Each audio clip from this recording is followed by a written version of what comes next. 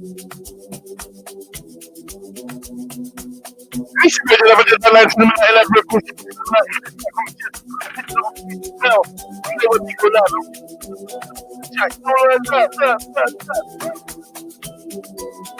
DJ, do it yourself, man. Happy New Day, Monday, the 11th of September, 2023. Go! Please, please, please make sure the number of the likes in the chat. If you haven't subscribed already, make sure you hit that subscription bell, man. Alright, look out for the link to jump on. You feel sweet, now easily. I fall deep. Your touch was like honey on my skin. Smooth lingers you. You're in the car.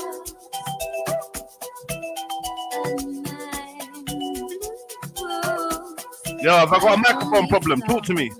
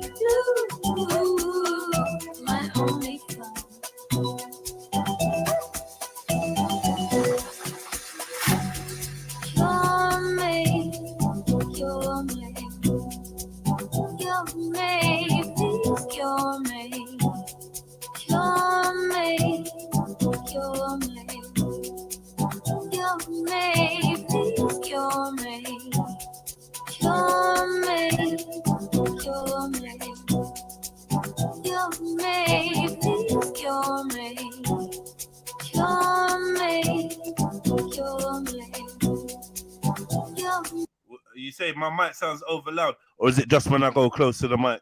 Is it over loud here? I'm getting conflicting conversations. Come on, quickly, man. Let's deal with this, man. Let's deal with this. What's the microphone saying? Maybe I should go and play for myself, car. Waiting for you lot is long. Or let me go and look for myself. Yeah. Yeah, that sounds all right. Let me hear it with the music.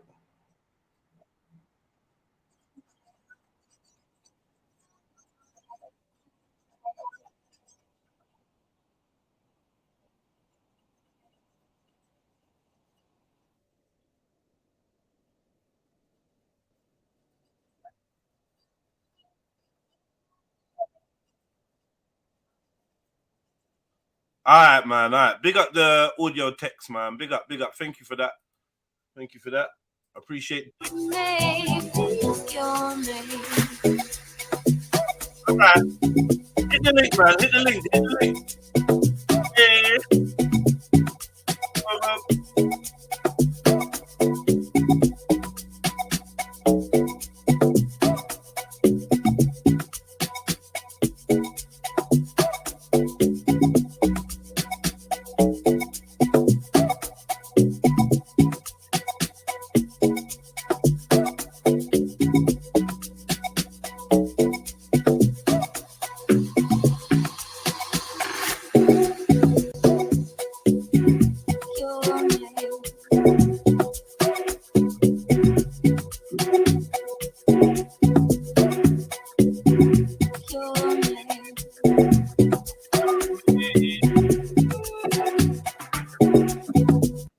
Welcome. Yo, big up. Big up, big up, Mr. Randy as well. Still, big up. How's your weekend been, lads? It's been good, you know. Man.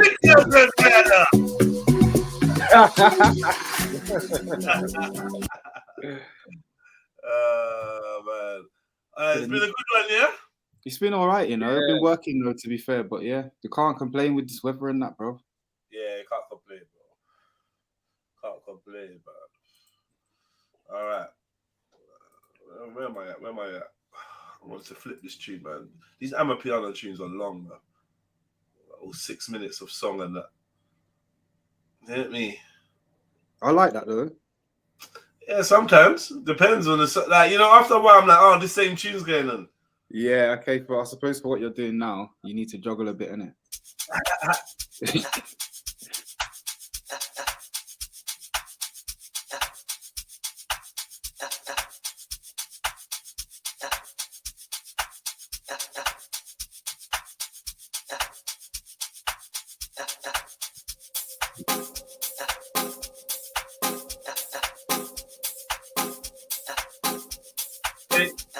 Hey.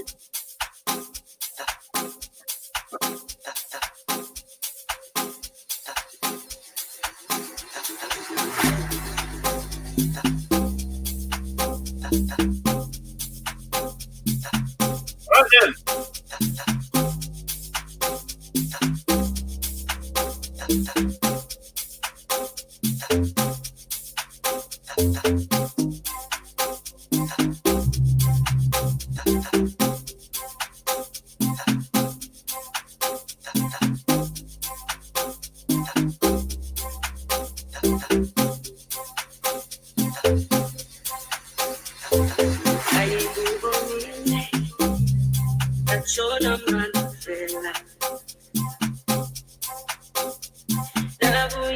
I wonder if I'm allowed to play this. Probably not. Let me see. We'll check this one. Yeah. This is my tune.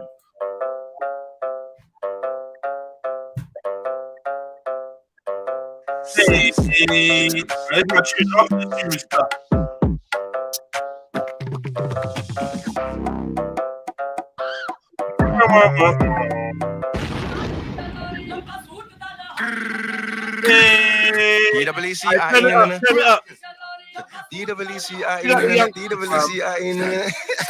You get me? Tim and Barry TV. Shout Tim, shout Barry, shout the team. You feel me? No man in freestyle. Get DCN. Know the name. Trust me. You ready? Look, yo, listen. I'm not the hardest. You must be cuckoo. I'll tussle with a grizzly bear before ever go and cuff you, boo. Thought she knew dynamo with the way she make the wood vanish like it's voodoo. My little vibe go crave for my cucumber, but this ain't for YouTube. What's here? She want to take all of the body like God. You know I use their text. When I'm talking about this movie, she primitive Takashi, you might get naked. If you wanna violate and I catch you on a lap, bro, you might as well play that. Homie, the prince of ciphers, give me the mic, mom's life, of course, mayhem. Mom's life, of course, mayhem. Yo.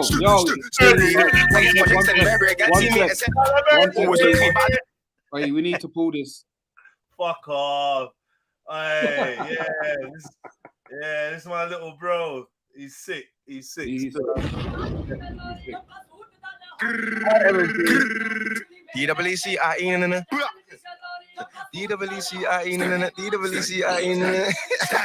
get me? Tim and Barry TV.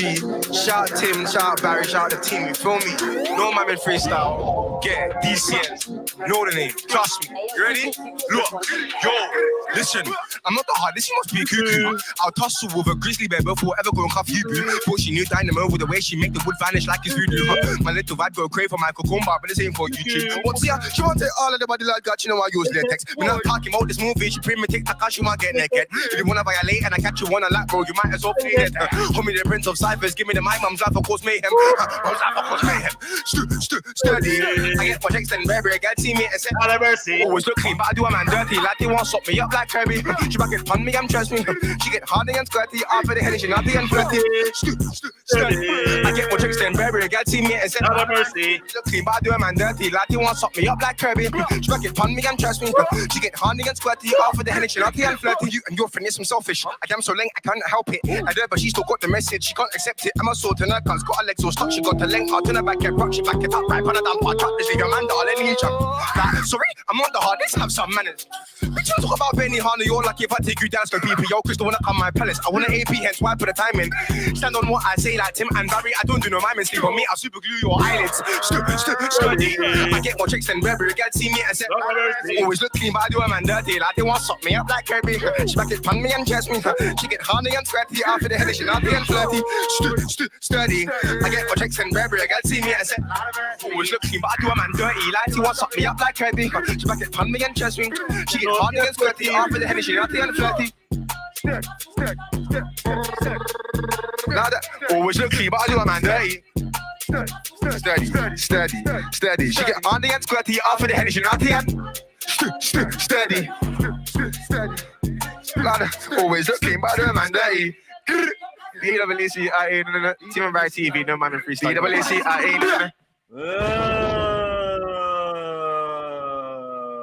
all right, man. Big up DCN. Nice little bubbly tune there. Sturdy. Wagwan, Axum, what are you saying? Hello. How you doing? Greetings. Big up. How you doing?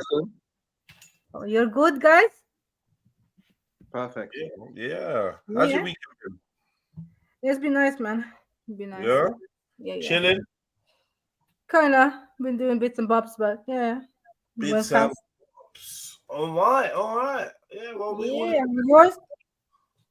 Nice to have you here. Mine's been cool. Can't lie.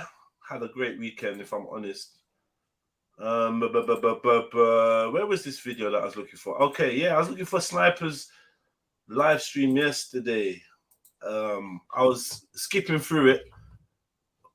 Where was I? I don't know if I was in gym or on the way back from gym, and I heard like Maku going on with some crud, but I couldn't really focus on it. But I'm like, yeah, I got to play this. So it was Maku and Beefy. There was some kind of flat earth thing going on, and then apparently Maku just went on some crud. So I wanted to hear what the crud was properly, unless you lot can tell me what it was. I don't know. I actually don't know. Yeah. I heard a bit of it, but I couldn't really give you a review of it. But I have a question for you, Jeds. Axum brought you some fish in a tin. Mad. What's happening with that? It's in the fridge at the studio, and at the first appropriate time when I can use it for some content, I'm going to use it for some content, film it, and then, yeah, man, don't want to waste it. And yeah, so look, rest assured, when that can's open, there will be a camera filming it. All right, good, brother. Yeah. I just want to know you have it in you haven't forgotten. Nah, I ain't forgotten, man. Just waiting for the right time. Yeah, make sure you phone me, Jeds. I'm bringing crackers. The crackers. All right, what, you gonna try some, bro? Mate, if it's that mad thing, then yeah. Oh wow! All right, cool. See, I like you have someone now, Jets, man. I like his adventurous spirit, man. This is how I fuck with Mag, you know. Trust me. Yeah. Axum, what's it called again? Surströmming.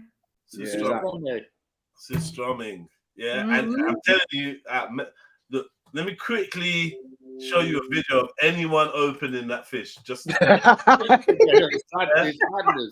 It is madness. Have you tried it, Randy? I've watched quite a few of these videos. It is crazy. That no one can open the can and just be normal. Yeah, trust me. Like just opening the can seems to be a mad thing. Yeah, but it's shot in though. This is the thing. It's clearly shot in. It's shot in. Like people are selling it. Oh, yeah. Someone's yeah. I think half the people selling it are doing a challenge or something, man. Alright, let's go to this. Look, they haven't even opened it yet. Look. Look, the can's not even open. Like, don't move yet, just yet. Yeah, well, you're gonna have to open it. Open it like over here. Like away from me. No, I can't reach there. Get long arms. Are you gonna go though? If it's really bad, mate. You have to just stay in. I'm not moving anywhere. Which way is the wind blowing? Anywhere. Wait. I'm not ready for this. He's ready? Yeah, go on. Okay. No. Hang on. I'm getting... I hope there's no like water that sprays on us. Do that way. Do that way.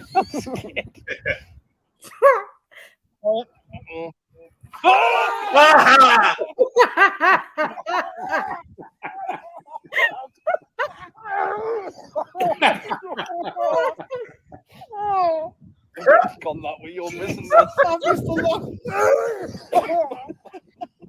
These men are struggling for real, you know. Yeah, they've just pierced the can. Pierced, I know, innit? Just pierced the can, a bit of juice have come flying out, and then... But do you know what it is? Yeah, I don't know. I can't vouch for these people and find out that they never even had their greens when they was growing up. Oh yeah, like what's it, weak belly people. Yeah, that's exactly it. Nah, man, dudes from the north of England, they're not gonna be. Weak belly is not a title you can put to them, man. I know what you're saying. Yeah, I get where you're going with that, but still, like, bare frosty use of going.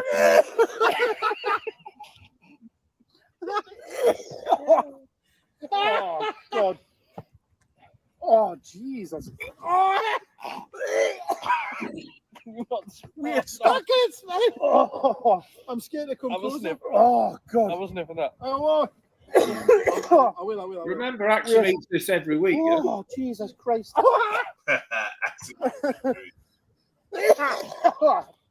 Oh God! Sneezing and get over here, smell it.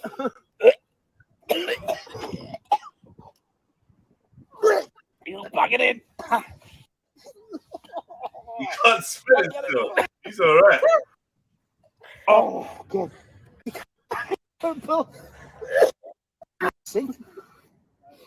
Oh, that's it. He's over here. Oh. What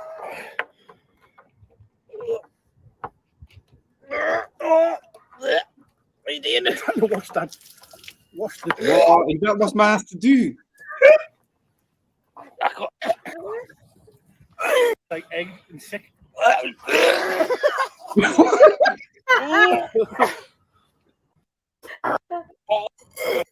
can't go any. This is just Jesus. That's not good. Oh, Matthew's watching. Come on, get this can off that man. Oh my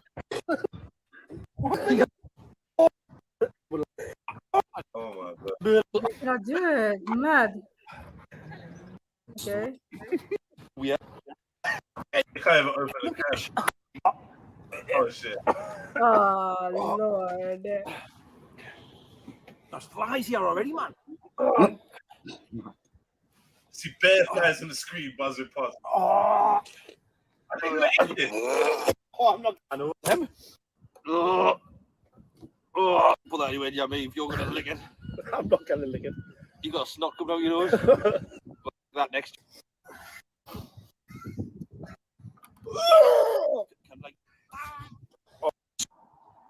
And they're big like that. I don't even eat tomato sauce. Could like make that. Yeah, I'm gonna have to do a half. It's the same one I bought you, yeah? Call it yeah. That same one. Yeah, it's exactly the same, yeah? Red and yellow. Everything. How many times have you eaten this? Never. How many times have you eaten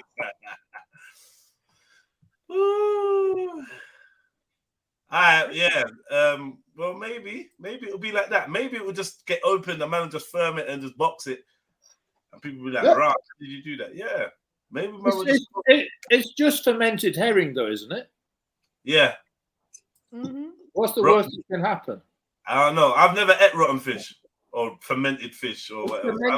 Fermented doesn't mean rotten; it just means fermented. It's a fancy word for rotten. I don't know, you know. Well, Mike, you still up for it, yeah? Yeah. It's a fancy word, man, for rotten. It's rotted with style. Fermented isn't rotten; it's just a process. There's lots of cultures that ferment things. The Koreans ferment things. Can you hear what you're saying? Ferment things. Because we don't ferment things as British or English people, we don't really know about it anymore. But it was popular It smells like death, you. bro. Like, yeah. Smells like death. Yeah, it's really bad. Have you smelt it then, Axel? No, not me. Mm-mm. Oh, okay. I'm far away from this. You're talking shit then, isn't it? Because you don't actually know what it smells like. Come on, Randy. Yeah. You know what, though? You're right. I'm not suicidal. I don't. Oh, sorry. Yeah, sorry. But yeah, I don't want to be around them things. There, nah. Mm-mm. That's why I said. You don't want to be around you. You imported it. Wait, hey, Axum, how much does it cost? I think it was like for maybe £7. Yeah. Wow. Yeah, it's more expensive online. I've actually researched it. It's actually No, man. I went to the store. So yeah. What the main store for that fish? No. It's just normal grocery store. Well, so this is your local. This is your local shop where you buy your groceries, and this is sold, yeah. Yeah. Mm-hmm. Okay. So how many tins in the grocery shop? How many tins were there available? A lot. A lot, you know. Nah, it was a lot. But I don't. People don't really buy it. I don't understand who actually eats it. Like, yeah, it wasn't the refrigerator, so I was just like, okay. I didn't even know it was there, so I had to ask around. Mm. Yeah. All right. So yeah. Randy, you say you can make no comment about yesterday. No, I heard the first bit of it, but then I had a check-in, so I didn't hear the rest of it. Okay. Yeah, so it's not even out of the realms of thing, but we keep it textual. I feel that way. I don't think it really gets personal because man, no, I got 2 girls, and I ain't gonna be endorsing any pedophile of any type. So it's only textual differences that we have disagreements on, but it's definitely not a malice thing. Yeah, you don't need to allow this thing. Yeah, because we the same people are showing you how to do it properly, right? I don't agree with flat Earth. You agree with flat Earth. We do not argue every day. We do not. Do you get what I'm saying? All my brothers that I don't necessarily agree with, yeah, Jedi, I don't agree with this flat Earth thing. That's his business. Do you get what I'm saying? To the extent where, like, when they start their flat Earth shit, I just jump off. I don't want to get into argument with them and beat them up. Yeah, you're not beating man up on flat Earth. I knew it, you know. Yo, Macu, I can hear it in your voice, brother. You are never beating man up about no flat Earth, no nothing, bro. When you believe that the moon smashed into the Earth and broke off a piece, and Tiamat and Nibiru, which we're getting into today, no. I ain't gonna have none of that. Me getting beaten up about flat Earth. Never. And first and foremost, yeah, I'm an anti-global. Let's get this right because man then don't want to use proper titles. I'm an anti, right? I'm an anti-global. Yeah, I'm not a flat earther. I just don't believe we live on a ball. Yeah, that's for one. I'm not telling you that the Earth is flat. I'm not telling you that it's a triangle or a square. I'm not telling you the shape of the Earth. What I'm telling you is that NASA lie about everything. Earth. Yeah, and my suspicion is that people in Australia are not upside down. Yeah. So hang on. Can I stop you there? Why does the water flow the different way round when it goes down the plug hole in Australia? I witnessed it. And you get places, and it's just the way the sink is made, and you get places that will happen over here in England. Go and Google it. I'll give you 5 minutes. Come back and tell me, Jeds, you're right. That was a live from Simpsons. Fair enough. I'll research and come back. Boom. Yeah. So So boom. First and foremost, my name shouldn't have got called Sniper. I don't know who you're chatting to, who you're chatting with, Beefy or whatever. I don't even know if you are talking about flat Earth. I don't know what you lot are chatting about. But definitely, one, I'm not a flat earther. So if you're simple, you call me a flat earther again. Yeah, I'm putting this out there. I'm not a flat earther. 2, oh, sniper. I know you're just giving an example, broski, but the example of beating up Jeds on flat Earth, this is why you jump off. I beg you, allow it, man. Save that for allow it, man. Allow it. Let's hear more though. Okay, I think Beefy's getting it. I don't know. And let's be honest, I will beat them up.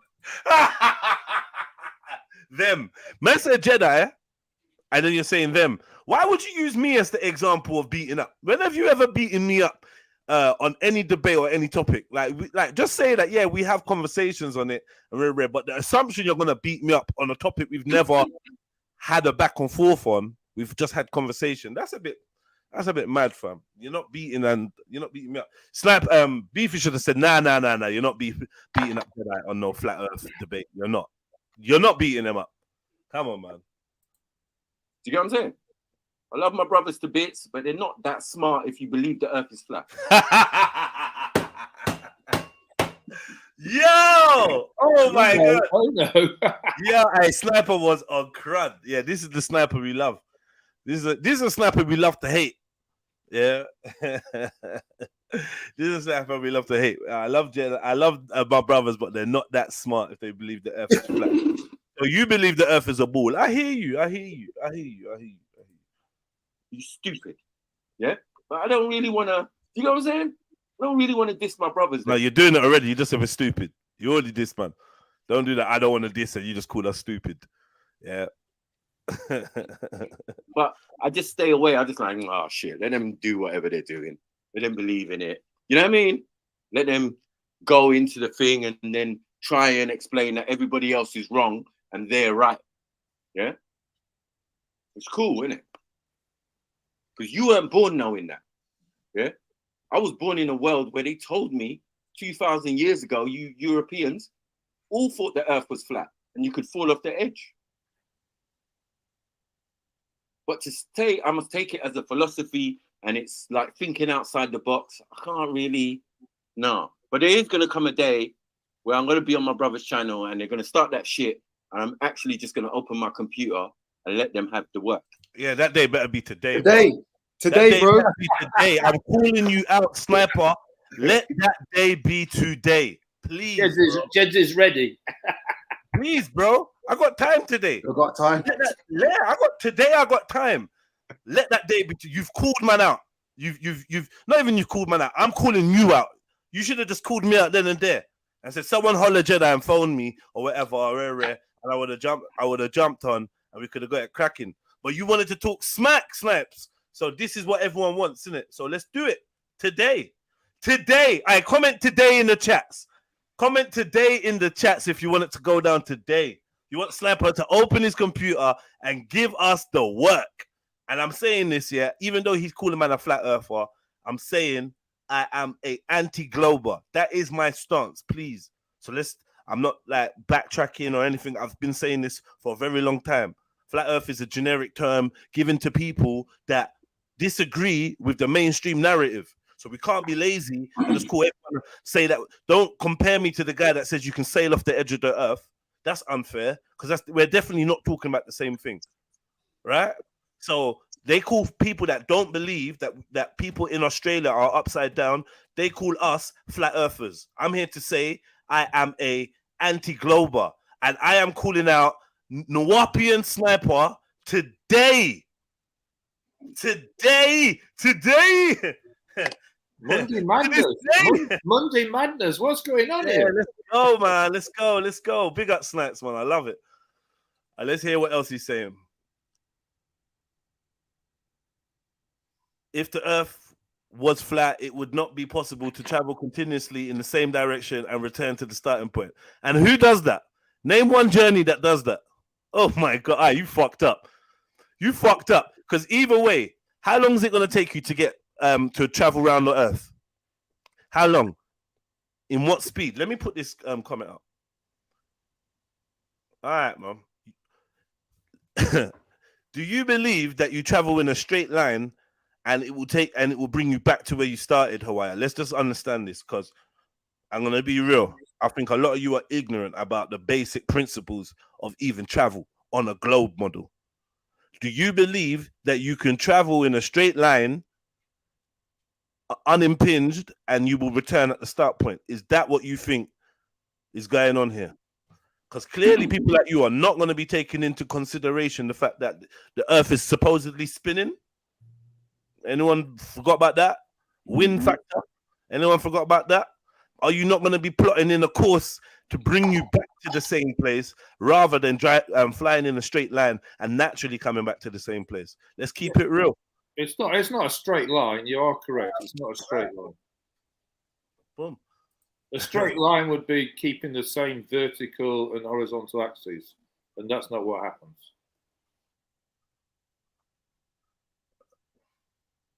All right. Let's see. You know what I mean? I used to do that, and I've still got even a lot of the information still attached to my page. Yeah.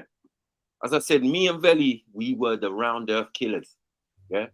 Don't care what these niggas is saying. Yeah. Now. Yeah. But back then, we was the round earth. Doing shit. Like, bro, I don't know. You had one fantasy debate with some people on G Block or something.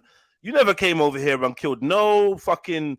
You weren't no globe, round earth, killing nothing. You weren't doing nothing, bruv. What the hell? Definitely not on my channel. And my channel is the basis of flat earth conversation. So anyone put one if you remember Maku killing anybody about flat earth on my channel. That's for sure, because I know I weren't present. Who did you kill? Put a one if you remember him killing anybody on my channel about flat earth. Then we can get into whatever G Block debate he had or Sniper channel debate he had. Nah, Styler boy, you're lying, cuz. You're lying, Styler boy. Just be honest, bro. I want to answer you that question. If do you know what I mean? I'm gonna be honest. I would never take away no strats from Sniper. But yeah, you've talked yourself into this, bro. You know what I mean? You've talked yourself into this.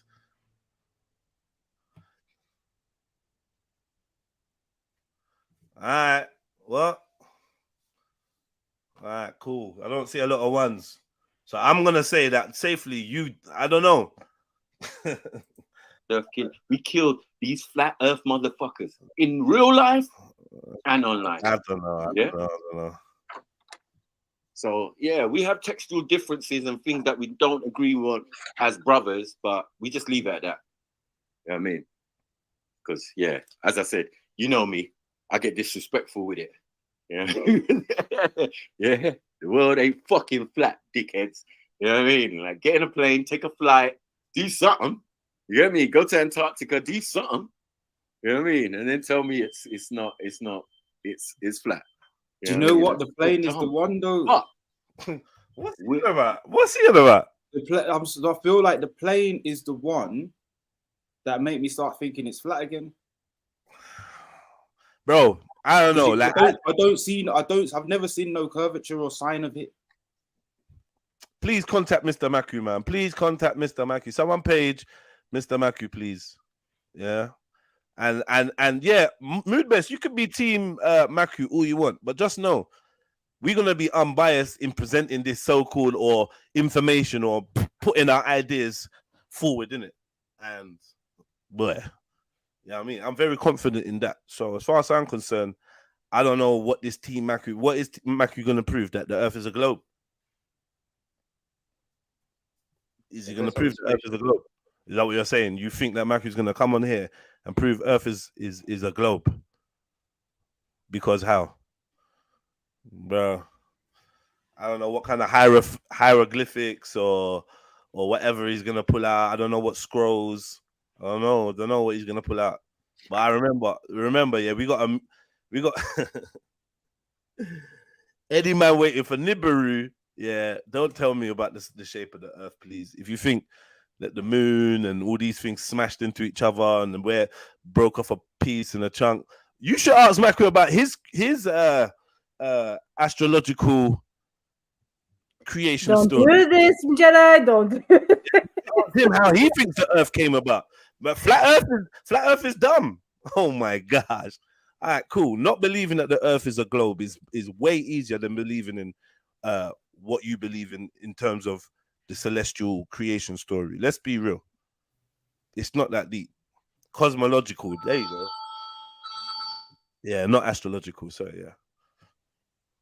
No one is taking it that deep. You need what? It's not that deep, guys. Him and Beefy are brothers for life. What are you talking about?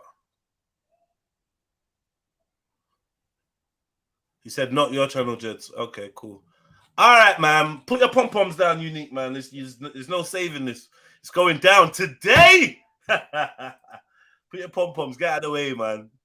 Me and my brothers are not all meant to agree, which is fair. Do you get what I'm saying?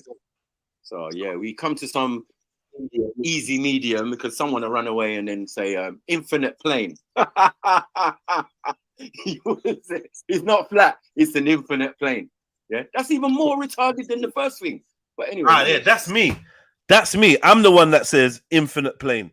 Yeah, so he's definitely. I don't know anyone else that's spoken about infinite plane. Yeah, and by infinite plane, I say that until I can calculate the ends of the so-called Earth, I don't know if the Earth ends or just this portion of Earth ends and a new pond starts, because we don't know what the barriers of the Earth are. I'm not really. I'm not cocky like Sniper. I'm thinking, oh, I know it. I don't know what the boundaries of Earth is.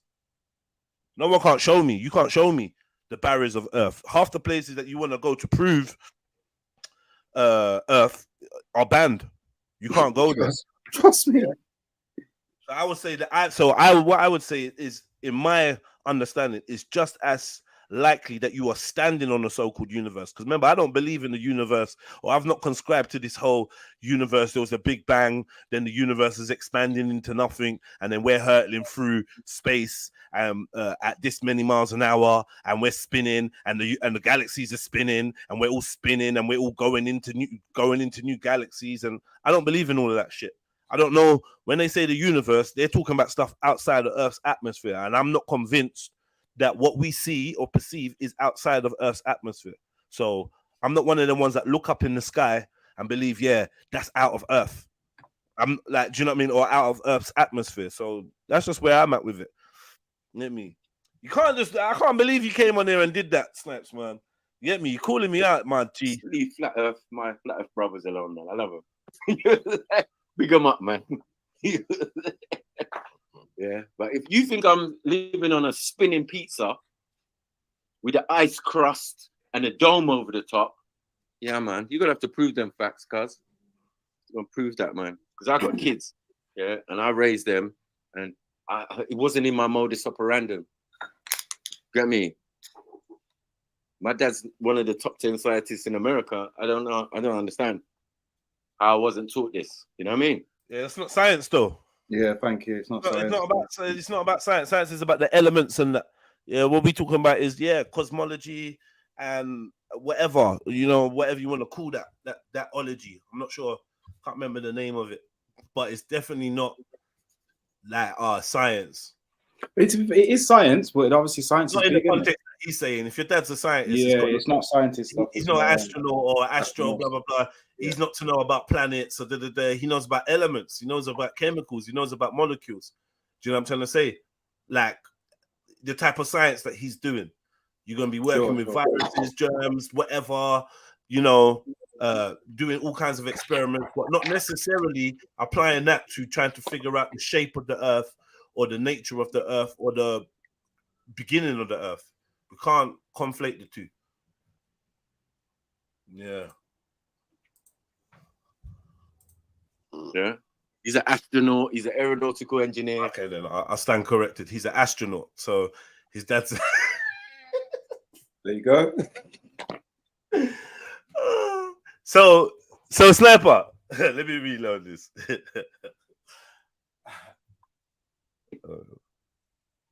Yeah. He's an astronaut. So, Sniper, your dad's been out of space.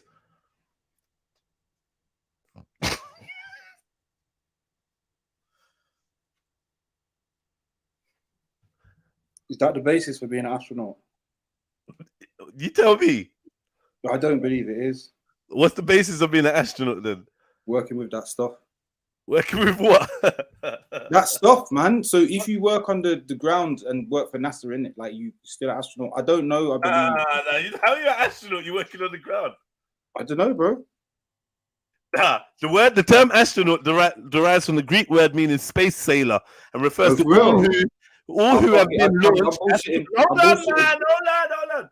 It refers to all who have been launched as crew members aboard NASA spacecraft bound for orbit and beyond. Snipes, is your dad an astronaut, cuz? And And if you don't know the meaning of astronaut, then you're just throwing around big words. And you can't be throwing around big words and being wrong and then being cocky with it as well. That don't make no sense. So unless your dad has left Earth's atmosphere, he ain't an astronaut. And if he's not an astronaut, you're being cocky and then you're using very incorrect terms and making false claims. But big up though. You know what I mean?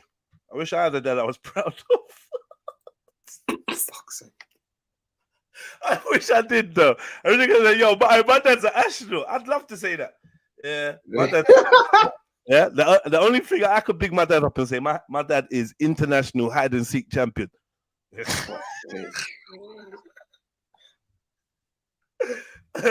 Yeah, my dad's been winning hide and seek since the 80s, cuz.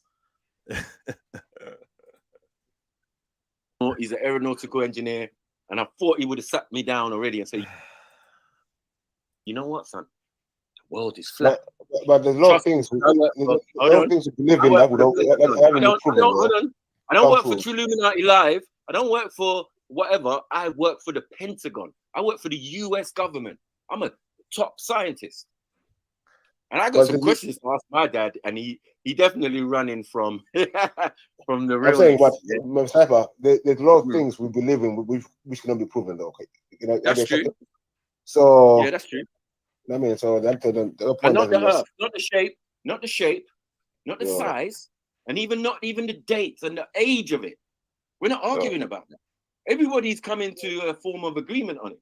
Yeah, because we're at 9 billion for this the length of the Earth.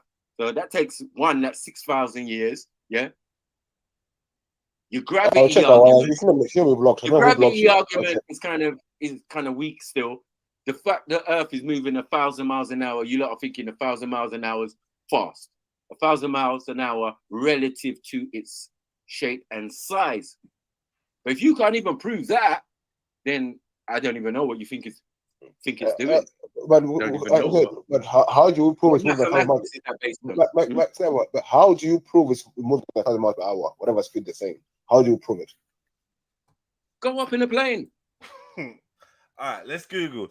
Is the wind caused by the Earth spinning? Big up, Shares. I thought it was to do with air pressure. Wait, man. Let's learn. Big up. Walk one. Welcome, my dear. Welcome, my darlings. What's happening? Here then? What are we talking about? What's going on? All right.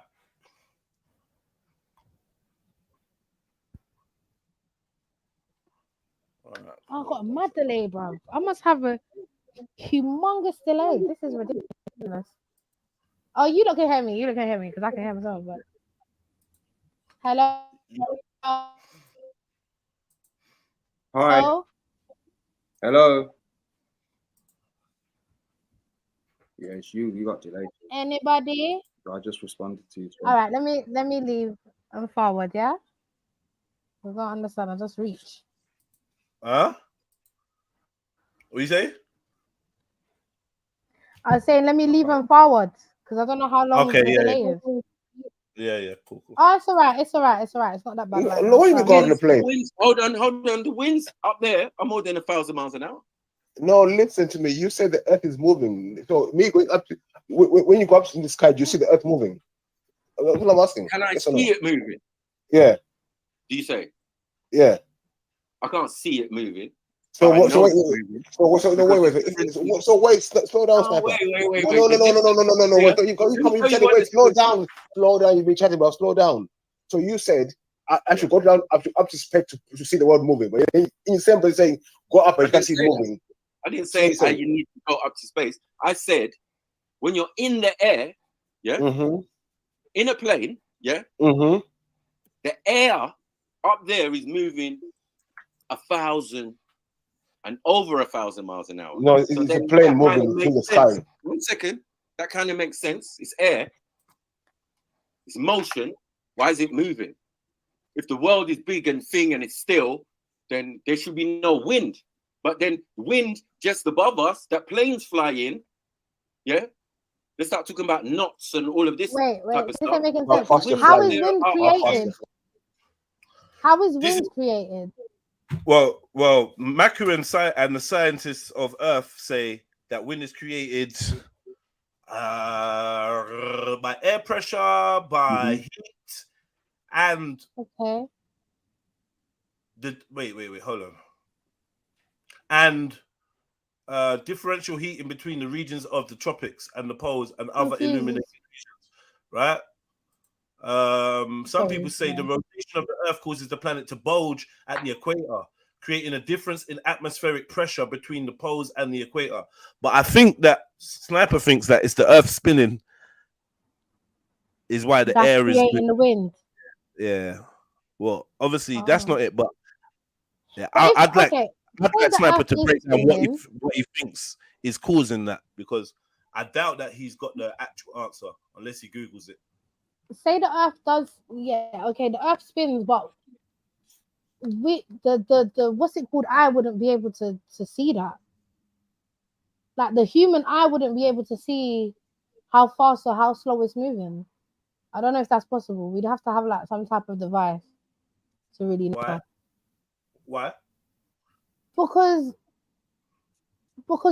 like normal human beings can't go above the Earth, right? So like without some type of apparatus or whatever helping us to get up there, but we can't physically see the Earth moving, like turning on its axis. Essentially, we can't physically see that unless we're up there for however long looking down. Do you know what I'm saying? Yeah. Yeah. Anyways, You're flying. 1,000 miles an hour. Now, from out there, which is not even out of space yet, from the space station, for example, yeah, you can see the blood bomber cloud moving. Yeah. Huh? I saw them up there one time, yeah. They were up there for only like a it was supposed to who be did he see up there? I don't even know. Was it a week or something? Yeah. And they said how many rotations the Earth's made while they were up there on the space station. Remember, they're not in space, they're up in the atmosphere. Okay. But what's in the atmosphere if not wind and air and oxygen and, you know what I mean? Moving at a high rate. I don't know. Look. Because what I find beefy, yeah, you lot are trying to debunk air. You lot are trying to No. movement. One second. You're going too far. Let's go one time. 1 second. Hey, BB's not allowed to chat, man. Said you lot are trying to debunk air. Hey, Mac is spazzing. Yeah, you're trying to debunk movement. You're trying to debunk gravity. Yeah. Yep. All of these things have to work in tandem with each other. So if you actually prove one of them to be correct, yeah, which you haven't, yeah, none of you have done that. Yeah. Prove gravity is not real. You can't. Okay. Yeah, you can't. But I hear you, Sniper. But like, remember, you're standing on the basis of something that can't be proved either. Like, I'm just saying. Like, I'm with you. The flat earthers and that very theoretical. For what they're trying to do is challenge the mainstream narrative and seek alternatives, right? But at the same time, there's no argument here. There's no argument you can give where you're going to prove gravity. You're going to say the theory of gravity, this is what I believe causes gravity. You're going to throw an apple in the air, say it lands, and say that's gravity. Right? You're going to say that's gravity. But we already know from going back and forth that gravity is not something that's been proven. It's been theorized. You haven't got the tools. You flat earthers, 1 second. You don't make tools. You're not scientists. There's no flat earth science. There's no flat earth mathematics. There's no flat earth geometry. There's no flat earth trigonometry. That's not true. That's not true. You could, but wouldn't you argue that about all this ethereal stuff that people on about them types of technology there?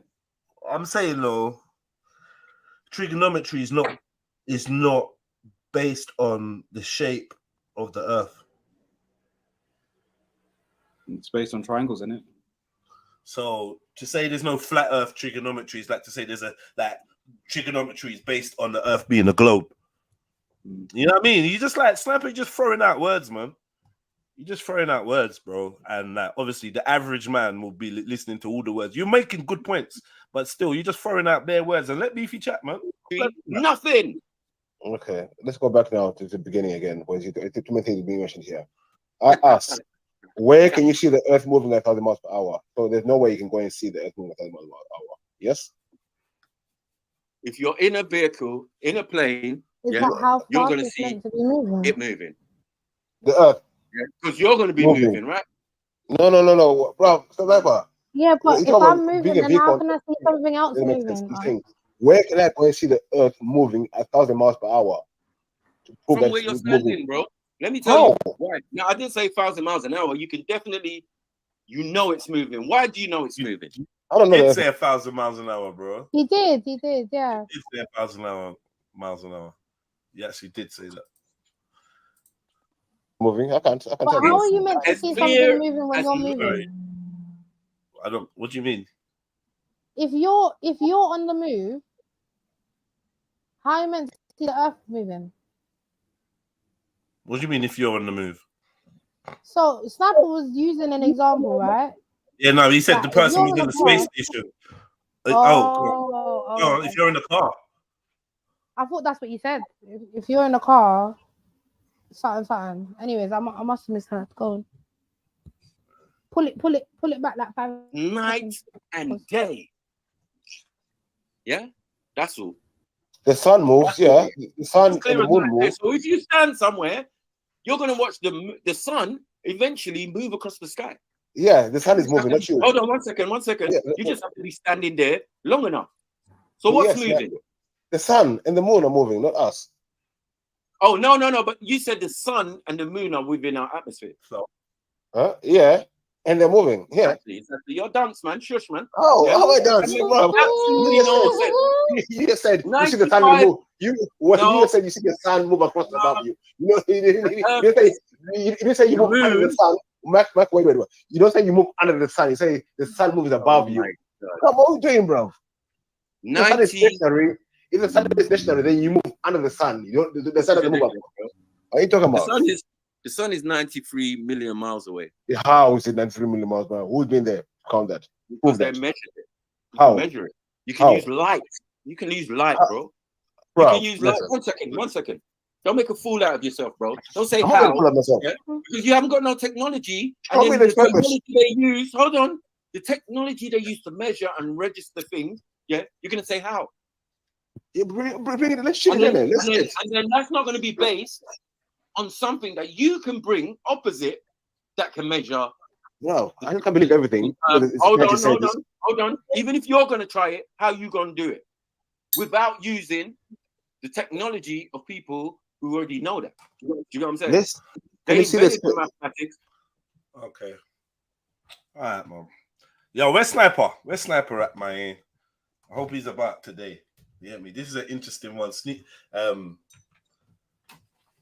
Beef is getting bullied. Getting bullied, man. And Sniper's on a rampage.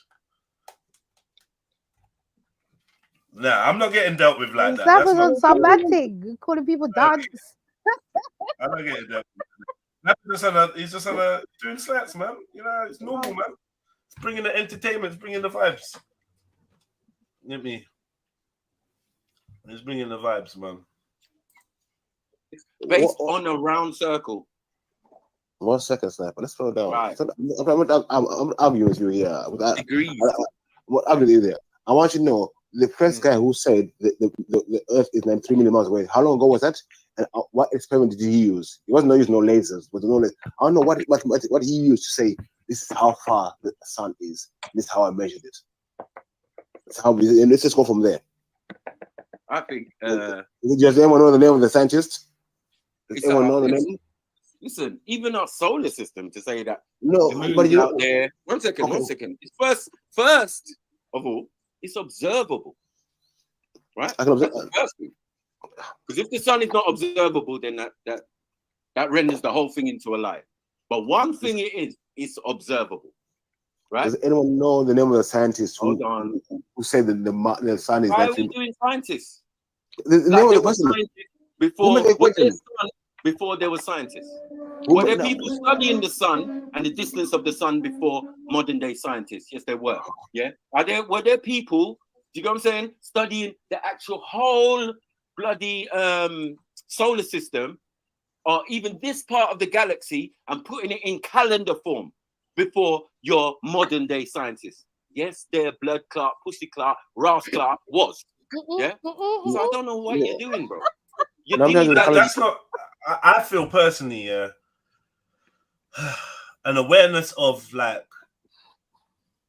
an awareness of where all the planets are, or so I say, awareness of where all the celestial bodies are doesn't necessarily mean that you are on a ball, and it doesn't necessarily tell you that these planets, or that you are orbiting these planets and that you are moving. So it just tells you the position of the planets and tell you the course of the planets, yeah, or the course of the stars, the ones that move.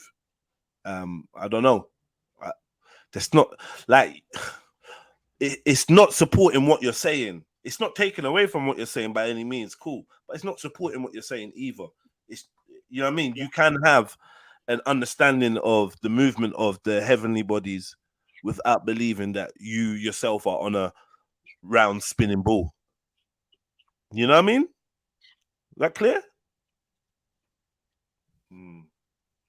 Jumping all over the place, and you're going to the same scientists you don't believe in. Let me talk as well, bro. Loud, bro. Let me chat as well, bro. Yeah? All I'm saying to you, yeah, bro. Bro, let me talk, bro. 1 second, bro. Let me chat, bro. You talk about the calendar. How many times has the calendar changed? The original calendar. How many months were the original calendar? What? Do you know how many months were in the original calendar? It's still the same. It's not the same. They've changed, bro. Come on, bro. Kind of all the same, bro. No, bro. Just in days, the max. Yeah. What do you mean? Where's your calendar? What calendar? Where did you get calendar? Sorry, you ain't got no Sunday. Every day's a Sunday. Every day's a Sunday, bro. Every day's a Sunday to you. Yes. What sun? The sun that's only a couple miles away. Yes. So stupid. Like a sun worshiper. I just said you're like a sun and moon worshiper. You do, bro. Come on, man. Use your brain, bro. But that's what all losers do. This is why I say I don't. This is why I say I don't have this discussion with you, because you're not being realistic. Listen, what you know what I'm saying? But that's what all religions do. Worship the sun and the moon and the sun. I've got shoes. I've got a pair of trainers that's smarter than both of you. You know what I'm saying? Bro, like, I can't believe this. Loud, man. Who is he talking about? Is it when he say both of you? Who is he chatting? I feel you're like automatically in this debate. I feel like he's you don't need to allow it. Sniper, like on a level, bro. Big ups, love to you and that, yeah, but yeah, no, you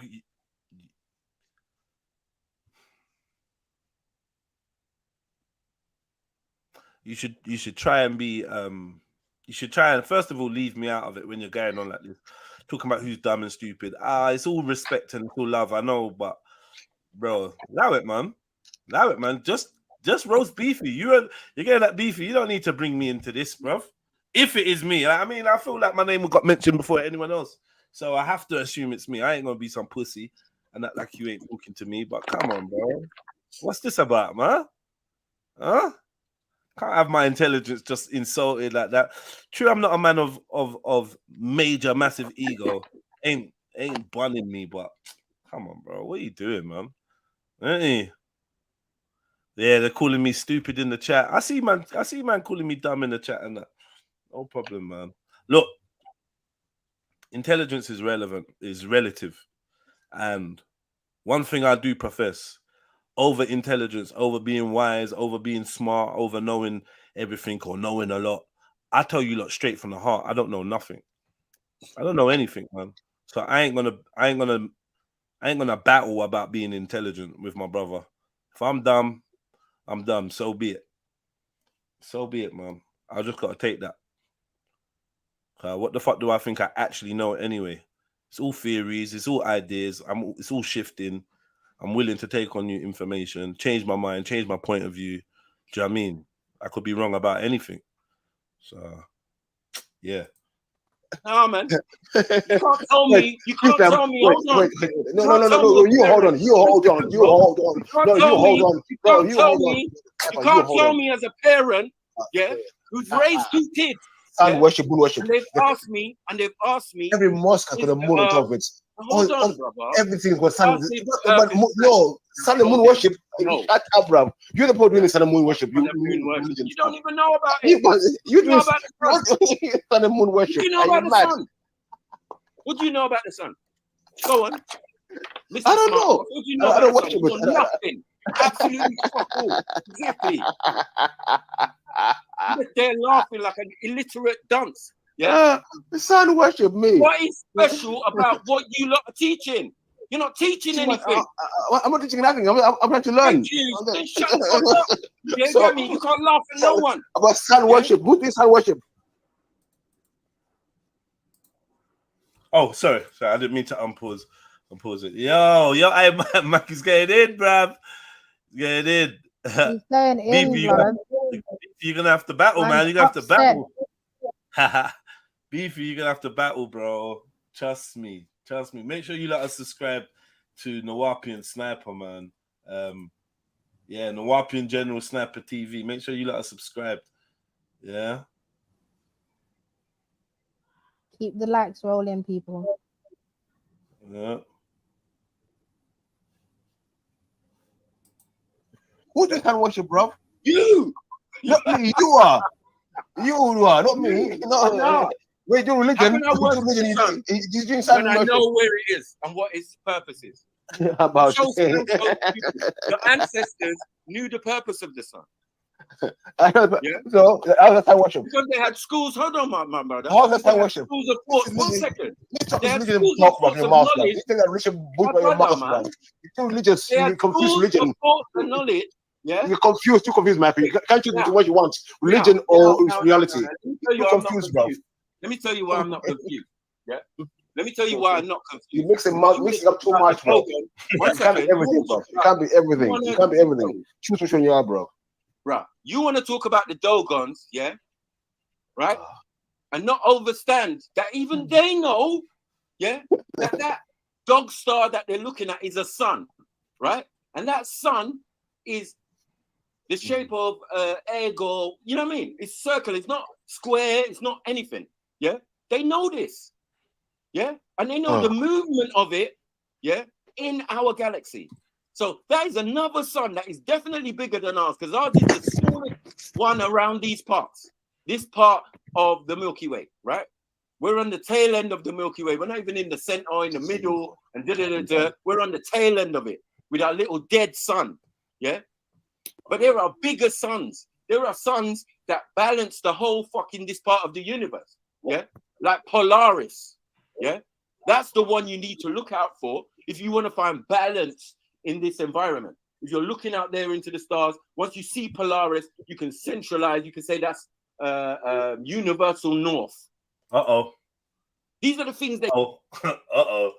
Universal north. That only shows that certain stars don't move, right? And this is the whole point that man's trying to say. Not every star moves, just the wandering stars. Like it's mentioned in the Bible, you got stars and you got wandering stars, yeah, celestial, whatever, celestial bodies that move. That's my belief anyway. Do you know what I mean? My belief is that some things in the sky move, not everything, and like Polaris would probably be one of them. Like you said, true north stays in one position, doesn't ever move. Things they do, bruv. And you want to talk about this little dead sun that's 93 million miles, and you're saying he's only 30 miles away or some stupidness like that. I never gave you a mile. I never gave you no distance. I never said. So you said it's in our atmosphere. Yeah, it is definitely in the atmosphere. You're done, man. Shut up, then. Shut up. Am I saying something wrong? I didn't say something wrong. I didn't misquote you. You said it's in our atmosphere. Yeah. Done. No. Prove it. Boys, you can see the blue behind the sun when you see the sun. If you look at the sun, you see the blue behind the sun. You can't prove it. Let people talk, then let people talk. Prove it. Let them talk, bro. Prove the sun is in your atmosphere. Let talk. In this atmosphere. Go on. I dare you. I fucking double, triple, quadruple dare you, you dunce motherfucker. Yeah. Go on mute then. You're not gonna sit here and pretend like you're like me. Hold on. You're like me. I'm not like you, bro. Yeah, Not like you, bro. Not like Dunces, yeah? The world is not. Why is he going in and beefy like that though? What happened? What did I miss?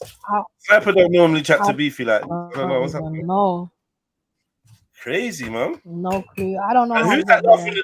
Who's laughing in the background? No, that was me laughing a minute Oh, ago. that's you laughing. I'm Oh, shit. going in, yeah, boy. This, That's mad. yeah, bro. Big up, I Unks, never big up heard me. him speak to Unks like that. Yeah, you ain't need to Beefy go like in that. on beefy like that though. Well, from what I can't say that because I don't know. Sometimes you lot just got to go in. But yeah, this is a bit on the high end of. It's on the high end of violence, boy. Fucking flat. I never, Rob, you keep making big arguments. The argument about the sun. If you look at the sun, Don't you see argue, the man. I don't blue. want to hear anything you You got to see the say. icon. So what You I asked don't know them? anything. But you don't like the answers. But you want it's right. I am right. Forget about it. You talk to yourself then. I'm gonna die right though. I'm gonna die right, and you're gonna die wrong. Yeah, I don't care. You lot have dropped this flat Earth thing. Hold on. You lot have dropped this flat Earth thing for at least 3 years, and now you want to say what? Well, I've maintained my poise. 1 second. I've maintained my poise. Yeah. No matter what anyone asks me, I'm still going to give the same answer. You lot have gone silent for 3 years. Your organization has disappeared off the face of the planet. Yeah. Because the Flat Earth organization, yeah. The Flat Earth Society and all of that. That's invented a bunch of European colonizers.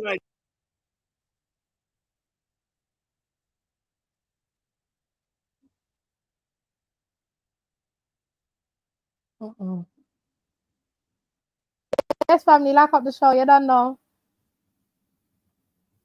Yeah, I'm gonna shout it, bro. I ain't gonna shout him. I'm in the house. I shout in the house. Shout for what? Which one is African, bro? Shout about what? I'm just saying, which one is African?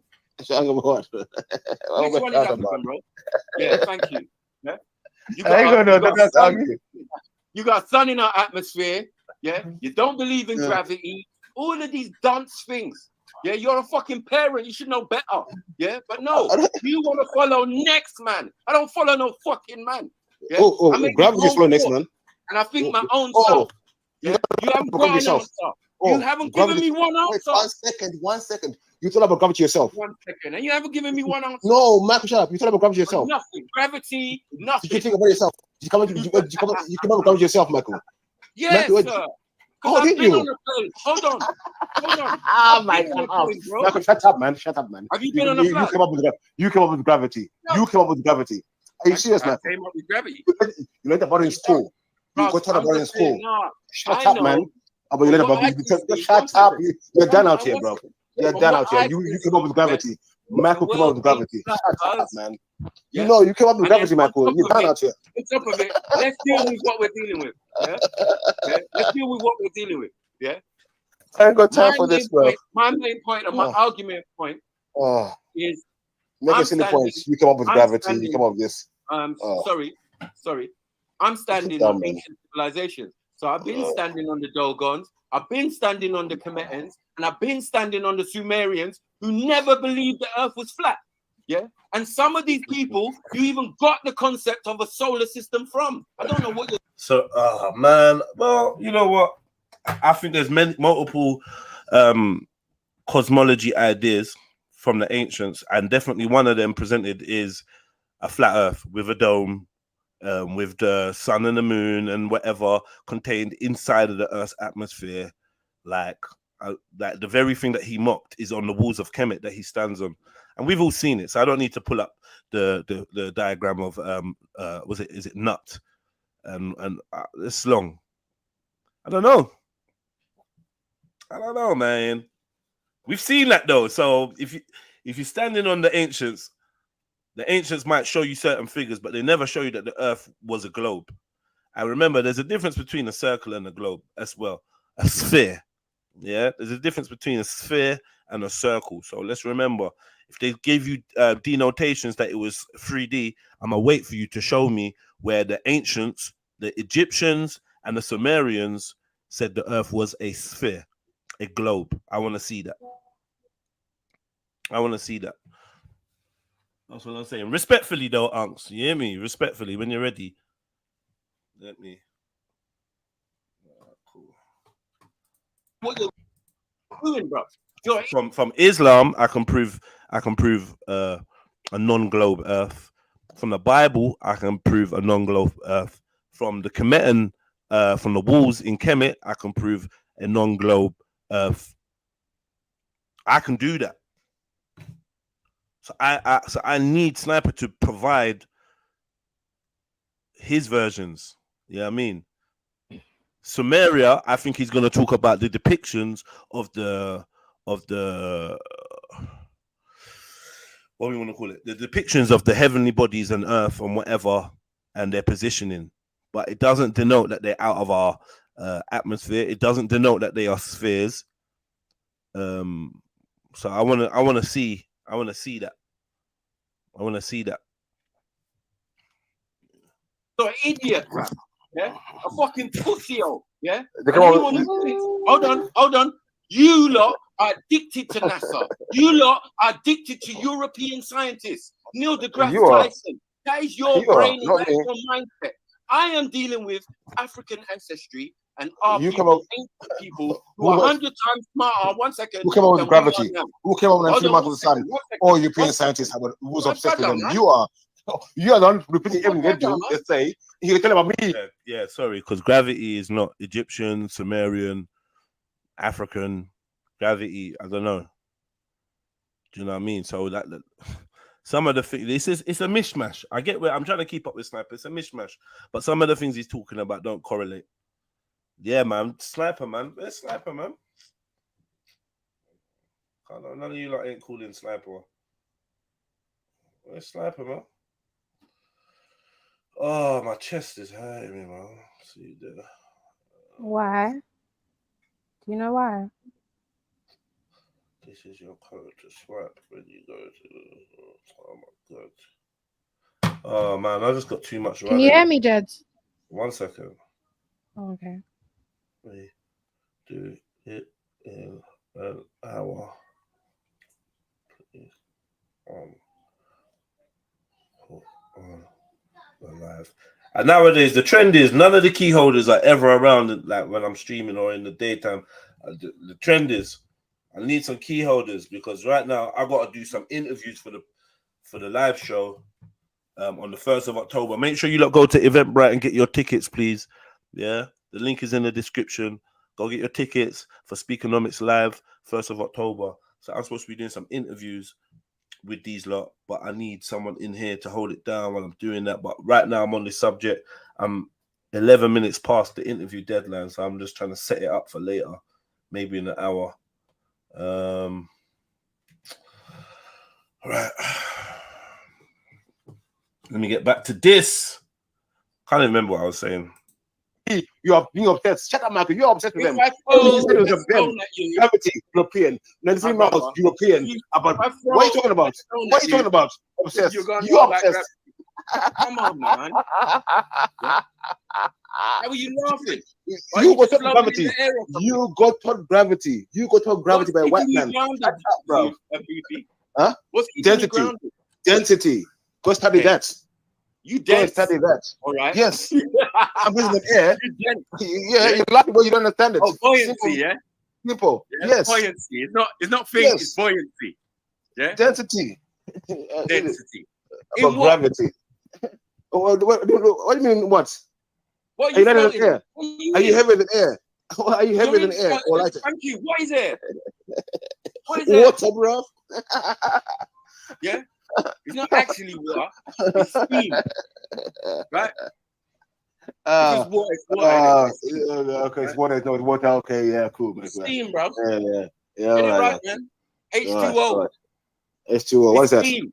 What's H2O? Steam. Steam. Okay. Then what? Okay. You dumbass. Yeah? Okay, Solid, so liquid, and water. gas. Right? Solid, liquid, and Okay. gas. So in its water stage, it's water. In its liquid stage, you know what I'm saying? I mean, in its gaseous stage, it's hydrogen. Hydro meaning water, right? And it's just electrified. That means it's water that is carrying energy. Hydro. You mean it's water, but it's not water. Hydro, it's not water, but it's not water. Come on, Michael. It's gonna be just stop it, bro. Stop it. I ain't got But time how for do you this. get clouds? Are clouds water? Clouds are water, right? I ain't got time. Right, but there's steam. I think, Mark, you know, They're in you hold know we on. live in water, Mark. You know It's everything in, water it's in the around us. gaseous stage. Mark, right? you know we live in water, bro. Stop it, What? Mark. You know No, we you're live in water. breathing in water. Cool. So is air water? What you breathing? Air has Air. water Yeah? in it. Of course. So we live in water. So come on, man. Stop it, man. Come on, stop this nonsense, bro. No, but no, it doesn't have Come on, no man. effect on how I jump Stop up it, and down. man. Stop it, That man. sounds ridiculous, bro. Stop it, man. But now How am I you jumping up agree with and me. down in water? Do you agree And with then living in you're water? saying that's buoyancy. Because even if I did that in the Michael, water, slow down. hold on. No, you hold on, Michael. No, you hold on. No, you hold on. No, you hold on. You hold on. No, you hold on. You hold on. You hold on. You hold on for a second now. You're going too far. No, you hold this L. You just said we live in water, but we don't live in water. What is air then? It's not water. What is it? No, you talk about buoyancy.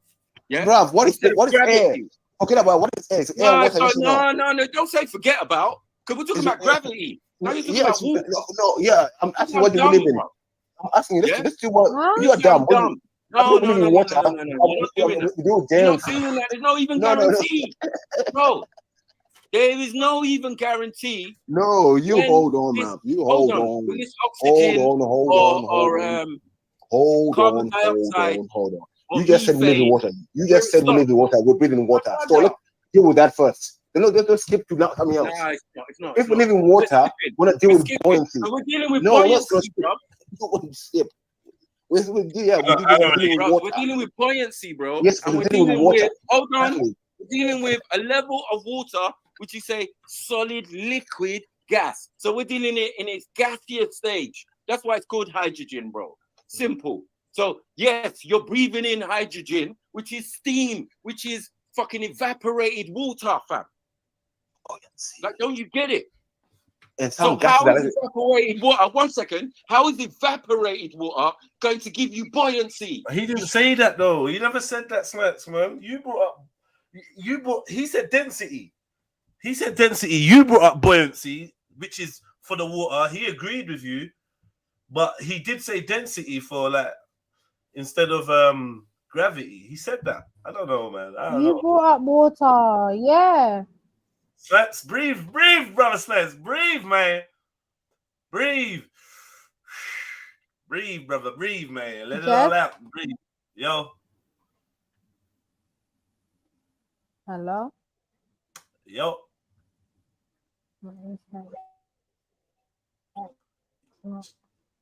Cheviano. Yeah, you might have to leave and return. Don't know why one for your internet, Shebs, man. Are you on the Wi-Fi? Go stand right next to the router, please. Stand right next to the router. Hit the like button, put the number of your like in the chat, big up your chest each and every time. Come on. You dumb, stupid motherfucker. Wow. Ooh. Yo. Slaps, man. Slaps, man. Chill, bro. Chill. Water going to give you buoyancy. You dumb, stupid motherfucker.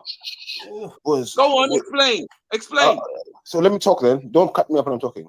It's simple. Buoyancy from steam, you stupid. Gases, different gases.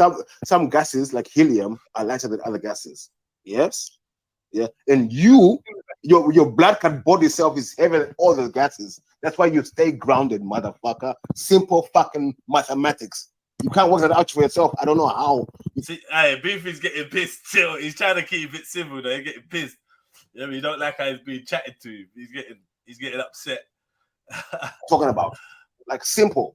You are heavier than all the gases, water, hydrogen, helium. That's why you stay grounded. You don't float up in fucking air. But if you're lighter than helium, you're floating up in the fucking air like everything else. But you don't because you're heavy and those things. Simple, please. No need to argue. Let me shout in the middle of the fucking night. I know you can't swim, yeah, but I know when you go in the swimming pool, you're gonna realize, yeah. I can't swim all my days. You hold your breath. Hold on 1 second. You hold your breath. Don't fill your lungs with oxygen. you will sink to the motherfucking bottom. Right? So that's all it is, bro. You know what I'm saying? Because you don't know how to fucking swim even. Yeah? You wouldn't even know that, would ya? Yeah? I can swim, but You know, I bet everything's stopped. I bet I can Everything's swim. stopped in water. I can swim, Nah. man. Wait a while. Unless there's oxygen, hold on, man. Unless there's oxygen in your lungs, yeah, held in your lungs while you're holding your breath in the water, that will help you to float, right? And then you can, what do you call it? Tread water. And Quick question, yeah. Quick question.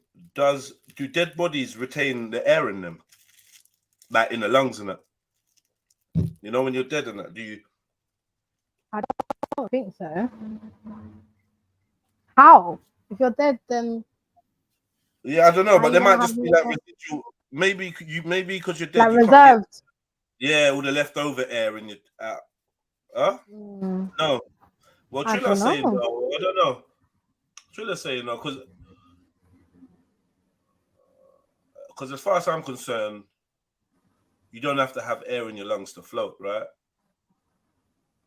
That's what I know. I know you can breathe out, empty your lungs, and lay back and float because Yeah. it's your body that is buoyant, not just your lungs. But I seem to be negative Buoyancy. buoyancy. So Yeah. I can't float no matter what. So I don't know. I ain't floating. Is that because of the density of your Bones. muscles, or? Bones, yeah, and the muscle, yeah. I would say. Yeah. I can float, Yeah. but that's just fat. That's not muscle, really. That floats really well, though. Really well. Yeah. Maybe. Okay, so you don't need air. Did you get my message, Jeds? Sorry, quickly. Did you? I messaged you on WhatsApp. Oh, such a lovely lady, man. Such a lovely lady. Yeah, I'm gonna sort that. I don't even think I'm gonna be able to do that now. Big up. And I'm still waiting for the response on the email. Oh, sure. We'll see. I'll let you know what we have to do if I'm doing that. Thank you, though. All right. Big up, BP. Big up family. Big up chefs. Big Who up, else on the mags? Big up everyone in the chat. Make sure you hit the like button and make sure you go to Eventbrite and get your tickets. I beg. Please. I beg. First and foremost. Man. Get yourself a ticket. Let me just put this ticket link out there. Yeah, go over to Eventbrite. Get yourself a ticket. 1st of October. We're gonna have the first live. You know, and I need you lot to all be there and be part of it, man. Big up to everyone that's got a ticket so far. It's the 1st of October. I want you lot down there. Please come through, hit that link and go check it out. We got all kinds of crazy guests and all sorts going on. So please be part of our first ever show, make history. And we're going to be back every month after that. So we always have that to look forward to on the first Sunday of every month. All right, cool. So let's get back to what Snaps was saying. Oh, yeah. Sorry, no, Beefy. What am I talking about? Yeah, Beefy, man. Big up yourself. So, yeah, like, big up. This was a very violent exchange. Bro, I don't know what happened yesterday, bro. I was sitting on the panel. Matt had going on talking about flat Earth himself. He started talking about flat Earth, this. He started going off on one by himself. I'm like, what's going on? Like, I said, that's what. I was like, oh, cool. You see what you want to talk about? So ask me 1-2 questions. Matt is passing out. I said, no, I ain't got time for this, bro. You're in your bag and you want to just talk nonsense and just think you're talking sense. Carry on and I ain't involved. Talk your nonsense in it. You wouldn't let me talk. You wouldn't let me. But you say you can beat up people on flat Earth, but you don't let them speak. You're just making point after point which don't make no sense. So how are you going to talk to someone like that? You can't talk to someone like that. I've never been beaten up by a sniper on any subject, and he even admitted that. I think we don't really have no debates like that, to be fair. And I'm not saying he's not capable of beating me up. I ain't trying to detract from his ability, but from my memory, he ain't beating me up on any subjects. And we definitely haven't really had a flat Earth debate. We've had some conversations. Questions, yeah, but not debates. I don't remember him beating up anyone in those conversations, but maybe he's talking about on G Block, because I know there's an epic debate that he had on G Block or whatever, which I weren't part of. I don't know who was part of that one either. I wasn't part of that one and either. I'm not saying that it's not possible to beat people up if they believe the Earth is flat. I'm not saying it's not possible to beat them up. What I'm saying is, one, I'm an anti-glober. I think I've maintained that. We use the title flat Earth is thrown around, but when we want to be specific, I'm saying that I don't believe we live on a spinning ball and people are upside down in Australia. That's what I always say. I don't believe that. So, you know, if it's not that, if people are not upside down in Australia, then kalas, the Earth is not a ball. We're not. But when you're quoting the Egyptians, you have to show that they say that the Earth is a sphere. Maybe saying it's circular is one thing. Maybe depicting it as circular is one thing. But I can show you where the Egyptians use a flat Earth model. I can show you the dome and the celestial bodies inside. He says it himself. He says it himself afterwards. I'm a sniper. I don't know. Sometimes, like, he just moves mad. Sometimes, like, just saying stuff for the sake of saying stuff. Like, I said to him, you should choose where you stand. Like, what do you actually believe in? You can't believe in everything in sniper, because you want to just say it to make it sound clever. Like, you believe in NASA, you believe in Sumeria, you believe in Kemet, you believe in the Bible, you don't believe in the Quran. Like, I don't know. Like, what is it that you like? Like, just throw out everything, but you're not standing on anything. Because once I'm trying to put down one point, you move to the next point. You run into the next point, and then the next point. Oh, like dumbness. Yeah. Big up Snipes, man. Let's could someone message Snipes and ask him to jump on, please? Yeah, I do. No, he said doesn't. It's why he's clever. I won't come and talk about it on Jedi's. I won't talk about it on my show, because you know you talk shit. That's why. What? Let's be real. Yeah, I said every time we talk about it on Jedi show, I jump off because I can't be bothered. Rah. I said rah, because you know you ain't got no leg to stand on. But you know you want to spaz out here and act like you're smart. Carry on, innit? Only the damn people are gonna listen to you and say, yeah, Mercury's talking sense. But you're not talking no sense at all, my G. I'm saying, would you agree my name was getting used though, yeah? Yeah, lots, yeah. Bro, I don't know why, like, even me, I didn't say nothing about flat earth to him. Nothing. I was talking about something else. He came on, flat earth this, and flat earth this, and people are flat. I was sitting there quiet. I didn't like try to bait him or nothing. I just kept quiet. Let's see. So you're gonna say, maybe just drop it. Instead of going off on one. Like, oh, bro, you got issues, bro. I don't know if you're no weed or something. I don't know what it was, bro. I said, let him do it. I just let him do it. And they're like, bro, you want to spaz that, bro? It's your channel, and he's saying, it's your channel. You're not gonna let me speak. It's your channel. All this stuff. Cool.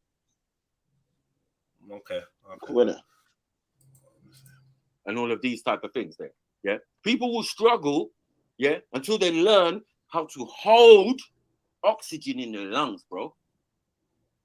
Yeah. That's the only thing that's gonna help you. You exhale, you're going down with the ship. You're just silly, bro. You know what I'm saying? Like, what are you talking about? There's no buoyancy in what you said. I'm dealing with steam. I'm dealing with hold on. I'm dealing with steam. I'm dealing in its gaseous form. And you want to say what? We're not arguing that we're breathing in water or thing, or even that space is comprised of the same materials. But unfortunately for you, since you mentioned oxygen, yeah, and hydrogen, sorry, helium. Let's get it right. Helium. You see, the funny thing about it, like that's what the sun comprises. One second, bro. One second, bro. That's what the sun is. Man, bring up bare things and say beefy bring up. Like, what? They said the sun is comprised of oxygen and helium. I heard about the helium still, I think. But did you say oxygen as well? Yeah, he said oxygen as well. That's what the sun comprises. One second, bro. Fortunately, that space is comprised of the same materials. But unfortunately for you, since you mentioned oxygen, yeah, and hydrogen, sorry, helium. Let's get it right. Helium. You see, the funny thing about it, that's what the sun comprises. One second, bro. One second, bro. That's what the sun is comprised of. So is the sun water? It's a gas. It's a gas. Is All it I'm saying. water? All I'm saying is a gas, isn't it? What is gas? Is Liquid. there Has to be- water in there in that process? Is there water? if maybe if not too hot, if it cools down, there'll be water. It will become like a liquid. Yes, but when it's so hot, it's a gas. I know. Just look up what the sun is comprised of, and you're gonna see that It's a gas. It's a gas. It's hydrogen being What the hydrogen? first. 1 second, being the first fundamental element on this side of things that exist, where we can measure. Yeah, because anything below that, we start talking about sub. So you're saying that? Wait, what's the argument that the sun is? I don't made out know. of It was I said, yeah, about density, about air. Now you're saying, oh, if you're saying air density about the sun, then he brings up the sun. He says, make arguments about the sun. And all this was about how the shape of the earth is. He's going to the sun, he's trying to bring up air in the sky, everything but the shape of the sky. I'm so confused about being the first fundamental hydrogen.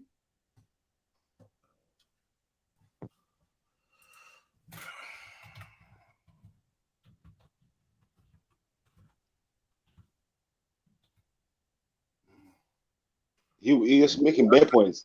You said this. The sun is made out of hydrogen and helium. So if does hydrogen have to be hot? If hydrogen cools down, are you saying that it turns into water, or it needs oxygen to be water, right? It's I think 2 parts hydrogen, 1 part oxygen, right? Yeah. Or 1 part hydrogen, sorry, 2 part oxygen. I'm not too sure. Oh, yeah, let me check that up. H2O. H2O, yeah. Hydrogen.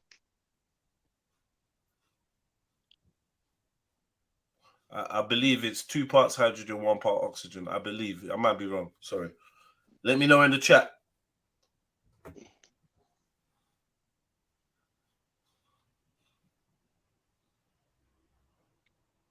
But I still don't really get why that was brought up. But let me just play Me too. Yeah. What knows everything, innit? You want to say he knows everything. Fundamental element. So he can't be wrong. Side of things that exist, where we can measure. Yeah, because anything below that, we start talking about subatomic particles, because we're only just learning about those type of things, right? So when on the periodic table, yeah, the first element is hydrogen. Do you get what I'm saying? Right? So the sun is comprised of hydrogen, or how many billion tons of hydrogen that turns into helium, and then turns back to hydrogen, helium, hydrogen, helium, hydrogen, helium, hydrogen. And all that happens is that a byproduct of that, yeah, is what we're calling matter. So from something gaseous, we're actually getting a solid material as a byproduct. Yeah, that's what they call stardust. That is what they call thing, and that somehow managed to splurt out across the planet on the universe and splash and end up inside you, so that you have hydrogen atoms just like the sun in your DNA. Huh? Everyone follow that. The man should split across the universe and get inside you. But I guess what he's saying is it's the building blocks of life. But what about carbon? But when you talk about he's talking about the Big Bang Theory, then, yeah, right? Basically, it sounds like the Big Bang Theory. That's what he's explaining right there. Okay, so that's not Islam. So exactly.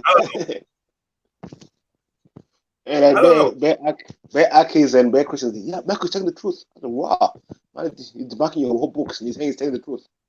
Good on you guys.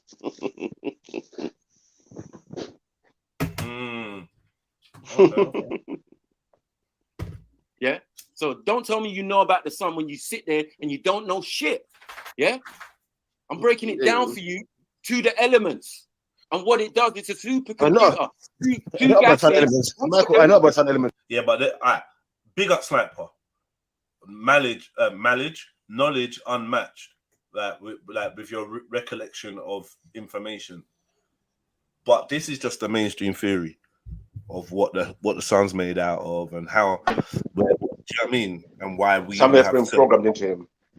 this is the mainstream, almost Darwinian theory of how things came to be. Not to say there's not truth in there, because I believe there's definitely, they're gonna mix their lies with truth or whatever. But it is just the mainstream theory, and I don't know. I could be wrong, but I'm not sure if the ancients that you quoted hold the same theory of how things came to be. Like, do you know what I mean? I don't know. Because I know there's a possibility that some of the characters in like the mythology, in the pantheon, can represent different elements. You know what I mean? Yep. I do understand that.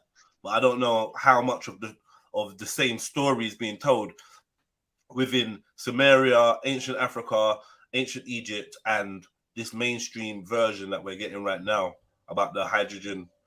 Is that Kemetan, the hydrogen? No, I never heard about that one, Kemetan. No. I have to look into it. I know it's Element. shoot. I know about It's that. not fire, is it? It's not fire. I never said it was fire. Just say It's fire. definitely See, not fire. you say I never said none of those things. I said it's a gas. Wait, things fire. All the things. That's your words, not mine. So please, I'm just saying it's not fire. I beg. I never said it was fire. I'm saying Did I? it's not fire. I never said it's fire. I'm saying it's not No. fire. Did I say it was fire? Did I say it was fire? Did I say it was fire? it's No. Did I say it was fire? hydrogen, though. No. Did I say it was fire? Hydrogen got water in it. It's hydrogen got water in it. Come No, on, according to your you're so smart. No. Now I'm pushing you out. were crying just a minute ago. No. Yeah. The Yes, air's there's got water. water in it, and I'm telling Yeah. you. Yes. Okay. So the sun has water. Yes. It's Yeah. comprised of water. Huh? Yes. Okay, cool. And It's as long a as we gas. know. As long as we So know. who said it was fire?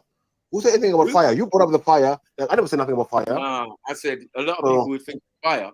Yeah, I'm a lot of people. I'm a lot of people. Sorry. I said it was a gas. We're I talking don't about argue with. helium and hydrogen. I said it was a gas. Come on, man. And I said So I it's a know what you're chemical arguing with. reaction. I I said know it's a what chemical you're arguing with. I know reaction. what you're arguing with. Bro, I said it was Fire. a chemical reaction I don't know who you're talking of two to. chemicals, and the byproduct Teach what of I it said. is Teach what what you're came out of called my mouth. matter. It's Don't called put words in matter. my mouth. Yeah? Teach what I It's called said. matter. You didn't say much. About Yeah, you so talking those about words fire. in But you your don't let me mouth. talk. You don't let me Lucky talk. put words in your mouth. You don't Yeah? let me talk.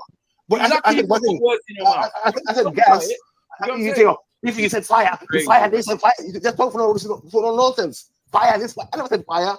And so I know why you bring up fire, talk about fire, bro.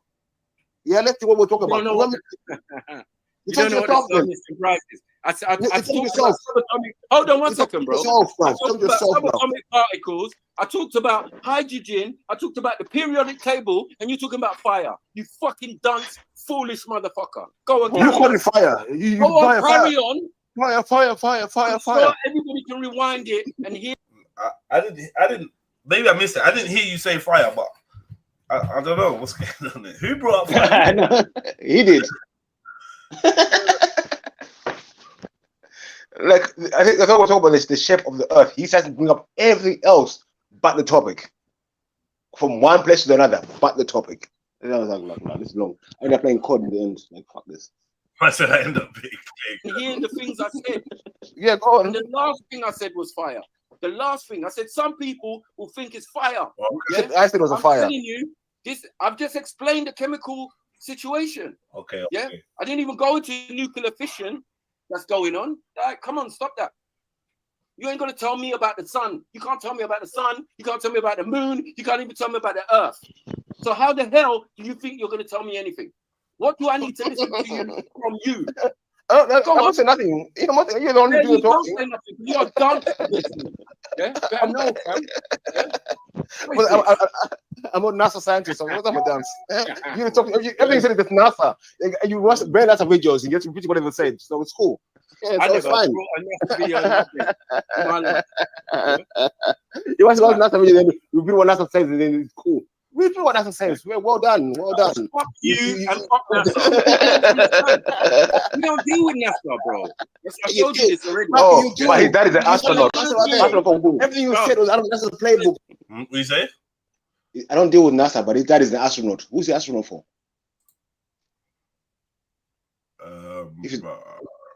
In America. I don't know. Maybe SpaceX. I don't know. Bro, I don't know what you're talking about. Nuclear fuel. Where did you get all this from? Where did you get all that from? They never Where taught did you me get it from? nuclear at NASA. Where did you get it from? Who did you get it from? You go to Show me. school. That's why you got Source. proper education. I Give don't me know a what source. fucking bush school you Give went me a to. source. I went Give to me a decent source, school. bro. Yeah, give me a source in it. Sorry, Give me a bro. source in it. Sorry, bro. Give me a source. Give me a It source. ain't NASA though. Oh, you know It something. won't You be probably NASA don't. though. No sources. How is it gonna be NASA? Give me a source, Huh? bro. Give me a Hold source, on. bro. And my Oh, mom, my days. hold on. And my mom spent £1,000 when £1,000 was a lot of money on these fucking encyclopedias. Yeah. Oh, well done. But where's the Right. source? So Of what hold you're on, saying? brother. Hold on, brother. I had that before internet. You just talk too much, man. Huh? I want to listen. I don't want to get all that rubbish. And Give me a source. year, I don't care. Just give me a source. hold on. I don't care about that. Just give me a source. I'm not holding on. Give me That's it. I don't care. Just give me a source. Hold on. I don't care about that. Get all that rubbish. Give me a source. I don't care. Just give me a source. Hold on. I don't care. Just give me a source. Hold on. And now you want to I don't care. Just give me a source. Hold on. Yeah? No. Give me a source, please. I beg. No. Give me a source, bro. Give me a source, bro. And my mom, hold on. And my mom spent £1,000 when £1,000 was a lot of money on these fucking encyclopedias. Yeah. Oh, well done. But where's the source? So of what hold you're on, saying? brother. Hold on, brother. I had that before internet. You just talk too much, man. Huh? I want to listen. I don't want to get all that rubbish. Give me a source. I don't care. Just give me a source. Hold on. I don't care about that. Just give me a source. I'm not holding on. Give me a source. Bro. You thought I talk too much, man. No, too much, Marcus. That was too much. It's not, you cannot have it. I'm having it. Just give me a source. You're going to get the guy from your village. Yeah. You can't even get the guy from your village. The guy from your give me a country. source. Where you going to mention from? 1 second. Bro. 1 second. No. Give me a source, please. I beg. I don't want to hear no nonsense. I'm tired of listening to nonsense. You do something with the source. You illiterate bastard. Give me a source. You ain't got no fucking sources. Give me a What source. can you do with Give me a source. Give me a source. Give me a source. Give me a source, man. Yo, the violence, man. You're knowing it. These two are brethren. Nah, it's not. I mean, That wasn't violence. It's normal, man. It's normal. It's just information. It's normal. But yeah, Sniper came on extra code today or that day. But yeah, I mean, it's normal, man. I don't know. Some people could get triggered. I can't tell a man how to feel about it, you know. But yeah, I guess you just have to be there to know, like, to be able to really gauge the temperature. But yeah, it's getting in. Snapper's on a rampage still. Man, give me a source. You had never brought a source in your life. Now all of a sudden, wait, you come up. I think you come up with yourself. You come up with yourself. Yes, Michael woke up in the morning. And, yeah, this is nuclear fusion. Shut up, man. Yeah, you get a proper fucking education, bros. Yeah, do you mean? Yeah, you get a fucking proper British education. Will at least let you know about nuclear fission. What are you talking about, brother? Yeah? The only thing I didn't go is uni. Yeah? I did a foundation course. I did all sorts. I did BTEX. I did all sorts of courses, bro. Yeah? I ain't no fucking numpty who dropped out of school or anything like that, bro. Not that guy, bro. Yeah? You're that guy. Yeah? You came from Africa with your substandard education. And now you want to come and talk about When man can't have arguments, start talking nonsense. That's a substandard. You said you got substandard education. We know education in Africa is better than education in Britain. That's a fact. Education in Africa is better than education in Britain. I'm not gonna lie to you. I'm guilty of having a substandard education. I'll be real. Yeah. Where did you get your from? I was at. Where did you get your education from? I was last in school in year 8, so. You know what I mean? I can't lie. Yeah. I didn't even get to do my sats. You know what I mean? Yeah, there was a prison cell waiting for me. So yeah. Even though I did try to do other studies and gain other qualifications, the truth is not sat in a classroom. You know what I mean? Since year 8, since I was about 13. Yeah, 13, 14. Yeah. And a lot of people went to school and still can't read and write. So don't worry, Jets, you're cool.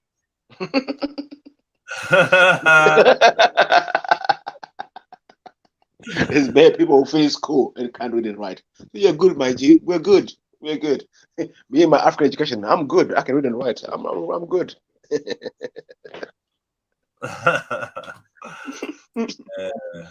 So what was your education like though, Beefy? Like honestly speaking, like, here you do GCSEs in Zimbabwe. We do what we call O levels and A levels, which are higher standard than GCSEs.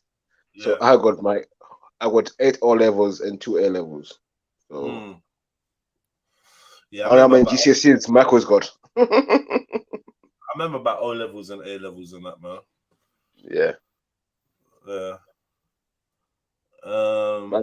when people just say anything they want to say and it's true and what they say it. They can say whatever they want to say.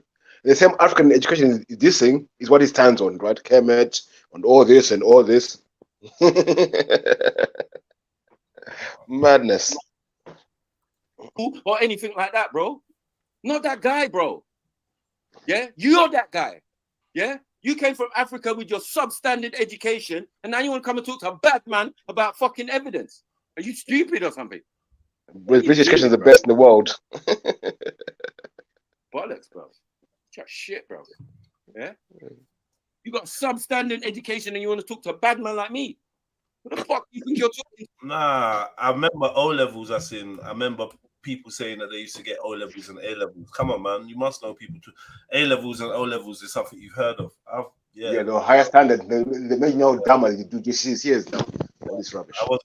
I was the GCSE era, but yeah, I definitely remember the talk of A levels and O levels. You don't really hear people talk about it much now, but if you chat to older people, it's a different in Africa too. In Africa, they still do them. Yeah. Talking to them shit tricks that you learned from next man is not gonna work on me, bro. I tell you straight. Yeah, bring your fucking evidence. Yeah, you think it's flat? Prove it. You think it's in our atmosphere? Prove it. Where's your evidence? Where's your peer review shit? Like, don't do that, Beefy. Yeah, you're just gonna make yourself look even more stupid, and I'm gonna embarrass you in front of all these people. Yeah, I don't mind. Yeah. Because my thing is the truth. Yeah. No one ain't gonna turn around to me tomorrow and say, Mike, you changed your stance. I've never changed my stance. Yeah. But I'll be honest with you. My brothers who believe the earth is fucking flat are dunce. Yeah, they're fucking dumb. Yeah. I don't care what anyone wants to fucking say to me. Yeah. I'm not buying this shit. Yeah. There's his fucking NASA. There's these fucking weirdo people, yeah, who don't want to use real fucking science to do the fucking right experiments. Even though they do them, yeah, the results are astounding. Yeah, there's curvature, there's this, there's that. All those things that they said they weren't have been proven. I don't want to pull the videos and embarrass this fucking dickhead. Yeah, I've done it so many times. Yeah. Niggas want to explain to me that the plane's going to fly off the earth. How's it go around a spinning ball? This is stupidness. Yeah? Like the earth is solid like that. Huh? Something that's 75% water, you're saying it's solid. It's a solid ball. You stupid motherfuckers. Like, please, people, man. Definitely, man, listen to the truth. I'm not trying to convince you either way. I'm just saying what I'm dealing with. And I got 2 pickney, and I can't lie to them. Yeah? As a decent, half-decent, educated man, when my children ask me, yeah, that's the ones now, and maybe the ones in the future. Sorry. I'm going to have to speak out. Sorry. The earth is supposed to be solid with a molten core. Please stop me if I'm wrong. Did they not say the earth is solid with a molten core with different layers of rock and rare earth? Yep. You have water in there. But just because you have water in there, when we say solid, like we mean that there's going to be an outer layer, right? That this outer layer of land is solid, right? Mm-hmm. But the water's on the surface, is it not? Yeah, the water's on the surface of this solid ball. So the earth is solid, like, you know what I mean, with a molten core. I mean, if you want to, you know what I mean? Is a chocolate with a melty core solid? You know what I mean? Basically, what we're talking about is It's not a drink, though, is it? You're gonna have to knock on a wall all the way around to get to that molten core, right? So that's the solid part. I know what he means, but I know what I mean as well. I hope I'm making sense. You get me? With my substandard education. Yeah, geography was one of them. Geography was one of them lessons that I definitely was not fucking with. Oh my! No, you're right about the core center, the hot burning core center, which Marco says is the second sun. I know it's got a molten core. You got a molten core, but around the molten core, magma. Then you've got the iron part. Yeah, you got rock, iron ore. Then But isn't Maku gonna say it's hollow? No, Marco said there's a sun in the. Marco said there's a sun in the center of the earth. That's what I'm saying. I'm sure I've heard him saying it's hollow. Well, wouldn't that be the molten core? I mean, it's definitely it's not the globe, is it? I know it's not the globe. Even if it's right, it's not the straightforward idea of the globe that he subscribes to either. I can't tell them the earth is flat. I can't. Not subscribing to that nonsense because I'm older than the concept. You're not older than the concept. Yeah, since it re-emerged. Yeah, they always thought the earth was flat 2,000 years ago. Yeah? But what you flat earthers are going to do, you're going to go for the Bible. The fucking Bible that you don't even believe in. And start talking about the firmaments and this one and that one and and there's a dome. You stupid motherfuckers. Yeah, because you're listening to the fucking European again who told you himself he thought the world was flat. But Michael believes the Bible is the word of God. He said it. Madness. Yeah. Now you dumbasses are following him. That's your business. But don't ever turn to me like you're as smart as me and as clever or or we're on the same way. So anyone who follows the Bible is dumbass. If you guys follow the Bible and you think there's a firmament, you're dumbass, according to Michael. The Quran says the earth is spread out like an ostrich egg, like an ostrich nest. Silverback, where are you? Yeah, baby, you're dumb. It says that it's spread out like a carpet.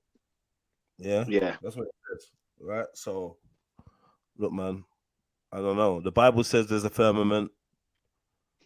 The Quran says that it's like an ostrich nest spread out like a carpet. I just googled an ostrich nest. Obviously, your unlearned people would say ostrich egg, but people that have actually studied it and looked into it know it's an ostrich nest. Yeah, but then that's a series of globes. Or is it just on about like a ostrich nest? No, I'm looking at some ostrich nests now, and it's just like that's an interesting concept in itself because like a series of like bumps or like on a mound, basically. No. The nest, the nest could be empty. Shape of a nest. Yeah, okay, so that's what I'm saying. So even the nest then is a mound. It's like a circular mound. Oh, whatever, I don't know. Whatever. Yeah. It's not a ball though. No, it's not a ball. I'm getting up. I mean, so. I believe it's the Quran that says that. It may be a hadith, but I believe it's the Quran, the actual Quran, and that gives me great hope. You understand? Because if you lot are fans and listening to the show, you know that I really don't really contest the Quran. If I'm honest with you, there's not really much in the Quran that I've ever really contested. It's usually hadiths, and I find that if I apply this simple method to Islam, I find I'm going to say a version of Islam that is way more logical. You get me? It's way more logical to me. Do you know what I mean? And that kind of goes with the Bible as well when it comes to the New Testament. I feel a similar way. Do you know what I mean? And I feel like the New Testament and the Quran are not very much at odds. Not very much at odds. Yeah, so I just jump on the laptop quickly. Yeah. But big up, man. Whatever your belief is a great way to exercise the mind. And I'm gonna go on record to say that I as a person that does not believe and has not subscribed to the notion that we live on a spinning ball in any way, shape, or form can be wrong. I could be wrong. I'm gonna say that with chess, I could be wrong, because my approach to information is to always leave that avenue that I could be wrong and someone else could be right. And that's that, because I'm only really trying to seek for the truth. So even though I've staked my hedge in this debate or in this conversation to say I'm against the globe could be proven to me. Do you know what I mean? I'm not against that globe being able to be proven to me. But as it stands, I don't believe that we live on a spinning ball. Big up. Yeah, me. I just don't believe a lot of things. And I have no real cause, and I've not been given any real cause to believe in that. To be other than indoctrination. Facts. Can I ask you a question? Yeah. Is it just the illusion that the planets look like spherical? Like, because like they're made out of water and gas and ozone and whatever. It's gonna look like a bit of a bubble, isn't it? Like a sphere, like type illusion. What you see, Khan, is CGI. Wait. When you look at the depictions of the Earth, right? Yeah. Whatever that was there, yeah. Or all the planets. All the planets. No, let's just say Earth, right? You can see like a continent on one position, and naturally there'd be land on the juxtaposition, right? So on the opposite end, yeah. So however much of an illusion, the fact is that there's still going to be people upside down, right? So it doesn't really matter. They're saying it's a ball.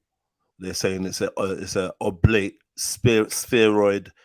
They're saying it's whatever. It's got a wobble. Oh, I can see now that I don't really even understand the different opposing models that people are arguing over. Is one supposed to be like you said? One is a ball living on opposite sides. And one of them is like a plate. One is a ball. Yeah, hold on. I'm listening. From my perspective, go on. One is a ball. And one is. What? Say that again. One is a ball with people upside down in Australia. Yeah. And one isn't.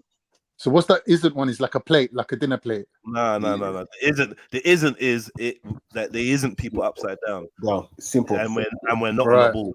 That's what the isn't is. The isn't opens up once we come to terms with the fact that people in Australia are not upside down right now as we speak. They're not upside down. Drill through the earth and drill through the molten core and come out the other side. You're not gonna come out feet first or head first. So this is the thing. Like if you started to drill through, at what point would you suddenly feel like you was upside down? What do you mean feel?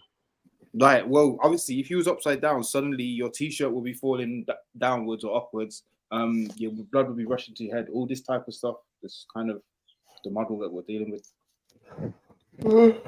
What I'm trying to understand, Mike, is that based on us being where we are, we could tell that the moon goes around us, but it doesn't spin because we can't see the other side of the moon, right? I think me, Jedi, everyone, we all went through that, remember? They say it does spin, though. It does spin. It's just that it's always facing us. It's just that we happen to spin as well in a way where it will stay on the side. We only see that same dusty patch every time I look at it, man. So this is what I'm saying. So if you accept the fact that we're spinning based on the fact that the moon is spinning with us, then if we're spinning, then there has to be something on the other side, isn't it? Like if we get day, the same time Australia gets night, and then it switches over, then we can safely assume that whatever's spinning, whatever shape it is, a rugby ball, an egg, some random shape, whatever it is, they're on the other side of it, though. Ain't that logical? Or am I getting it wrong? Because I'm not trying to pretend like I know anything either. But when they say spinning, is it spinning anti-clockwise, clockwise, upside down, or how is it spinning? They've got the math. They've got the math for the way it's spinning. Here's what I'm saying, Beefy. You can look up that. You can look that. Well, let me just say this though. Answer Beefy's question. You can look up that model of how they say it's spinning and exactly why you only see one side of the moon. So the maths or whatever or the formula is already out there. Long time. What do you mean for each of the models? So whether there's people on one side and the other side, or whether there's everyone just on one side, what the moon does, you're saying is irrelevant. Yeah, I'm saying that they are definitely alternative models out there for you to see. That with the Earth, there's models with the Earth and with the sun and the moon in the atmosphere. There's models for how that works, how night and day works, how seasons work, how all of that works with that model. To be fair, when we approach science, then you can see that there probably would be multiple workable models that you could create through hypotheses. Yeah, and you could get them workable within micro millimeters of formulaic accuracy. And this is what you call theoretical science, right? And we're basically living our lives via theoretical science, aka scientism. This is a fact. Dogma. So yeah, you can do the maths to prove that Khan is actually the center of the universe, and we could create that formula, and we could come with a working model. Yeah, come with a working model, or at least a theoretical model with some working parts. Yeah, to display what we're proposing. That's normal. That's what they do. That's how people did believe that for the longest time, anyway. Innit? People did like genuinely believe that everything spins around the Earth. So that proves that like whatever you believe, you're going to find information to back your point up based on that. Like, what's it called? Confirmation bias or whatever. Like, people have been doing that for hundreds of years before someone said, no, wait, it's the planets that go around the sun. Like, up until that point, everyone was more than happy to believe that everything went around the Earth. That just proves that people just believe whatever like mold they're born into. It's like me, I'm finding it very hard to believe that there's not a globe, that it's not just like the standard, you know, thing. Like, because I know that my brain's just been tuned in that way. Yeah. I think it would be hard to believe. Like I said, for me personally, because as an individual, like I'm sometimes pissed when something I believe becomes a more popular belief, or people get wind of it or whatever, because when you're talking to people, they assume that your sources or your beliefs are based on what other people believe. Do you know what I mean? And it's not. So for me to be against the idea of living on a ball would put me right in line with somebody that is of the Flat Earth Society, for instance, and thinks they've got the model down pat. So for me, I'm not trying to fall into the trap of, like, same with religion, right? I'm very much the same way with religion, where I understand I have a default setting for believing in a creator, and I try to take in the information without a bias or needing my ego to be stroked in order for me to say, yeah, I'm leaning towards this or I'm leaning towards that. I'm treating it like how I think you should treat everything, which is look for facts, evidence. Do you know what I'm trying to say? And take everything non-biasly. So like that's how I look at this thing. What is the Earth? Is it hollow? Is it this? Is it infinite? Do you know what I mean? Could we be standing on the so-called universe? Do you believe in the universe? What is the universe? Who is Uni? Why are all these planets and these celestial bodies named after Greek mythology characters and demons and shit? Like, what's going on? Yeah. And how far does our not, like, because I feel like when we look at information with an idea in our heads already, then we taint the information and we don't give it a fair shot at just being what it is. We come with expectations.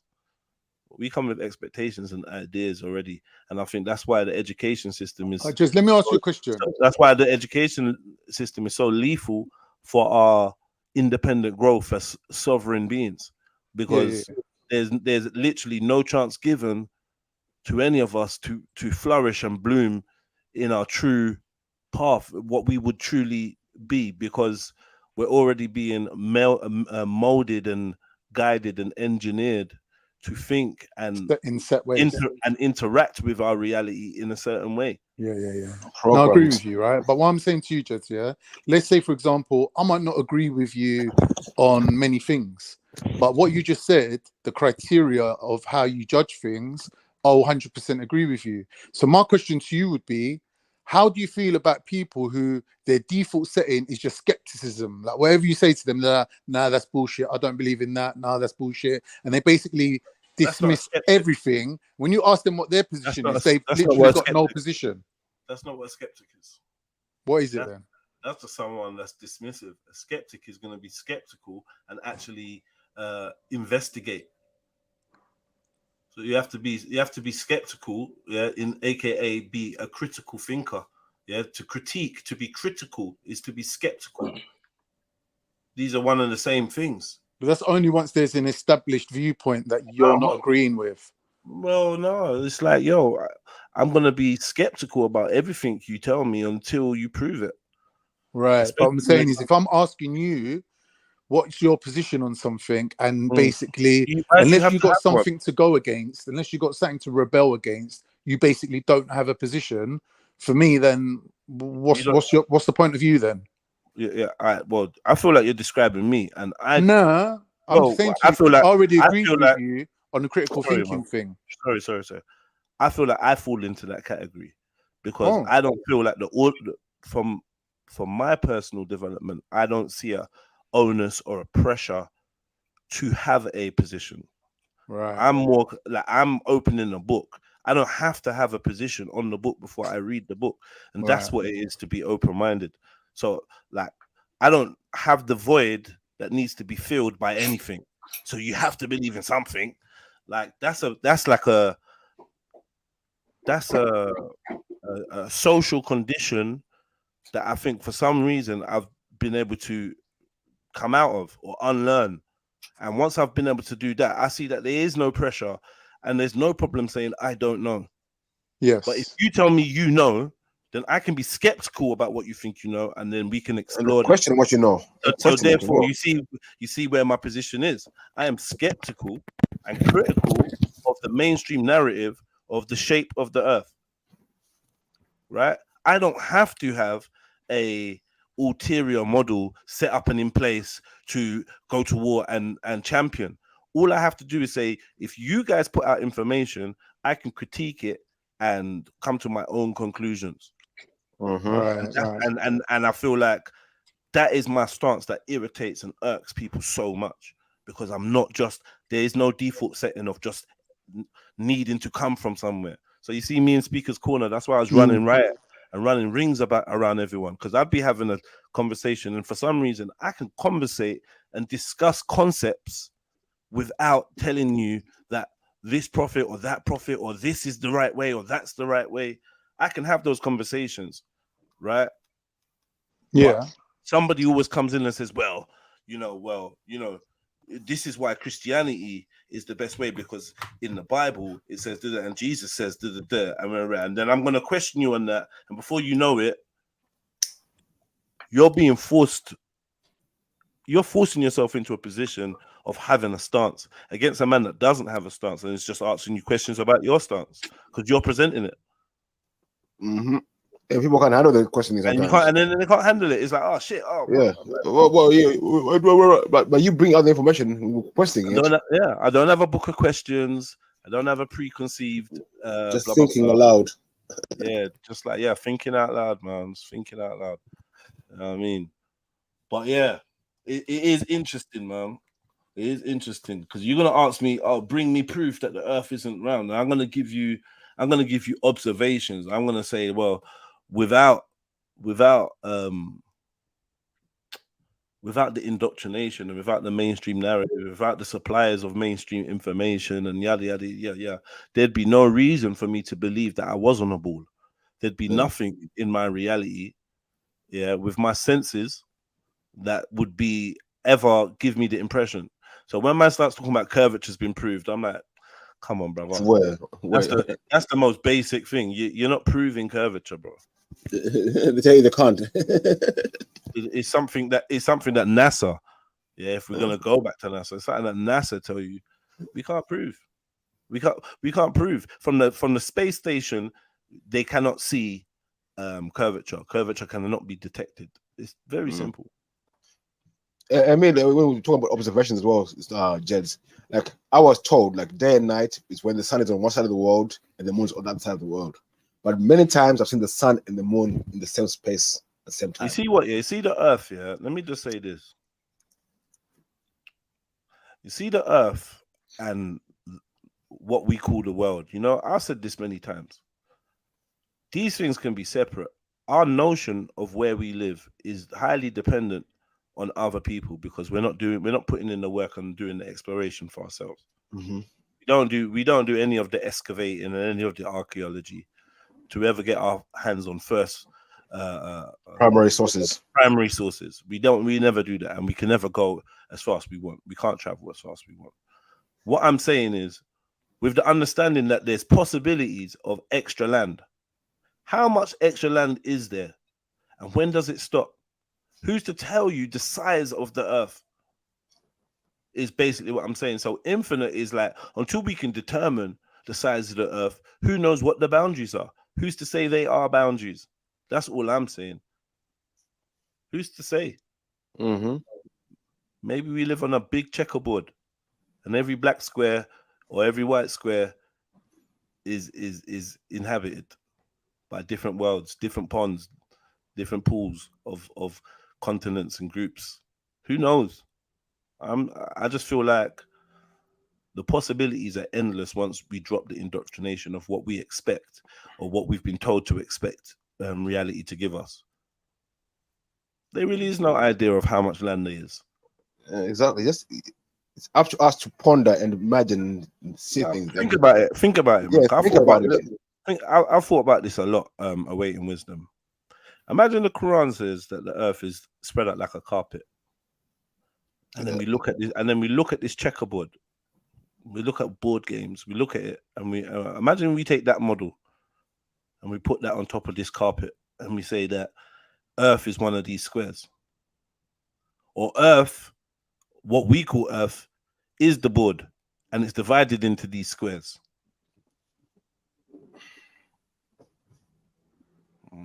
Yeah, I'm just saying, man. You could.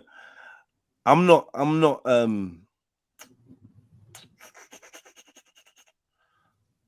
limited in the possibilities that I'm willing to explore or to let my mind entertain. You know what I mean? Because I don't want to shut myself off to truth. So I don't want to ever feel like, yeah, I've got this on smash. Unless I've actually got it on smash, and only time will tell how you get that, how you attain that, how you actually know that you know something. I'd rather say I don't know than believe sometimes, me personally.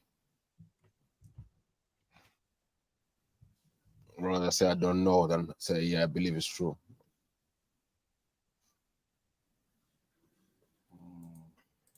In wavelength, because of that little factor that you believe the earth is flat, yeah, it makes you not me. Yeah, we can agree on everything else, but on this flat earth shit, and this gravity shit, and this other shit, yeah, and this space shit, yeah, bro, miss me out with that bullshit, yeah? Not having it, bro, yeah? And when it comes to flat earth, you lot stay on my fucking way, trust me, yeah? Because I will fucking kick your fucking head in, and fucking Jedi, and whoever else thinks that. Not that. It's not that. That's why I say I always jump off and just, leave you lot to do your thing. Because it's going to be like this. It's going to be high intensity, and I'm going to slap the shit out of you. You never do that to me. Yeah? Bro. It's only high intensity once you're triggered. Sniper, come on, man. Never in your life, man. Never in your life have you even ever done it with any information. Like, come on, bro. Like, you need to show respect where it's due, man. You just out of control, man. You're wilding out, saying all kinds of stuff. You keep my head in with what information? When have you ever done that? Nah, man. I think you might be talking to Beefy. Well, you're obviously chatting to Beefy. You're talking to yourself, bro. He's not chatting to me, bro. This is you're on there. You get me? I'm in the sauna. You get me? I'm in the sauna. You're on there, and he's kicking your head in, not mine. I don't know you're why kicking my head in. Why are you bringing my? Well, that's between you two. I don't get why my name. I don't know how you're kicking my head in. Just talking nonsense. How is kicking my head in? Just making one for. I don't know about that. Yeah, I don't know what's going on. I think he's. I don't know. I don't know. Not mine. I take offense to that, big man. You know, I kick my head in with no information. Stop that, man. Stop that. Because, like, to be honest, I don't think I've really been in many positions where we're disagreeing to a point where you're kicking my head in with information. Because if you present information and I accept it, then I'll be like, oh yeah, seen it. Or I'll be like, well, I disagree or whatever. But you know what I mean? I think my style of conversation is kind of different from others, where a lot of the time they think they've got this solid fact and rare. A lot of our conversations or debates would be theoretical, and there's no kicking my head in, bro. Like, I don't know. You've never done that before. I'm not saying you said you've done that before, but you're saying you do it with flat Earth, and I don't know, man. I don't know. I don't know if you would. I don't know if you would, but I'd like to see. I'd like to see you try it. I'd like to see you try to kick my head in with the Earth is a globe. I'd love to see that.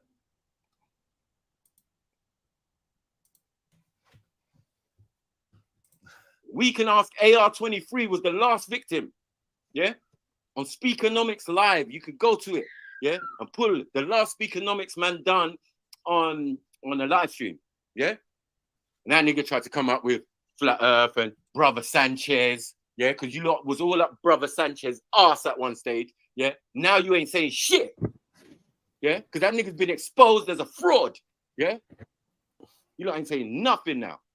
Yeah, where's your Brother Sanchez talk? I weren't this Brother Sanchez guy. I didn't even know about Brother Sanchez. So I feel like you're just talking about bare different other people. Now you're talking about RA. Some debate had I-23.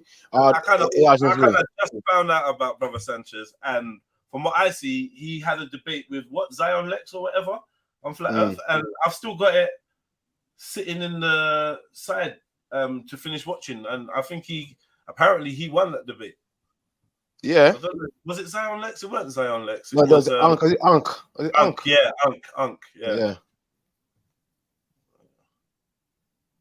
I slapped the like button, man. I hit the PayPal family. Do you know what I mean? Show a little love on this Monday. Yeah. And yeah, but yeah, oh fam, he was getting in on you though. Fucking hell, what's going on? You know what I mean? No way is the problem. You got him calling up your nephew's name and that. Like, what the fuck, man? Why didn't you say Loud Jeds? Loud Jeds, he's innocent.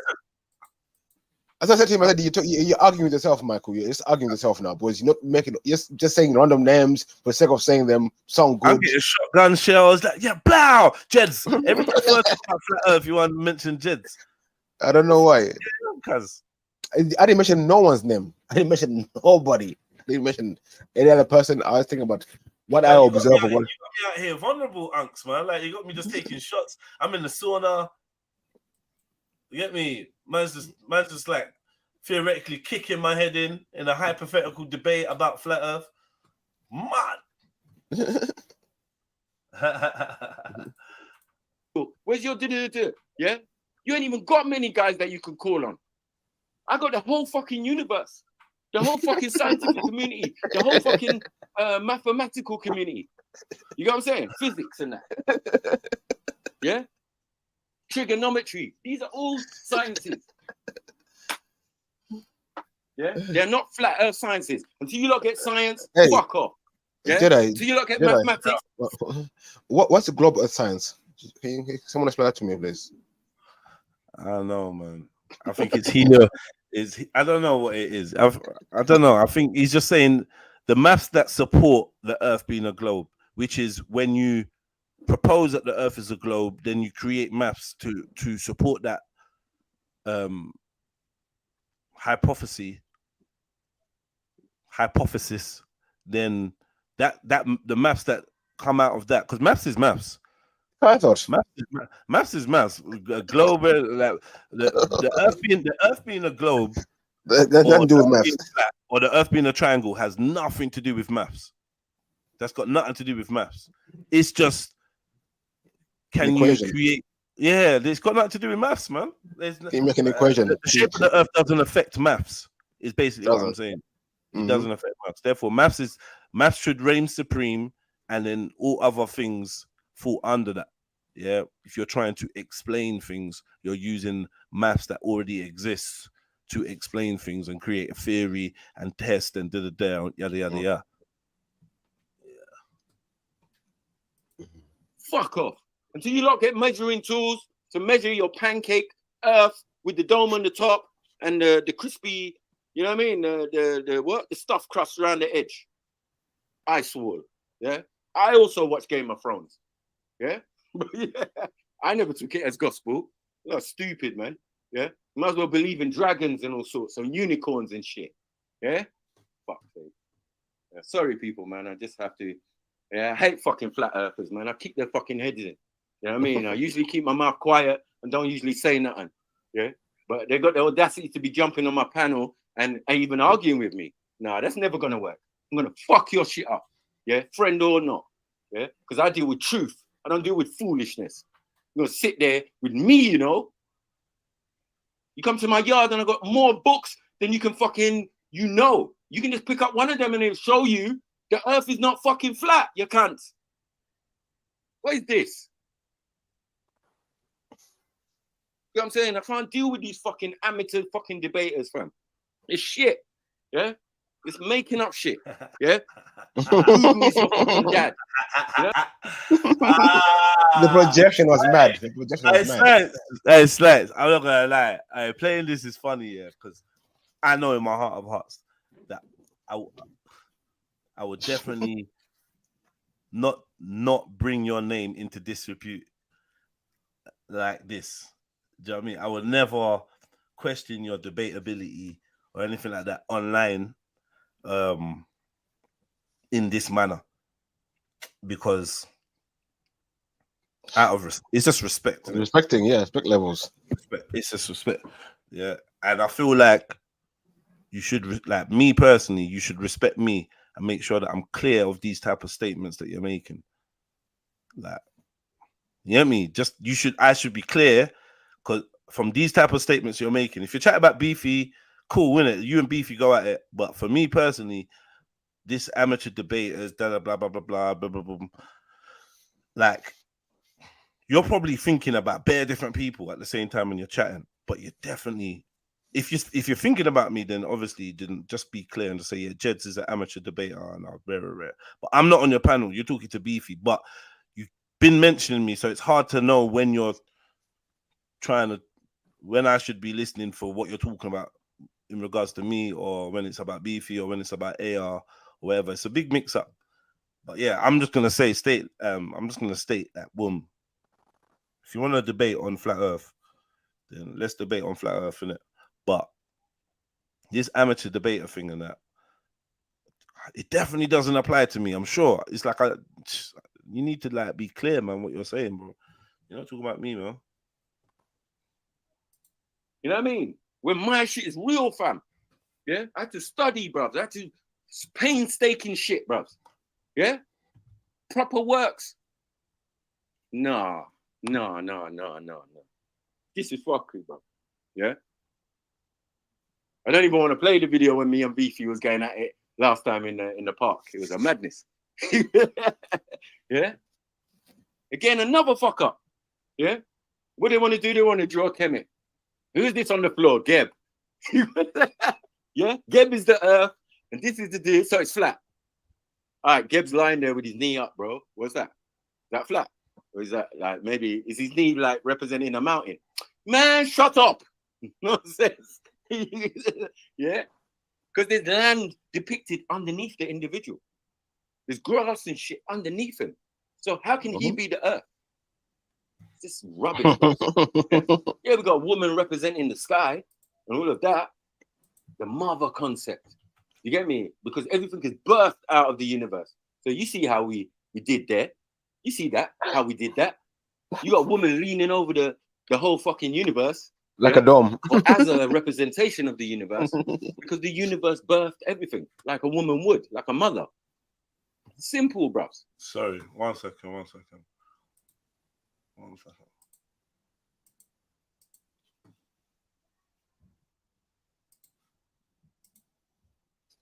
Who's in the DP today? Yes. Check the sorry, my bad. Check the earth. Check this concept that we're talking about. So his knees up and his legs there and whatever. and this is the firmament that people are proposing. This is why people say Kemet shows like a flat Earth. There's nowhere a sphere here. There's no ball here. And then, even if he's trying to say that this is grass at the bottom, trying to say grass. This is grass. This green rectangle. I disagree. I think this guy, he's the color of Earth, whatever. Yeah. I think, as you can see, it's not a ball. It's not a ball. Yeah. And the stars and all that are contained within the firmament. Yeah. The sun is within the firmament. Yeah. And I don't see any kind of argument. And then you got the celestial waters on the outside. Yeah, which would be haven or heaven. So outside of the firmament, yeah, would be, in my opinion, heaven, where the gods reside. Yeah, celestial waters. Yeah. Yeah. That's why they're on a boat, whatever, waters of none. This, even if this was grass underneath him, let's say this is grass underneath him, still doesn't depict a sphere. And if anything, this, I mean, I ain't got a ruler on me or anything, but this grass looks kind of linear. Yeah, and it's going all the way to the celestial waters. Like, oh.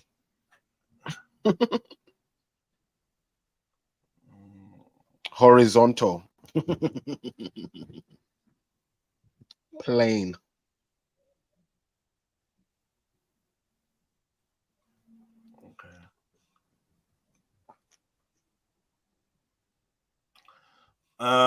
Yeah. Sorry, let me get back to the video. That was great. Maku's cooking, boy. It's cooking. Not in the pan, but it's cooking. Yeah. Flipping air burgers right now. No. Concept. We made them so simple. We put them on the walls, so niggas could understand. That's why we got the Dendera calendar. That's a celestial calendar that tells you about all these star constellations. Yeah. As they put them out there. And they've got one of the star constellations in the shape of a hippo, pregnant hippo. Because they understood that you come out of the waters, man, the waters of your mother, the waters of the, you get me? So a pregnant hippopotamus, yeah, is a good representation because that's what they see with their eye. They can see that, you know what I mean? And they can adapt those attributes to and say, yeah, this is what we're saying. That's what we call zoomorphic and all of that. Now, all of that, and these same Kemetans, they did a picture of the planet, which is round, right? And then they showed the sun moving from one end to the other end of it, yeah? Not like side to side, yeah, but more up. I'm saying, I don't know if it's the way it's shown. You know what I'm saying? It could be wrong way around, but either way, they're showing you the sun and they're showing you the shape of the earth. So we can keep it was Crystal Sunday yesterday, bro. I swear down. Yeah, what they believe, right? They even built monuments to these star constellations and suns and planets and whatever, right? And then the most significant is the Sumerians. You cannot get away from the Sumerians. They gave you mathematics, they gave you time, they gave you a solar system, they gave you a calendar, and they gave you the idea, yeah, of the solar system. So that means all the planets. Yeah, but they being a solar system doesn't mean that the Earth is a ball. Exactly. And if Sumerians are not the oldest people, how could they have invented time when people are building stuff? How they invent mathematics? This is what they used from people before. They didn't invent nothing. It was there already. How were they building buildings and doing all this stuff without all these things in other places before Sumeria? Like, this is madness. They invented time. Like madness.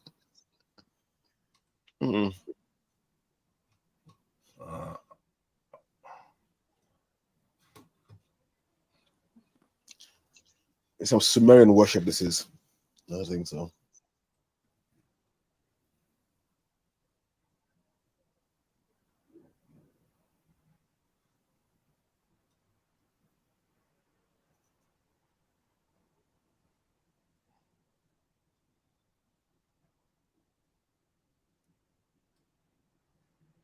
You there, Jens?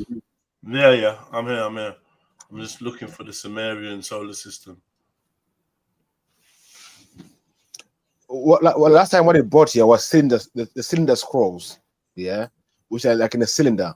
But they like that, when you roll them out, they paint a picture. But they say no, the cylinder scrolls because the Earth is round. And like, Michael, come on, bro, stop it. But I've never seen nowhere where they said the Earth is round. But I could be wrong.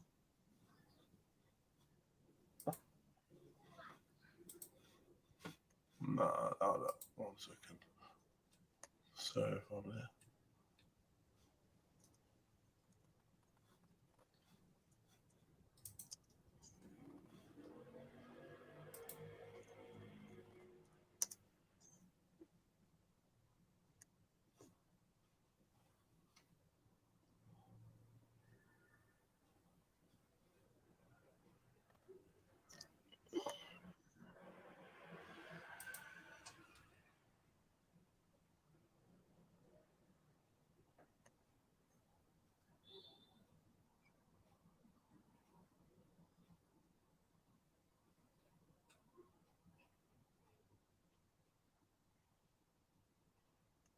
Right, so they knew about 5 planets.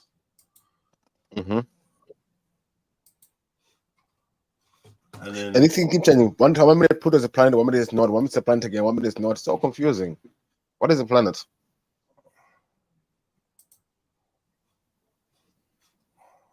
I thought they're all stars anyway. Huh? I thought they're all stars anyway.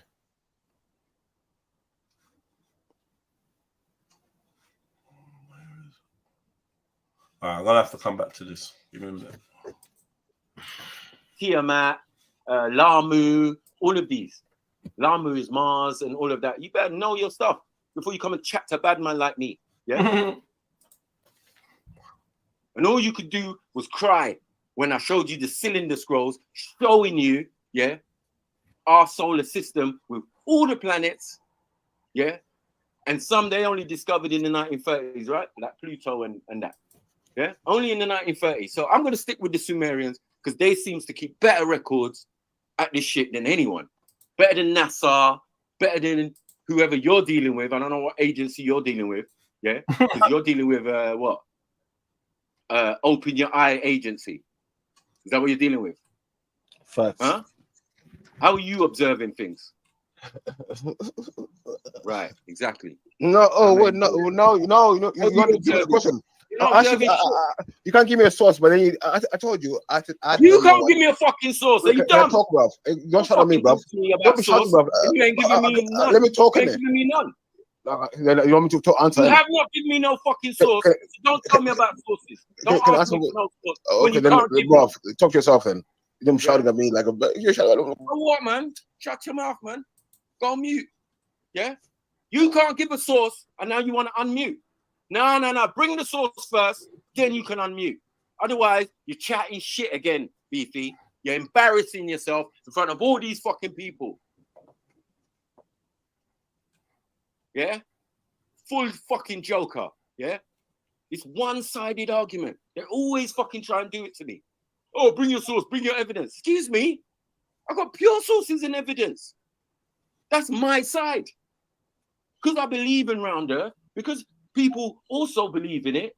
They've created mathematics around it. They've created all sorts of systems around it that I can use to my advantage to explain my point. You can't do that. You show me one flat earth scientist and then I'll rate you. You show me one flat earth mathematician, then I'll fucking rate you.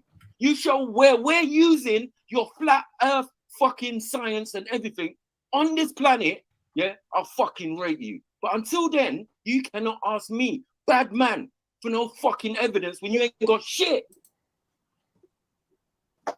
Yeah? And every fucking word I can say can be Googled and verified.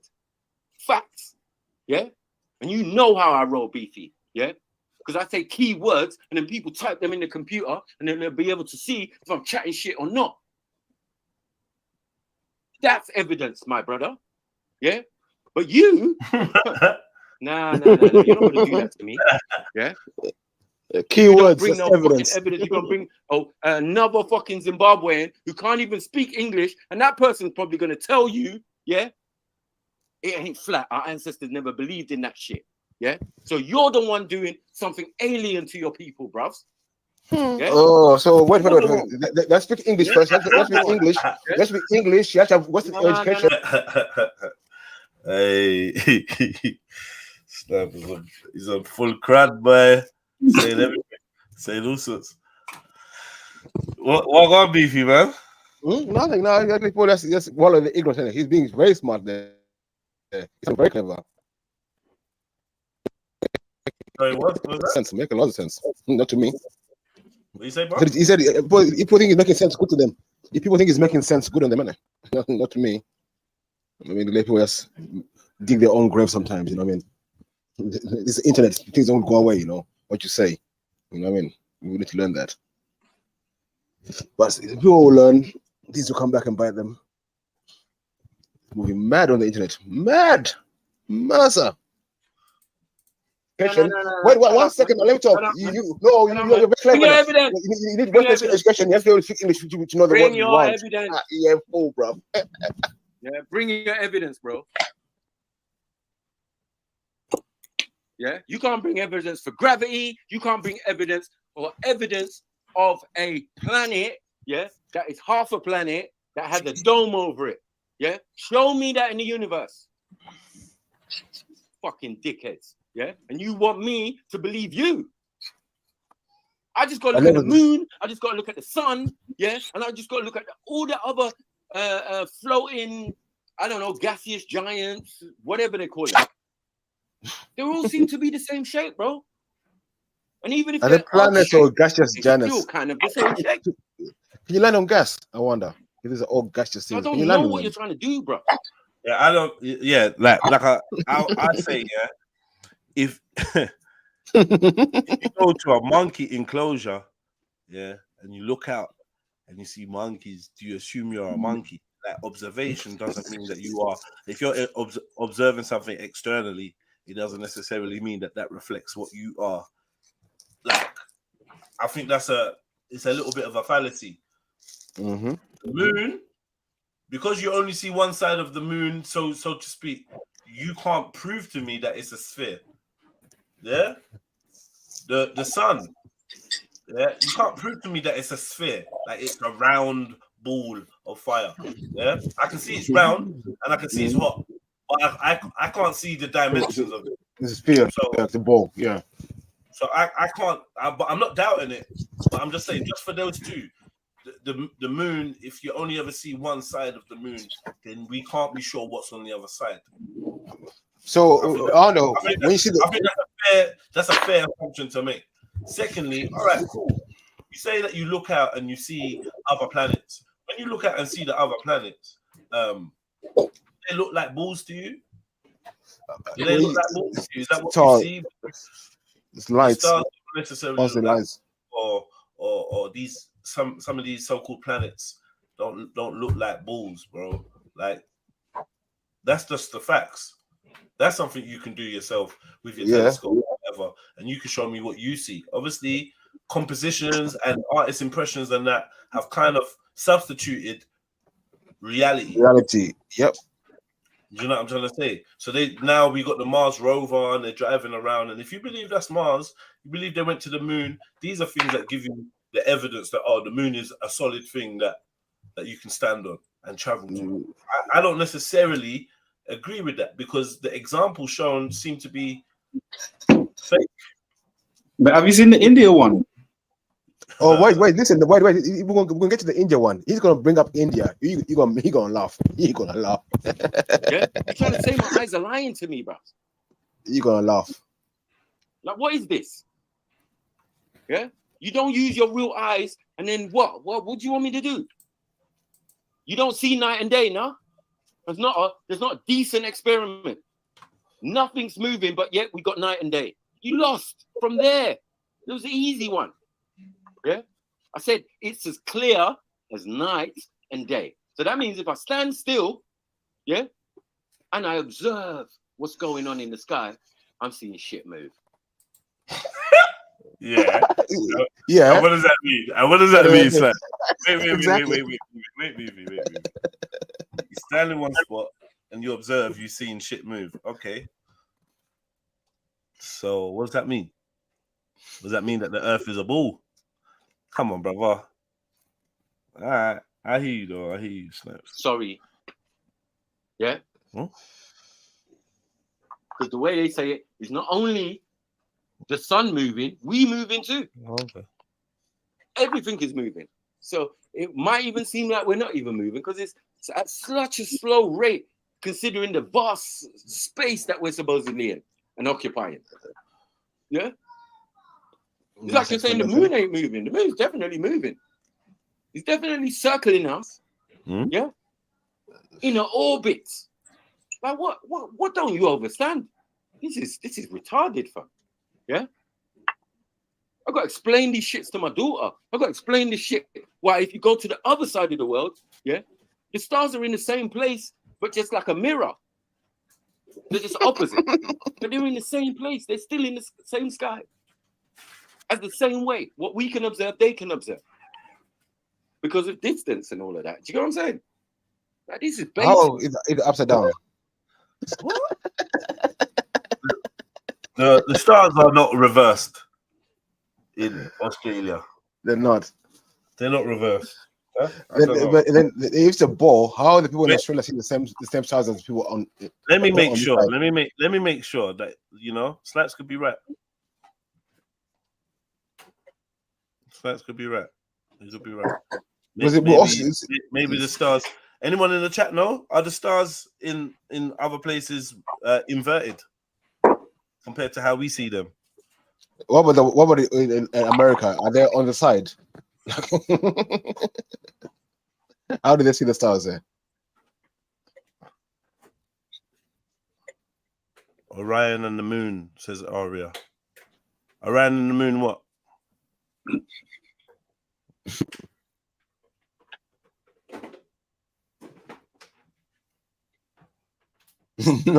Inverted.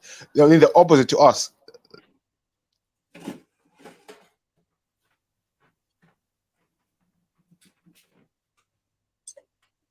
No, inverted, different field of perspective. What do you mean by that? Let me check this out. They change place up there depending on the season. I'm bare baffled now, man. But the season's in space. No. Axum's talking about, I think, where she is. Right, okay. Wait, listen, what do you mean not inverted, different field of perspective? What do you mean by that? I think he means you're viewing it from a different place.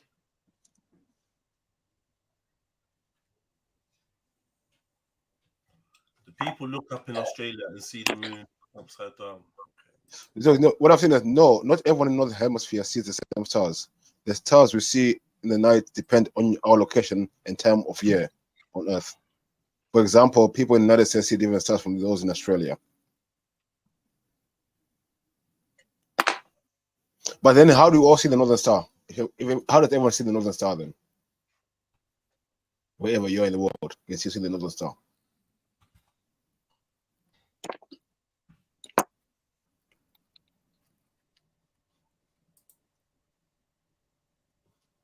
This will make sense what they're saying as well.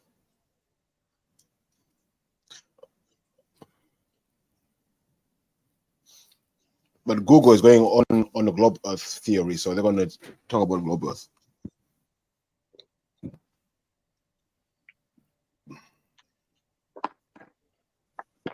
The question, can we ever see the North Star? Mm-hmm.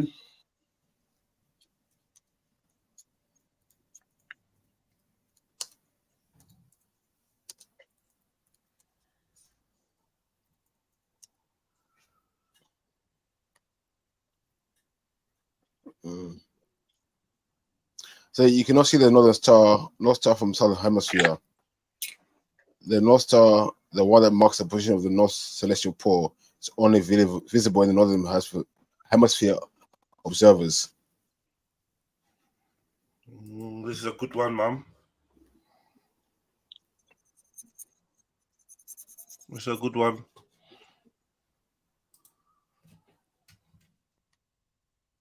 Good one, mate.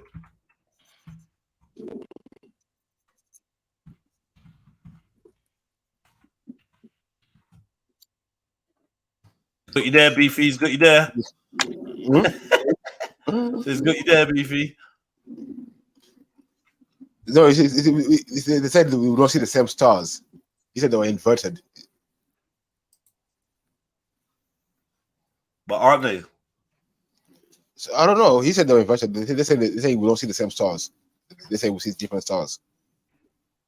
So if they're different stars, they're not inverted.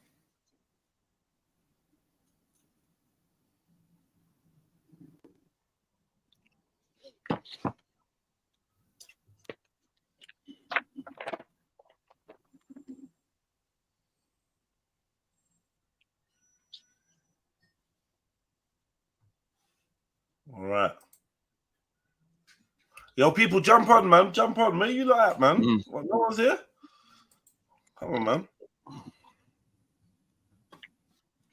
You got toilet quickly. I'll be back. 2 minutes.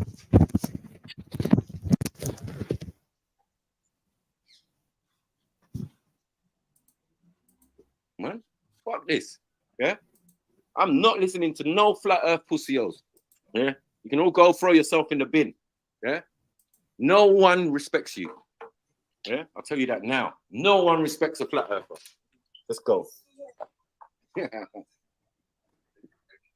Niggas is nuts. Yes, brother. Yeah. I'm beating up my brethren, man. I gotta do it sometimes, man. Give him that education, man. You know what I mean? Because these people sit here with me and pretend they like me, but I'll be honest with you. Yeah, I'm one of a kind, fam. You get me? I'm unique, bro. I got my own upbringing. I got my own thing. I got my own friends. I got my own family. I got all of these things.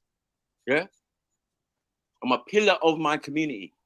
So one thing we ain't gonna do is walk around the ends chatting shit to our people. Yeah, I just don't do it. I don't even come online and do that.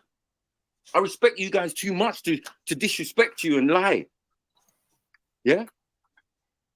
And hope that, oh, me saying flat earth, which I really don't believe, yeah, will make you think outside of the box. That is so dumb. Yeah. When you thinking flat earth is putting yourself in a box. Huh? You've taken a side. Some of your flat earth brothers think they're smart. They don't want to take that side no more. I say, oh, I wouldn't say it's flat. Yeah. We want to talk about infinite planes and all of this other type of stuff. These are get out clauses. Yeah. Get out clauses because you realize this shit's getting sticky. Yeah. Why can't you stick on there? Yeah. Like Brother Sanchez. Yeah. That was your guru, cuz. Yeah. Brother Sanchez, you know. No. I can't have this. Yeah. I got all the other scholars on my side. Yeah, these niggas got Brother Sanchez, cuz. Huh? These niggas was doing music videos, big booty hoes, big booty hoes, big booty hoes, big booty hoes. That guy. Yeah, that's why man had to get cooked when he brought him to my attention. Like, yeah, do you know Brother Sanchez? I was like, rah. AR-23, you're gonna suffer, man. Yeah. And that's my brother, you know, from real life, you know. I know him from Speaker's Corner and all that. He ain't no slouch. He's a big guy. But I keep hurting these big guys' feelings, man. You know what I mean? Yeah. I done it to him. I done it to Robert Terry. Yeah, sometimes I just got to fucking show them what I want. Because being humble and being respectful and all of that is good. But it starts to get to a level where you're starting to get disrespected on your own shit. Yeah. There's shit that you definitely don't agree with. Now you can see that I love my brother Beefy, but when it comes to this subject, he's a dead man walking, fam. Yeah. Anything else, he's probably right. Yeah. When it comes to African shit and languages and shit, he's right. He definitely is right, fam. Yeah. And I respect him on that. But this flat earth thing can't talk to me. Yeah? It's that bad. Like I'll bang his head together with Jeds. Because I just feel that it's just retarded, fam. Yeah? It's not safe. Yeah? That thinking is not safe, bro. Yeah? I don't know what you're trying to show me. Like, yeah, man, we're on your level, or we're no, it's not. I'm not impressed. My people are not impressed. When I told them, I'm like, yeah, some of my brothers believe in flat earth. They're like, poor you. And I'm saying, yeah, poor them. Yeah. But other than that, I don't give a fuck, bros. That's what I told you. Anytime, watch me on any stream, and they bring this subject up, I'm out. Yeah, because it's gonna be a mess. Disclaimers. Yeah, it's gonna get violent. It's gonna be bloodshed. Poor Maku, bro. He was so upset. Yeah? He was so upset with Born Rich when he jumped on and started talking about Nawapi and this, that, and Brother Polite. I swear to God, this is just. This is retaliation, bro. He couldn't take it. That's how it started. It's how Kemo was in the chat. Born Rich was on the panel. Oh, it was peak, bro. Yeah. And the I wasn't even involved. Guns. Poor Sniper, bro. Took it all out on Beefy. Big up Beefy though, man. He's a gentleman. He's a cool guy. Just laughed it off. What else can you do? I was doing a bit of stirring from the chat as well. I can't lie. Yeah, man. Brother Polite, man. He took a lot. My brother S came on last time. Oh yeah, S got mentioned when he was saying it. Yeah. He trod very carefully when he was saying it, like, yeah, and this, and if you look at it like this, and I'm going to debunk you, Maku. Okay, we waited. No debunking. Yeah. Just funny diagrams and shit. Yeah, that couldn't even finish or explain. Rubbish. Yeah, use your chat GPT to find out if the world's flat or not. I don't know. I don't care. Yeah, but I'm not teaching that. Yeah, in this school of Nawabi and Sniper, FT motherfucking K, we are not dealing with this. We're dealing with this fairy tale you're calling flat earth, and we're not having it. No, throw it in the bin.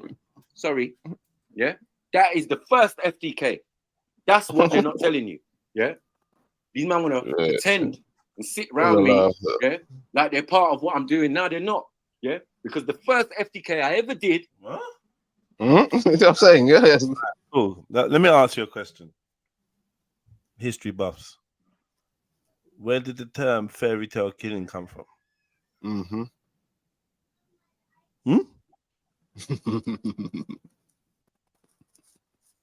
Anyone?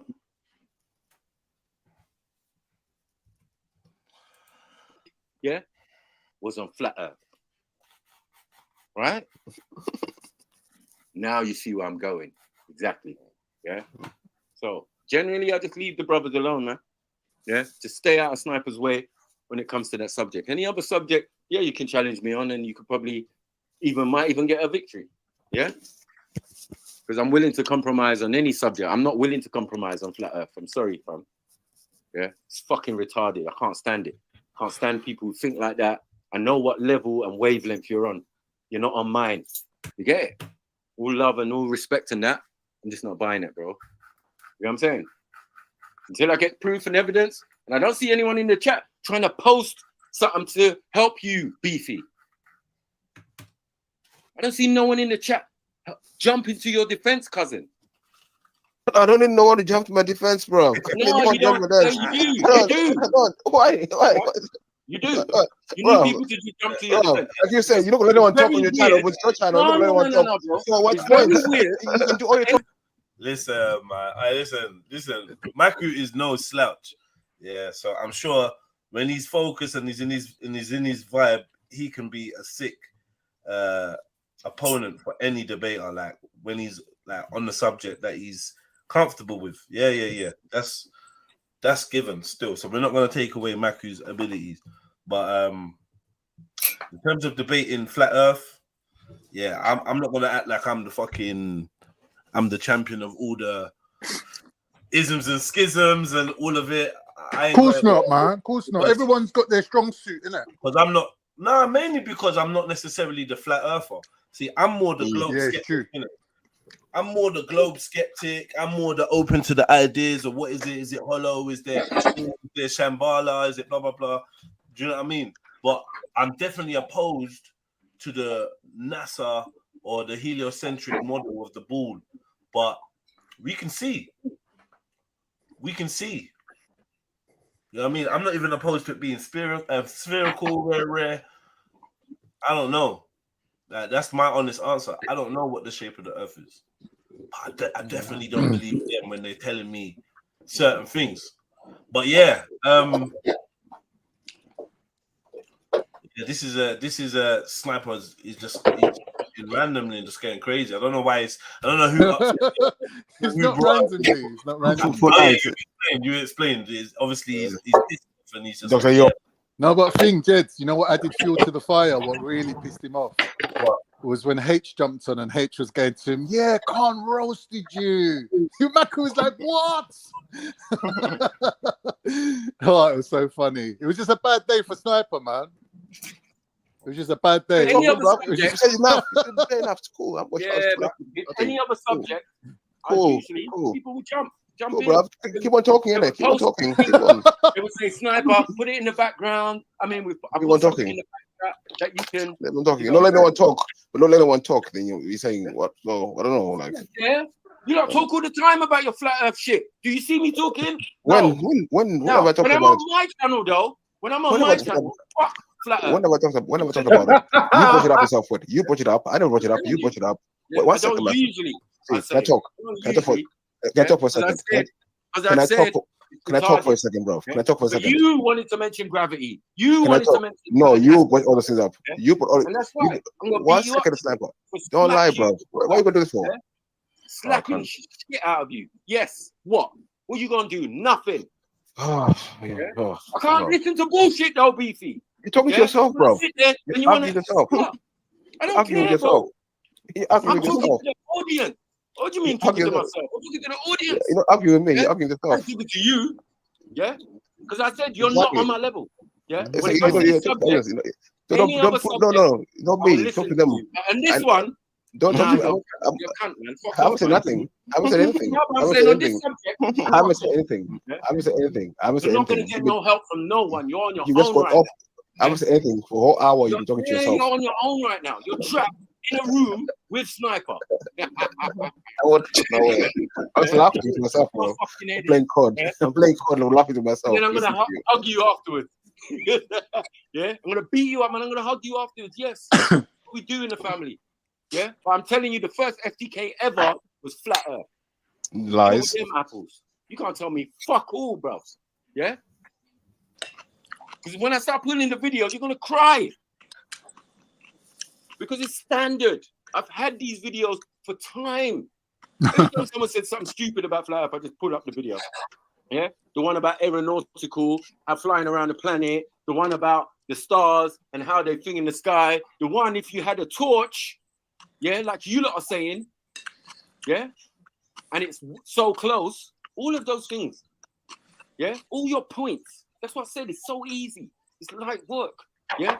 Just don't want to wait my fucking viewers viewing on rubbish, on shit that I've already done. I'm just going to rehash it. What for? Not purposely trying to embarrass you. Yeah? I just left it because for me, that is an education. And now to give to my children, yeah? And we can have a debate on it. Because if disclaimers, he's put out disclaimers, how it's rubbish talking. Yeah? But I'm a person who run a fucking barbershop. That means the whole fucking world comes to my shop and has different opinions. Not one of them, not one of these motherfuckers have ever said, you know what, Matthew, you're chatting shit, the world's flat. Fuck's sake. Yeah? I went full on Dick Gregory mode. R.I.P. Dick Gregory. Like he's a faggot. Yeah? He's not about his senses. He hasn't got his senses correct.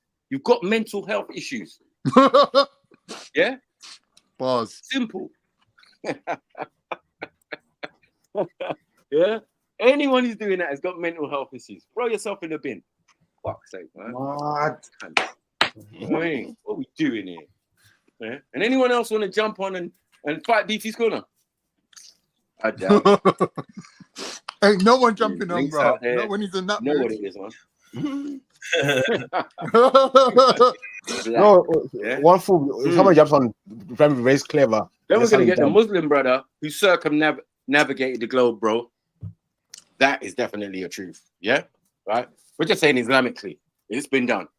Yeah, nigga got the clicky thing and somehow walked his way around. You're talking about Pirides. Circumnavigated the globe. So, but Obviously, these niggas got algebra. what does the Quran say though? They can use What does the mathematics Quran as say? well. Yeah. Come on, man. It's just easy, man. There ain't no thing. There's no. You get me? The only place where they're actually still maintaining that flat thing is the Bible, and they're not even maintaining it like that. It's like a small reference. I don't think it was 100%. You get what I'm saying? And even if it was, it's like, bro, these men believed in that when they wrote the Bible. You know what I'm saying? When they were writing King James 1611 and all that, they believed this shit was flat, man. But I thought the Bible was written before King James. It took Archimedes and some others and a few others to do the mathematical equations and all of these things. You get me? And then that shit will work out. Thank you, Victor, man. But yeah, you get me? You're just giving money to YouTube. I don't know. You're just giving money to YouTube. Big ups. Big up, Color Me, man. Big up, Sniper. Let me step out the way, yeah? Because the way bullets are going, let me just say what I have to say, and that's it. I'm done. I don't care. Hey, what's that? Gosh, man. What you want, man? I've got to be truthful. That's all, Color Me, because I do keep my mouth shut on so many on my brother's channels here, because when they go into the subject, what I'll do, I just jump off. Fair enough. I don't want to beef. I don't want to beef with my brothers. No, I hear you. When something's like so silly to you, it's like, bro, I don't even want to talk to you or anyone about it because it's so. So what is this? Is this the end of it? Does it calm down, or is there more? No, there's gonna be more. But when he brings up, when I said to him about NASA, he goes, I don't listen to NASA. I listen to other agencies. Even India went to the moon. Like, are you serious, Sniper? Okay, so what? Shall I forward it then? Yeah, it's soon. Yeah. Insignificant to take sides, not to be very like my own form. So under the stars, I know 100% it's not, because I really do. See the South Pole and the North Pole. You should see, you know what I mean? You should see everything. Yeah. Everest on one side, this one on that side, as you're turning on a flat surface. No, because then, and that's the thing, that's where it gets sticky, Mackie, because then someone will come and be like, oh, well, there's evolutions like in the earth. So, for example, if you're on the beach, you can see like a mirage or whatever they call it. So you'd be able to see like across the ocean to, I think it's called San Francisco. Like there's a certain point on the earth where you shouldn't be able to see it, but you can see it. And a lot of flat earthers use that one little information to like say many things like my reputation. And I'm saying, like, look, even when we're talking in the books, we're not saying these are facts, right? We're not saying these biblical words is facts. We're not doing that. Yeah, it's not historical facts. It's not allegories and based on true stories. Yeah. So the stories are true. So maybe the situations are true, but the version we have now is definitely watered down and But within that, you can't lie about certain things. A place is going to be a place. A person is going to be a person. Do you get what I'm saying? Some things just can't be changed within the stories. Do you get what I'm saying? Yeah. Mackie, I definitely hear you. I feel like I do feel like because you've got this stance on it, I completely hear that.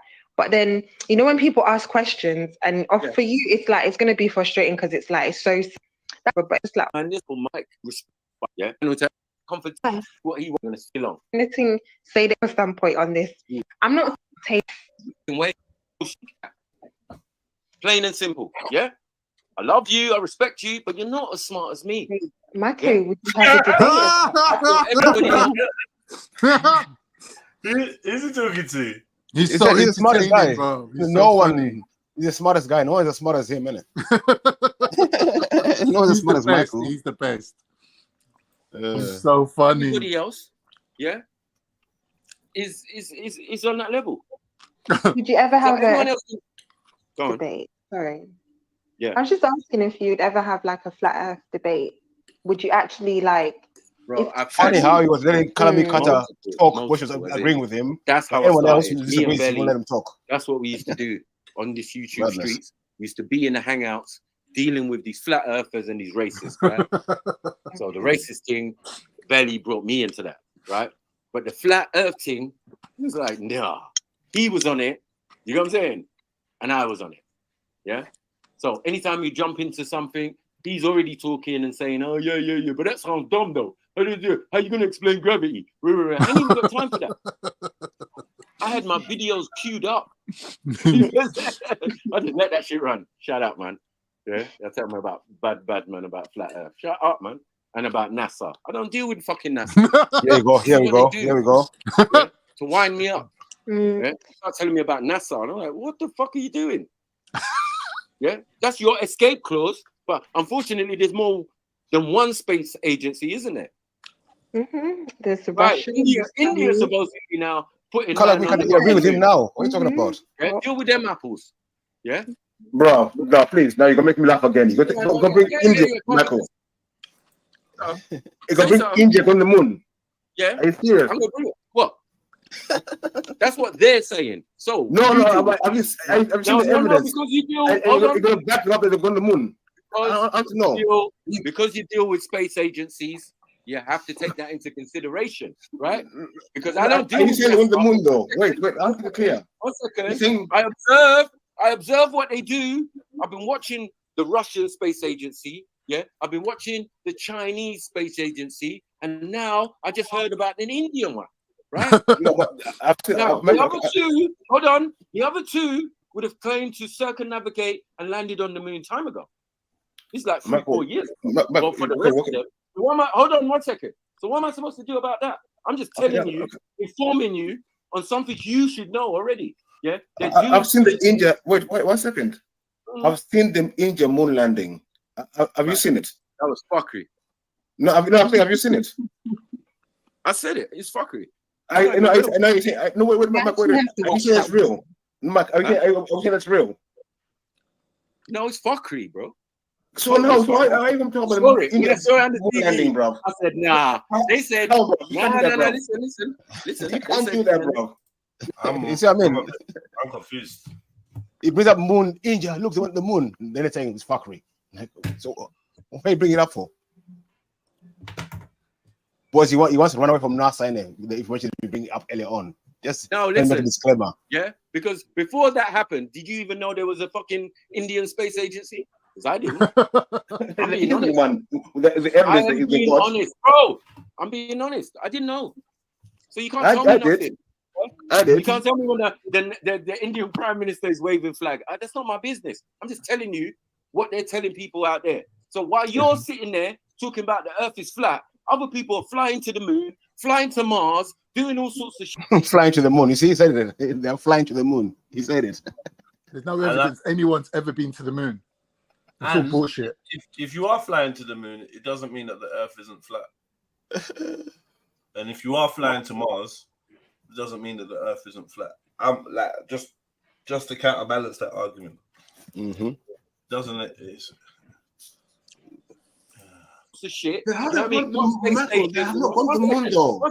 1 second. Oh, come on, stop this, man. I feel like you have a good point. Just let Maki finish. Yeah. When all of these agencies, are doing what they're doing, you're still gonna sit there, and just say NASA. That's my problem, because I can observe all of these other agencies doing what they're doing. Being the most recent one is India now. India, that I'm telling you, I didn't know until I saw the video, that this is what Indians saying they're doing. So not only even if they didn't land on the moon, are they interested in landing on the moon or out there trying to probe or see what's going on around the moon? No. The answer would be no. The answer, if they didn't fly on the moon and they're lying, then you could surmise that they're actually doing other things And, Yeah, like hiding money. Yeah, you could surmise that their intention Destruction. isn't to go to the moon. If they faked the moon landing, then you probably surmise that they're not trying to go to the moon. Yeah. I don't know. Why would you? What? That's like me. I don't know, doing some kind of fraud. That's exactly what it is. It's a That's like me fraud. doing some kind of identity fraud, and then you suppose that, well, I might not be Michelle Bueller, but maybe I'm kind of like Michelle Bueller. Boss, you put the information out there. Thinking about being Michelle Bueller. It's like, bro, you lied, didn't it? I don't know. Because I would think that would definitely be, you would have to do that before you send an object or whatever you're sending to the moon, right? Okay, so BC, I beg, continue. I'm trying, guys. Wait a minute, listen. If someone believes India went to the moon, I can't talk to them. To me, that's retarded. When they showed you and you're going to say they went to the moon and believe they went to the moon, to me, that's dumb. I can't even talk. I'm saying that I can't. It's too much. Definitely was fake. It definitely was fake. But at the end of the day, if that's not what they're saying, that's not what they're saying, innit? But they are saying that. So I can't be retarded if someone's actually saying and doing it and But they're not doing it, bro. They're fake. You just said it was definitely fake. So you can't base your argument based on people doing fake shit. Oh, say, well, they're faking it, so it must be real. Real, like, huh? I don't even know. I don't get that part. I don't get that part. Bro. But yeah, man, I'm a much nicer guy than Snipes, innit? Like when it comes to these type of things. So I'm gonna, you know what I mean? I ease up the big man and let him do his thing. But that's not correct. Like, that's not correct. Just because someone's faking to do something doesn't mean that they're doing it. Showing something, yeah, saying this is what we're doing. I don't agree with it, but I'm just saying it's another agency, yeah. Why aren't you saying the Indian agency? Huh? Why are you only saying NASA? And I'm saying you didn't know about the Indian agency. Exactly. They're not watching the Russian agency or the Chinese agency. Oh, do you know what cracks me up the way he goes? And if you see, and I showed the Chinese moon landing, yeah, and I'm sure we was all on there laughing. Yeah. I showed the Chinese moon landing, so you can laugh at that. So it seems like the Americans and the Indians and the Chinese are faking their moon landings. Yeah, cool. Right? They're all together. The question has to be, if they can go to the moon, because this ain't even about flat Earth now. This is about whether people went to the moon. It doesn't matter if it's a ball or a sphere. If they're faking moon landings, then why are you faking something you can do?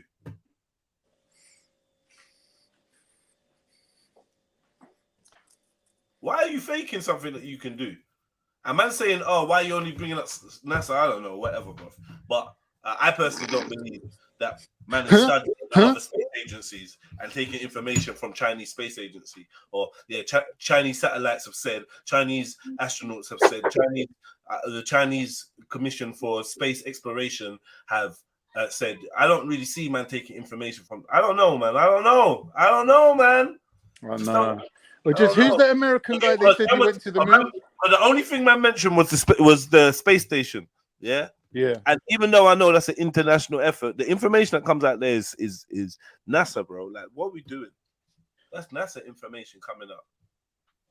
Who's that guy they said he went to the moon? And how can we have an international space agency, yeah, and we're agreeing on what's going on in space, but then these times on the land we want to bomb each other and shit, doing nuclear threats and that. Does it make sense? Come on, man. Yeah, just true, like Antarctica. The world seems to agree when it comes to our boundaries. Antarctica and space. The world seems to agree. The leaders seem to agree. It's just a money laundering operation. Ambition. Oh, India, where did the $1 trillion go? Oh, we spent it going to the moon. I'll be honest with you. When we get to these levels, money laundering. When we get to these levels of power, money is a tool, not the desired object. It's not the target. It's a tool.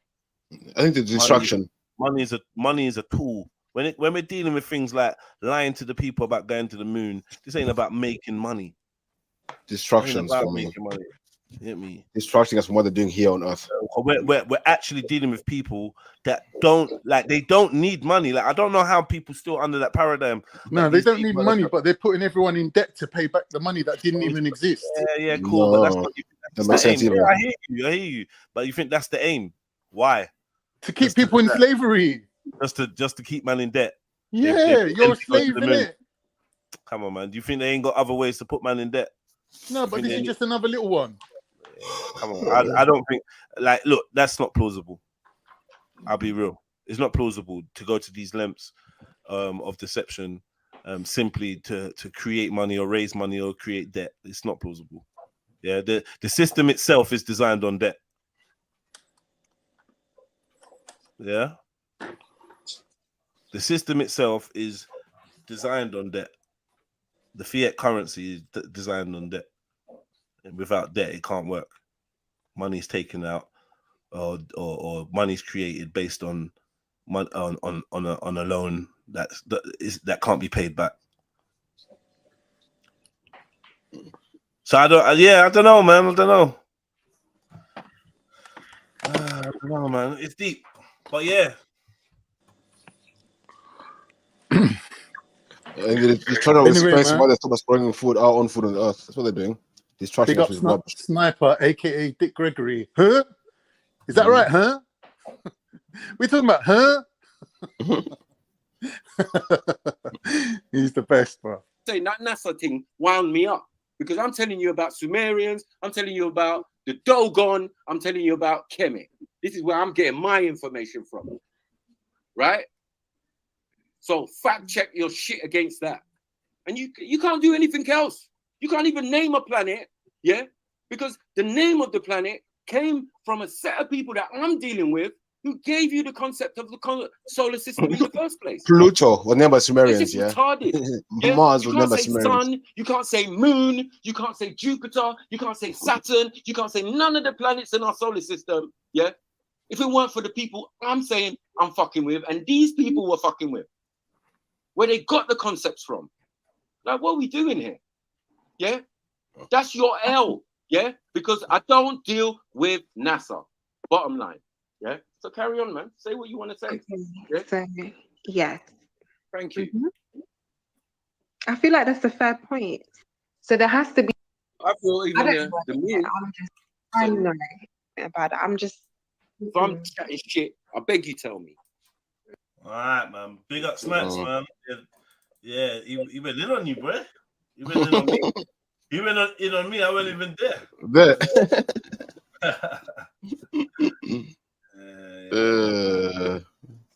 That's funny. So I'm looking forward to this head kicking that you're gonna do, Snaps. Whenever you're ready, brother. You know what I mean? I don't see my head getting kicked in though. Man, I see it. Hey. Alright, so let's deal with this then. Let's deal with this.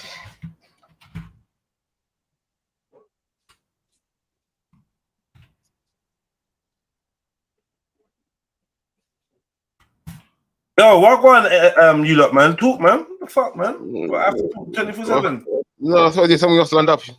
Yeah, and can I line it up? You're just gonna sit in silence. Khan, Mag. Yeah. Yeah, well, come on, man. What's happening? We're there, bro. We're there.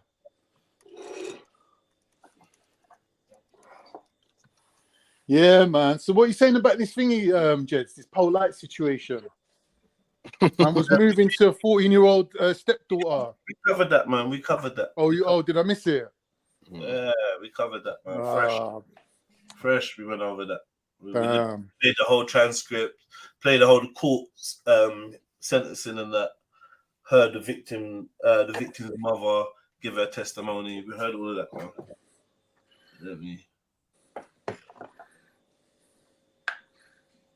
We heard all of that. Beefy, what are you saying, bro? What's going on in Africa?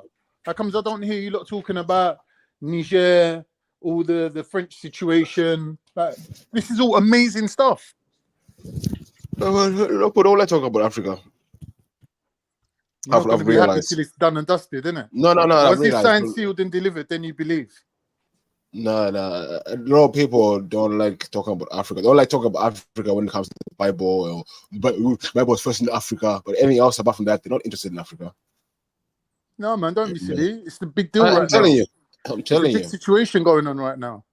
Yeah, for Africa. Yeah, no, I know it is. I didn't even know that like France still owns about 8 countries. How is that possible? It's And they're still paying 2023. taxes. How are they They're still owning paying other taxes. countries? It's crazy. For colonial tax. Most colonial powers still do it. Still have the power over the colonies. Where colonies are No, still but paying that's what taxes. I'm saying. These lot don't have power over their ex-colony. They actually still own the place. Yeah, that's all. crazy. That's all of them. That's with all of them. Except now, some of them are saying, "Now, I've had enough." Mm. Yeah, but if the leaders are in the same organization that the leaders in the West, I don't see how it's going to make a difference. Me personally. So we need new leaders, and the one Nigeria is a young new leader, and he's like, but there's a few old ones who have been doing factories in Africa now. They want to act like they're all changed and that. I don't trust them. Yeah. Yeah. But didn't this all start off with that Melemma guy? Was he the one speaking on these things? He sort of encouraged everyone into some action. Mulemas, it's not only Mulemas. A few people in Africa have been talking about, getting rid of the colonial powers and that. But with the governments we have, it's nearly impossible because they all work for the colonial powers. But now with the new young leaders coming in, it's a bit different because they're not Western educated. Most of them are now educated in Africa, where most of the leaders we have before. Let me ask you a question, Beefy. Yeah? Let's say the colonial powers, like the traditional powers, like the Western, right? They say they got everyone sewn up into deals where they kind of got a monopoly on the resources of Africa. But now the markets have opened up and Africans have got the opportunity to sell their goods globally. Surely it's within their rights to say to the traditional, partners, like, yeah, we need to kind of like rewrite us a new deal. You have to do us a new deal now.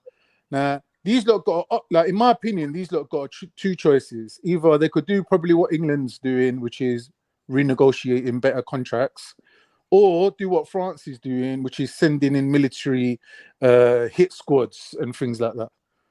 The problem is we ain't going to see it on the world media because there's media blackout on a lot of these things. It's like the news ain't really covering what's really going on. Do you get what I'm saying?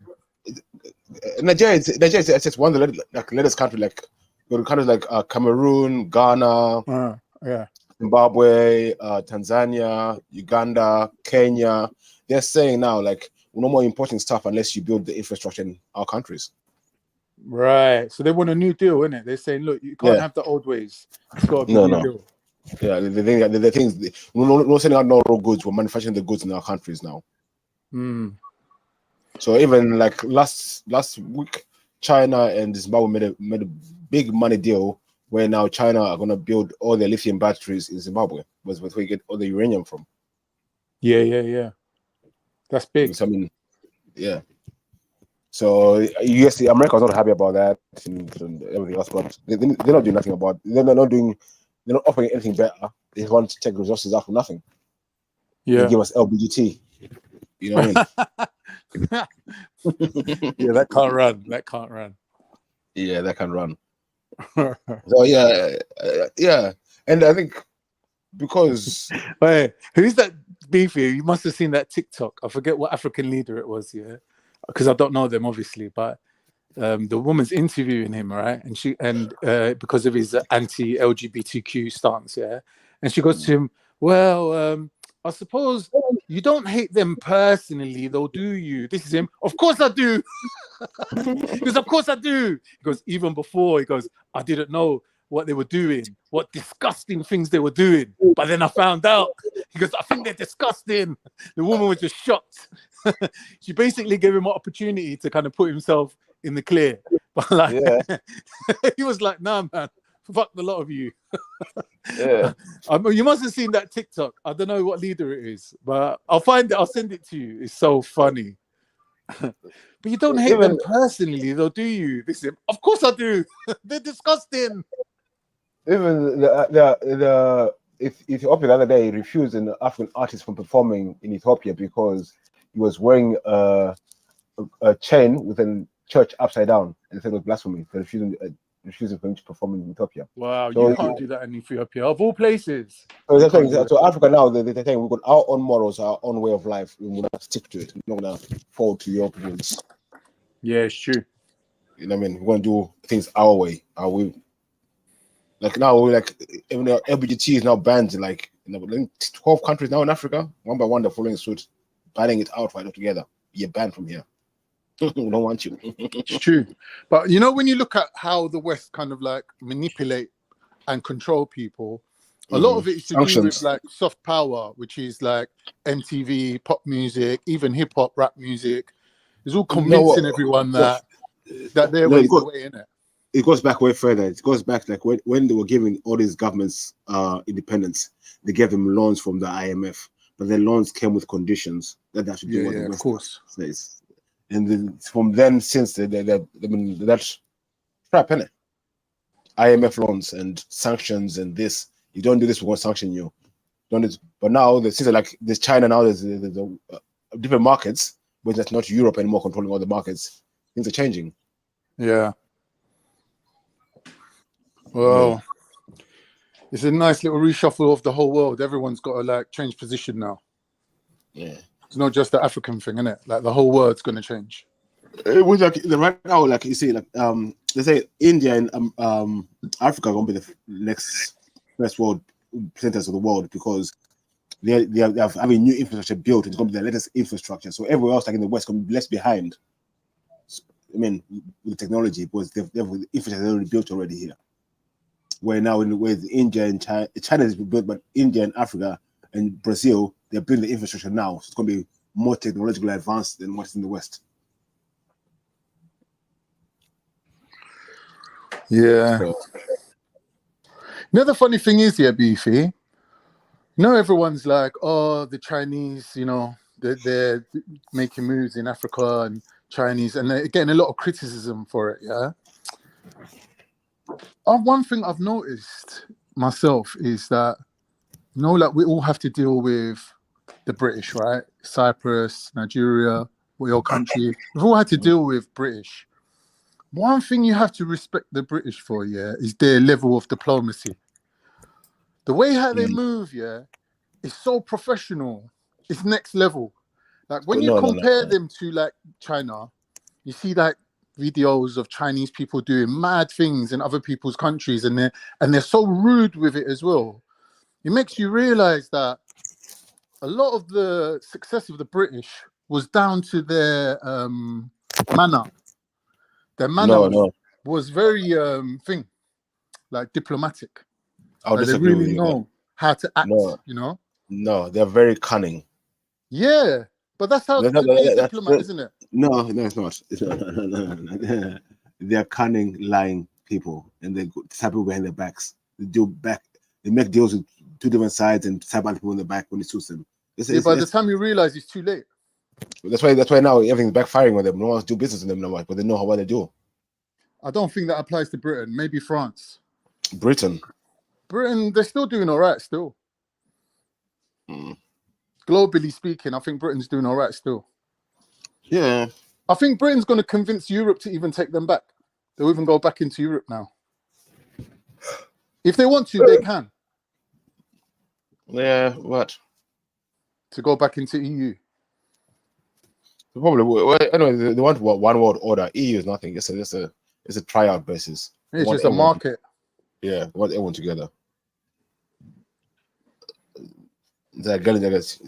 No, we want Brexit now. You're gonna be begging to go back into Europe now. You know what I mean? Galen dialect. You know what I mean? So that's how they do it. Yeah, but they fucked themselves up though, because they're gonna lose Ireland and Scotland if they stay out. So they have to go back in, innit? Remember? Because Scotland wants to go Europe. Remember, the euro right now is like it's failing because there's none of the countries got money to back it up. Yeah, they're all poor. You see me? So the euro right now is struggling. France is popping up. France is popping up the euro. France and Germany. They're the only two, but then the rest of everyone else is broke. Yeah, the mission failed. The mission failed.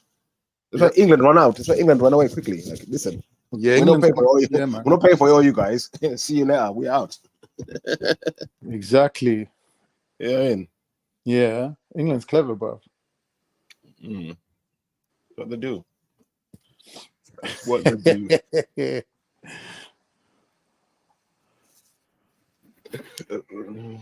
From the Opium Wars to these wars, they've been involved in. They've actually the reason why the world is the way it is today is because of the British. Of course, they brought down the Ottoman Empire. They set up Israel.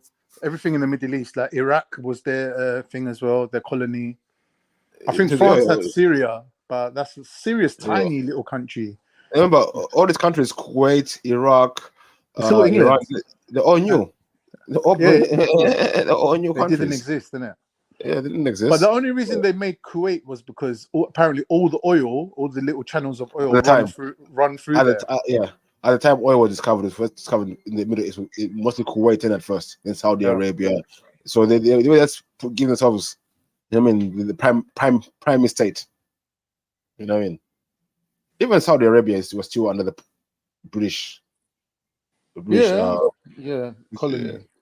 Yeah. So the British put them in power, the Saudi family. You know what I mean? Definitely they did. Yeah. It's a messed up world we live in, man. Sorry, family. It's cool. Yeah. Were you not talking about the British? Yeah. Colonialism. Okay. What about it though? I was saying that they seem to be losing their. I don't say the British are losing their grip, but other colonial powers are losing their grip on their colonies a bit. The power they used to have before with the colonies, it seems to be waning now. Even Australia wants independence. It's madness. Don't want no monarchy no more.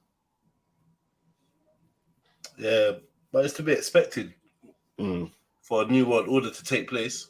Yeah. There needs to be a reshuffling, isn't it? You know what I mean? Yeah. Out of order, bring out of chaos, will bring new order, isn't it?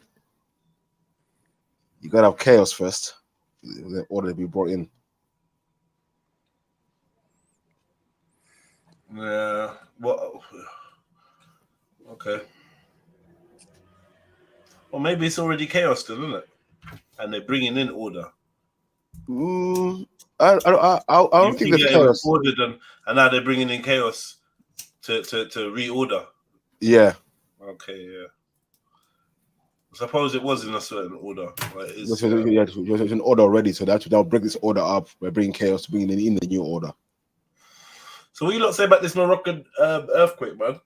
This is what I'm trying to work out, Jeds, bro, because it seems like these countries now, they're sort of incurring a huge loss to their own country, like earthquakes, storms, rain, sort of all these natural disasters that's happening.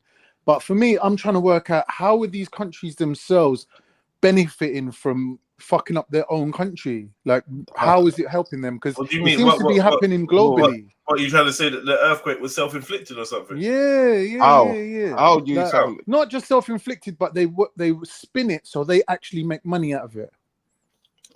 I heard that apparently the place which got the earthquake in Morocco has a lot of natural resources all over, apparently, and some people want to get their hands on them. So by having an earthquake there, what natural resources? Yeah, it's a free invite into them. Let's come and help. What natural resources? Some gas, some natural gas. Let me find out what it is exactly. You know who actually formulated this thought in my head, like clarified it, was that twat Tommy Robinson, because he was talking about BLM riots and how banks were going in and buying the land up that had been deliberately sabotaged. You know, there was all them stories about trucks driving up with white guys in it, dropping off bricks on the corners and things like that. Yeah. They were saying that there was some sort of an organization behind the rioting that kind of like was targeting certain areas to do with house prices and whatever, or like Beefy just said, certain places where there was like mineral deposits or whatever, and the banks wanted to get their hands on the money, and they used that kind of like cover of the whole bullshit story of BLM to kind of like get their way. And now we're looking at what was that thing? Wait, Jez, I don't know. BLM was used to cover up getting their hands on mineral deposits. Yeah. Yeah. What? Where? In America. Where? Mineral deposits? No. I don't know. Tommy Robinson was saying on one of the thingies, the podcast that he was on. No, bro. What? That's what he was saying. No, you're mixing up. Yeah, phosphates. If you're sticking with house prices and shit like that, yeah, cool. But mineral deposits, where did the BLM riots disturb anywhere where there's mineral deposits? What are you talking about? No, that can't be right. It's phosphate which they've got there, that area, the region. In where? The region where the earthquake is. In Morocco, yeah? Yeah, they produce 75% of the world's phosphate. Okay. Okay. But yeah, I don't know. Self-inflicted. I don't know. Basically, what we're saying is we like these. A lot of these things that are being presented as natural disasters might not be as natural as we believe. Exactly. Yeah. What's that Oprah Winfrey situation? Same as in Maui. The Maui fire thing and all that. I don't know. All I know is that there's supposedly 2,000 kids missing or something like that. Oh, yeah, a lot of kids missing. Oprah's house didn't catch fire, but it was right in the middle. Everyone else got fire, and like you're saying now, they're all selling up, and all these companies, these banks are coming buying up the land for cheap. I mean, that was prime estate 2 months ago before the fire. Mad, crazy world we're living in, man. Oprah was buying up their land up there before this fire. Then all of a sudden, none of our land got fire. All our neighbors got burned down. Everyone says the US is collapsing, but is it really? You can never. Is it really going to collapse in the way? I don't know. Nah, no way. Not maybe the country itself might collapse, but not the powers that be. They're moving on. That's right. Yeah, but the powers that be are not the US. We got to make a differentiation. They're nationless, bro. Like it's called the floating economy. It's a floating thing, isn't it? It's like the British, isn't it? Same way. They designed that whole model, the floating economy. No, that's not what I'm saying. I'm saying when it comes to power, there is no British, there is no American, there is no Chinese. No, I'm saying the British designed the model. Yeah, well, I'm saying that there's no difference between the British and the American government. No, there isn't. Or rulership, should I say. Yeah, no, I get what you mean. Yeah. So, yeah. I think even, like, I would say there's no difference with all the rulership. They all want the same thing, but just go around using different methods, but they all want the same thing, control. Yeah, I don't know about that. I just, whatever. How come the same thing use different, it's like they're not, one thing is using different techniques, cool, but it still doesn't stop it being the same thing. Yeah, no, I'm saying it's the same thing. Yeah, but to keep us like to keep us like divided and everything, they use different methods. So, or like, no, these people are bad. These people are bad. We can make a differentiation out of them, but no difference. You know what I mean? I'd rather put it like this: everyone plays their role. Everyone plays their role. There's lots of roles. You know what I mean? And you see how films and plays and whatnot, stories are structured. You need a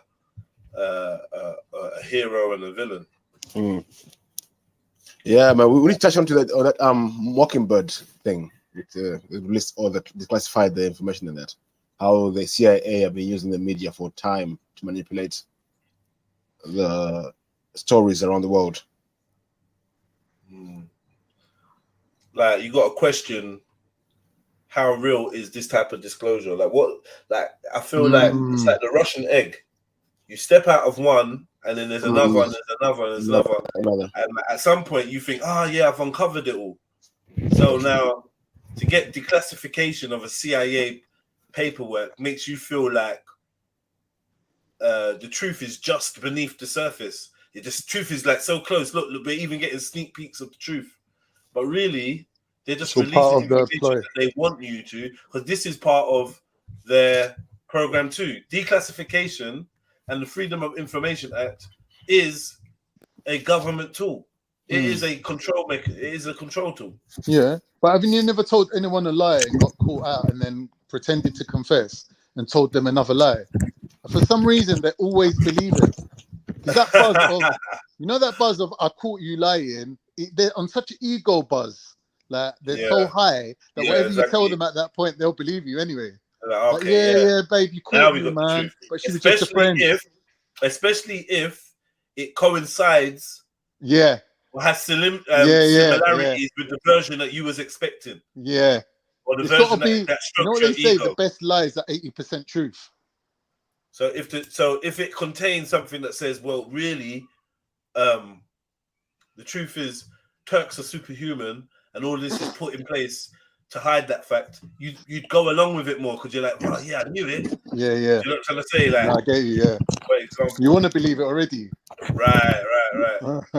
So it's got that kind of psychology to it as well. But the fact is, there's still truth, like you said. There's still truth in this, and that's the hook.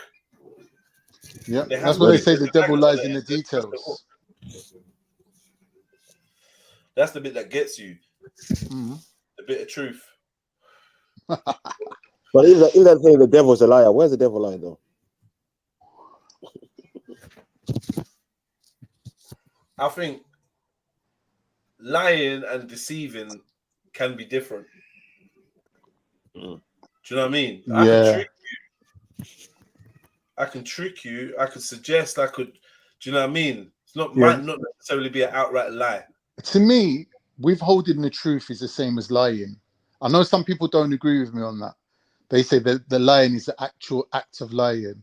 But I think, like, yeah, me and you had this debate before still. Yeah, we had a lot of debates, Judge, me and you. But I'm saying that for me, like, for example, if you're saying, how is the devil a liar? The fact that he doesn't tell you that getting everything you want is actually going to be your undoing. The fact that he don't tell you that when you're asking for a lot of stuff, like, that's the lie, isn't it? That's where he's lying to you.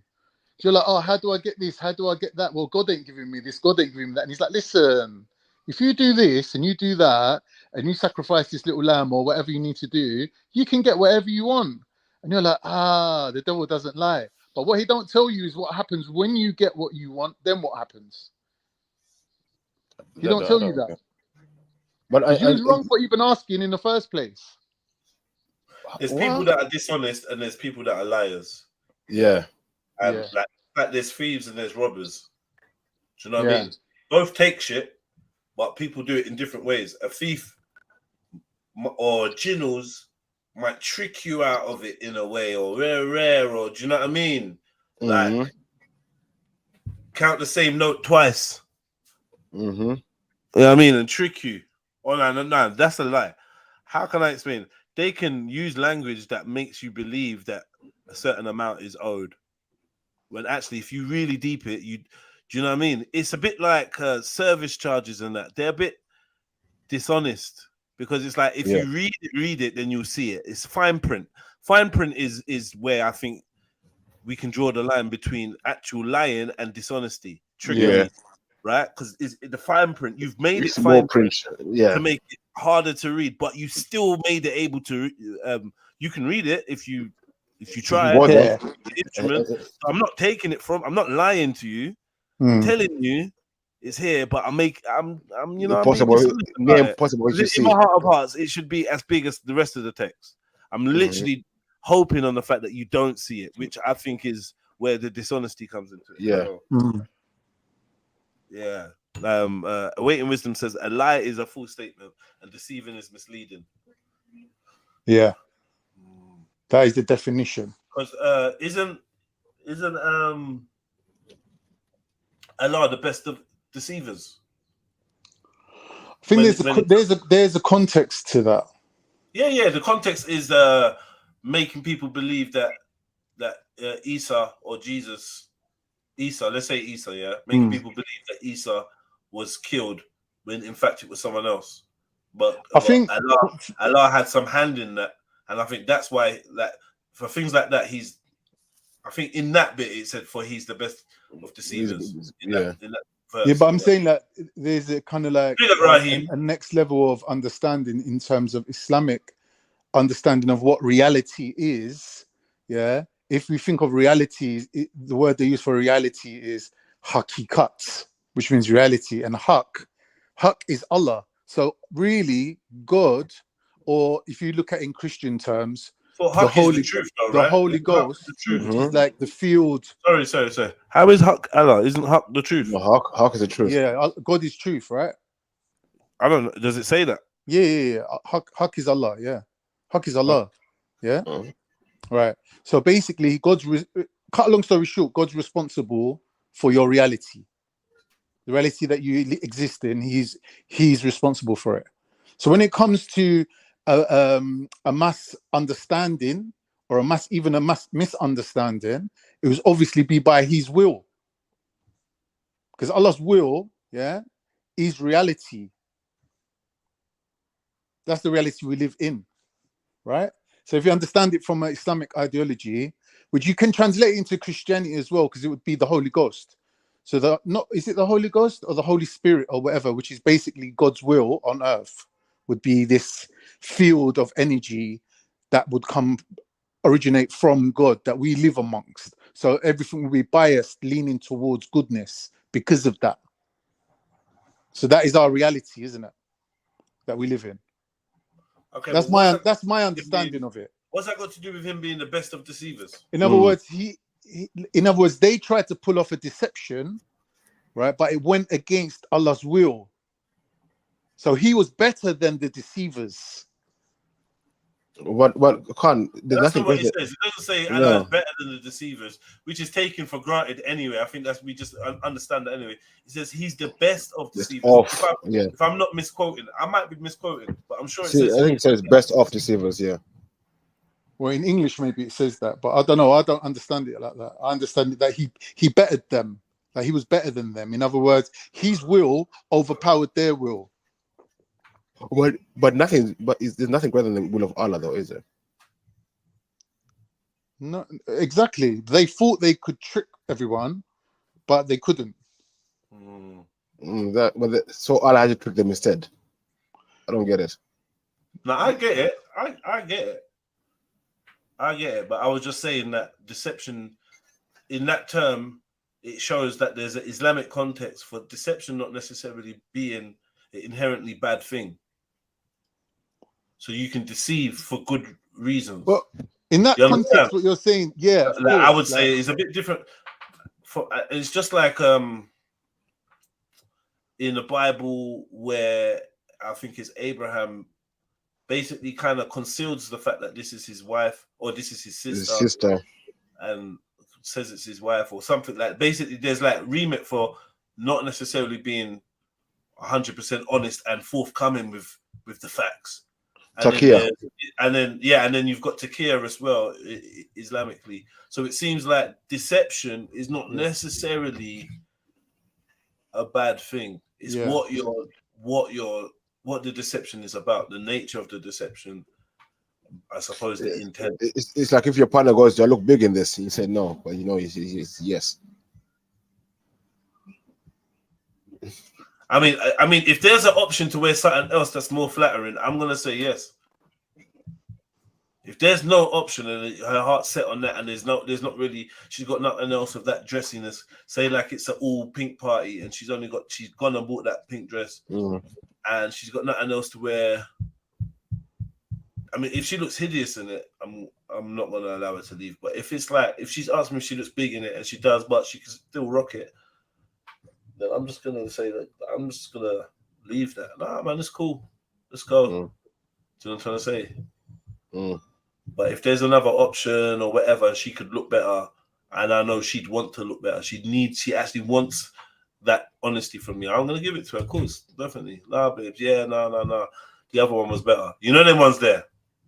It's true. Yeah, it's gonna be real. Well, I was gonna ask you, man, something. You know. Yeah. You know, in the Bible, like Moses deals with Pharaoh, and God speaks to Pharaoh, innit? God tells him certain things. Like, does that mean that Pharaoh, like before he done the fuckeries, God doesn't speak to Pharaoh, doesn't he? Yeah, he appeared to him in a dream. He appeared to Pharaoh in a dream. Yeah. Yeah. And then He appeared Pharaoh. to Pharaoh in a dream.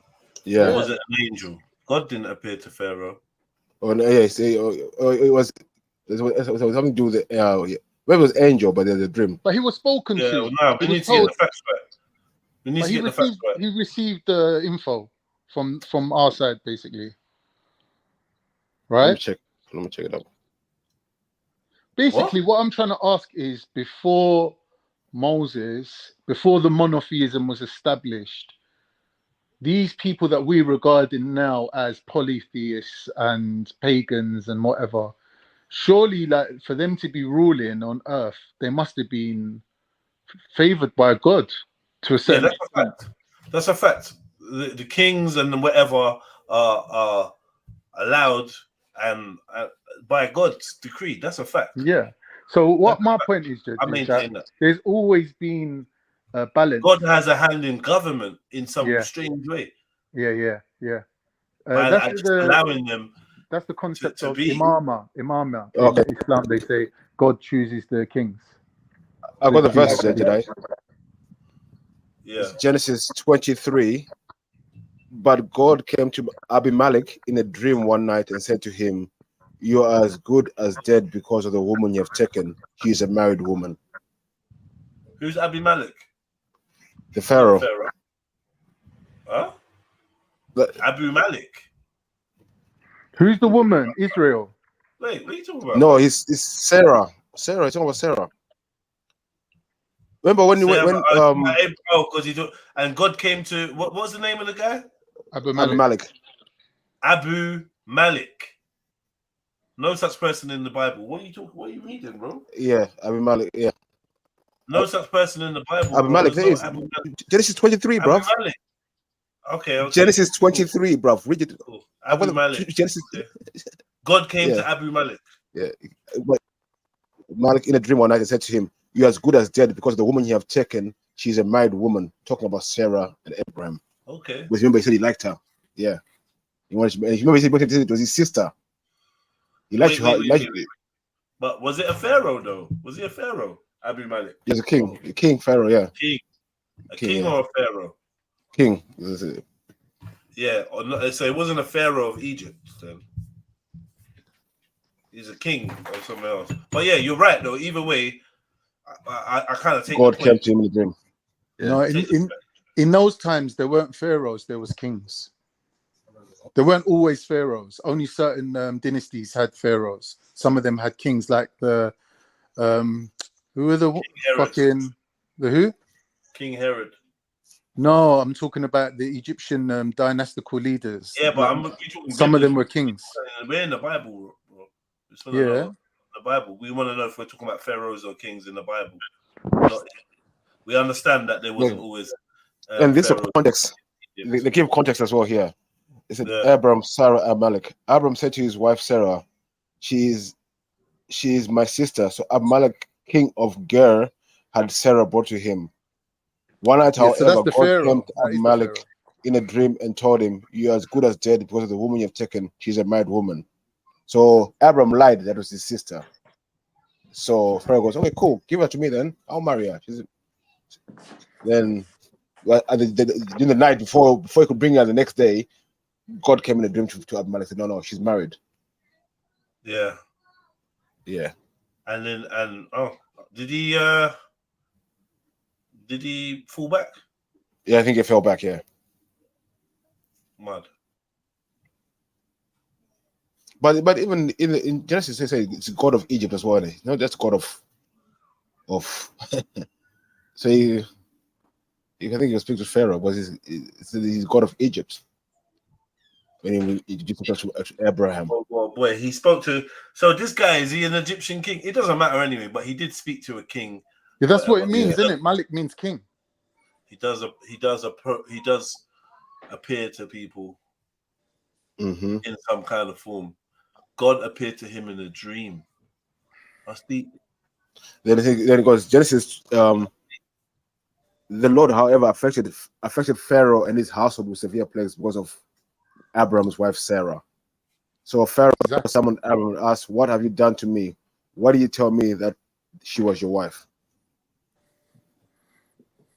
So man, so he didn't, you know, Yeah, why didn't you tell me? Mhm. So was Yeah.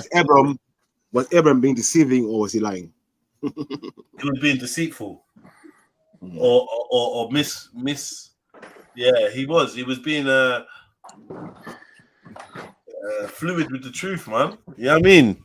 I don't know what to call it. But no, but for he did tell the truth. Sister and wife are two different things, though. I mean, sister and wife are two different things, my G. Yeah, but they were both true though. Yeah. Right? No, she wasn't his sister, was he? Yeah. Nah. Yeah, it's his sister too. What in the incest is going on here, bro? Yeah, it's his sister, right? No, they all married their sisters anyway. It's his sister and his wife. They all married their sisters. So he's just like, yo, yeah, that's my sister. But obviously, I think his belief was, if he says it's the wife, then they're gonna kill him or kill her. Take her anyway. And take her anyway. I think they tried to pretend she was a virgin. That's why he said it was his sister. Because if he said this is his wife, she's already been drilled out, isn't it? So then they could take her and use her. No. They couldn't. Take her anyway, Why would you bro. pretend? I just explained why. Okay.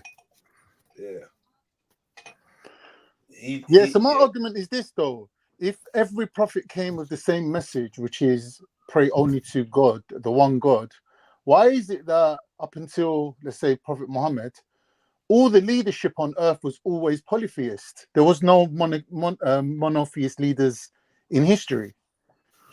So if we say that, okay, what we now describe as polytheists were really still praying to the same God, like if we're saying God, the God of Pharaoh was still our God, the same God, right? They just basically worshipped angels and saints or whatever, or they had a different idea of what was God and what was not God, right? That means that the way how creation is set up, the way how the world is set up, is based on a hierarchical structure of angelic or deified life forms. But for some reason, human beings can't be trusted with this knowledge, and somehow it leads them astray, or it fucks up their shit. So then the best education or the best religion for them is just stick to praying to the one God, because that's all you're capable of doing.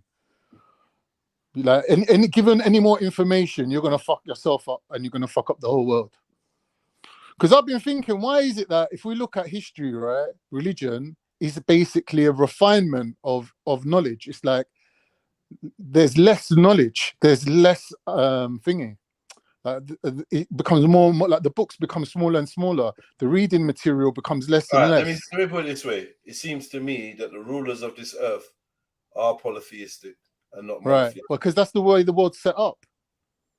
No, you hearing what I'm saying to you? Yeah, I heard you. Yeah, so you're saying that it seems that the rulers of this world are monotheistic. No, I'm saying if the prophets came with a message that spoke against the leadership or the dynastical powers. You said up until that time, there were no monotheistic, but now you're saying that they are now, right? No, there was for a period, but now maybe there isn't anymore. But there was for a while. What was the period? The time of Islam, until the end of the Ottoman Empire. Yeah. So it's been 100 years now, isn't That's it? assuming that the leadership weren't all involved in other occult orders, which I think we know they were. So they were. I'll agree with that. Well, then it'd be the same as now, where some countries would believe that they are Christian or Muslim, but in fact the leadership are involved. It's always been the same. Right, yeah. But for me though, like, so I feel like the elites have never stopped believing in multiple entities. Do you know what I mean? And never stopped working and being in. But they just don't want us to have that knowledge. Entities. Whether that belief or that knowledge of multiple entities is tantamount to worship is remain. I don't know, because from my understanding, certain people in these organizations view it more as a business than a religion, and they see it as work and a relationship with different bosses. Mm-hmm. So they don't see themselves as even worshipping. When they, even if they're doing certain rituals, they're not going to see it as worship. We use the word worship to mean praise and and maybe they see it differently. Or doing his bidding. We're working for it, carrying out orders. Yeah, same. Yeah. But when you say the monotheistic, yeah, they're not monotheistic. I think they are, but just which God are they praying to? No, I believe there's only one God. It's the same God, right? I don't know. But with so. us, it's like the language we use is what will trap us in the box. If we say we're talking about God and I only believe in one God, and there's only, and it's like we're using a word. So are you talking about the creator of everything? Yeah. Okay, so let's say that the people in the know believe that there is only one creator of everything.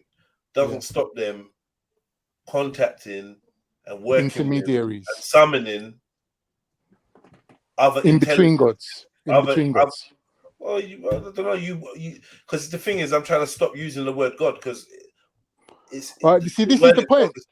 You just said it on. You just knocked it on the head. Where do we draw the line from what is inside of God and what is outside of God?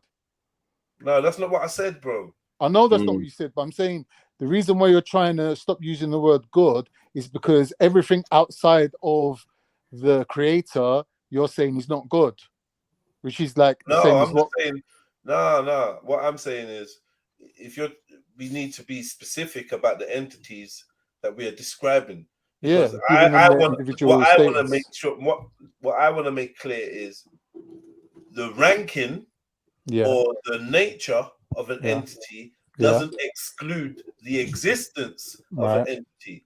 So if we put, if we're talking about God and we're saying God, so I'm saying, okay, let's say the creator of everything. Yeah. First and foremost. Mm-hmm. Then there are other entities. Right.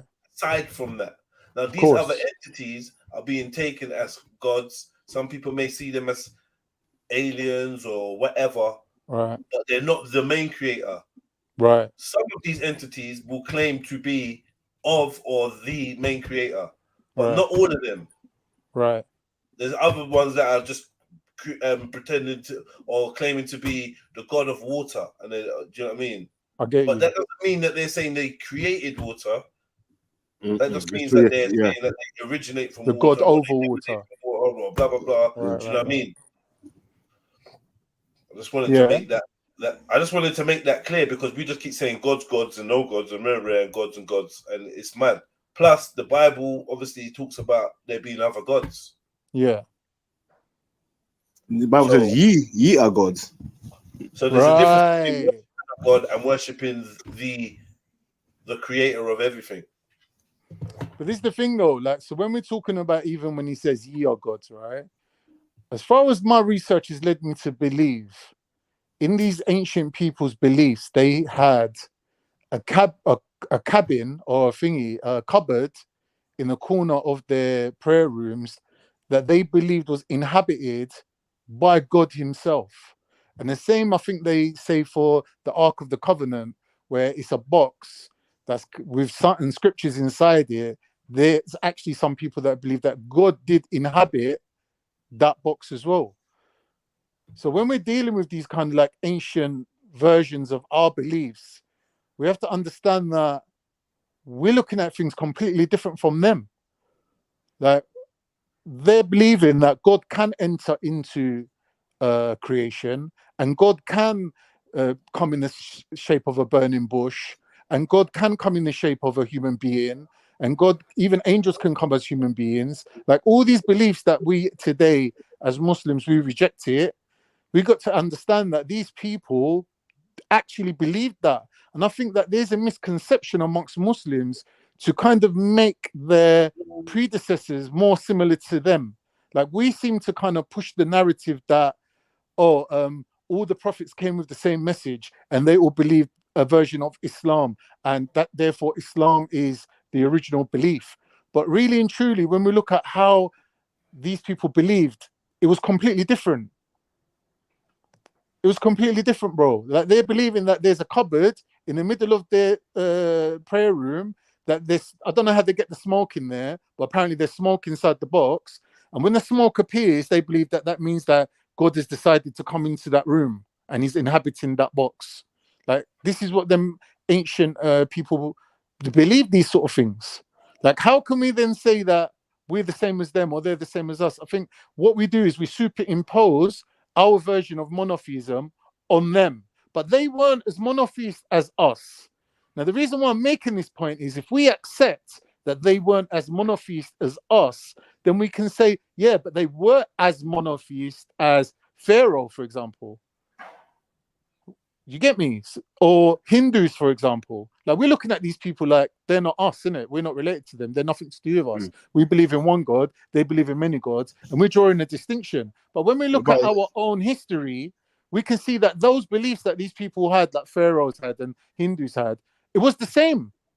Like but Hindus believe in many gods, but only one creator. Right. Same as what the Kemetans believed in. They knew that there was one creator. Right? Right. So looking back in retrospect, we try to make these people into being pagans or into being polytheists, but really they just had a different version of monotheism where not only did they recognize the one God, but they also recognized the intermediaries or the different steps that were in between us and him.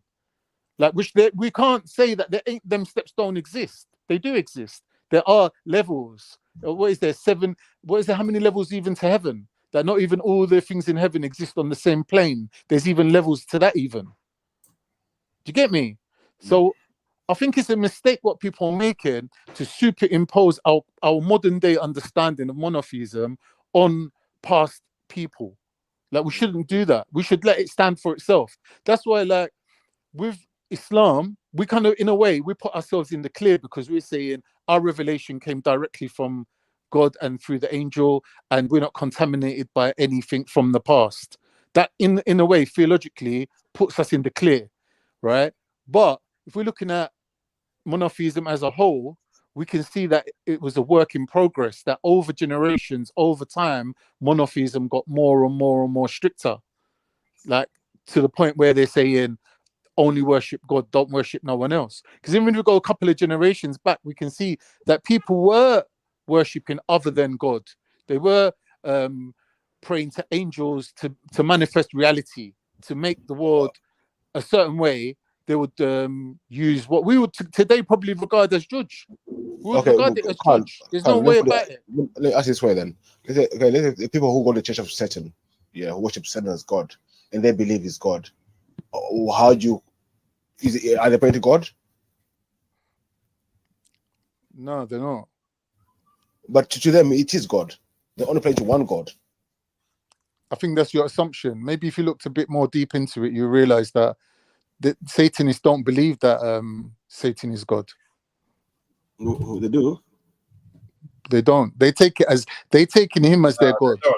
They don't believe Satan is God. They don't believe Satan is God. Luciferians do. And like we're using this word again.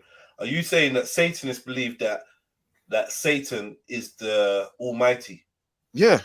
No, they don't. They don't believe he's the creator of all. They believe he's the liberator, the light bearer, and the one the brave one that dared to go against the creator to help liberate mankind, the one who has pride and the one who dares to think for himself, the one who dares to oppose, and he's the rebel, he's the free thinker.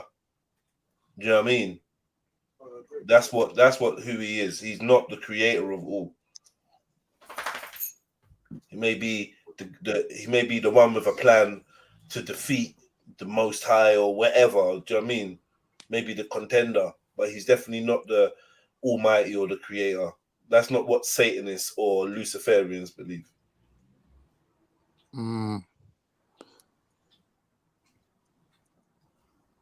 my opinion, you know what I mean. See, why I'm saying all this, Jets, is because I'm seeing that from our point of view, there seems to be a situation now where we're gonna kind of like go from strict monotheism back to panentheism, or like seeing that there are many gods, and people are gonna have all religions is gonna be like equal. Like whether you're Muslim, Christian, Jew, Hindu, like all they're gonna be seen as separate but equal, and then they're gonna bring Satanism into line with that as well. So they're gonna say Satanism is a separate religion, and atheism is also a separate religion, and science is a separate religion. They're going to have all these things, but basically the ultimate point is they're going to take away the hierarchy, where we're saying the creator comes first and then everything else comes after, right? They're going to take that away. And I think moving forward, we're going to see a lot of these ancient gods are going to be brought back, and it's going to be like another version of what's it called? Polytheism is going to come back again now. I personally think that. I think that's what they're kind of like pushing. I think they're pushing polytheism. I think there's there's that possibility, or there's the possibility that it will stay monotheistic. However, the God that you'll be worshipping will be a false god, but it will be one God. So I think, if anything, they may find a way to merge the gods, the existing gods. But the manifest God, is he there already though? The manifest God, is he out there already?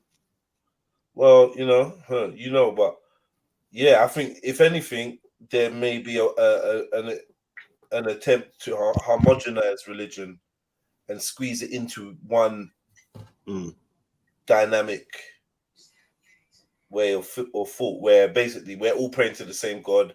It's just different paths, and then they might try to flesh out that God by giving us more information. What they're going to do is give us more information or something more tangible, where it's like, okay, maybe this is what Islam meant. Okay, this is probably what Christ meant when he said, "All right, okay, you understand? Okay, Buddha wasn't wrong when he was saying and so they'll just try and tie it all up, or they'll find new scrolls out there somewhere." Yeah, because the Dead Sea Scrolls are only from 1960. Yeah. So there might be a revelation. Oh my God, revelation, Brandon Stone, carbon dated to which proves that who knows? I don't know. Or there's going to be some being or an alien. I do hope something happens though. I'm here for it, man. I do hope there's some shit. Fucking exciting in my lifetime. I mean, some shit that we can break down. Something has to happen. I'm in the time of CERN. I'm in the time of India going to the moon. I'm in the time There's a lot of things eating chapati in orbit. There's a lot of shit going on. You know what I mean? So I'm here for it. Cloning, AI, all these things, nuclear weapons, all these things. I mean, I can't prove any of them, but I'm in the time of them. I mean, supposedly. Even this AI, how long has it been around though? AI. I think it's been around for a long time. AI, there's computer learning and mechanisms that display computer learning, and then there's artificial intelligence. Yeah, and I'm not sure whether, because remember, artificial intelligence is a computer. Denotes consciousness. Yeah, and we got to really decide: can we create consciousness? This is the whole problem with the clone thing. For me, I'm like, okay, I believe we can clone a human body. Yeah, grow that and rare, but in making and cloning that human body, does that clone have a conscience? Does that clone that clone conscious? Is that clone sentient? And more importantly, does it have a soul? What have you created there? Have you created an actual being or a lifelike being? What power? What would power a clone? Can I just ask a little question? Do you, because what you're saying seems to imply that all human beings have souls. And I think there's an argument to say that not everyone does have a soul. What's They the are breath of life? sentient, they are intelligent, but then not all of them have souls. But what's the breath of life to talk about in all these religious books? Yeah. Like obviously, some of us do have souls, and I think they say that more than one soul can inhabit every the living body. thing. I think every being was designed and created with a soul, but it is not necessarily to still be attached to your soul while experiencing life. What happens when your physical dies? That's who knows. But the reason why I say that is I believe people's souls can be detached from their beings. You can lose your soul or have your soul killed or destroyed or given, or you can give it away and you not be in ownership of it. I believe that's sell your soul to the devil, as I say. That's similar. Sell your soul to the devil. What does that mean? I think that's just a contract on what happens after this experience. I think that's what you're really doing. What you're doing is you're signing up for something blind, and when you die, that's when you'll know what you've done. But how can Satan or the devil have any say over what happens to you in the next life? Maybe like the religious books say, maybe like the religious books say there's some kind of deal going on it. Well, that would mean that God would be his underwriter. God would underwrite his deals. I don't know. I'm not accusing anyone of anything, but it seems from certain books that not only is it within God's power to end and stop any plans of an opposer, it seems like also some form of agreement in some scriptures where God said, all right, yeah, you can have this amount of time, all right, cool. Or the devil said, well, hey, look, I bet you that I can do this. Like, give me this amount of time and I'll show you. And it seems like it's been agreed.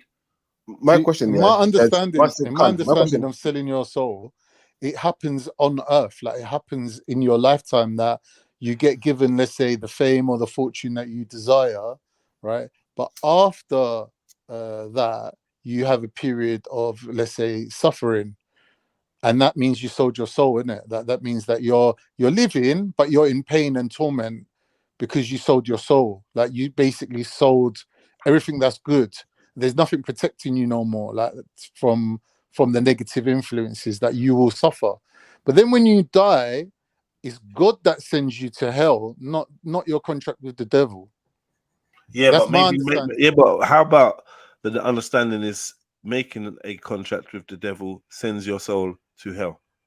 Yeah, but God's the one who makes it happen. Yeah, but like, either way, all right, listen, I'll give you what you want here. You sign this contract. Remember, he wants to send as many souls apparently to hell or be opposed to God as possible. So then that's what he wants. So it's not a problem. He's using the mechanism of, if you fuck with me, your soul's damned. So he's gonna say, "Fuck with me, I get what you and I mean. give you what you want." Yeah, That's signing. Yeah, I think to me it sounds like we're talking about two different people. I think that the devil and the devil made a deal with God to punish people. So I don't know how he's gonna be punished with hell when God commanded him to do these things to us. You know what? Yeah, let me figure something out. Maybe I missed this point. So when in Islam, when the Dajjal comes, Jesus comes and defeats the Dajjal, but who defeats Iblis? I don't think Iblis and Dajjal's the same character, though. It's not the same person. That's what I said. So I think the devil and Satan are two different people. The devil. Wait. No. But we're talking about Iblis and the Dajjal. Yeah. Right. So the Dajjal gets defeated. I think I've heard this before. Who defeats Iblis? Someone else. Is it the Mahdi? Does the Mahdi defeat Iblis? No. Mahdi, he's just a human. Mahdi's a human being that basically he assembles the armies of God basically on earth, and they basically back Jesus. But they don't come under Jesus' jurisdiction, but they're backing basically. Like, they swing the power. Nah, who's the Mahdi? The Mahdi, yeah. Mahdi, yeah. Who kills Iblis is what I'm trying to figure out. I don't think they can kill Iblis. Why? Because he's a supernatural being and they're humans. Jesus is a human, Jesus thing is is the that human. He Iblis, defeats the Dajjal. He defeats. Okay, so he don't defeat no one. Who The defeats? Dajjal is human as well, innit? Yeah, he is. Yeah, he is. Yeah. So who defeats Iblis? I don't think anyone does. I think he's there till Judgment Day. Because if his job is to corrupt people away from righteousness, obviously his job will carry on until Judgment Day, right? Okay. There ain't So a period. Allah himself throws that. What? Allah himself deals with Iblis. Yeah. I have no idea. Nah, I don't know. That's interesting, man. Yes, that's interesting. Someone says Iblis is thrown in jail and thrown in hell. Oh, he's locked up. In other words, he can't do no more evil. But why was he created though?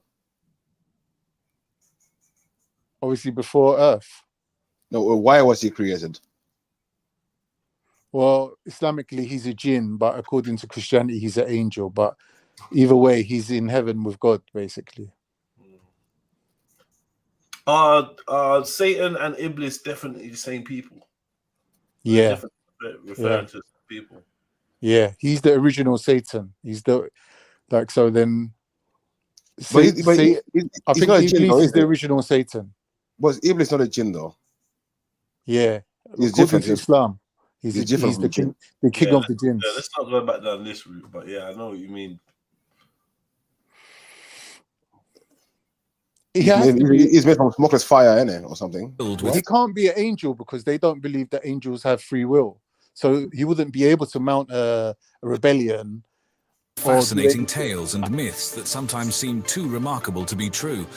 But what if there was a grain of truth in them? What if we were actually put on Earth by a race of ancient extraterrestrial beings known as the Anunnaki? What if these... Let's get into this.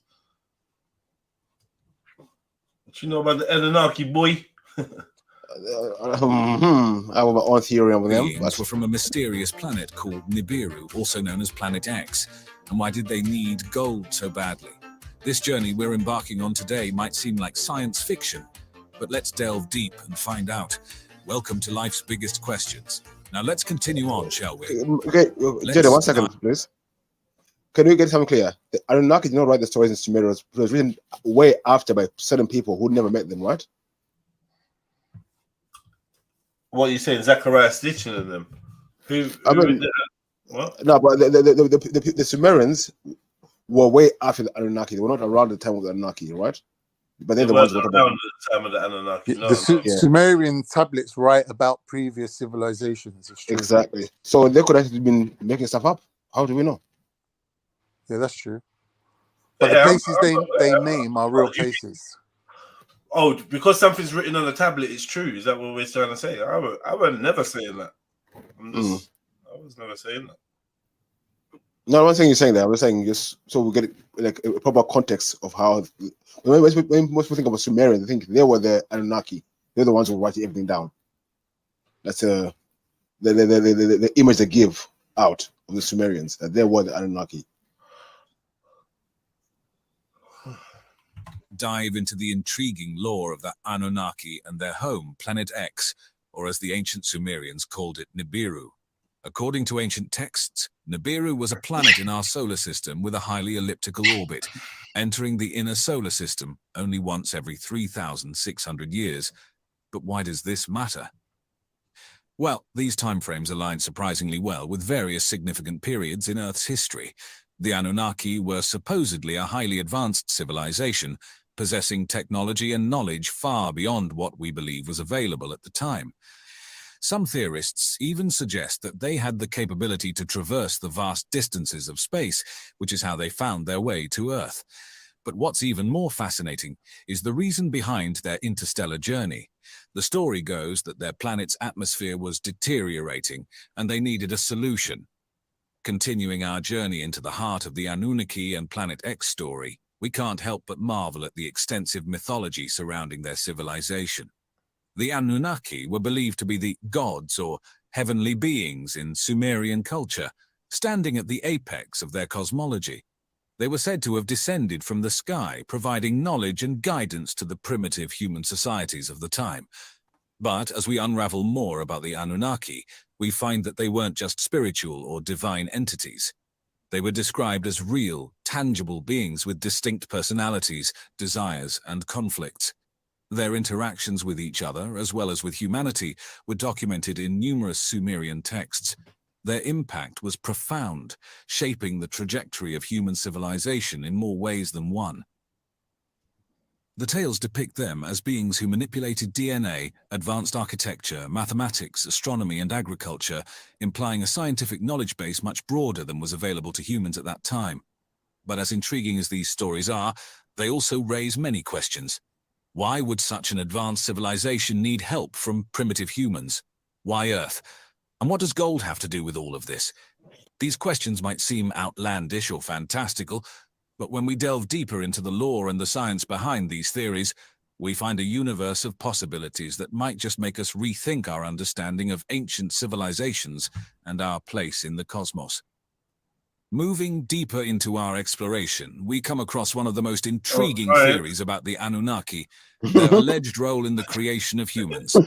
Now, according to various interpretations of ancient Sumerian texts, the Anunnaki did not just stumble upon humans on Earth. They played an active part in our creation. But why? As the story goes, the Anunnaki, living on a distant planet, Nibiru, with a long elliptical orbit around the sun, were facing a crisis. Their planet's atmosphere was deteriorating and they needed a solution to save it.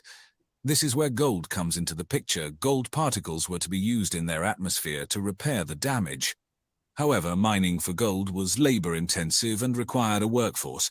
Unable to meet this demand with their population, the Anunnaki turned to Earth, rich in the gold they... So you can traverse the fucking galaxy, but can't come up with something to mine some fucking gold. Exactly. I was thinking myself. So desperately needed. But there was a problem. The work was hard, and there was no workforce readily available. So they decided to create one. Using their advanced knowledge in genetics, they allegedly manipulated the DNA of the existing hominids on Earth, gradually leading to the emergence of Homo sapiens, us. We were, as per this theory, originally designed as a race of workers created to mine gold for the Anunnaki. As outlandish as this theory may sound, proponents argue that it provides an alternative explanation for the sudden evolutionary leap that resulted in the appearance of modern humans, but it also opens up a whole new world of ethical and philosophical questions. What is the true nature of our existence? Are we more than just workers for extraterrestrial beings? If the Anunnaki created us, who created them? Taking a closer look at the narrative, we stumble upon a rather interesting aspect, the fixation on gold. Now, gold is a fascinating element. It doesn't corrode, it's malleable, and it conducts electricity. But why would a distant planet, Nibiru, need gold? According to the Anunnaki theory, Nibiru's atmosphere was in crisis. The planet's life-sustaining qualities were being compromised. So, obviously, I'm hearing this whole story, but is it written like this? I mean, to be honest, I've actually read this many years ago. I've actually read the whole, I think it was a Zachariah Stitchin book. I'm trying to remember what the name of it is. I might even still have it. But I definitely read about Enlil and Enki and them coming to the Earth and all of that. Mm. So I think it was supposed to be like a translation of... Yeah. Someone translated it. From tablets. Yeah. They deciphered some tablets, and that's the story they got. But yeah, there's heavy detail in this, like, you know, in the narration. And I don't know if people are putting their own artistic edge to what was said. Like, was it said, oh, our atmosphere on this planet was fading? With the elliptical face. With the elliptical face. Keep on saying that. The elliptical face.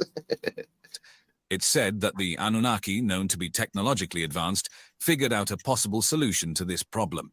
Their plan was to suspend particles of gold into Nibiru's atmosphere, hoping that these particles would form a protective layer, reflecting sunlight and thus restoring the balance of their atmosphere. This puts gold in a unique position. For us on Earth, it has been used as a symbol of wealth and power. But for the Anunnaki, it was apparently the key to environmental stability, the solution to a planetary crisis. It was not about luxury or status, but survival. Proponents of the theory point out that gold's unique properties make it plausible as a potential atmospheric shield. Its resistance to corrosion and ability to reflect sunlight could theoretically help restore an atmosphere, although such a process would require technology far beyond what we currently possess. It's also interesting to note, if there's a prophecy and I work hard to fulfill the prophecy so that to make it happen, am I a good guy or a bad guy? If the end result of the prophecy is the good win, Destruction, and I'm trying to make that happen quicker, am I a good guy or a bad guy? If I want the good to win quicker. Let's get to the part where God comes back and sorts everything out. Let's just rush that. I think that people are trying, because there was a sect of people that actually that was their ethos. Yeah, to bring the rapture. Yeah, so the ones. Yeah, what do they call them? Doomsday something. The ones who wrote apparently the guys who wrote the Dead Sea Scrolls were the ones who were into this doomsday stuff and wanted to. Doomsday prophets. Yeah. That's not the name of what I'm talking about. What did it? Yeah, I don't know. Doomsday prophets. Did they commit sin to bring the rapture forward? Nah. No. So that's exactly what I was talking about, and you lot just start talking about something else. I think the governments today are trying to bring around prophecy. Are they committing? Are they doing bad? Don't try to remix my question, BV. No, I'm not trying to remix. I'm just saying. I feel that the committing today, sin brings the doomsday quicker. Then are you doing a good thing? Yeah. No, obviously not. Why? Because you're putting your own soul at risk of punishment. You can't do God's work, can you? Maybe, yeah, but I don't know. If you fulfill a prophecy, then who's to say God? It's not against God's will, is it? So God used you. God's using Satan. God's using Lucifer. God's using Iblis. God's protecting the Dajjal from harm until Isa comes. God's granting the Dajjal special powers and shit. You get me? Yeah. God of the Bible's giving Lucifer 1,000 years to reign and all them things there. It's not even, you get me? Does it actually say reign? Does it say reign? Yeah, reign or rule or whatever, you get me? Wow. Yeah. Yeah, it hardly seems fair, man. The odds are stacked against us.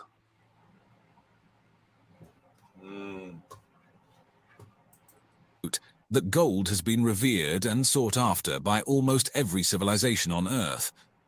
Some theorists argue that this universal fascination with gold might have been implanted in us by our alleged creators, the Anunnaki.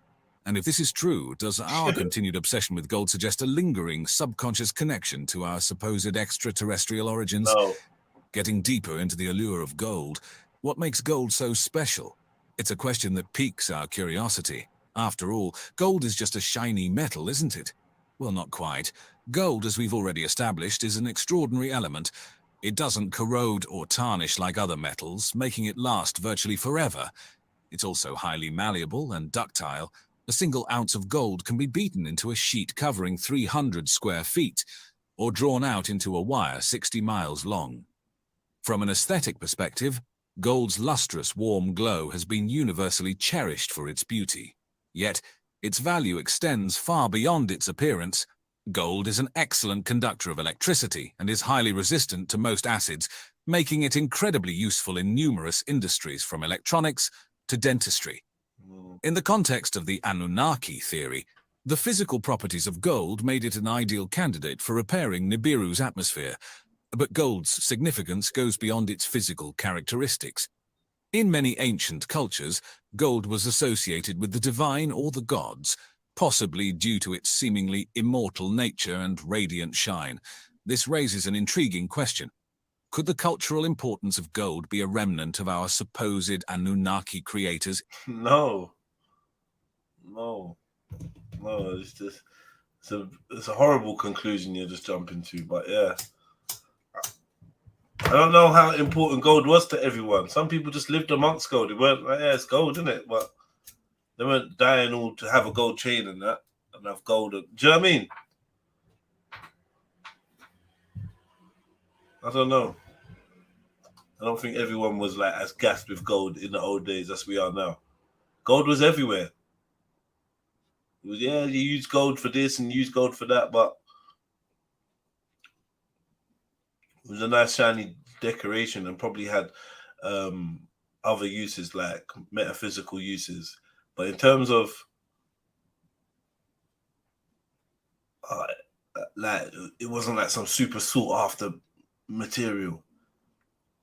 They weren't digging up the ground trying to get all the gold they fucking could. Massive gold mines all over the place. It weren't that gold fever. It weren't them times. Man was still trading with fucking sheep and that. Yeah. Even now, when we look at the world today, the importance of gold remains. It backs our currencies, it's an essential component of our electronics, and it's a symbol of liars. It don't back our currency, man. Fucking liars. Love and commitment in our jewelry. Is all of this a mere coincidence, or could it be a sign of a more profound cosmic connection? It's something to ponder about. In the realm of physics and chemistry, gold is an elemental superstar. It's one of the least reactive elements on the I periodic think it's called Photoshop Effect 8. It's called India went to the moon 2023. table, meaning it doesn't easily combine with other elements to form compounds. This makes it resistant to tarnishing and rusting. A gold artifact buried for thousands of years will shine as if it was made yesterday. Gold's inertness is one reason it's biocompatible. It doesn't react with human tissue, making it suitable for medical uses, like fillings and implants. Gold nanoparticles are even being explored for use in cancer treatments. Its ability to reflect heat and radiation also has practical applications. We use gold foil to protect astronauts and their spacecraft from the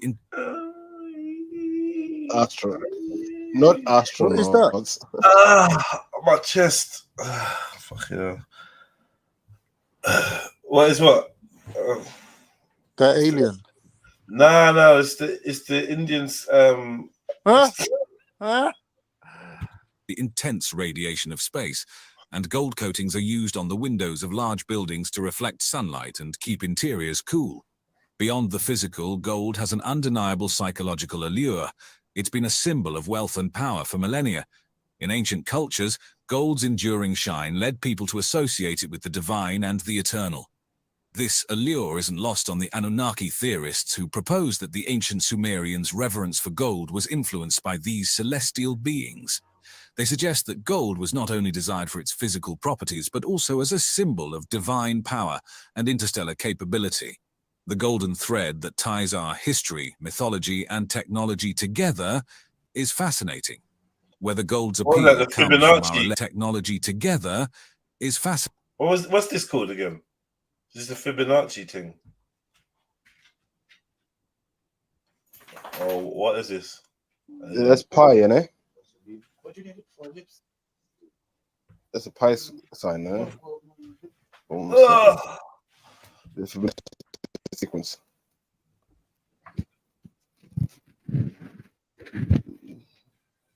That's a sign of pi.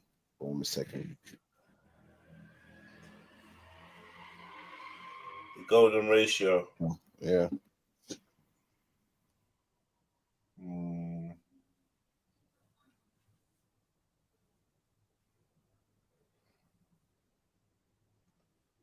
Fibonacci sequence. Okay. Fascinating. Whether gold's appeal comes from our alleged Anunnaki origins or simply from the element's unique properties wound ways. The Sumerians were the creators of one of the earliest known civilizations, establishing urban development, governance systems, and one of the first written languages, cuneiform script. According to proponents of the Anunnaki theory, this advanced knowledge did not evolve independently but was given to them by these celestial beings. The Anunnaki, if we follow the theory, brought the Sumerians advanced knowledge in numerous fields. They were said to have taught them agriculture, making the Sumerians among the first to transition from a nomadic lifestyle to settled farming communities. The Sumerians' revolutionary irrigation systems, which allowed them to thrive in the harsh, arid environment of Mesopotamia, are theorized by some as Anunnaki knowledge. In addition, the Anunnaki supposedly introduced advanced architectural techniques. The ziggurats, towering stepped pyramids that dot the Mesopotamian landscape, are believed by some theorists to be evidence of this cosmic architecture around the world, posing the possibility of a common narrative of extraterrestrial contact. In the heartland of Mesopotamia, one of the cradles of human civilization, the Sumerians etched a compelling narrative into clay tablets. They spoke of beings known as the Anunnaki, divine entities who descended from the heavens. These celestial figures were not mere flights of fantasy, but were perceived as genuine influences in the Sumerian society. In the Sumerian cosmology, the Anunnaki were believed to be the offspring of An, the sky god, and Ki, the earth goddess. And among these divine figures, some, like Enki, Enlil, and Inanna, held significant roles in Sumerian myths and epics. They were seen as divine mediators, connecting the celestial realm with the earthly domain and playing a part in the creation and early development of humanity. The Sumerian texts describe Eridu as the first city established by the Anunnaki on Earth. Interestingly, Eridu is considered one of the oldest cities in the world, and it's in this ancient city that the concept of urbanization, written language, and state rule first began to emerge. The Anunnaki were often associated with bestowing wisdom and knowledge upon humanity. They're said to have taught humans the arts of civilization, like law, agriculture, architecture, and writing, catalyzing the societal shift from hunter-gatherers to settled agricultural communities. Now the crux of the issue remains. Are these accounts of the Anunnaki mythological constructs created to provide explanations for natural phenomena or historical events? Or could they be interpreted as early human interactions with beings from another world, documented through the only means available? This ain't the type of video I wanted. I wanted a more in-depth one. I thought it'd be better. And he's just like doing this popular facts about Anunnaki. I thought he was going to go in a little bit deeper. It's annoying me with the random pictures as well, man. It was even like, I thought he said that Anunnaki he came from another planet, but now we talk about Anu, the sky god. Yeah, I got that bit as well. I'm probably confused. Probably not the best source anyway, to be fair. The Anunnaki. What do you don't know about that? I know that there's Bantu people who are worshipped when they went to Mesopotamia as gods. The Marine Kingdom. Got a couple mad things. Let's do this one. Let's see what this is. A kingdom who harbored the earth, who spat out the lands when the waters were divided, whose rivers and streams brought forth life. Yet it is the depths, the abyss in which all originated from, that holds man's demise. Sinister dregs sunk when the earth was baptized. The pit became their grave. However, not all perished. Those who swam did not sink. They endured and seek revenge. In this video, I am to discuss the Marine Kingdom with the goal to entice people to read the works within the Bible so that they may follow more closely the Word of God. If you enjoyed the contents of this video, please remember to like. This guy's getting a little bit preachy, but be laid. To understand what makes this kingdom, we will begin with its creation.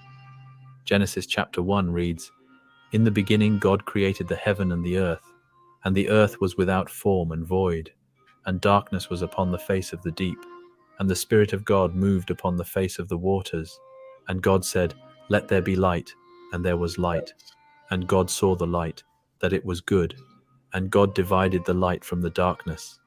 And God called the light day, and the darkness he called night. And the evening and the morning were the first." And so this is before the sun, right? Yeah, exactly. My point I want to make as well.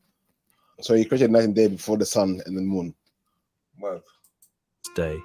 And God said, Let there be a firmament in the midst of the waters, and let it divide the waters from the waters. And God made the firmament, and divided the waters which were under the firmament from the waters which were above the firmament. And it was so. And God called the firmament heaven. And the evening and the morning were the second day. And God said, let the waters under the heaven be gathered together unto one place, and let the dry land appear. And it was so. Verses 1 to 9 introduce us to the spiritual and physical worlds that God created. For the physical, it was before land that there were seas. Therefore the depths have been rooted in the earth before she took her form. Due to the absence of light, it did not make the dark evil. With every step of the Lord's creation, he saw that it was good. As, what is good without God? The prince who calls the dark home was yet to don the obsidian crown and fall from grace. It took 6 days for the Lord to make heaven and all the earth. On the 6th day, he created man in his image, in his likeness. It was during this time that the one who held the high note fell low, and whose mouth became the gutter. Satan spoke blasphemy against the Most High and sought after his throne. For his rebellion, he was cast like lightning from the heavens and struck the earth, inheriting it. In the garden, he took the form of a serpent and chose to exploit the weakest link in the chain. Like a coil he sprang, his twisted words reaching the ears of Eve. She hearkened to his half-truths and took a bite of the forbidden fruit. So when was hell created? Adam followed suit. What? When was When hell was created? hell created? That's a good question. That's a good question. When did he create hell?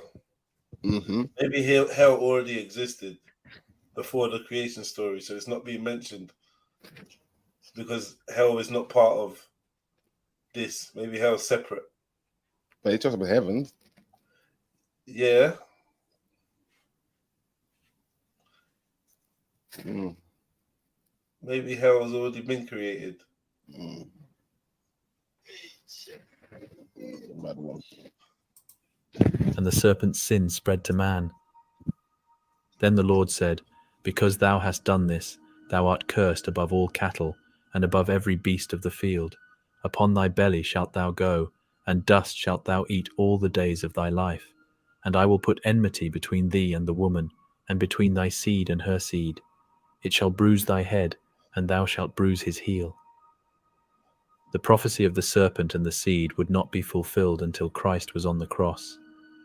Christ was the perfect human, sinless in all his ways. But it was not only his conception that made him pure, it was his bloodline.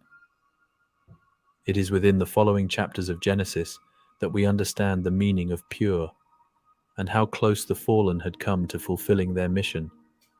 Chapter 6 reads, and it came to pass, when men began to multiply on the face of the earth, and daughters were born unto them, that the sons of God saw the daughters of men, that they were fair, and they took them wives of all which they chose. And the Lord said, my spirit shall not always strive with man, for that he also is flesh, yet his when he days said, shall be 120 years. Daughters, or so they didn't have no sons, only daughters. Huh? Early on, he said the daughters were born to them. Yeah, so the Nephilim only had daughters, they didn't have no sons. Who? The Nephilim? Mm. It's not the Nephilim that had daughters. What are you talking about, man? What are you reading, cuz? And it came to pass, the men began to multiply in the face of the earth. Oh, yeah. Yeah. So if the men are multiplying without women, how are daughters being born?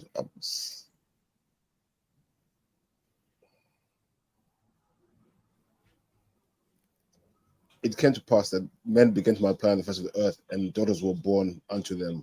Okay, I get it now. And the sons of God saw the daughters of men. Okay. The sons of God, though, yeah? Sons of God. Daughters of men. Did God have any daughters? They only got sons. Wives of all which they chose. And the Lord said, my spirit shall not always strive with man, for that he also is flesh, yet his days shall be 120 years. There were Nephilim in the earth in those days, and also after that, when the sons of God came in unto the daughters of men, Wait, how long and they did Abram bare live children for? to them. Huh? How long did Abram live for? I don't know, 900 years was it? But I thought the days were numbered before that. No, it weren't before that. It's after. The Genesis, so. The days are numbered. No, it's not. It's after. This is Genesis, so. This is before Abraham. Yeah, but his days are not numbered in Abraham. Noah lived for years. Noah's after this. Huh? Noah's after this. Exactly. Does that make sense then? It does make sense. The same became mighty men which were of old, men of renown. And God saw that the wickedness of man was great in the earth, and that every imagination of the thoughts of his heart was only evil continually. And it repented the Lord that he had made man on the earth, and it grieved him at his heart. But that doesn't make sense because this God knows it all before he made it. And he regrets it. So like, it's like you can't. What? God regretting is a deep concept still. Do you know what I mean? God regretting is very deep. Wait, it says God repented. Who was he repenting to? No, it repented on him. And it repented the Lord.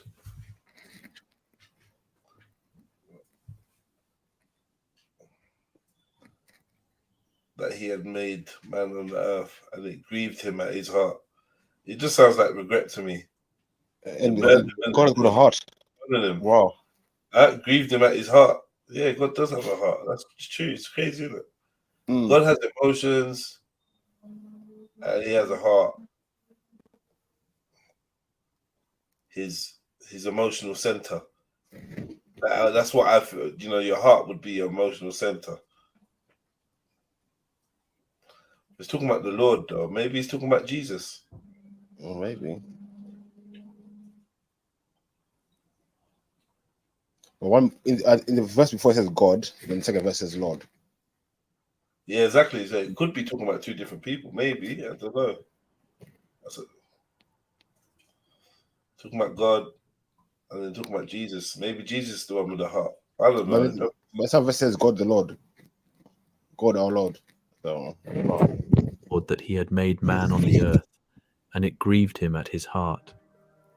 And the Lord said, I will destroy man whom I have created from the face of the earth, both man and beast and the creeping thing and the fowls of the air, for it repenteth me that I have made them. But Noah found grace in the eyes of the Lord. These are the generations of Noah. Noah was a just man and perfect in his generations, and Noah walked with God. The mentioned sons of God are fallen angels. Perfect in his generations, which I think that means that he was pure blood, perfect in his generations.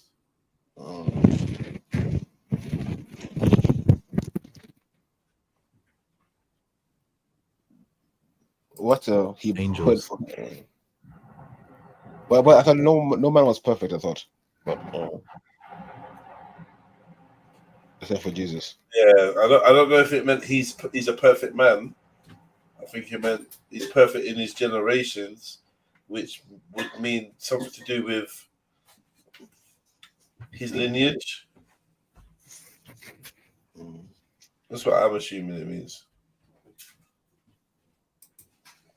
Within the book of Enoch, the fallen are named, and so are their exploits. Enoch was the great-grandfather of Noah. Within the Bible, he did not perish on. Sorry? Enoch did not die. He was raised up, yeah? Like Jesus. I know he was raised up. I'm not sure whether he died or not. I'm not sure whether he came back or not. Obviously, Enoch went raised up, but he came back, right? Did he go back again? He came back, right, to tell his story. Yeah, but I think he was taken back up again. You think? Are you guessing? No, I think.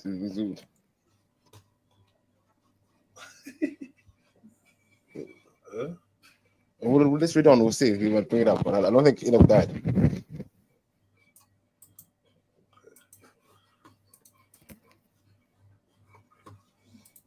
On the earth. Instead, he was taken by God at the age of 365. There you go. the history of the Book of Enoch, and the contents therein, I have covered within my previous videos. In those, I discuss why the flood was necessary, as all flesh had become corrupted beyond repair.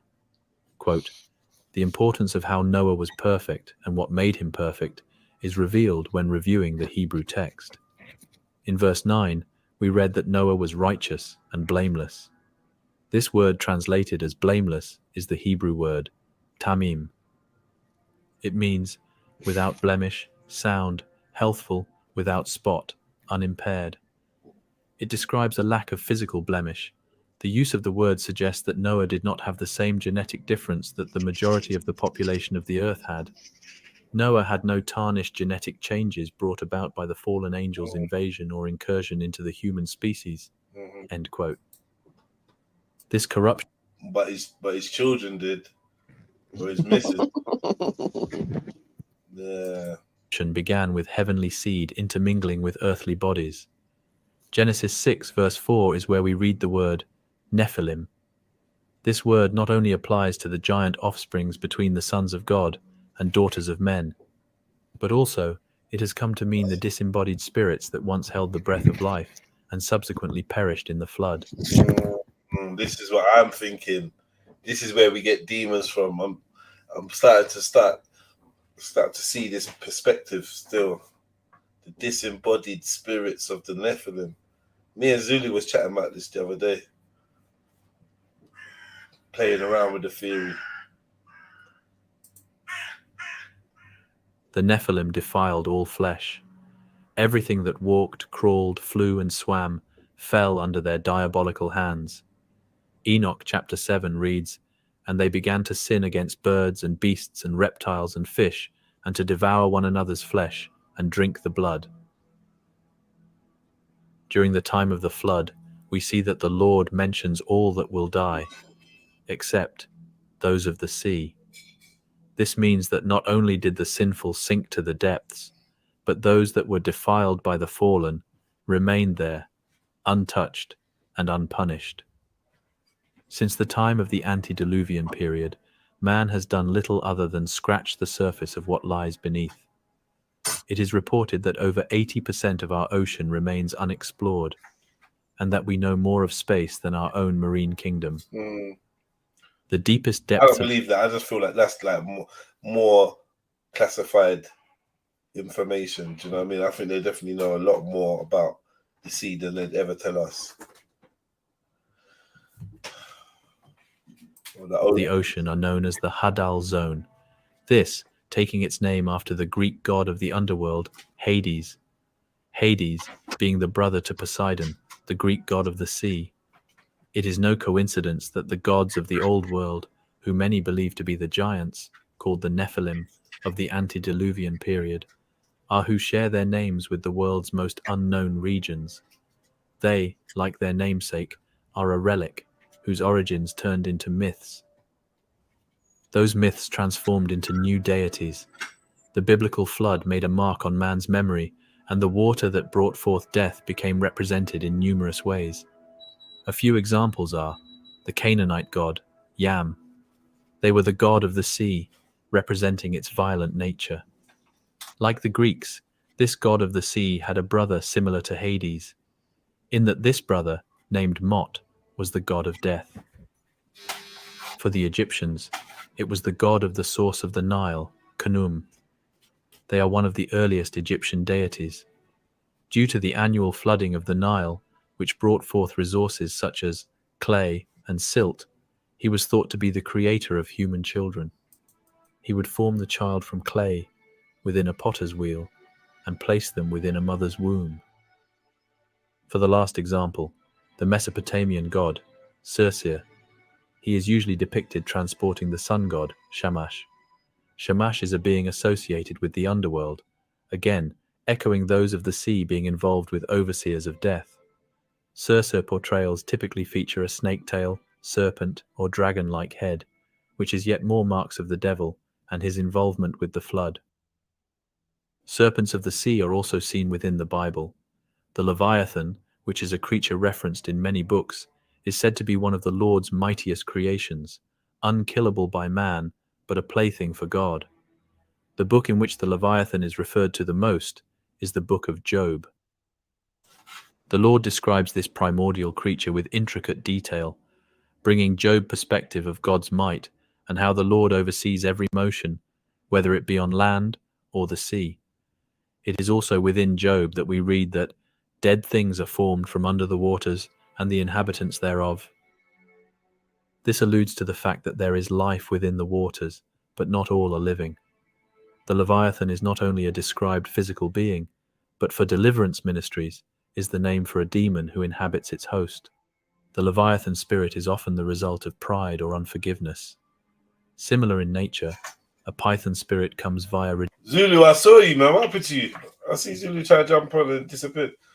Yeah, his voice, sleepy voice. I beg you, don't start attacking the messenger. Let's just deal with the information and see what's in there, man. The Leviathan, I didn't realize there was that. I thought there was only one passage talking about the Leviathan. Didn't know it was describing its nose and all that.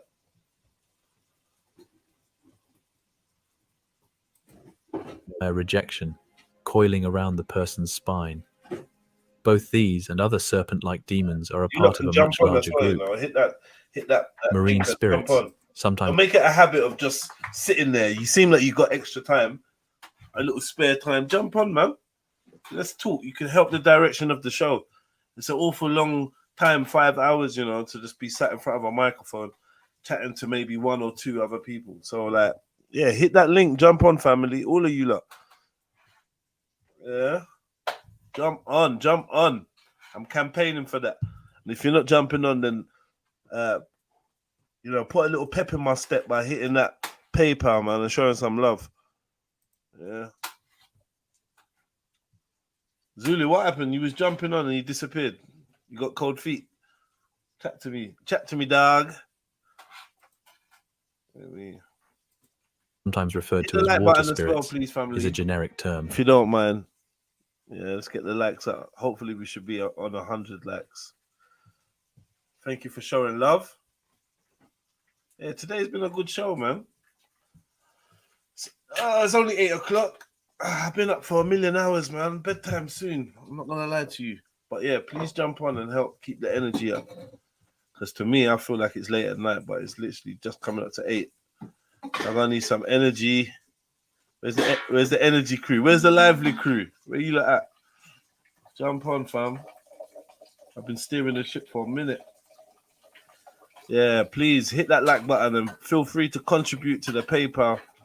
You know, your support really does matter and make a difference. So yeah, contribute to the PayPal and get yourself a ticket for Speakonomics Live. The link is in the description. Do you know what I mean? And be part of that. Be part of the first live. Big up to everyone that's got a ticket so far, man. Yeah. Loving that. Loving the support. What are you saying, Khan? You there? Oh, chest. These lot gone on ghost mode. Yeah, Zulu, man. What was you playing at? Did you change your mind, Zulu? What was you doing? I saw beefy there. No? You saw beefy and you jumped off? I'm joking. You're joking. I was jumping on my phone, but I was like, nah, my phone's gonna miss. Now your mic shit. Really? Yeah. Proper. You sound far away or something. I don't know. It's dead. Can you hear me? It's gone now. Yeah, I can hear you. Oh, cool.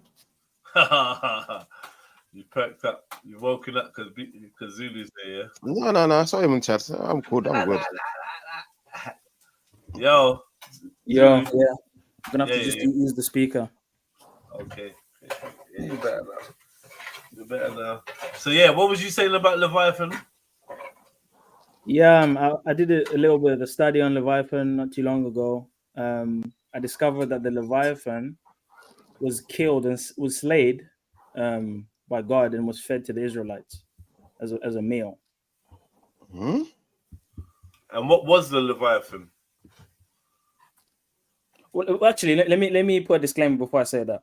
This is a theory. Let me put that disclaimer there. This is a theory. Leviathan don't sound halal. I mean, don't sound. Yeah. No. This is why I did say Kosher. apparently. I did No, say that's only apparently kosher. because when I remember, I actually disagreed with the person that was giving me this theory. I did disagree with him heavy, actually. But it's an idea that's been thrown around, and I've looked at the arguments he presented. I'm like, man. I mean, What is the argument? What is a Leviathan? It does seem to be some sort of sea reptilian type creature, which is why I disputed whether or not it was kosher. But it does have fins and scales, which does put it under the category of kosher, which is interesting. And But this notion that the man said about it's unkillable by man, is that scriptural, or is he getting, what is that? Where is that reference from? I think unkillable by man, but it's killed by God. Yeah, but where's the reference of it not being able to be killed by man? I see that little passage is about, do you think you can hook it, or do you think you can get it with a rope? Rare. Do you think you can put something through its nose? But that doesn't say that it's. What, I don't know. Are you familiar with that passage that he brought up? Yes, potentially he's getting it from Job, when God is kind of like boasting about it, like saying it's this, it's that, and all that. I think he mentions it in that passage. But we know it's killed at some point because God slays the Leviathan. And according to the gentleman, where's God slayed it? In what verse is that? What passage is that? Let me have a look at that.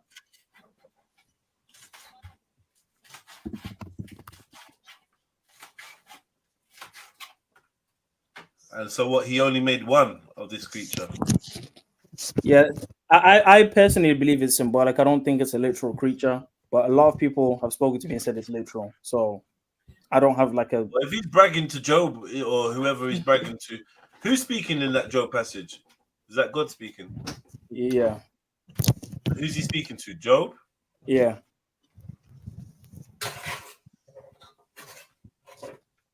Is it God or an angel? Could be an angel. I personally, I think it's symbolic.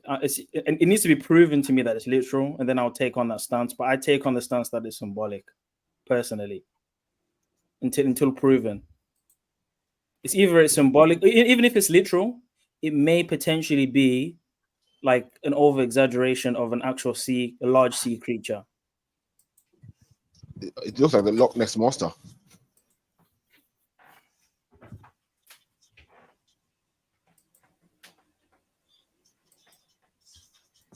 To the most is the book of Job. The Lord describes this primordial creature with, Can thou draw out Leviathan with a hook, or his tongue with a cord, which thou lettest down? Can thou put an hook into his nose, or bore his jaw through with a thorn? Will he make any supplications unto thee? Will he speak soft words unto thee? So I would say that he's talking about the devil. And this is the serpent, the great serpent that they talk about. This is it. I'll disagree with that. It could be used to prefigure the devil. It could be used to symbolize or point to the devil, because God slays him. If you go to Psalms, I found the verse, Psalm 74, verse 14. It says, "It was you who crushed the heads of Leviathan and gave it as food to the creatures of the desert." Who's he talking to? It was this you. This is King David in his poems, talking about how God crushed the head. But that's like crushing the head of the serpent that was foretold. That's Jesus' sacrifice. It says heads of Leviathan, and listen to this part, and gave it as food to the creatures of the desert. To the what? Creatures. Right. Creatures of the desert. Right. So do you see why this guy was bringing this theory to me? What's that? But this is why this guy was bringing this theory to me. Wait. The wilderness. The Leviathan that's in the depths of the waters, all of a sudden, is now food for the creatures in the desert. That is the flood, the deluge, and then the subsequent creation of the Sahara Desert and these type of places where you find whale bones, apparently. Mm. Right? Nah, that's a nice one still. Thanks for that. I'm gonna go back to that person with that response, because he tried to use that to say, "Oh, see, Zulu, the wilderness, the Israelites were in the wilderness one day." And you know what he tried to do, Jed? You remember the story about the manna falling from heaven? Yeah, right? yeah. He tried to, look at the Hebrew word. It's a bit ambiguous. We don't know if it's bread or this. It could be actually. We don't know what it is. You don't know what manna is, though. That's true. Yeah, but he tried to say that's Leviathan meat.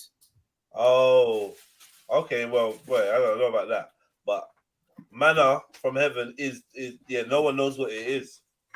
It's a mystery. It's one of the mysteries. But it does go off. It does Some people expire. believe it's honey and bread, or it's kind of very rare, blah blah blah. But no one knows what it is. Manna. I forgot that. I remember when I was a Jehovah's Witness, they did a deep Bible study on what is manna. That was deep. Yeah, we don't know exactly what it is, but many people suggest it's like a honey wafer or something like that. Yeah, I just said that, but yeah, there's no evidence for that. They just get into some linguistics of what manna. There's no evidence for what it is. Well, whatever it is, it seems to expire, because in the story, when they tried to hoard and keep it for long, it expired. Okay. So it's definitely Well, so the Leviathan being food for the creatures of the desert could be like, you started in deep water, deep ocean, and now your food now like scorpions and shit are picking up your carcass. I'm not gonna cap that bar about the whale bones is like got me thinking now. Or That's your a remains. You know what I mean? Because you've seen those okay, so they call it fossils. We know it's dodgy, but like there might be some truth to it though. Like those massive things they found in the desert. What, those creatures? Those they said they found whale bones in the Sahara Desert and in the Mesopotamia. Like that could be some of these pre-flood like monstrous beasts that the Bible is talking about. That got What are they just saying? It's a whale bone. Yeah. Because then it kind of makes sense with the dinosaur thing. Because even though the dinosaurs is sus, it's not all the way a lie. Because things were much bigger back then. If humans were much bigger, who's to say there weren't big reptiles? So even with the dinosaur thing, there is some element of truth to it. Obviously, it's fishy when you say millions of years ago, right? But then we got big fish to fry though, because man's got to understand something, right? With the flat Earth model, yeah, or like if you're believing in a flat Earth model, why is the moon seen upside down in Australia? That's the one to look for. So they're saying that the craters, the way you see the moon now, if you were to take an image of it, it looks flipped if you were in Australia. Yeah, in the southern hemisphere. Is that like a fact? Like you tapped in, it's a fact. Or... I'm looking. It seems like people are agreeing with it. You know, I got to look into it a bit more to make sure. I don't know, but it seems like it's correct. Big up, Dupes. Hiya. What are you learning today? Just bits and bobs, but basically, we're talking about Leviathan in the Bible and what that is. Basically, Nephilim and stuff we're getting into. Ooh, sounds like stuff I like. Okay, Zulu. You know it says here, dead things are formed from under the waters, and the inhabitants therefore of. Ooh. Yeah. Dead things are formed from under the waters. What does that mean? Has he just taken that? Is he just taking that passage out in isolation? Because it says 1 to 3, but he just quoted 1. Yeah. This is a different quote. This is quote 26, verse 5. That might actually back up Darwinism. Dead things are formed from under the waters. I'm going to look at the context of that passage. Dead things are formed from the inhabitants. But then what would I'm thinking of live things, actually dead things. Yeah, dead things are formed from the inhabitants of under the water. Unless it means fossils. I'm not seeing that. Okay, yeah, I'm seeing it now. Yeah, you got more context to it? And I'm just looking at the previous verses because I want to understand like what's being spoken about here.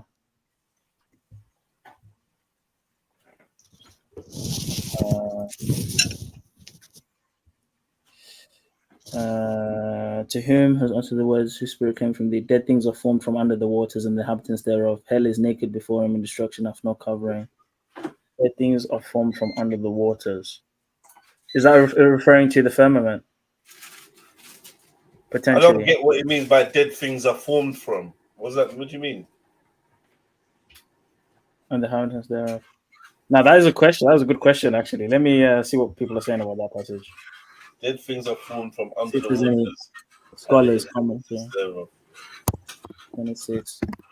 I'm going to see some scholarly commentaries on that. Commentaries.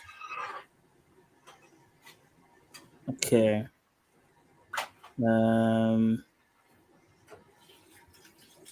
Deuteronomy.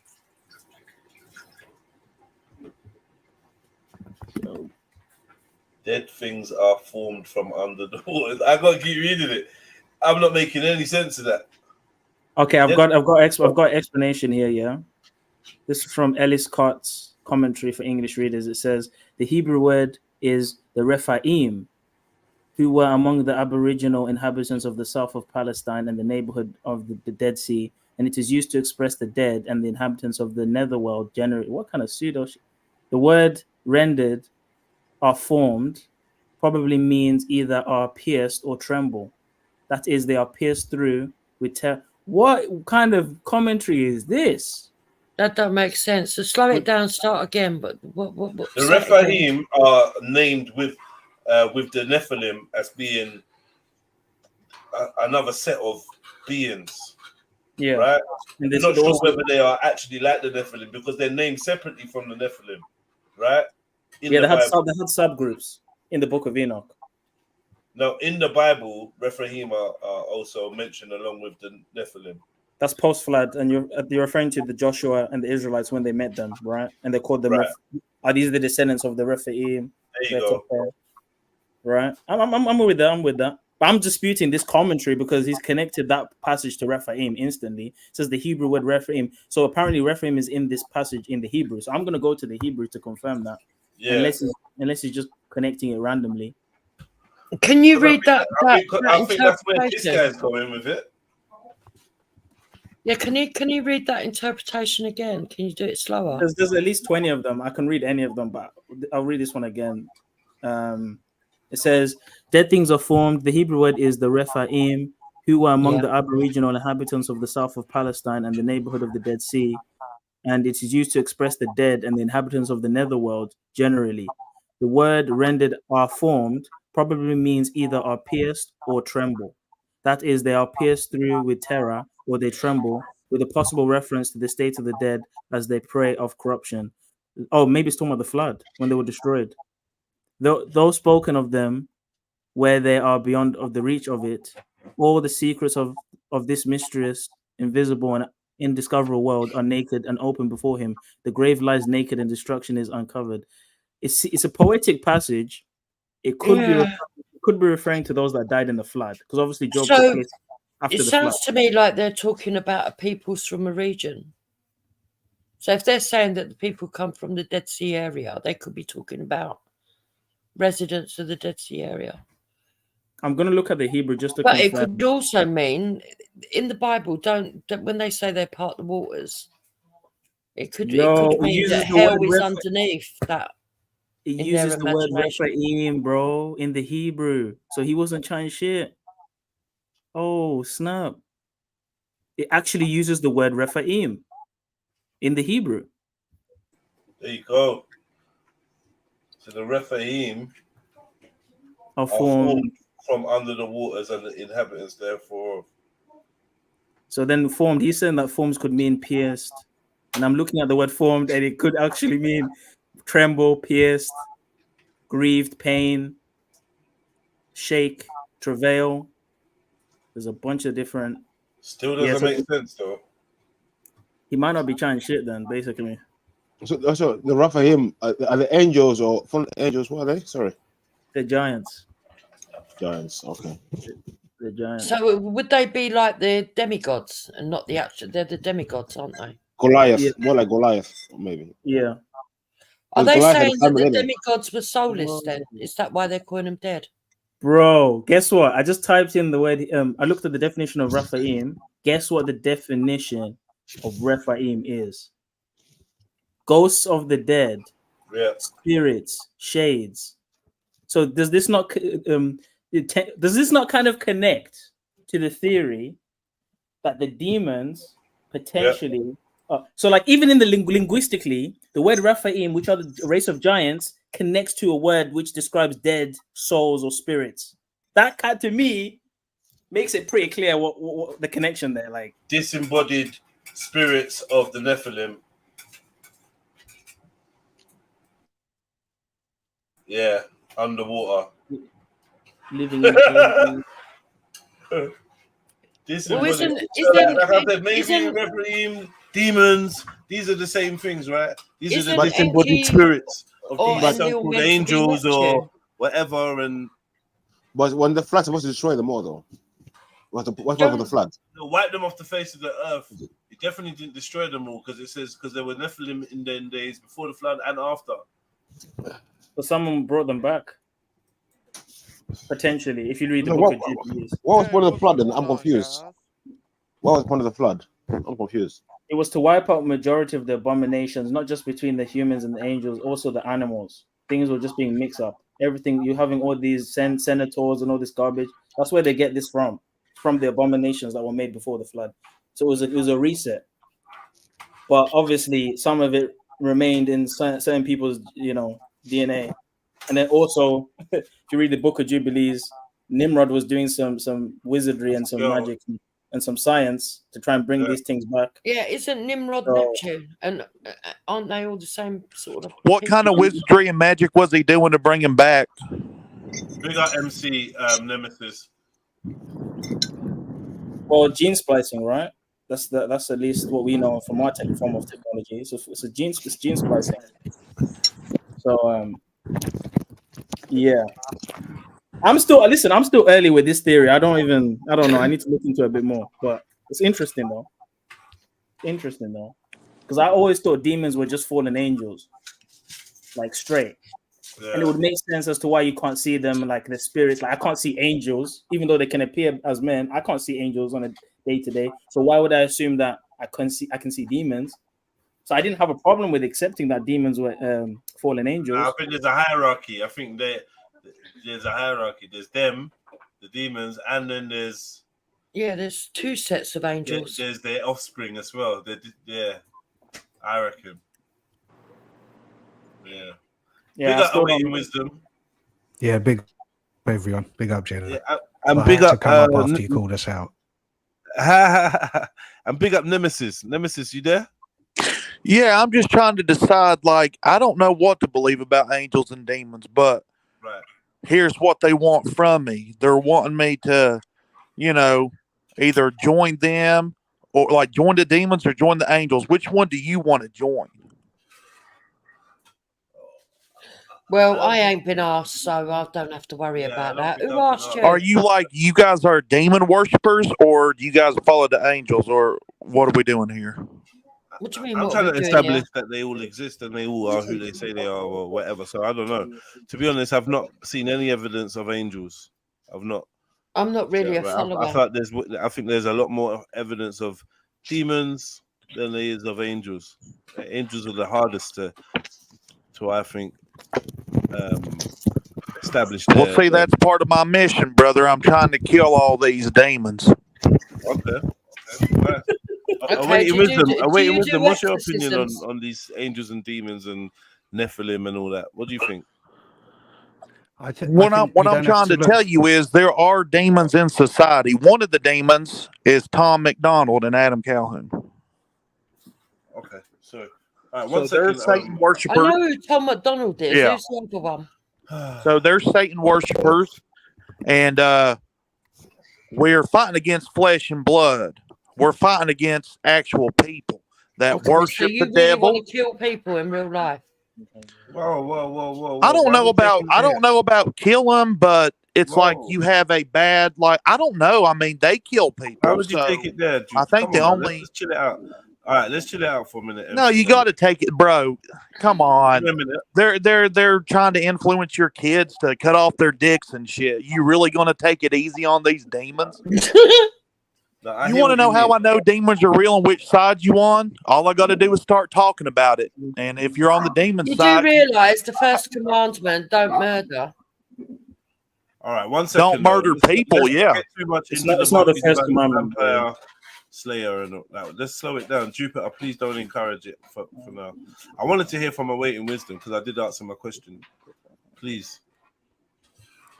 Yeah, just a word of advice. I think we should be cautious about speaking, regardless of whether we see them evil or not, living people. We should be mindful that censorship on the I'm pretty internet sure is strong. some people are evil, like Sam Smith. I'm pretty sure he's evil. I think Yeah, we can I think we should call specific companies and people out. That way, people don't have to say vaguely demons. Like McDonald's, evil. Do you guys agree? I don't know. We need specific targets to go after. Yeah, I don't know. Am I going to be able to respond, or are you just going to keep talking, sir? Yeah, please respond. Okay, I don't disagree that there are what some might call evil, but evil is a matter of perspective. What I would say is that if we start speaking about killing living people, then I think we're moving into dangerous ground, especially as somebody might take you up on that. So for the sake of the channel, I would ask that you refrain. You can identify evil people, but we know the strength of censorship. To Jedi's question, what do I think about angels and demons? You know, I think it's really easy to see what we call evil all around. It's a lot harder. Child to see molesters the are angels. pretty much objectively evil. So Yo, let's start yo, with yo, them. yo. Murderers, rapers, objectively evil. No one's disagreeing with you here, brother. We're just It's a bit not less some emotional. vague concept. It's not some out in the sky concept. It's people. It's people, bro. My brother, turn And you it need down to a notch. wake up Just and you need to listen quit to being my childish. voice. Yeah, It's not up man. in the sky. It's right here on earth. And when you wake up and quit being childish, you can We're understand not what being I'm saying. childish, but like, listen. We need to have a conversation that everybody can understand. So we're trying to do it in a way where everybody can listen. You remember, obviously, you're over where you are. Remember, people speak and listen differently. No one's disagreeing with you. We're just trying to find a better way for us to all have our say. You know what I mean? Thank you for muting. I mean, it just don't get nowhere saying evil is people. Child molesters, evil. Okay, the we can have law this is the argument. law. And if you disobey the law is going to shoot you in the fucking head because it's God given, and the law has the right to shoot you there in the fucking hell. Yes, they do, son. Dude, you sound like you're possessed. Chill out, man. You sound like you're I possessed am possessed by the Holy demons. Just Ghost, chill out. brother. Well, he's a little what the worried. Holy Ghost Just says. chill out, man. There ain't no chilling out. Chilling out. Why? While kids get molested and shit, call them out. Don't be You're not afraid. telling us. Don't You're be not afraid telling of the us social media. anything we don't know. Calm down. Well, call them out. Quit being silent. Quit sitting down and shutting up. Let him talk the way he wants to talk. I've heard Awaiting Wisdom. I've never talk, spoken I to you quite like him. before to know whether I call people out or not. Well, So you're just telling me listen. to tone it down and stuff. Yeah, because we're trying to have a show where everybody gets to speak, man. Don't be a dumb fuck, man, before I kick you off. Hey, nobody's a dumb fuck, but Well, people don't who be think one, man. that Just chill the people fuck who are out and too let's just fucking talk in turn. cowards. I don't get along with cowards. Let's take turns, bro. I don't get along with cowards. We just People, wanna take don't turns to call speak. Who are you calling a coward? whatever you do. Please don't call Sam Smith out because his fans might come and attack us. Who said Boo that? fucking who? You scared of these people? Hell yeah, shake it in your Scared of Fucking Sam nonsense. Smith? Funny, man. Well, what else do you call it? Don't call Sam Smith out. Don't call these predators out. Nah, I will. This is a straw Yeah, man. but you're No a one bit said obsessed, that. aren't you, mate? Because no Ain't one no said straw anything man. about Sam to Smith you. is. He made a straw dipshit fucker. No, you did. Shut Don't the be so fuck up. abusive. Ain't no goddamn straw man I make. Sam give him Smith his- ain't no give him his 5 goddamn minutes straw and man, you we'll get ignorant rid of him, fuck. man. It's Come entertaining for on, 5 let's minutes. have a Don't you ever say conversation. I'm He's making not no trying to goddamn figure it straw man because Are I'm you not. I'm just for trolling? Jesus, brother. Do you want a conversation or are you just trolling? I ain't trolling anything. See, that's your fucking Right, so problem. can you Every put time it someone down or disagrees not? with you, they're trolling.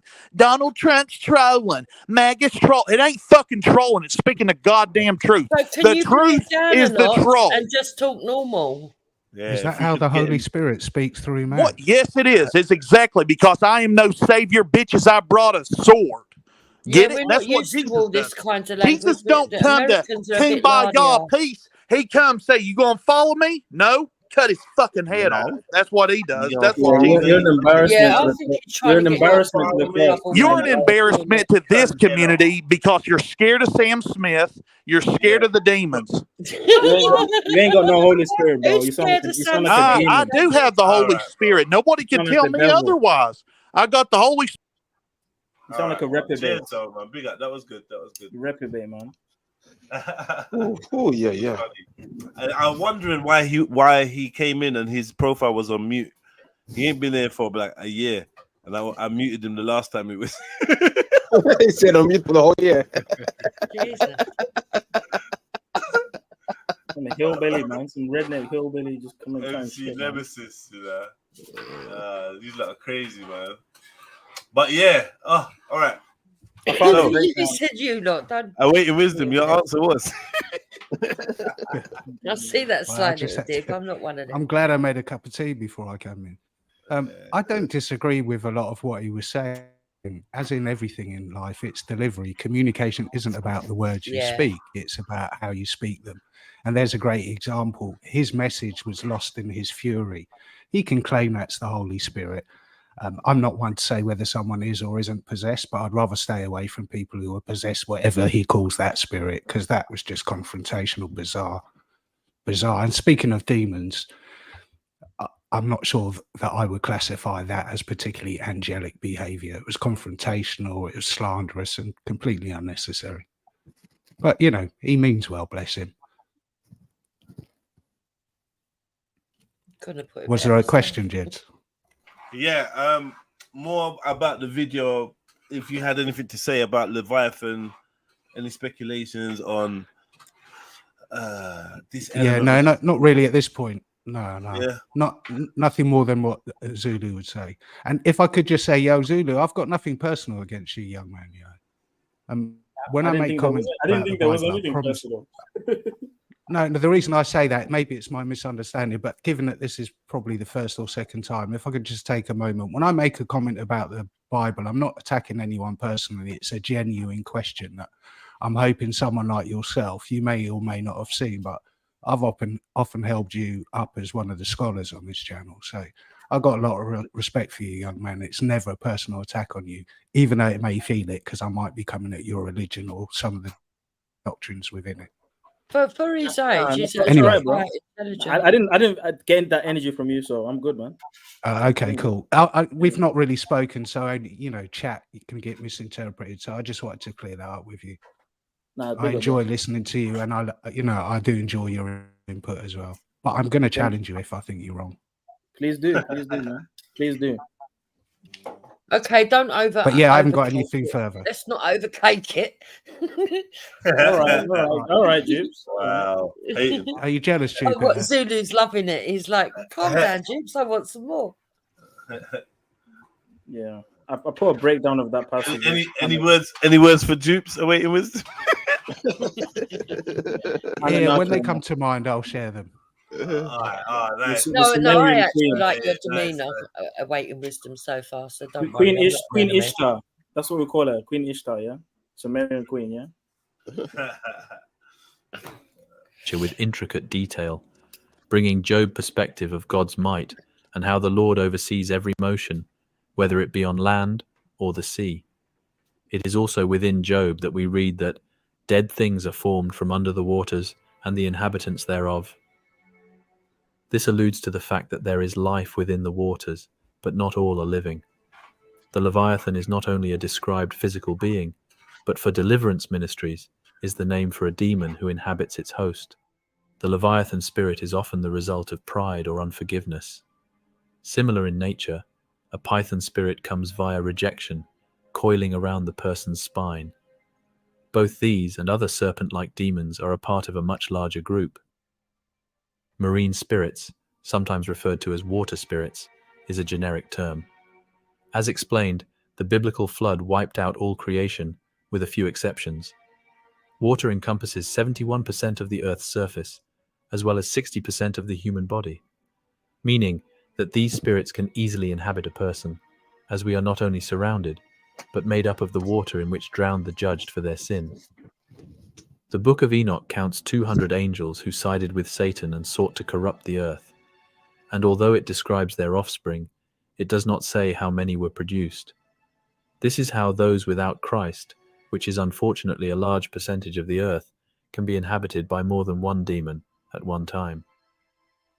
An example of this occurring is actually seen during the times of Jesus. All right. So what do we think about possession? So no, so you're saying if you don't believe in God, you're demon possessed. Don't Even believe in people Christ. that believe in God are demon possessed. So yeah, I think there's demon possession. And I think in the West we get taught that it's people that are mad and it can be treated with drugs. I don't agree anymore. These disembodied spirits want a body again, so they'll do anything to keep one. I believe that consciousness is able to be untethered from the physical, and it can travel, and it can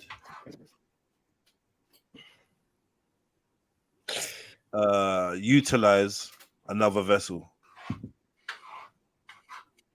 Yeah. So, and I think that possession is different from channeling.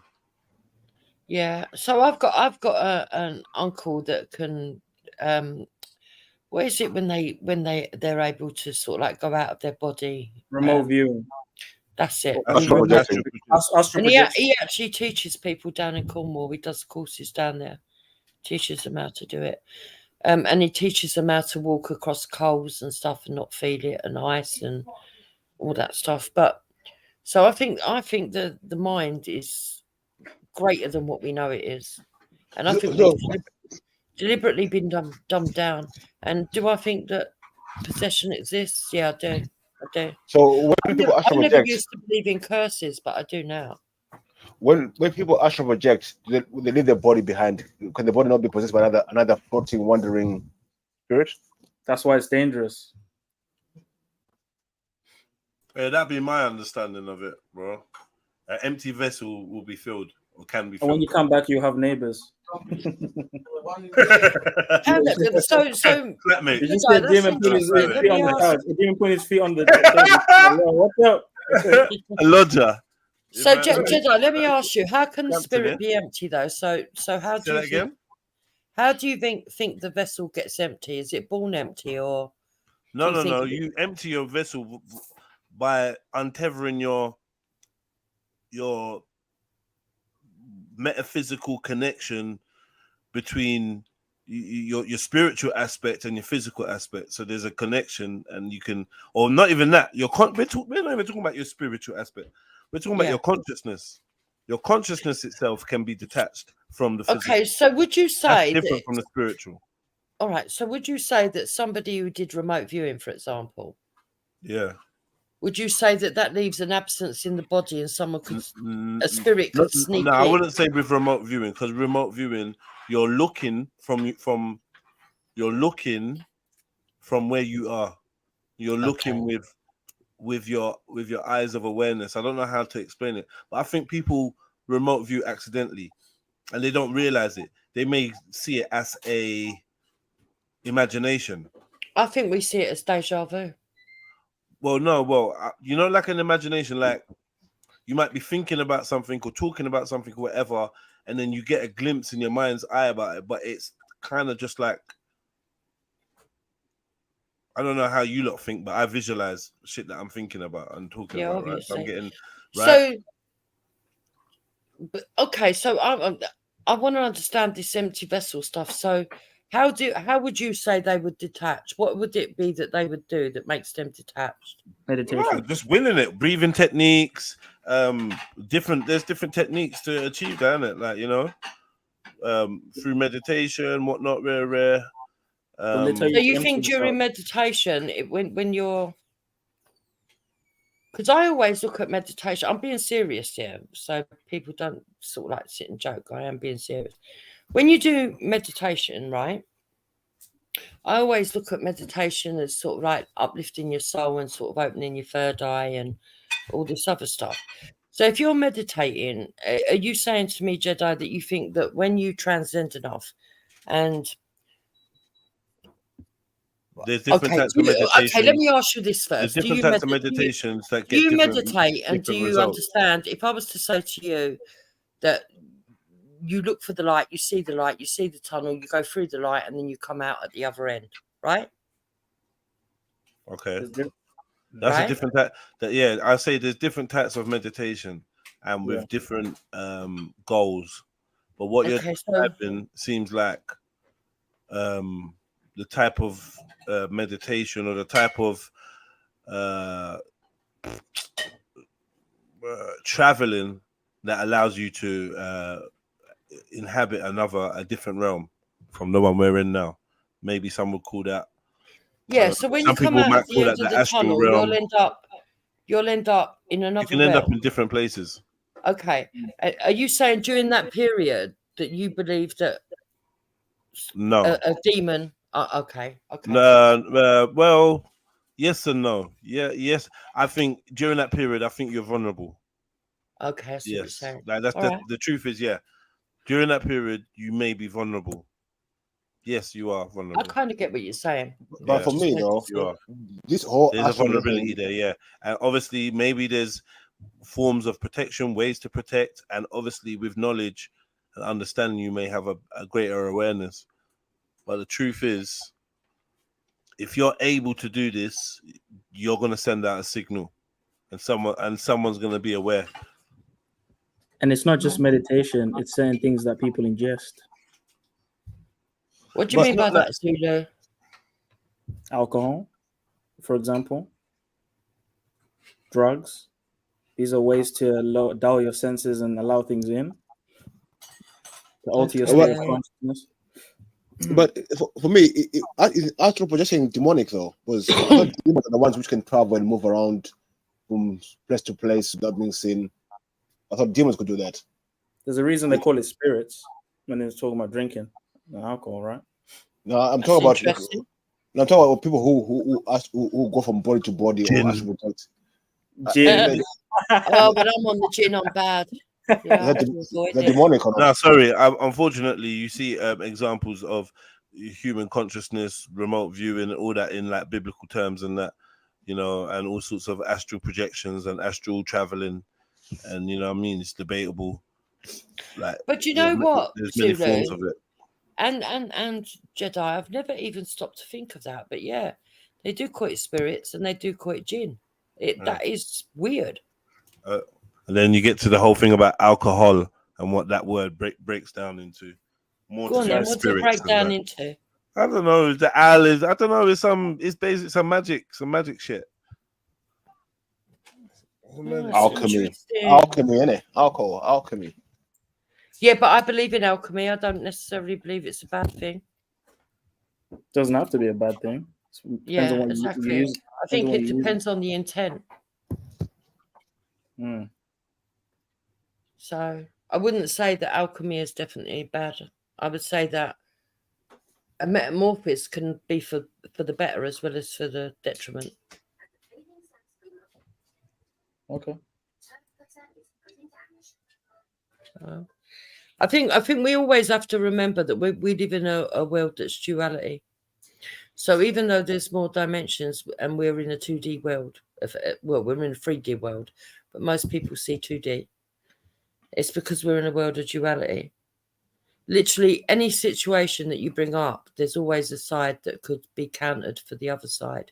That's a hermetic belief. Yeah, there's always an opposite. And the key is to understand that you're supposed to dance in the goodness. So you might take situation A, and on the right side is what is the right answer. But in situation B, it might be on the left side, so you would swerve, and you would dance in that spiral. The spiral could widen. You could be on the right side, like situation on the right, and all of a sudden on the left is the path you're meant to take. You see, and that's how you go through life, and that's why it's a spiral. Well, why is it the left you're supposed to take, Jupes? No. You're not listening. No, I am listening. I'm just making. Right. Imagine you've got 10. You've got 10 situations. I was listening. I was just making a joke because in the left hand is the evil side. Because they try to tell you that you can't ever walk on the left. You've got to start on the right. You've got to be on righteous, right? Right.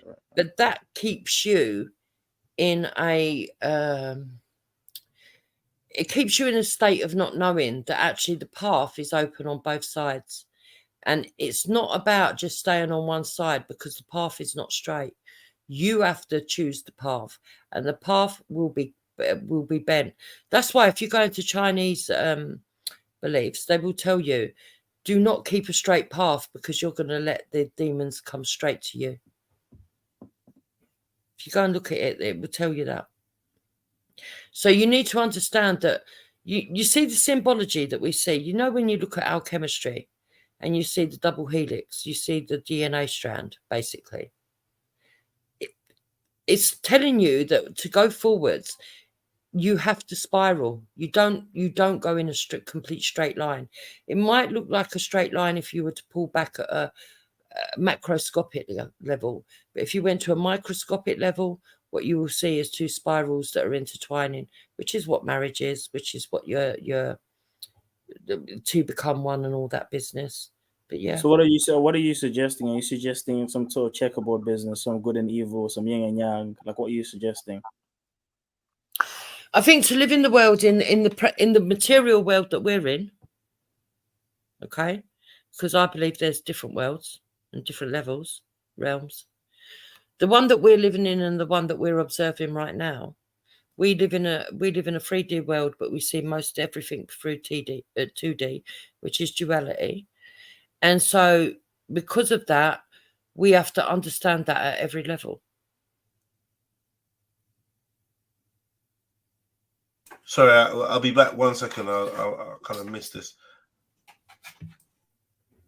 Jupiter, can you expand? Jupiter, can you expand on what you mean? Because to my knowledge, we are in a 3D world, right? Television screens are 2D. If we lived in a world, okay, yeah, I will. If we lived in a world that was 100% goodness, yeah, because of the world that we live in right now, if we lived in 100% goodness, we wouldn't be able to differentiate, because you have to have something to compare to know that something's good or bad. Okay, so evil has to exist in the world that we live in. Hold on, you're making some right. Hold on, sorry, Jupiter. Before we get lost, you're making some quite definitive statements. Good and bad, by definition, are fairly subjective, culturally based, religious belief, etc. I'm talking in a very ambiguous way to make it simplified. Well, if you could be a bit more specific, because what I'd like to understand is how we're in a 3D world seeing it 2D. That's what I don't get. Is your analogy perhaps off? Because I see everything in 3D. I don't see in 2D. Okay, so explain to me. I'm trying to understand. Yeah, but explain to me how you believe that the majority of the country sees in 3D. Explain that. When I say we live in a 2D world, it's because I don't believe the majority of people live in a 3D world. Hold on, can we define what we might mean by dimensions then? So we've got up, down, left, right, right? That's what I'm talking about, dimensions here, 3-dimensional. I'm not talking spiritual, I'm talking... So I actually think there's more than 3 dimensions. Hold on, Jude. That's 4. That's 4 dimensions. Up, down, left, right. That's 4 dimensions. So I believe there's people on this planet that live in the 5th dimension, and by the 5th dimension, they've already jumped to the 10th dimension because of the duality. But if we get into that, that goes way above levels of what people can understand. All right. So on a basic level, okay, some people that are more perceptive will see things in 3D. They'll understand that there's good and bad, and then there's the in-between, and that there's more than one pathway, not just somebody else's opinion, your opinion. There's always an objective opinion, okay? Those are So elevated. you're not talking literate. Sorry, I'd like clarity. No, you're not it talking is literal. Can I explain? Yeah, go on, Tudo. I think what she meant to say was that the eyes can only perceive 2D. Yes. Not that we live in a 2D world. We live in a multidimensional world. The eyes can only perceive 2 dimensions. and the eye is continuously imaging or generating a 3D reality, but we can only perceive the two-dimensional reality. Okay, all right. I think that's what she's trying to Yeah. say. What I wanted So clarity. let me try and put it down to reality, right? You're walking down a road. You only have 1 millisecond, probably even less than that, to judge any danger, any risk.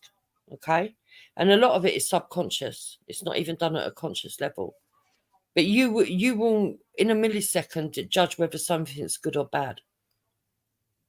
And that is there to protect us. So most of what we do, most of our initial instinctive actions are down to good, bad. Okay. When you move out from certain other things like gambling, drinking, I don't know, promiscuity, that's at a different level. But on a very basic level, most of what we do is we judge good or bad, and sometimes we even go by innate gut feeling. So, for instance, dark alleyways, we would judge that bad instantly in a millisecond. As well, for a woman, we would. I don't know about for men. I can only talk about a female experience, you know, or whatever. So we tend to weigh up things as good actions and bad actions, okay, in the world that we live in right now. Because I do believe there's other realms. I mean, I'm not even going to go into that today. But in the world that we live in right now, we judge good or bad. Now, if, for example, we lived in a world of 100% evil, we wouldn't know that it was 100% evil because we wouldn't have knowledge of goodness to be able to compare it. If we lived in a world of 100% goodness, we wouldn't be able to know that it was 100% goodness because we don't have evil to compare it to. So for the world that we live in now, for us to judge whether it's good or evil, evil has to exist. But what we have to do is minimize it. The best option that we can have in the realm that we live in now is probably even 99.9%. Let me put it that way. Goodness. And 0.01% badness. But it has to exist so you know what evil looks like. Because if you don't know, then it's absolute. And if it's absolute, there's nothing. So, in order for good to exist, there has to be evil. Is that what you're Only in this stating? world. Only in this world, yeah. Because we use everything by what we observe. And we know from quantum physics that it's only what we observe that comes into reality. Okay, can I ask a question? What dimension do spirits or demons operate in? What dimension? When you can't see them, what dimension are they operating in? They're multi-dimensional. They can travel between dimensions. So from like regular intercourse. Well, I mean, the mass operation, which we can't see them. So what dimension? And most demons you can't see them until they possess someone, right? It does, but yeah, because our eyes have been closed. It doesn't mean they're not there. No, but that's possess someone for them to be seen. No, right? I'm saying I'm explaining to you, Biffy. Just because we cannot see them doesn't mean they're not there. It means our eyes have been closed. I'm not talking about. There must be. When you say they're closed, what do you mean they're closed, Zulu? We can't see them, but even animals could see them. So I'm saying, what dimension are they operating in? I will say this. Listen, guys, I'm open to being wrong. I'm not sitting here saying that, but I'm telling you that's what I believe. I'm open to being wrong. If anyone can show me something and enlighten me a bit further and then it changes my paradigm or what I believe, that's fine. But that's what I believe at the moment, yeah. I mean, I hear what you're saying, Dupes. It seems it's exactly what the Hermeticists agree with. And what the ancients agreed with. The only question I have is, are you saying that there was evil alongside God? If God is supposed to be all good, how could there be evil before sin entered into the world? Well, in order to give free will, he had to create evil because otherwise you wouldn't have a choice. Interesting. Why the need of a choice? Well, that is the question, isn't it? And I always argue this. I've heard people say that to me that if you're being given a choice, and he knows everything because he's an all-knowing God, which is true, if we believe what we're told, why does he want to give you free will? Well, maybe he wants you to go against his wishes because you can see that the path isn't what he's telling you, and that is what the test is. This is quite Gnostic. In God wants you to rebel. So I would say that I'm an agnostic. So I believe that there is a Most High. I don't believe that it's a being. Well, depending on what you believe a being is.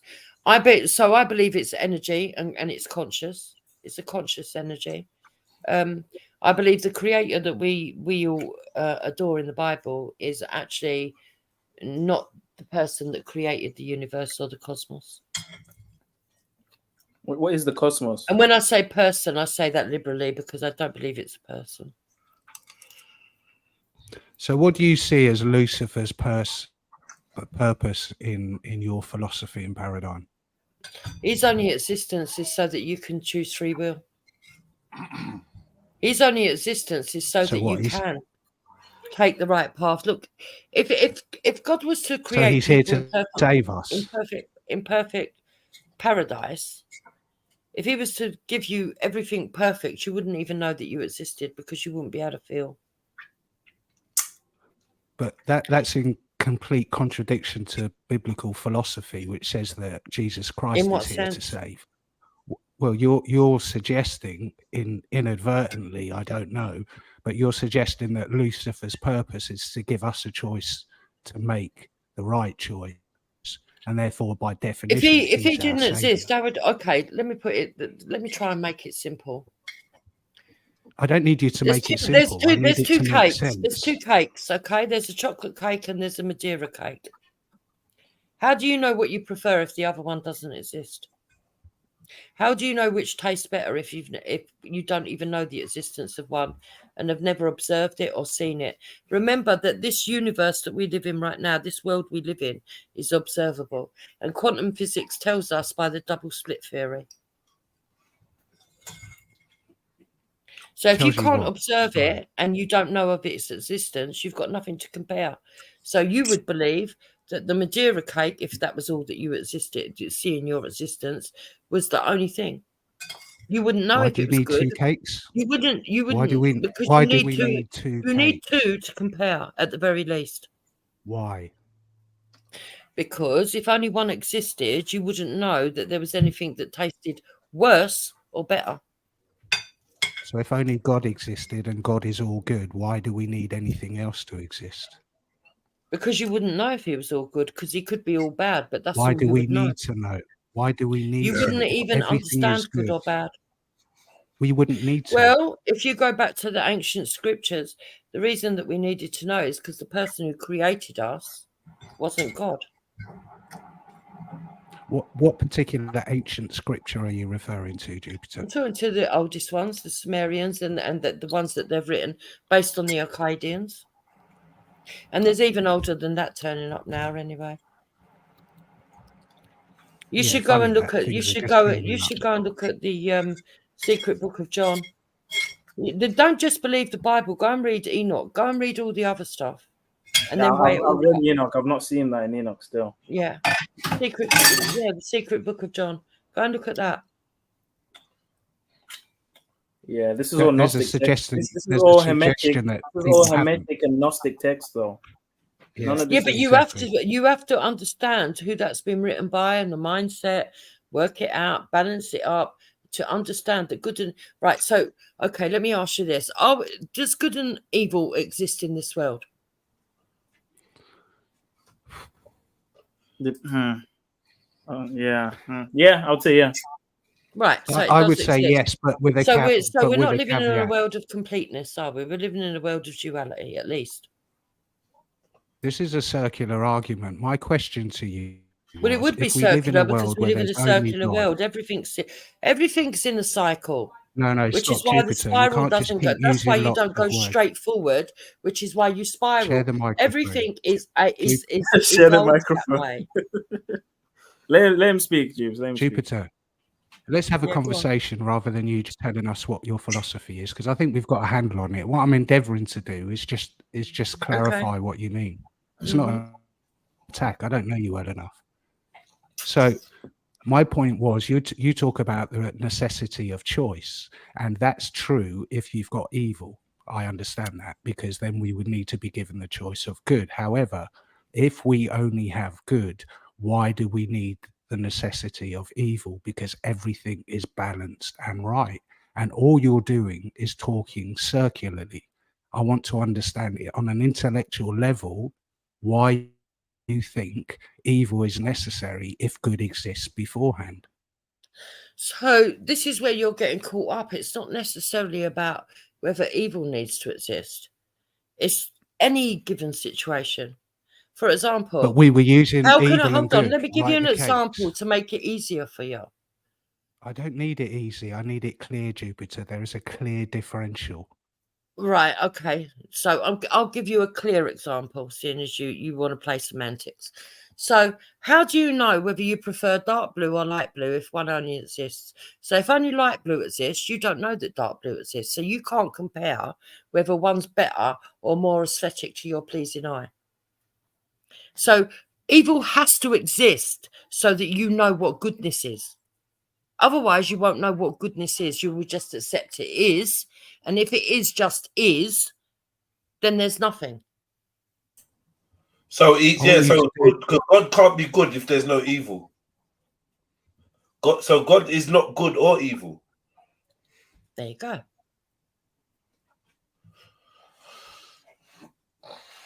But he created good and evil. But we know that. That's not nothing new.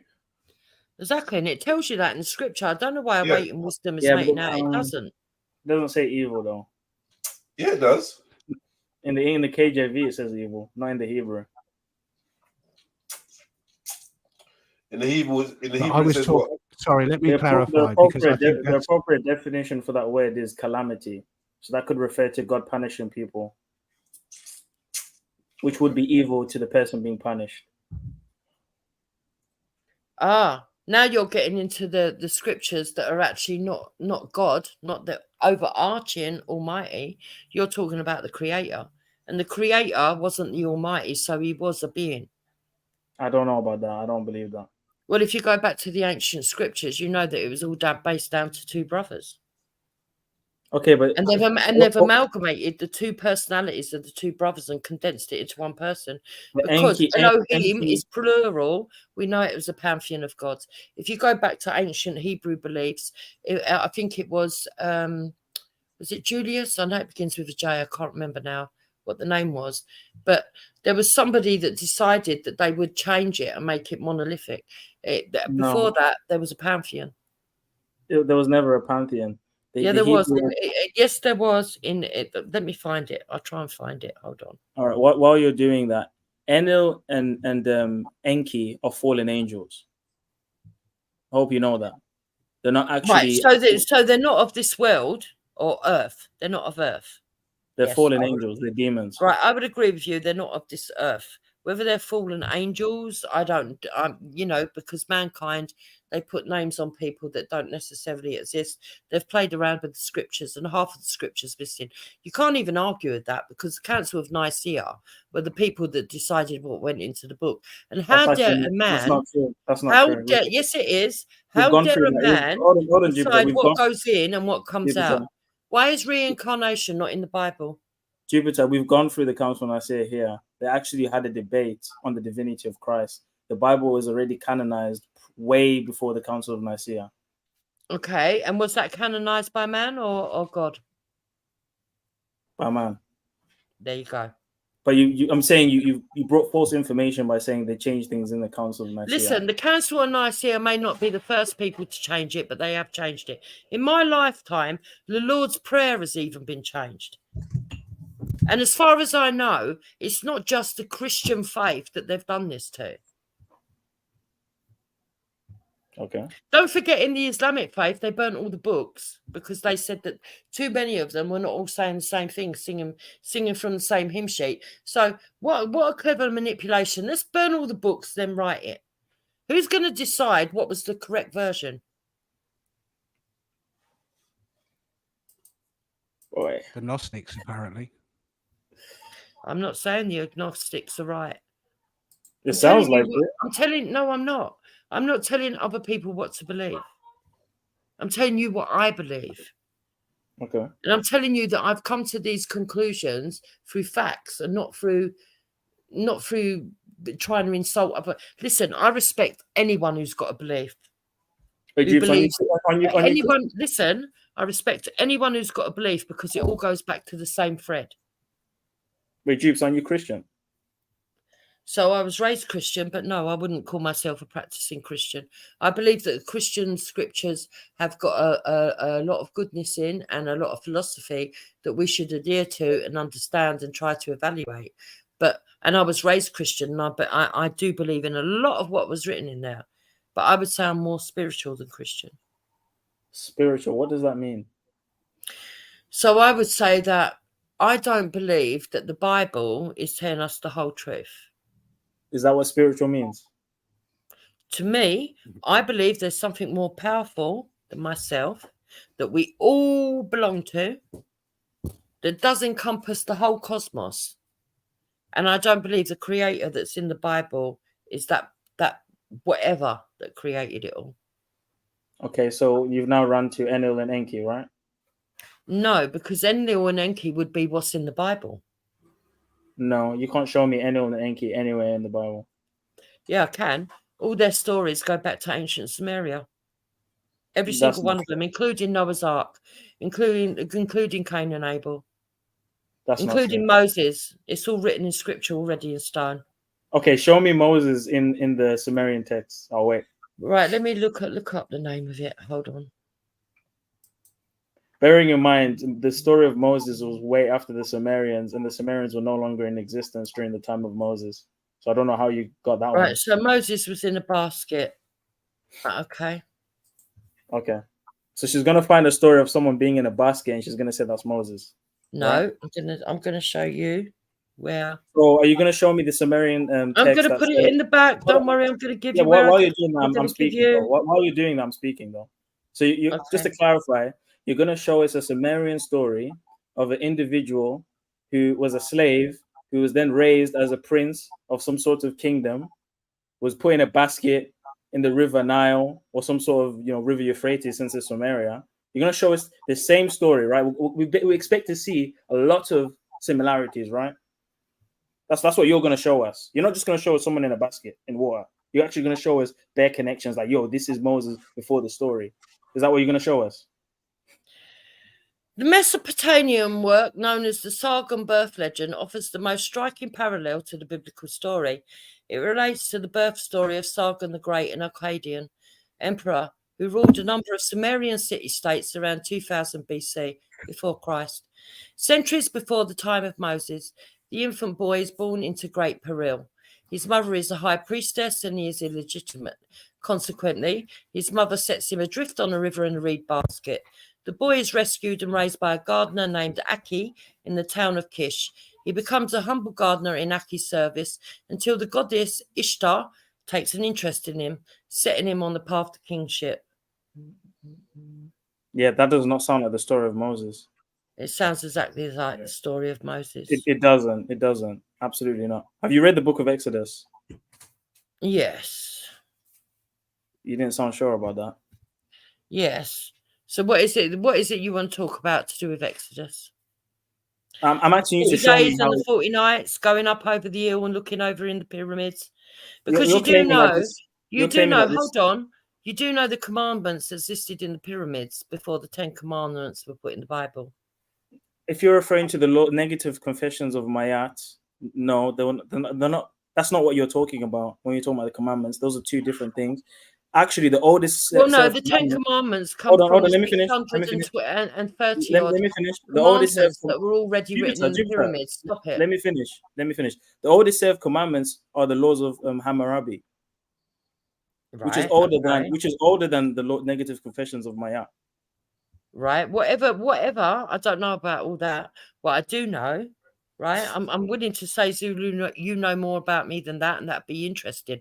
I'd love to hear your knowledge on that because it might make my knowledge better. So I'm not putting you down, but what I'm telling you is that the 10 commandments come from the 600 odd commandments that were already written in pyramids.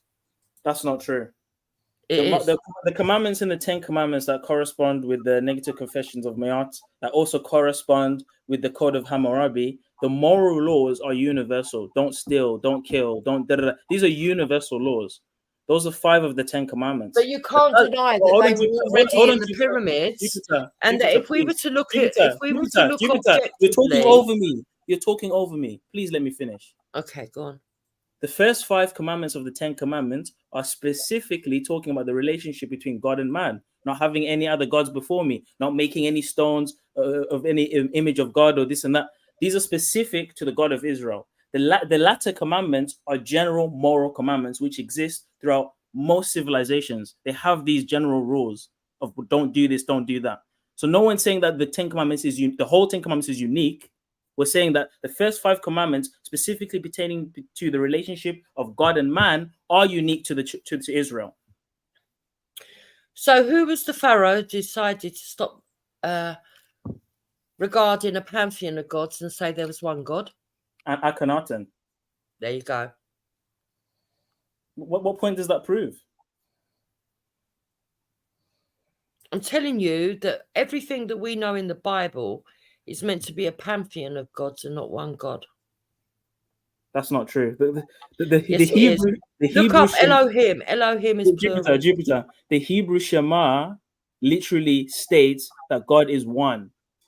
Echad. There's only one true God. Yes, there's other people that are seen as gods, but there is only one true God. Do the Egyptians predate the Hebrews? They don't predate the Hebrews. They predate the Israelites. Don't they? They don't. They So don't isn't predate Moses the Hebrews. from Samaria? Hebrews come from Eber. Okay. They come from the line of Shem, and Eber. Go on then, explain to me. If that's what you're saying, explain to me. I've never heard this before. Go on. No, the Egyptians are older than the Israelites because the Israelites, to a certain extent, have been intermixed into the Egyptians when they were in Egypt for 400 years.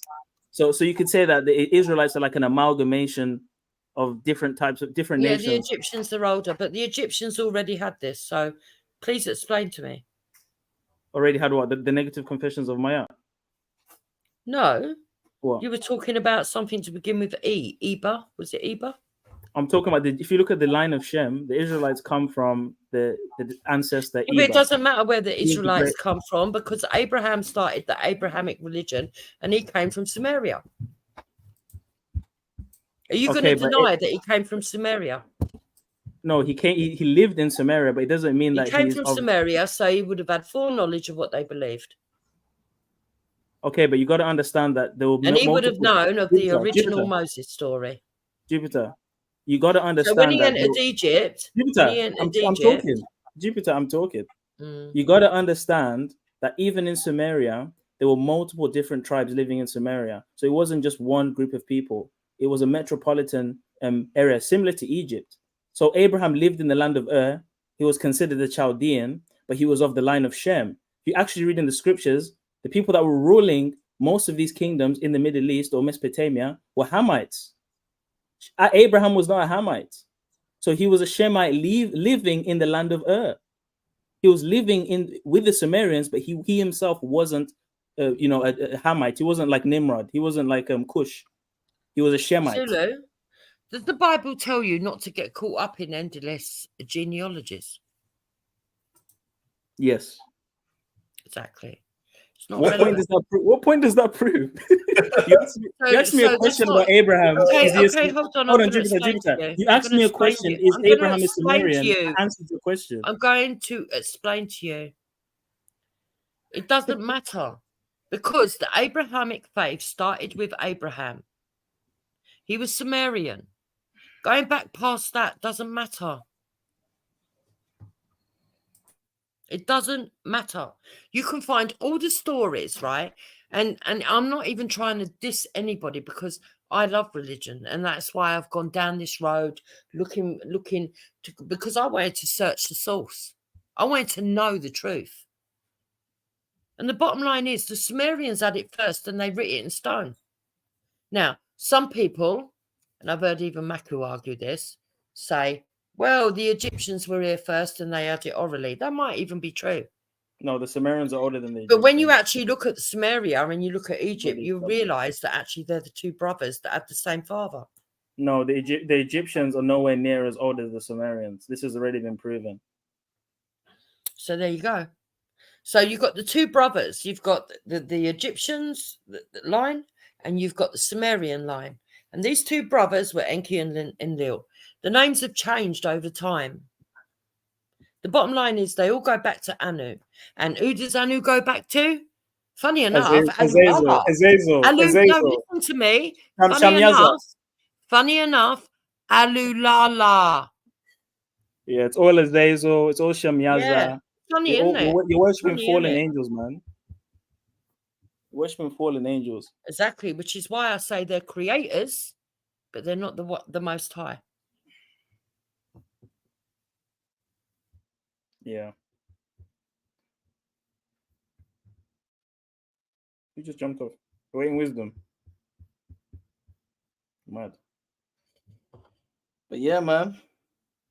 Like I But said, I think we're all allowed to believe what we believe. But if it makes you feel better, Zulu, I do think out of all the scriptures, don't be condescending. all of the scriptures that we've got, the Christian ones, when it comes to the philosophies and the teachings and the understanding of love and not judging, all of that is much, much better than any other religion. Wait, Jubes, But did you say there is something hold on, but there is something to be said about the Dharmic religions that people dismiss. There is. Okay, Jubes, did you say Alulala? I just want to get that clear. Yeah, Alulala is meant to be the father of Anu. Let me fact check that.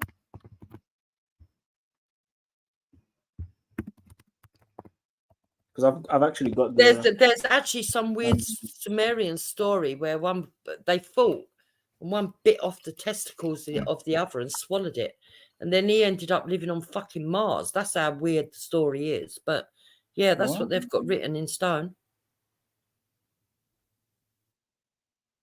Yeah, I'm not seeing no Anulala still. It says here that the parents of Anu are Ansha and Kisha. Okay, let me try. What are you talking about? Inanna. No, she's saying that Inanna would be the last god that was in India. She was female. Inanna was the last of the line of the one true God. Yeah. So she was female. She was the last one that actually reigned in India. And actually, they actually cried out for her to come back because they were all going to leave. And then they cried out for her to come back and she decided to reign. I think she might have even been a demigod, but I'm not sure on that. I can't remember. She was either half god or god, but she was the last goddess. And that was in India. But I'll look up this stuff to do with Alulalu for you. I'll find it. Just give me 5 minutes because it's a long time since I've looked for this stuff. But I'm not saying it to deceive you or anything. No, I like the listen. I like the history. I like the information. Yeah, it's what I've read. But Zulu, I honestly believe the Christian texts are more truthful because I think that when Muhammad come along, he didn't quite understand the Christian text because of his wife's uncle. That's where he got a lot of his knowledge. And I think that even though he was a holy man and he adhered to stuff, he didn't quite understand the stories and so filled it in the gaps like a lot of people do and got it asked about face at times. But I do think that the Christian texts are not the full story either. So I'm not saying either's perfect. I think that we've been withheld knowledge. And I believe that the Vatican know this. And that's because, in my opinion, and it is only my opinion, and I am going to offend people here, I think the Catholic faith is the Antichrist. There you go. I don't think you're going to offend anyone on the show right now. I think we all kind of have the idea that the Catholic Church is a bit, sus. But give me 5 minutes, and I'll try and find that story to do with Alulalu for you. I personally believe the Catholic Church is prophesied in the scriptures as an Antichrist religion, and I do think that the Vatican will be the head of the New World Order that is to come. But again, don't quote me on that. They're the Antichrist religion. And the other lot are the synagogue of Satan.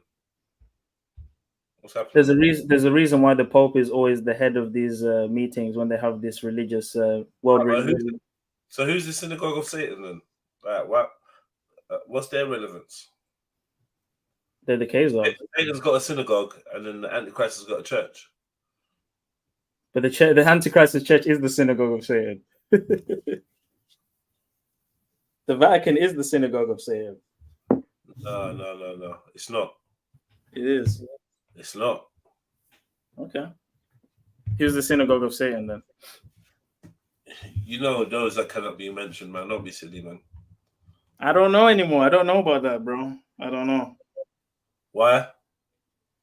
I mean, contextually, it's referring to Christians that say they're Christians, but they don't behave like Christians and they're actually synagogue of Satan. Similar to the wolf.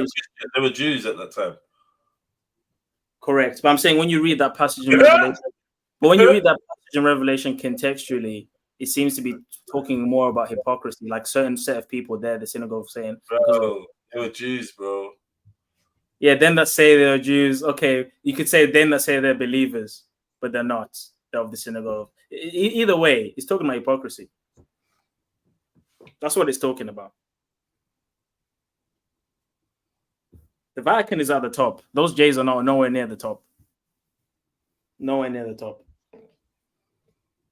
Nah, I don't agree. Really? You think they're above the Vatican? No way. There's no way.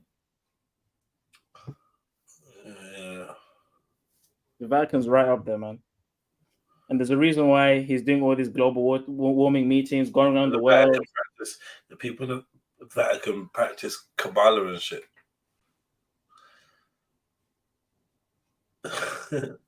Okay. Yeah. You're right about that. You're right about that.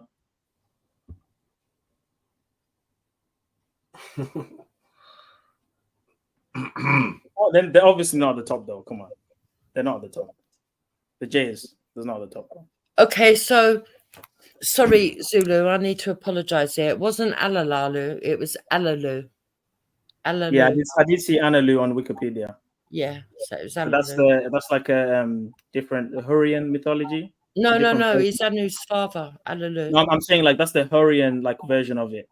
They call his father Alalu because there's different versions of the same story.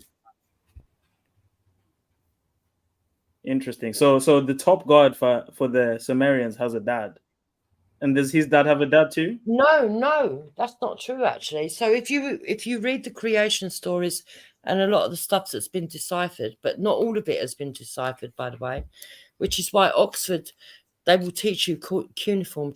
I mean, if I was more intelligent, and I'm not, right? If I was more intelligent and had the patience, I'd go and learn it. But I can't be bothered and I can't be asked. I'm not going to lie. I'm 55. I can't be fucking asked. But the fact of the matter is that you can get taught cuneiform so that you can decipher it because they've got so many. They've got so much stuff that came from Alexandria and all over the Middle East that they actually need you to decipher. That they will actually teach you so that you can decipher it. Then once you've deciphered it, you send it in for it to be authenticated. Really? It's easy, yeah. At Oxford, yeah. Look it up, because they do that for free. They will give you stone tablets to decipher. They learn you it, you decipher it, and it's all for free because they've got so much of this stuff all around Europe. And if they could be bothered to decipher all of it, we'd probably know a fucking lot more. What do I type in? How do I sign up? just type in Oxford Sumerian text translations, and you should be able to get. If not, I'll look for it in the last. I'll give it a couple of days and look for it and find it for you and give you the link. I'm not lying to you. I know people like to go around saying I don't know what I'm talking about and I'm lying. I'm not lying to you. I wouldn't do that. No. I'm just gonna walk the dog. I'll be back. You lot try and bring awaiting wisdom into the conversation. I'll be back. Yes, bro. Yeah, the reason I'm asking you is because I've been looking into the Sumerian language and even the Assyrian language, and I see a lot of similarities with my language and also with Shona. I've even read books from anthropologists that were claiming that. What's your language, Zulu? I speak in Ndebele, which is like a. What is it? Sorry, I don't. Zulu. I speak Zulu. Oh, Zulu. Yeah. Okay, I'll look up and find out. I don't know. I'm not disputing it. So for me, I think that it makes sense to think that a lot of the language that stems from Africa or the Middle East would actually be where the answers are, because so it's quite possible that's where the answers are. Because obviously, the further back in time you go, most people were black. Look, I'm not saying. Oh, whoa, are you admitting that? Well, at the moment, that's what the theory is, isn't it? That most people are black. However, I want to be really cautious here, because there is more and more history now to suggest that might not be true. But at the moment, that is the theory. So I'm not going to sit here. I'm not educated enough to go, well, they're lying. That So is the mainstream where do we theory. come from then, Jibs? If that's the case, hypothetically.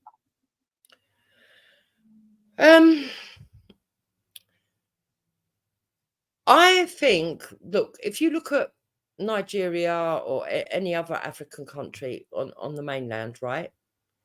There are albinos, and they've been a lot of the time they get cast out, or they're othered, or they're treated as some kind of mystical people where if you chop off their hands or whatever, I'm not trying to offend anyone, right? And this is a fact, that they're treated as having some kind of mysticism about them, right? And I think it's only probable to think that at some point in history that they were cast aside so much that they went underground. And then obviously there was a cataclysm and other people went underground. If you look at, do you remember a story a few years ago in Germany? There was a guy called Fritzl, horrible bastard, who actually kidnapped his own daughter and held her underground, and she had a load of kids. When they were finally found, their eyes and their hair was recessive. You do know that, don't you? What do you mean by that? Oh, as in like recessive genes? Well, yeah, because they'd had artificial light. Not so much recessive genes, but when they came out, their skin was a different shade to what you would assume of white people. They were a lot more sallow. Their eyes had lost their azure. They were more grey than blue. Where's the proof? Where's the evidence of this, man? I'm getting ready. I'm putting my socks on like that. What's she doing? Yeah. She's going to tell us why people think so. It was written in the papers. I can only go by what was written. And let's admit that mainstream can lie, but that's what was written at the time. And they said that, you know, her hair wasn't, even though the family were blonde anyway, it wasn't a blonde. It was like a different sort of colour. It was lackluster because there'd been no sunlight. And so they hadn't got the natural vitamins from the sunlight. They'd started to recess. And who knows if they stayed underground for, I don't know, 3 or 4 generations, right?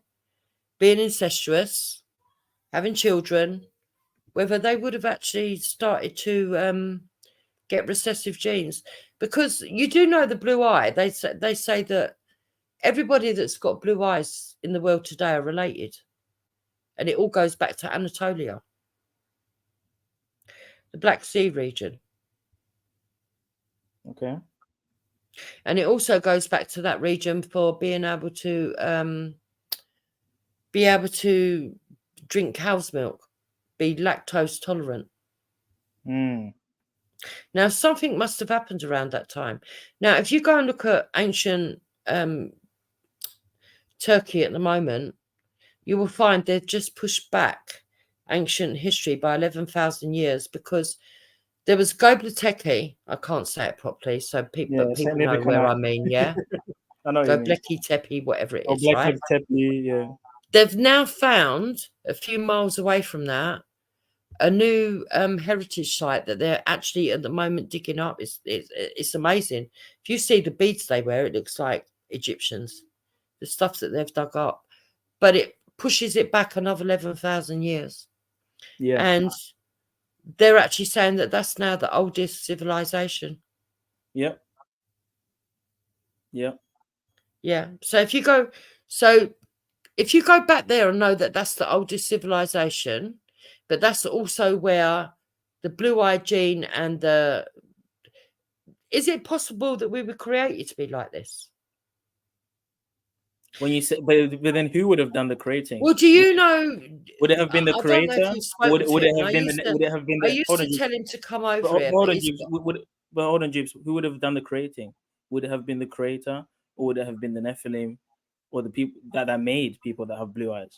Because so I think even so hold on. I think the Anunnaki, which is the Nephilim, they played around with the genes of what was already in existence. So there was a natural progression from the cosmology. If you understand that we're all star children, we all come from stardust. I could explain that at a later date, but we all come from stardust. So effectively, if we were to follow right from the inception, from the Big Bang, what they call the Big Bang in science, right? But it is the colliding of two atoms, yeah, that jumped into the same space. It boom went off, and from there was things that happened, and you had stardust and everything else, and all of those chemicals that make up a human being, because we are essentially stardust as well. You do know that. And eventually the dust, like the laws of attraction, like gained like. So what happened was the dust was attracted to particles like itself. It went round and round in the ether of space for a long time. We don't know how long, but a long time. And eventually it went round and round. And because of how far it traveled, and when it collided with stuff, and everything is cyclic anyway. I don't know if that's the word, but in a cycle. And so you get these rounded globe formulations. They formed as they got bigger and bigger and bigger. Then the dust started settling on top rather than compacting. Yeah. And then you had other forms that had the like attract like, that attracted the water, that were like bubbles. You know when if you was to be, not to be disgusting, but if you was to actually go in use a microscope to watch somebody spit, you will see, all right, there's a big flob, but there's little tiny particles that are like bubbles in this. Are you talking about the primordial? Right, yeah. So you would have planets that were like that, and they would attract more water and more sort of stuff. Now, when they collided with the planets that were more solid, yeah, they enveloped each other. And then you had the general basis, earth and water, and all the minerals that come with the earth, the general basis. Now all you needed was some heat. Well, it was the friction of them hitting each other that caused the heat. And then you would have the natural evolution that Darwin talks about, although he's not perfect, because he doesn't explain the massive jump in between. And the massive jump in between is an outside being, what you might call Nephilim, who's jumped that fucking evolutionary train. Well, what he also doesn't explain, Jubes, is abiogenesis, things coming from nothing, life coming from non-life. This has not been proven or done in any experiment to be seen as an actual scientific fact. But this is if you go to Darwinism, he doesn't say that we come from nothing. So basically, there was hot temperatures in the water.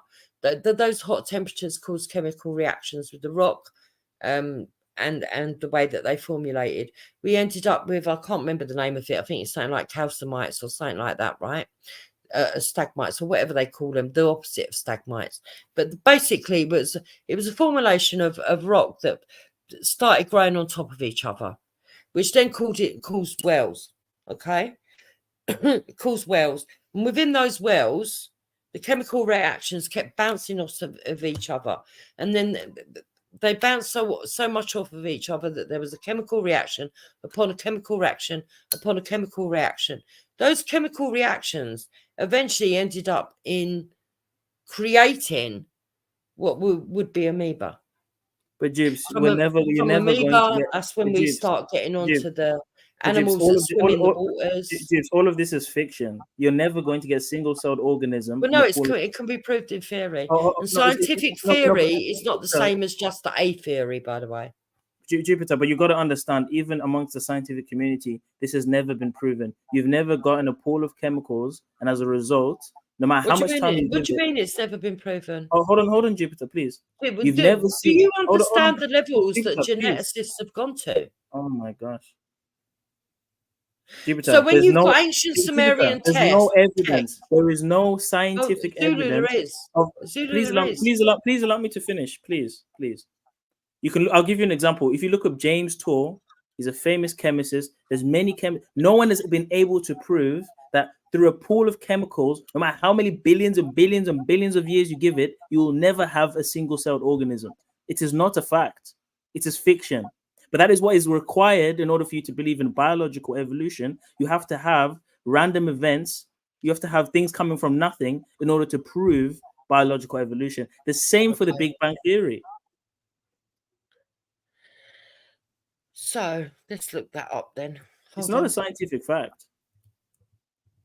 It's a belief. It's what is required. It's the foundation of all the other supposed truths. But if the foundation requires belief and isn't factual, how can anything that comes after that be factual also? This is why you have to question everything. But yeah, abiogenesis is definitely the kill shot for biological evolution. It's the kill shot. There's no way around that. No pool of chemicals is going to bring any amoeba, any single cell organism. It's not proven. There's no way that could happen. It's not possible. Life comes from life. Throughout the history of life on Earth, and I'll give you the link in a minute, multicellular life evolved from single cell numerous times. But explaining how this happens is one of the major evolutionary puzzles of our time. However, scientists have now completed a study of the complete DNA of one of the most important model organisms, gonium. By the way, just remember that we're called goyim. Yeah? Don't do that. Don't do that. No, I will do that because people need to understand what's going on and why they're lying to all of us. Gonium pectoral, a simple green algae that comprises of only 16 cells. This microscopic organism is helping to fill the evolutionary gap in our understanding. The 2-year research project was a global collaboration between Kansas State University, University of Arizona, and Tokyo. Okay. Let's see what it says. Pierre Durand, a researcher in the Department of Molecular Medicine and Hematology and the Evolutionary Studies Institute at the Wits University, is one of the project collaborators. The evolution from unicellular to multicellular life was a big deal. It changed the way the planet will be forever. From worms to insects to dinosaurs, grasses, flowering plants, haddidas, and humans. You have to look around and see the extraordinary forms of multicellular existence, said Durand. It has been difficult to explain how this occurred because it was not an easy thing to have happened. So questions like, why did single cells live together in groups at the very beginning of multicellularity when it puts them at the fitness disadvantage? Challenged us for a long time, said Durand. We still don't know most of the answers, but this project has certainly filled one of the gaps in our current understanding. There are many model systems. So do you want me I've got to the give you Britannica. I've got the Britannica. give you the video? I've got the Hold on. Britannica thing. Yeah, if you want me to read that on top of what you just read, if you don't mind. Yeah, no, of course you can, because I'm all Yep. about finding truth. So if you tell me something that I think, okay, that makes sense, I'm more than willing to go, all right, yeah, let's just abandon this. But let me put this in the back, so maybe somebody wants to look at this. Maybe Yeah, this is a video on it that explains it, so I'll put it in the back. So I'm just going to read this from Britannica, and it's on abiogenesis, which obviously encompasses the single-celled organism theory. And it states that abiogenesis means the idea that life arose from non-life more than 3.5 billion years ago on Earth. Abiogenesis proposes that the first life forms generated were very simple and through a gradual process became interestingly complex. Yeah. Biogenesis, in which life is derived from the reproduction of other life, was presumably preceded by abiogenesis, which became impossible once Earth's atmosphere assumed its present composition. Although many equate abiogenesis with the archaic theory of spontaneous generation, the two ideas are quite different. According to the latter, complex life, e.g. a maggot or a mouse, was thought to arise spontaneously and continually from non-living matter. While the hypothetical, listen to this part, while the hypothetical process of spontaneous generation was disproved as early as the 17th century and decisively rejected in the 19th century, abiogenesis has never been proved nor disproved. Has Okay, never been proved. so Zulu, people have babies, yeah, they make babies, and people say that as long as the sperm and the egg meet, a child's going to be born. Yeah, it's going to be make into a baby. It'll grow, it'll gestate, and then you give birth. Why do some babies get born stillbirth? Sorry, repeat that. Why are some babies born stillborn and others that have life? So you're saying there's some babies that are born and then they're not living?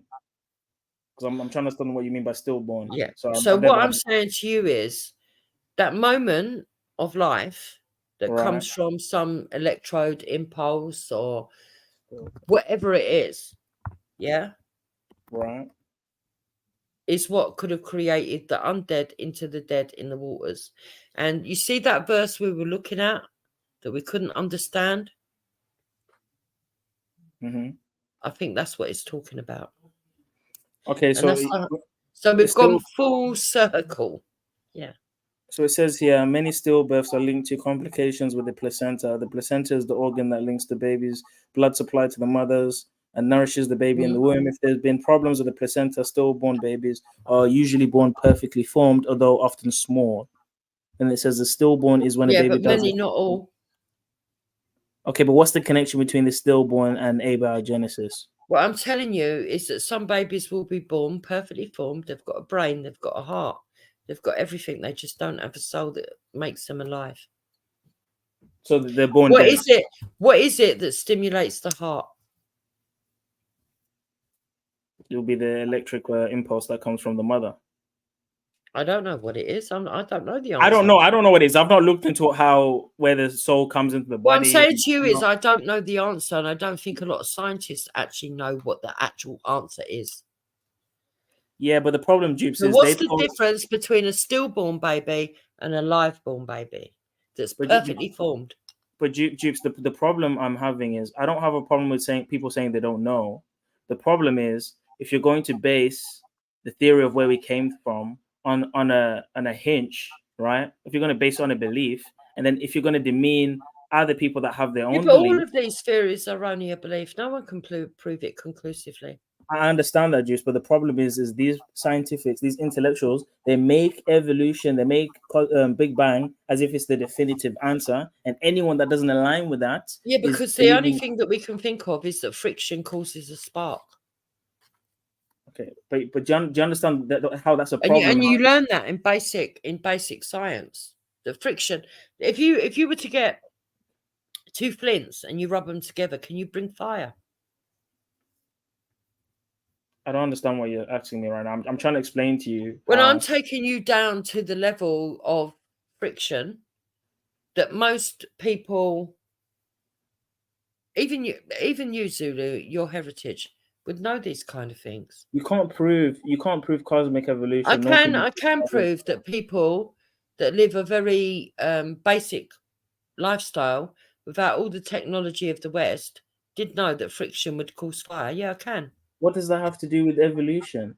Rubbing two sticks together and all the rest of it. Well, what I'm telling you is, where did that fire come from? That came from nothing.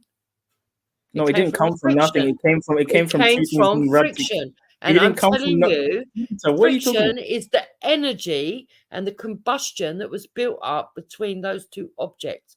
It didn't come from nothing. Just like Big Bang, atoms collided. Just like birth. What happens at birth? Something must happen at birth. What?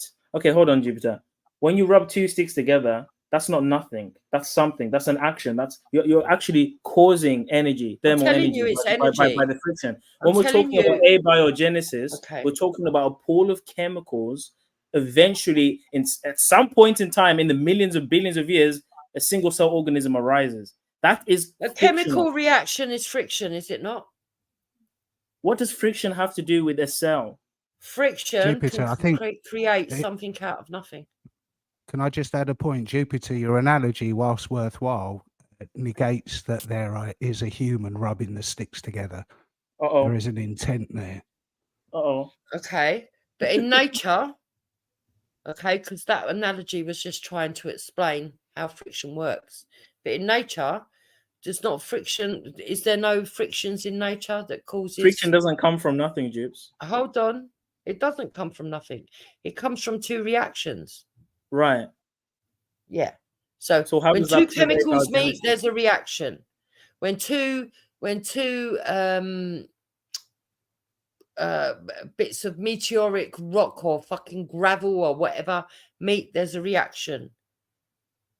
That's cause There and effect. is reactions in nature. Are we trying to Can we pretend just- there's no natural reactions? Is that Cause what and- you're doing? Can I just interject? is a basic Add an principle. extra voice. Please go ahead, bro. Yeah, go on. I would just like to, I mean, for my own clarity too, because there's lots of talks of people put scientific theory in front of a postulation and somehow think it gives it validity. I think I'm not against science, but I'm against scientism, and the scientific method requires that something is observable, measurable, and repeatable. In real time. Otherwise, it's in real time. So I'm not saying one side or the other, but what you're postulating is none of those things. We cannot create life, regardless of all the stardust stuff you're talking about. We cannot create life. We can. So no, we can't. No, we can't. Yeah, we can.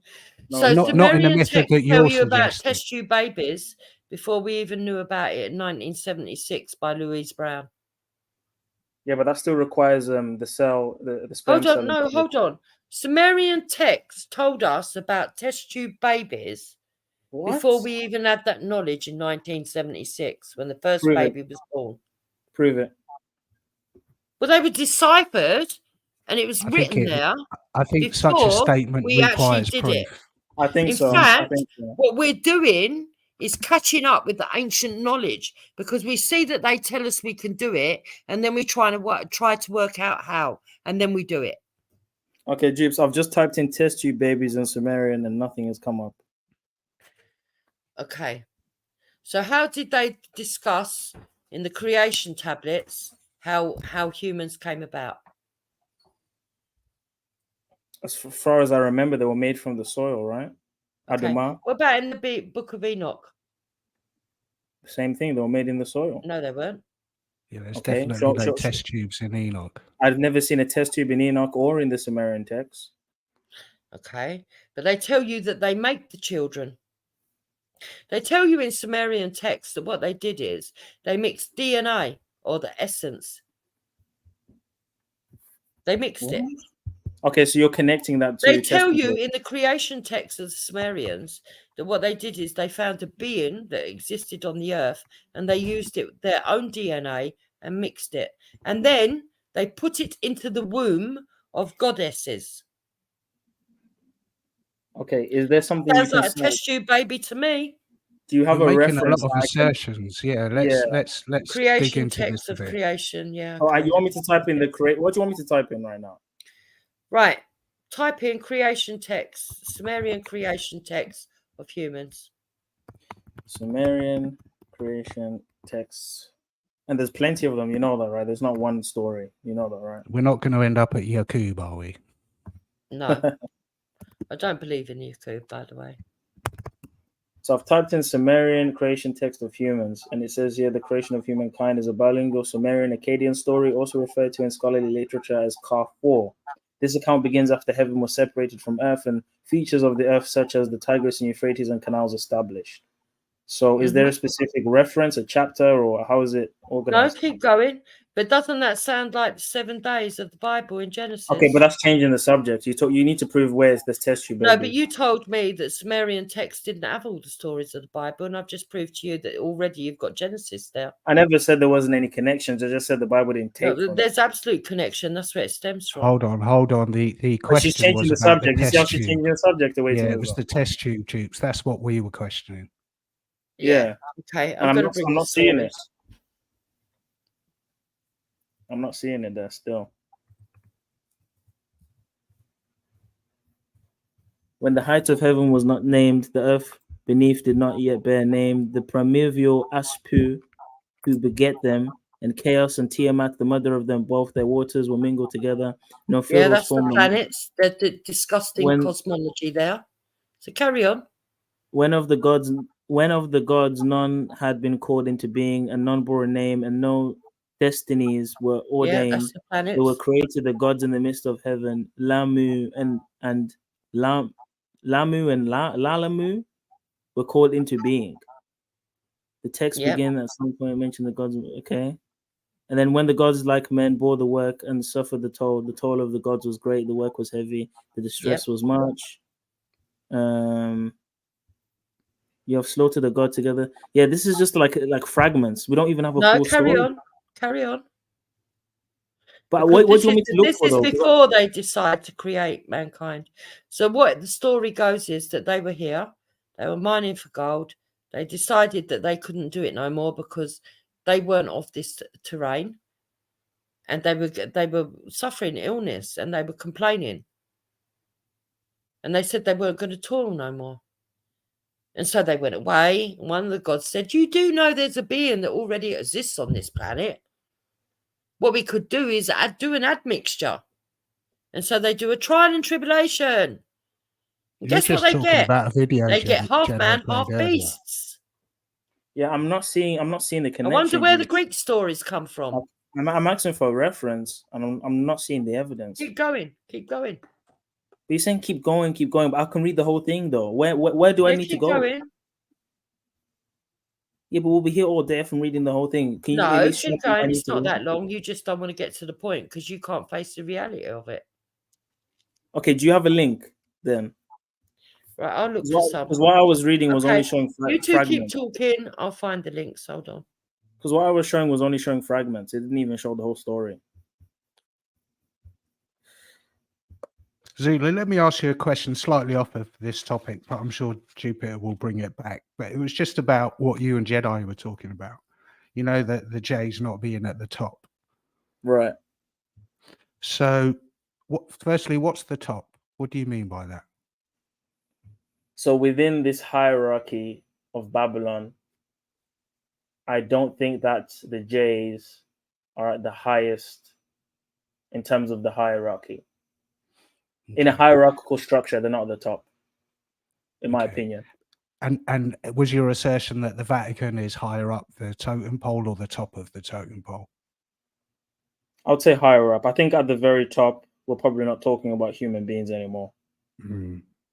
So let me ask you a question, and it might sound loaded, but it's not. So we agree that the Khazars have infiltrated, by definition, all sorts of cultures wherever they went, right? They adopted, infiltrated those cultures and took on that culture. Could it be possible that the same people infiltrated parts of Rome and the Vatican? Well, the Jesuits were Jays, no? Yeah, indeed. But So the that's what I Jesuits meant. the Jesuits come after the Catholics. Yeah, they're well, the Jesuits. They're just the army of. Okay, I found it. It's in the Yeah, back. what's your wisdom? Go You have to down ask to yourself, when where humans did the were Romans come created, from? Zulu. Where did the Romans come from? The boys, remember, when they came into Europe, they displaced the barbarians, the Vandals, and everything, and took over the area. They came from somewhere Okay. else. So James, this is the from same link. area, Azaria, the Huns, and stuff like that. Yeah, go down to humans being created, Zulu. It's there. It's in the back. Okay, I'm scrolling down. Okay, humans being created. Okay, is it the part where it talks about you have slaughtered a god together with this personality? Yeah, Is this the part? just read it. Yeah, go on. Okay. You have slaughtered a god together with his personality. I have removed your heavy work. I have imposed your toll on man. In the clay, God and man shall be bound to a unity brought together, so that the end of days, the flesh and the soul, which in a God have ripened, that soul in a blood kinship be bound. So where's the test tube babies here? It's there. You need to look at all the creation stories. Carry on reading. There's nothing more to read. Then it goes into someone's explanation. It's not the actual reference. You make me laugh. Okay, let me find some more. I'm looking at the source that this is the same source I read, by the way. Yeah, no, that's fine. I'll find a different one that's more clear for you. I'll find you a video. I'll find you a video. The creation tablet. Anu, the god of gods, agreed that their labour was too great. He's talking about the people that were already here. Can you post that, sorry, so I can follow with you? Yeah, it's there. It's in what I gave you, but you refused to read it. No, His son, Enki Enki of EA, proposed to create man to bear the labour. And so with the help of his half-sister, Ninki, he did. A god was put to death and his body and blood was mixed with clay. From that material, the first human being was created in likeness to the gods. Now, this was written in clay tablets, okay, that they only managed to decipher because of something that was written in Iraq. And I'll go and get that. I think it's the Behistan okay, but inscription. Jupiter, when I'll you go say and find that for you. Hold on, okay, Zulu. while I'll you're go doing that, find that Jupiter, for you. Hold on. Okay, while you're doing this, So what they did was they used the DNA of the bloods. Okay, the first Jupiter, man was created in Eden. Does this sound like the Bible? Yeah, this was in stone in Samaria. Guys, let me tell you something. What Jupiter is a reading Sumerian word isn't which even, means flat terrain. Jupiter's not even reading the actual creation story. This is pre-Bible. He's reading someone else's explanation. Eden is mentioned as the Garden of the Gods and is located somewhere in Mesopotamia between the Tigris and the Euphrates rivers. Pre-biblical, people. Okay, are you done now? In order, guys, just before you carry on, in order No, to you have asked me for evidence. I gave you it, and now you don't like me reading it out. Jupiter, I'm talking, please. Just let me speak. In order for this to be productive, we can have differing opinions, but in order for the audience to enjoy it, and as a normal participation in the chat and not on the panel, it's very frustrating hearing shouting over each other. So if we can just be civil. Jupes, I know you're passionate about what you're doing, as is Zulu, but let's just take it down and have a conversation, shall we? Okay, let me turn my mic down. Can I respond? Can I respond to shouting? I'm just can I respond, please? Because you've just had your chance to read what you're reading, right? So just to clarify something, the source that Jupes is reading is the same source that I read initially. I wasn't skipping over anything. I wanted to read to you the direct references from the actual text. What Jupiter began reading was someone else's explanation and adaptations on the text. I was reading what was within the speech marks directly quoted from the tablets. And from what I found, it wasn't the full story. It was bits and bobs of the story in fragments. So what she was reading wasn't even from the tablets. Okay, well, you could bring it up. You could bring it up and share it. I don't mind. I'm asking you, no, but the burden of proof is on you. You made the claim that they were doing test tube baby business. We're asking you for the evidence, and you're showing us websites with someone's interpretation of 3 or 4 fragments. Nothing read in the fragment. Nothing I read in the fragment. Okay. Hold on, Jupiter. Hold on, Jupiter, please. Jupiter, let me finish. Our biblical text, Jupiter, have patience. Biblical Jupiter, text Jupiter, based on mankind's interpretation. Jupiter, have patience. From what I read in the tablets, I didn't see anything about test tube babies. All I saw was God and man being formed together in the clay. Okay. So it was formed in clay. Yeah. Does it sound like the Bible? But now you're changing the goalpost. Can you at least admit that what you said? I am asking No, but you're not going to transition it to the. You're not going to transition it to the Bible. Can you at least admit that what you said is not actually factual and cannot be proven in the text? Can you admit that what you do is based on interpretations? Don't change it, Jupiter. You said that they were dealing with test tube babies, and you said you could. You take too much time running all over stuff. Yes, it's also in the Book of Enoch. Not been able to. Okay, let me bring up something to do with the Book of Enoch. Wait, you've not been able to prove it. You can't ask me a question about the Bible if you're still trying to prove your point. In your opinion. Spend too much time on the outside. I never even said Jupiter. I never even said you're wrong. I never even said you're wrong. Yeah, they pick up the UV. Are you talking to us or are you talking to someone in the room? I never said you're wrong, Jupes. I'm just asking for the evidence because to me it sounded crazy, right? And if you approved it, I would have accepted it. But from what I'm seeing in the actual tablets, I don't see no test tube babies. I'm not seeing it there. That's all I'm saying. I mean, away in wisdom, have you seen anything in the tablets from what I read about test tube babies? No, I think all the tablets of creation, though. Hold on, Jupiter. I was just asked a question. Let's be civil. So I think the point that I wanted clarity on, and I think Zulu as well, was the fact that you talked about both the Book of Enoch, and I was going to move on to that and ask you to show me where it talked about test tubes. But that's what we were looking at the Sumerian text. You're doing a lot of talking around it, but there is no test tube mentioned. And I think that was about both of our contention. Am I right, Zulu? That's a fact. And even what she read, we never saw that. Even in the Okay, so commentary, when you go into the actual creation stories, what you find is that they mix they mix the essence into clay vessels. Okay, so yes, using the word test tube would be a 1976 version of what it is, but basically they do an admixture in a clay vessel, which is it's not a big stretch of the imagination to understand that what they're doing is mixing up DNA. it's called a remix, what you're doing, but it's cool. It's not a remix, it's the original mix, actually.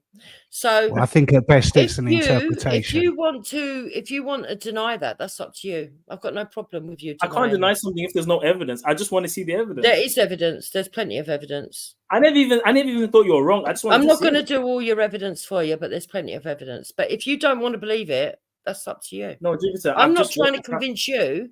I know what I believe. I'm not asking you to be convinced. I like information. So I'm genuinely trying to understand, is what she's saying true? I look at the tablets. I don't see what you're saying. So what do you want me to do? What do you want me to do? And then you want to go to the Book of Enoch. You're not going to find that in the Book of Enoch. I don't want I've you read to do Enoch 1. anything. I've read I Enoch don't 1. want You're you not to going do anything. You're you're not going to misguided. see that in the Book of Enoch either. Yeah, but you're misguided. Yeah, I am, because I've already got it. You're misguided. Okay. Okay, show us the one in the Book of Enoch. Let's go through that one. You believe in what you believe, and I believe what I believe. That doesn't make you right or me wrong. I never said you're wrong. I'm asking for evidence. So let's go to the Book of Enoch, since you couldn't prove it in the Sumerian tablets. Where do you want me to go in the Book of Enoch? Is it Enoch 1, 2, 3? Which one is it? And what do you want me to do? What do you want me to type in? What chapter? What verse?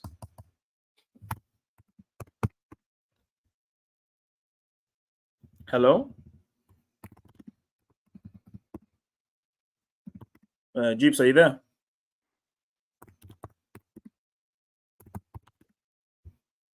Is anyone there, or is it just me? What's going on? Yeah, no, I can hear you, Zulu. Yeah, I've just typed in Book of Enoch, test tube babies. Nothing's coming up. Again. Yeah. So this is why it's important for guys to not say things if you know it's not. There's no evidence for Because it. you're getting hung up on semantics, and I'm not. Well, I don't think it's semantics when you're making Well, claims. it is, but you Hold know, on, at Dukes. this Let me- point, okay, Jupiter, okay, Jupiter, please let me make my Hold point. on. Okay, make I'm your not point. looking for a beef. So I think your assertions are suggesting that there was DNA splicing, mixing, etc. And you asserted that it's in the Sumerian text in the form of, and whilst Yeah, I'll it is. accept that, you know, your interpretation could be one interpretation of that, but it's tenuous at best. So we asked you about Enoch because you said in Enoch, Yeah, it's all and I've too put easy. it in the back. I've put it in the back.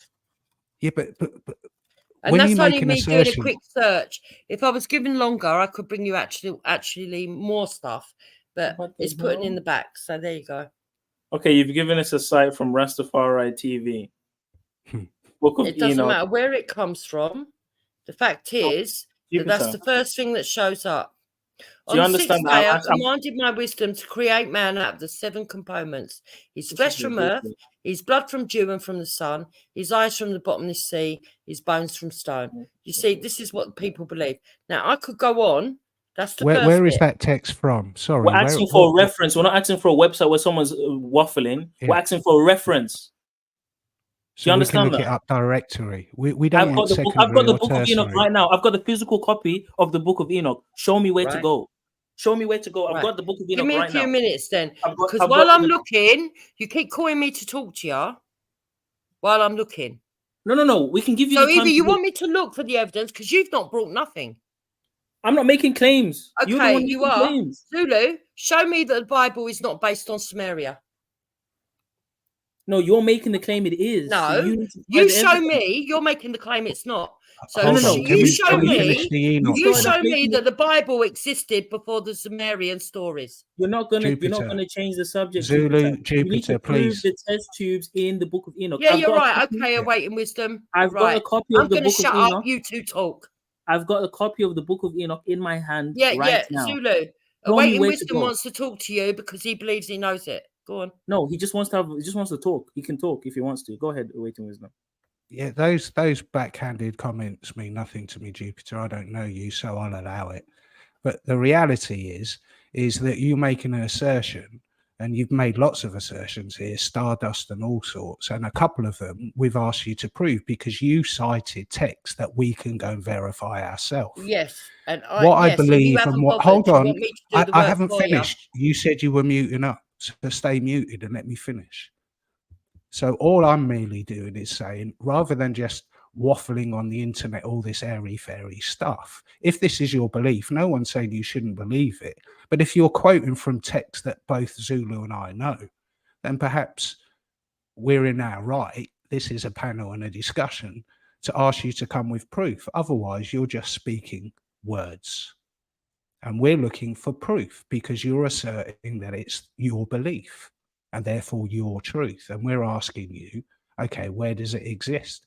I'm not personally having a go. If Zulu was making, remember when I met Zulu on here earlier, I bigged him up but said, if you make a comment I disagree with, I'm going to challenge you on it. This isn't preferential treatment for you at all. This is saying back up what you're saying. And if you need time to find the reference, that's fine. I'm not asking you to get it right now, but just say that in it. Don't act like you've shown us something when you're showing us an article of someone waffling with no references. Like, I've got the Book of Enoch right now. Just show me where to go and I'll read it.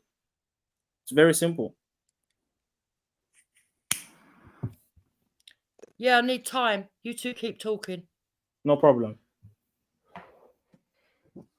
Jez, are you back now? I think Axel wanted to join. Beefy, do you have can you let people on, Beefy, or not? Yeah, I'm not back. I've been talking for ages, but yeah, obviously I was on mute still. Axel wanted to join. I think it's your time, Axel. Hi, Ax. I'm here, man. Jump on, welcome. Anyone could jump on. Hit the link, jump on, man. Hit the like button also. Appreciate the panelists, man. Appreciate the work you lot put in when I was on the way to the shop.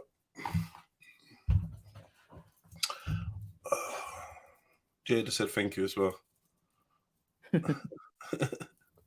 BB said, are you still taking a poo? Nah, I wasn't. I didn't go to the toilet, man. I don't think he said that, BB. I think he said he was walking. I don't know where you got that from. Yeah. Tame that imagination of yours. Bibi, any update about Morocco? Somebody sent me a video about like a flash of lightning near the source of the earthquake. Did anyone else see that video? No.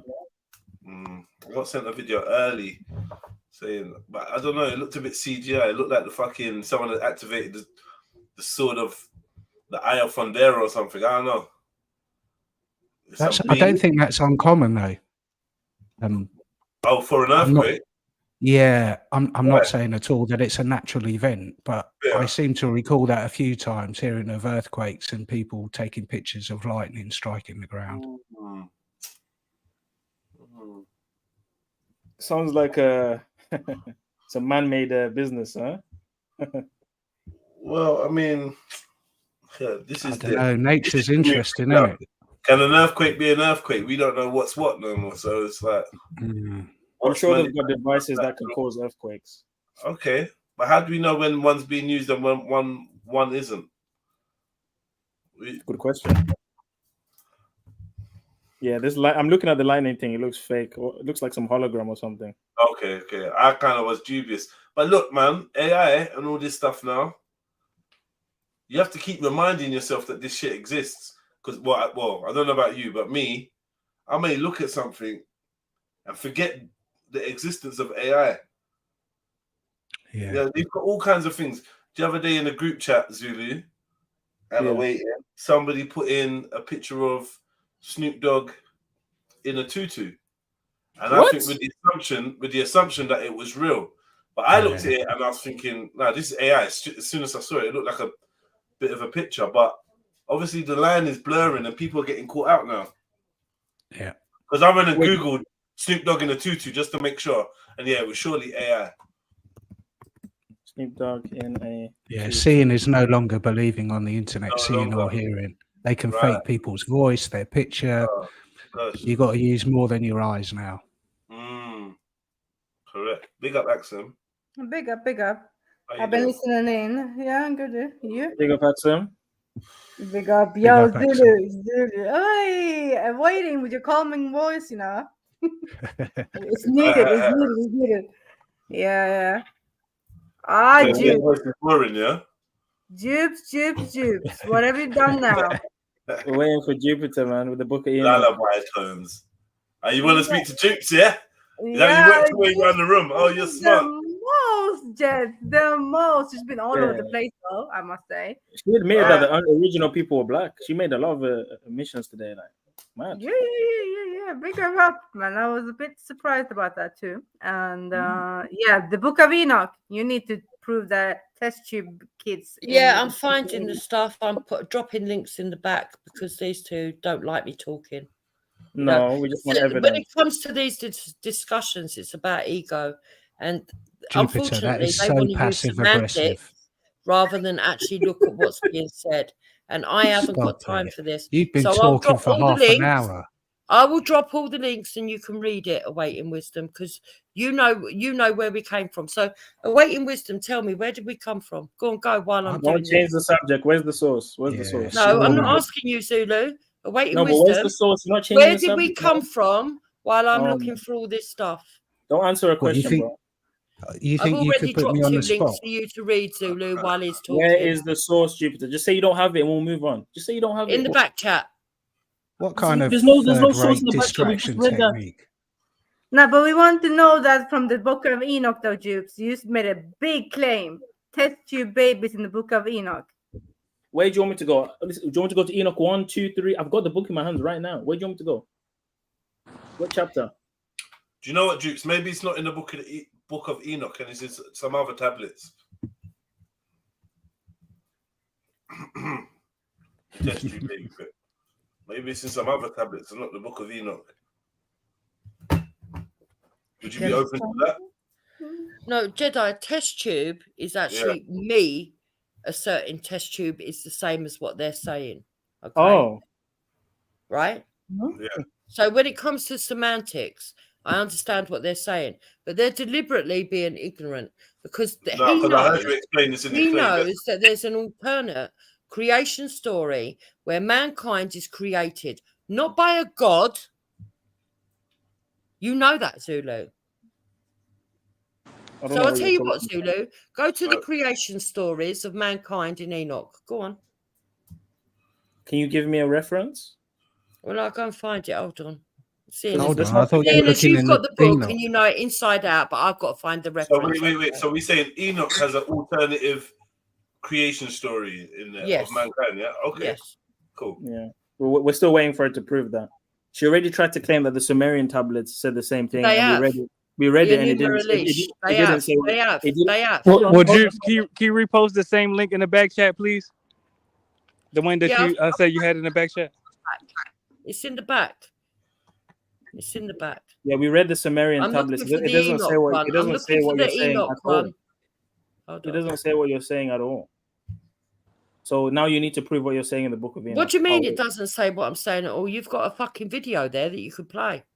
Okay, no, but we're asking for a reference. You That can would play help. the video while you're waiting for me to go and find the Enoch stuff. I don't need a video of someone explaining something. I want a reference. These tablets are accessible. Just show me where to they go and are. I'll read it. And it I'll tells read you the Enuma Elish. The Illumina Elish is about the flood story. No, it's about the whole creation myth. Yeah, and the flood story. But even within and the the flood creation, story. even, So even you within admit the it's creation, and now. even within the creation portion, it Okay, doesn't do you say know what, anything about. Zulu? Do you know what? I'm gonna go while I'm looking for Enoch. I'm gonna let you have the win. You're right. It's all No, about it's not the letting me Bible. have the win. It's not about winning. No. You're right. You're right. You're 100% right. There you go. It's not about winning, No, Jupiter. Juice. Yeah, we want the information, though, Juice. You want If the you have it, information? Yeah, I no, wanna I'm know not what going it to says. bother. I'm not going to bother.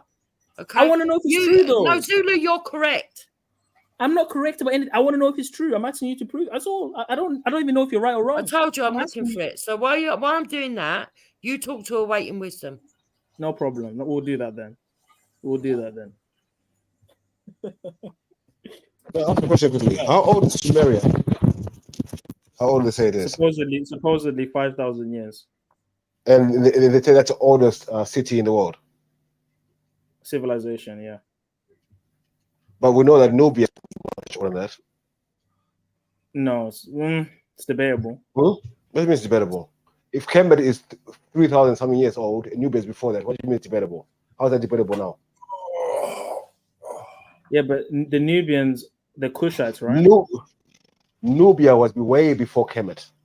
Way before anything called Kemet. For thousands of years before Kemet. So I'm saying, how is that now Sumeria is the oldest, only 4,000 years old, but we know the place is much older than that around the world. Okay, but Nubia is still younger than Sumeria, though. It's not. It's not. How is it? It is. It's not. No, just tell them to source up, brother. Yeah, just source up. We listening. You just said it's 4,000 years old. No, I said Sumeria is 5,000 years old, supposedly. Let's see. No, it's not. It's older. This is so old. if you go to the second book of Enoch, please read. I've also Okay, put a where link in the back. where in the second book of Enoch? No. You asked me where. I've told you where. Second book of Enoch. Read it in full. Okay, you gotta give us a verse. Remember, this predates the Bible. Read it in full. There's chapters. What chapter do you want me to read? Yeah, I just told you I want you to read it in full. Second book of Enoch, and remember, this predates the Bible. 2, 3. Okay, there's at least 7 chapters here. You want me to read the whole thing then? Okay then.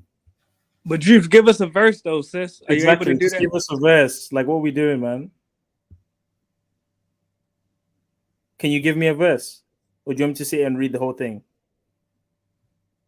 Yeah, she's not going to give you a verse, Uli. That's a get out. Go and read the whole thing. These assertions are wild. This is not how you would have any kind of debate, as you well know. You wouldn't tell the audience, go and read a book. I mean, ridiculous. Jupiter, you made the assertion. If you think you might be wrong, just say it. We'll move on. And nothing personal. But this digging your heels in is ridiculous. I don't believe I'm wrong. I believe it's there within the second book. I Well, believe then that show you us need where, to do a little bit please. of work for yourself. They're I saying believe we I can shouldn't make the have to assertion. spoon feed people that think that they know better. No, come on. So But you know how we it's do in things it's over in here. the second book of Enoch. Enoch, And there's the a reason second- why I hold want on. you to read it all is because it actually ties in with the verse that started off this discussion to do with creatures in the sea. So why don't you read it, Zulu? Okay, I've what put the link portion in do the you want me back to for read? you. What I've put the portion? link in the I'm back. looking at what you. It's a I'm big looking at what book you to sent read, me. yeah. It's a big book to read. We can't It's a really big be book. expected right now in the midst of the conversation to read the whole second book of Enoch. So I think if there's a portion that is relevant to what we're saying, do you think you could point us in the direction of the specific portion, few paragraphs, or whatever that No, actually what I talks about can do, the if you creation want, you can story? share That's the not- link into the side chat for them to look at their own disposal. I'm looking at the link right I'm not now. going to do everybody's work for them. Jupiter, The I'm book's looking at the link there. you've sent, The book's and there. I've got Zulu, you the physical argued book. this for hours. I've given listened, you Jupiter. enough I've got the links, physical book, and I'm looking Right. at the link. and Where I've do you told want me to you go? it's in book 2. What have I Okay, missed, man? the What's book going 2 on? is a big book. Where in book 2? Listen, I haven't got time for this trolling. Oh, come on! It's Don't in do book that, man. 2. Don't do that, man. What's the argument, Okay, you man? can't read it. No, you can't read it. Okay. Okay, how about you go away for 10 minutes, find the verse, Chapter and then come back. 28, the week in which God showed Enoch all his wisdom and power He's reading the whole throughout thing, all guys. the 7 days, how he created all the heavenly and earthly forces and all moving things, even down to man. Pre-Bible, this is. Can you get this And on Yeah, but PDF? one second. I made this firm thing. the Okay, heavenly pause, circle and made pause. that the lowest Pause, water, pause, which pause. is under heaven. Hello. Yeah, go on. I'm going to read it. If he can't read it, I can do it. You said the book of Enoch, right? Book Yeah. 2. And now you're saying it's pre-Bible. Yeah, Yes. Book of Enoch's pre-Bible. Yeah. Okay, so what are you saying is different about the creation story? Because you said it contains a creation story that is alternative creation story, right? Yeah. Oh, she's using it. She's using it to prove her claim about Where test is tube the, babies. I'm guessing. What I'm saying is, the I'm minute you saying that started the saying God said creator He is created not the man and Most all High. different things, My that's what the Bible premise. says. No, Sorry, she's using it to prove the test tube babies claim. That's the main reason why we're no, here. no, no, no. Right now, she's looking for the alternate creation story in Book of Enoch book. Enoch. And what she's done is she's read the creation story in Enoch book 2, but it is not alternate from what I can hear. God is confessing to create all living things, all the things that crawl, including man. Within 7 days. Yeah. In 7 days. I don't see the difference. Yeah, She's it made can't be. another claim that she can't prove. It can't be. How can So Book of what I'm Enoch be telling you different is from? that it's It pre-Bible. can't be, can it? Okay, but Jupiter, again, back to the Okay, original no. claim. One second. All right, so the premise of this latest argument was that you had an alternative creation story in the book of Enoch, book 2. But it seems like we just have a creation story that relates to the book of Genesis and the creation story there. No, I say Genesis is not correct, and that it comes from these stories. So Enoch and the Enuma Elish actually tell you how we were created, and we were created by these other beings, whether they're from our future and came back in the past, or another planet, or wherever. Maybe they're on the other side of the earth, whatever. They jump-started. They took us from our natural evolution trajectory and made us jump. That's why we've got a gap in our evolutionary chain, which is why Darwin's evolution theory isn't correct, because we can't explain that jump. Well, these texts actually explain that jump. And No, if they you don't. listen to what they say, they might not use the word test tube, but if you actually go and read the Enuma Elish, you see that what they are basically talking about is taking DNA of theirs and mixing it with the being's DNA. And they also talk about, before they actually get the right admixture, they talk about using other animals on the earth, and which is where you get all the Greek stories of half man, half horse, half fish, half all these mermaid tales and all that. I hear that, Jibs, but where do I you can't find it in this text, though? This Exactly. I can't believe anything you're saying because you've not been able to prove the last two I claims have. you I've made. brought you the Enuma Elish. You just haven't bothered looking to. No, It's we in the read the back. fragments and it didn't say anything you said. No, about I test brought tube you a babies. video that's got it all in the back. Now, Okay, if but you showed me, I want the reference. I don't if want a you showed video. me things in the Bible that came from previous scriptures or previous things, I would believe you. But Book of Enoch, I doubt it. It can't be. She hasn't So even it's proved the not claim just of the the Book of Enoch; it's the actual creation tablets in Sumeria.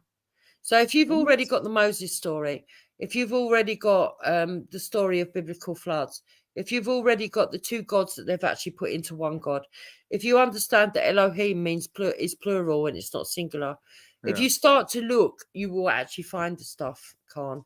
No, I've got no objection. No, I've got you're no objection remixing to. now, though, Jubes. Yeah. Can you please stay on this? Yeah, where do we find test tube babies in Book of Enoch 2?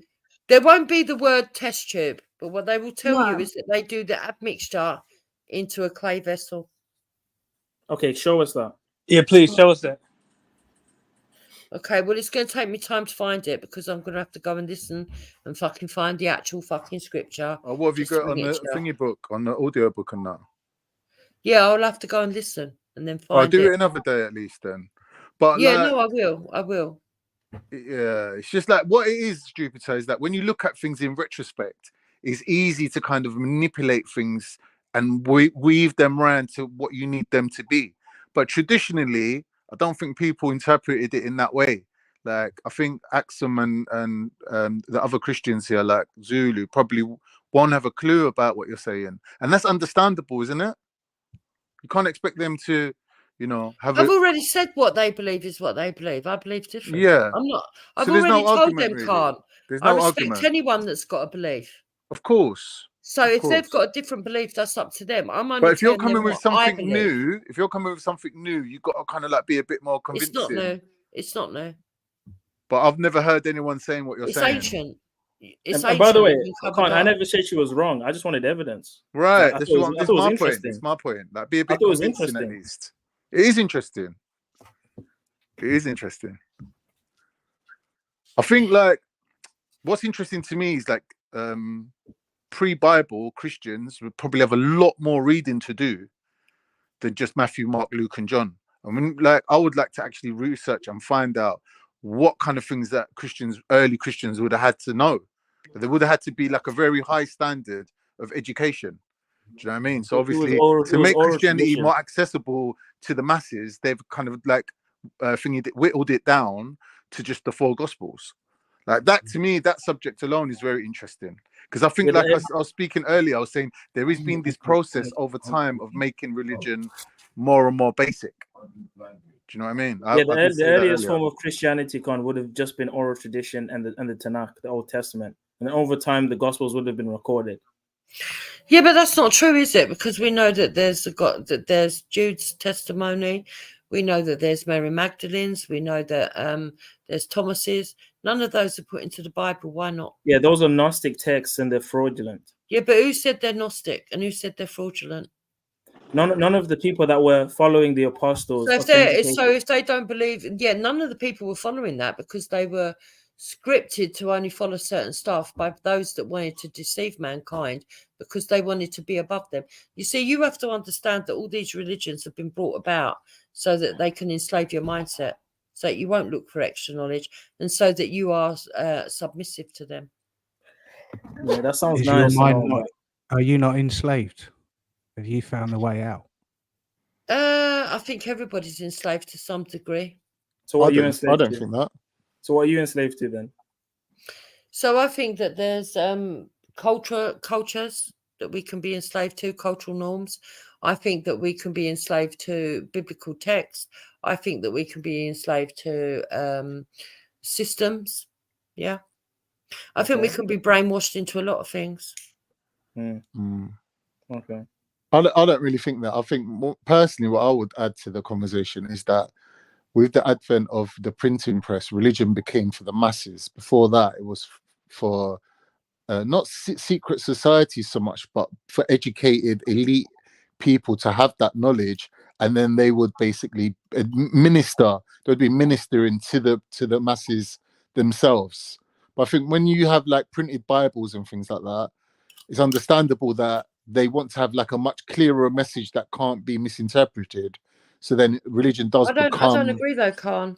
But that is what happened historically. That's what's happened, right? So the reason I don't agree is because in my lifetime they've changed the Lord's Prayer. Okay.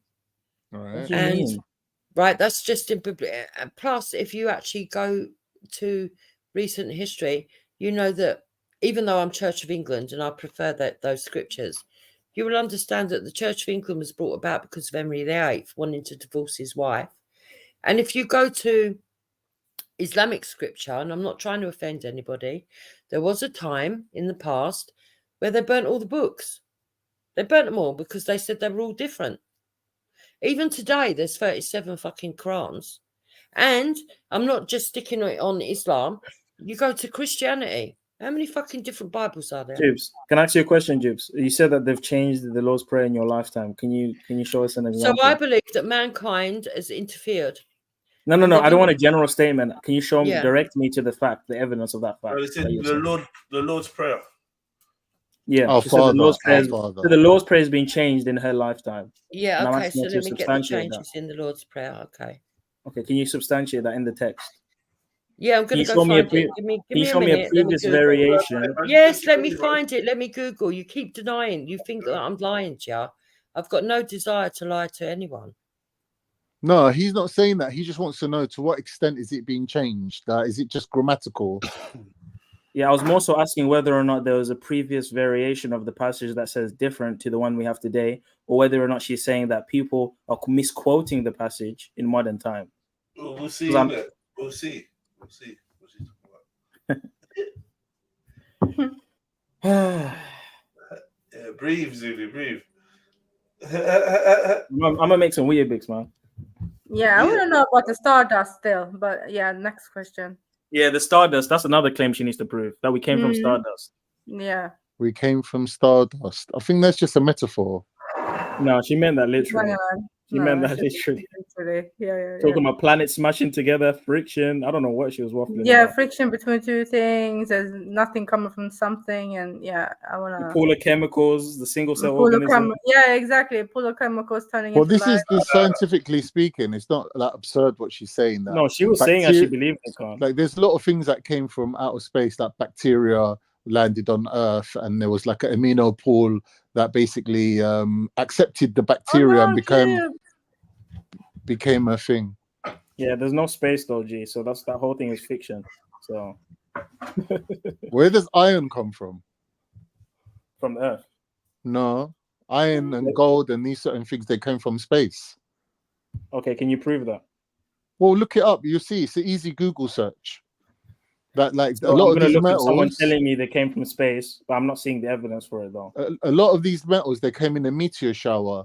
Like there was lots of, like, I don't know what period it was, but there was a lot of meteor showers that a lot of the things that we find on Earth now came from other exploded stars and things like that. From the core, the core of it. Yeah, this is like, I'm not saying it's real. I'm saying this is the science behind it, like the theory. Yeah, they say there's planets out there that rain diamonds or whatever it is. Was it rain gold or diamonds? Some planet I X or something. don't know. Yeah, they said there's a planet of diamonds. I don't know about that. It's just bullshit, man. The whole thing is bullshit, man. No, but like there's a lot of things on Earth that we take for granted that came in meteor showers. And they're saying that single cell organisms, that's the origin of it. They're saying that the bacteria and the amino acid become symbiotic. They like live together. So basically mitochondria is the bacteria, and our human cells is the amino acid, basically.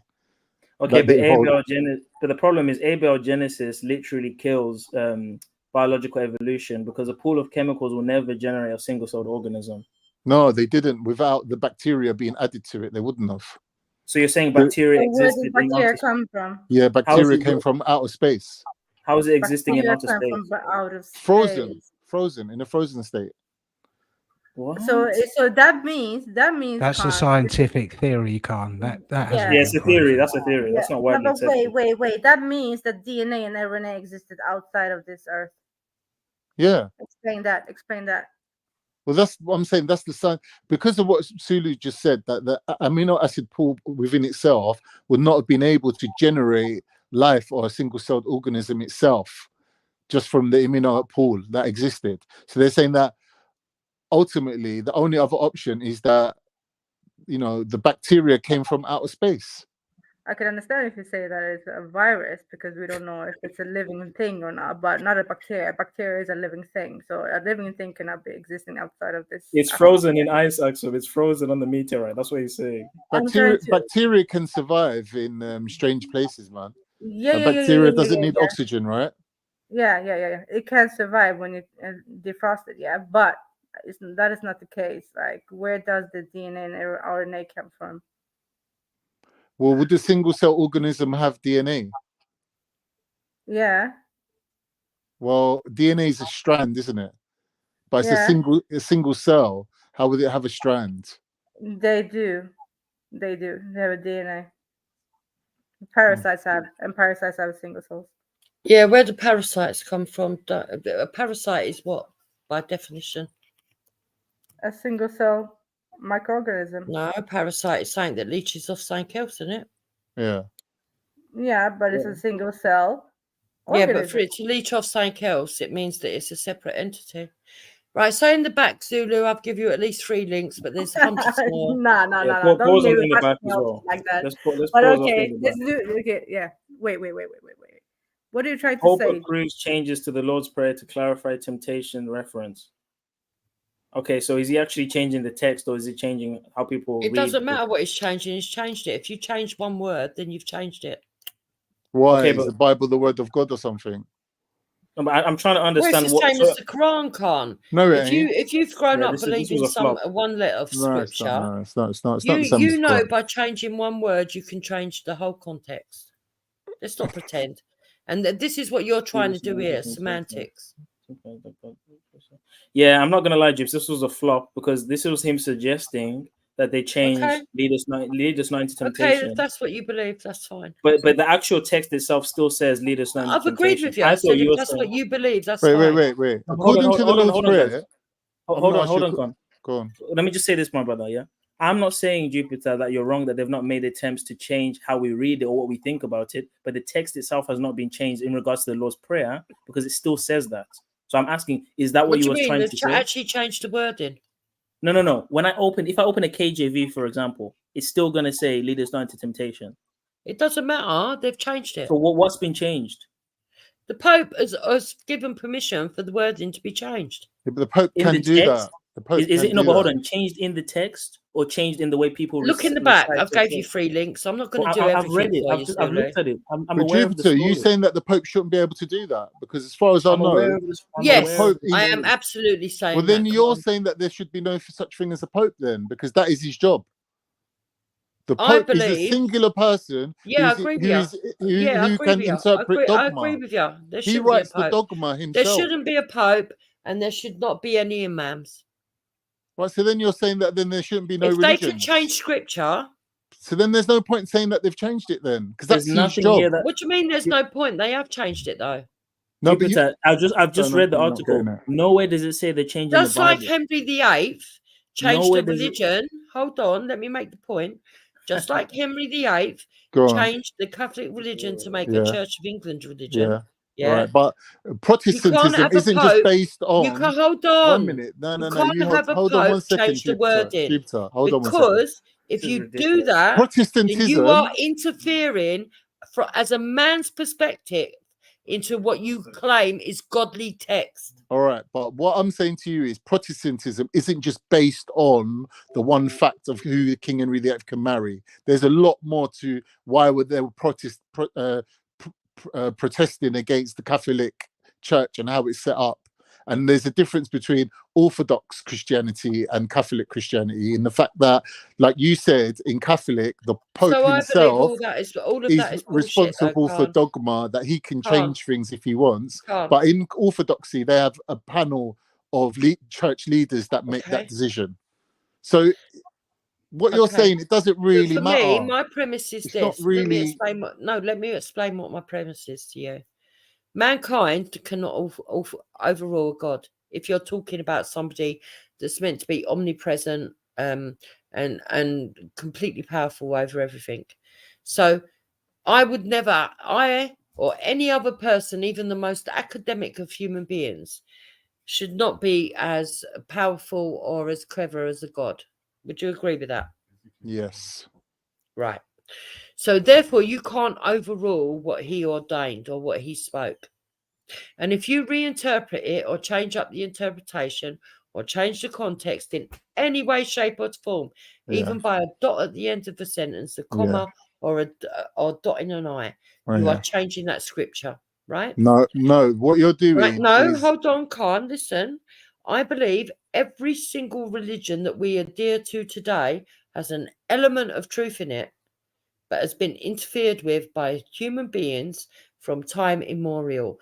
Now, that might, right, yes, and I believe that you might have only one in every 500 years, but it doesn't matter. Jupes, let me If just it's say only something one about your person that point. interferes with the Jupiter, scripture, let me just it's say not something. as God Let me just say something. ordained, If and there therefore is, it's not Jupiter, pure. if there's a Hebrew scripture and it's translated into English, and the English translation gets So original changed, Hebrews believed in more than one God. 1 minute, what I'm saying to you about the Lord's Prayer, they haven't changed the actual Lord's Prayer. The Lord's Prayer isn't even in English. The original version is still intact, right? It's like me taking an English Quran and changing it from thou and thest and all this like Shakespearean English and making it into modern you, me, and the, and turning it into a modern English. Like that doesn't mean I've changed the Quran. The Quran is still the Quran. It's just the translation has been changed. Now, a translation, as far as I know, isn't the word of God. So I don't know what your argument is really. Okay. So let me read it to you then. Okay. The pontiff said he wanted to amend the line, lead us not into temptation, because it implies that God punishes people towards sin. Right. Okay. Okay. So So they he wants want to change. So how does he know what God wanted us to know? Because it Okay, well, says, hold on. lead us not into temptation, suggests Right. that So he's God overruling what the is words tricking you imply. into Yeah. temptation. Okay. It's So he's overruling yeah. what the words imply. Yeah, If but there's an listen, if there is something implied by the words of God, then that was what he meant. How can you decide as a man, even if you're in robes of God, how can you be bigger than God himself to decide that you don't like what he's implying? So Okay. Pope Francis has approved changes to the Lord's Prayer after saying some of the words implied God punishes people towards sin. Who is he to decide that? He's only a man. The pontiff revealed in 2017 that he wanted to amend the line, lead us not into temptation. We all know what that meant. If you were somebody of God, you would know that's don't let the devil lead you into temptation or dark forces. After saying it was based on a flawed translation. What do you mean? How can exactly he what I just said. So he exactly could. what So I've hold just been on. saying. Who is he to say that his translation is better than the translation beforehand? You don't even know what the language But of the Jupiter, original Jupiter, no one's translation def- no was. one's It Jupiter, doesn't no matter one, because no what one's they're arguing defending the is Catholic Church. what Jupiter, they're no one's arguing over is Jupiter, please. translations and not Jupiter, the please. actual word of God. He Jupiter, has now please. approved changing the words to Oh my "Do God. not let us fall into temptation." What that would seem that nobody is actually leading us, wouldn't it? That would try to absolve the devil, wouldn't it? In Italian, with an announcement made at the General Assembly of the Episcopal Conference of Italy last month.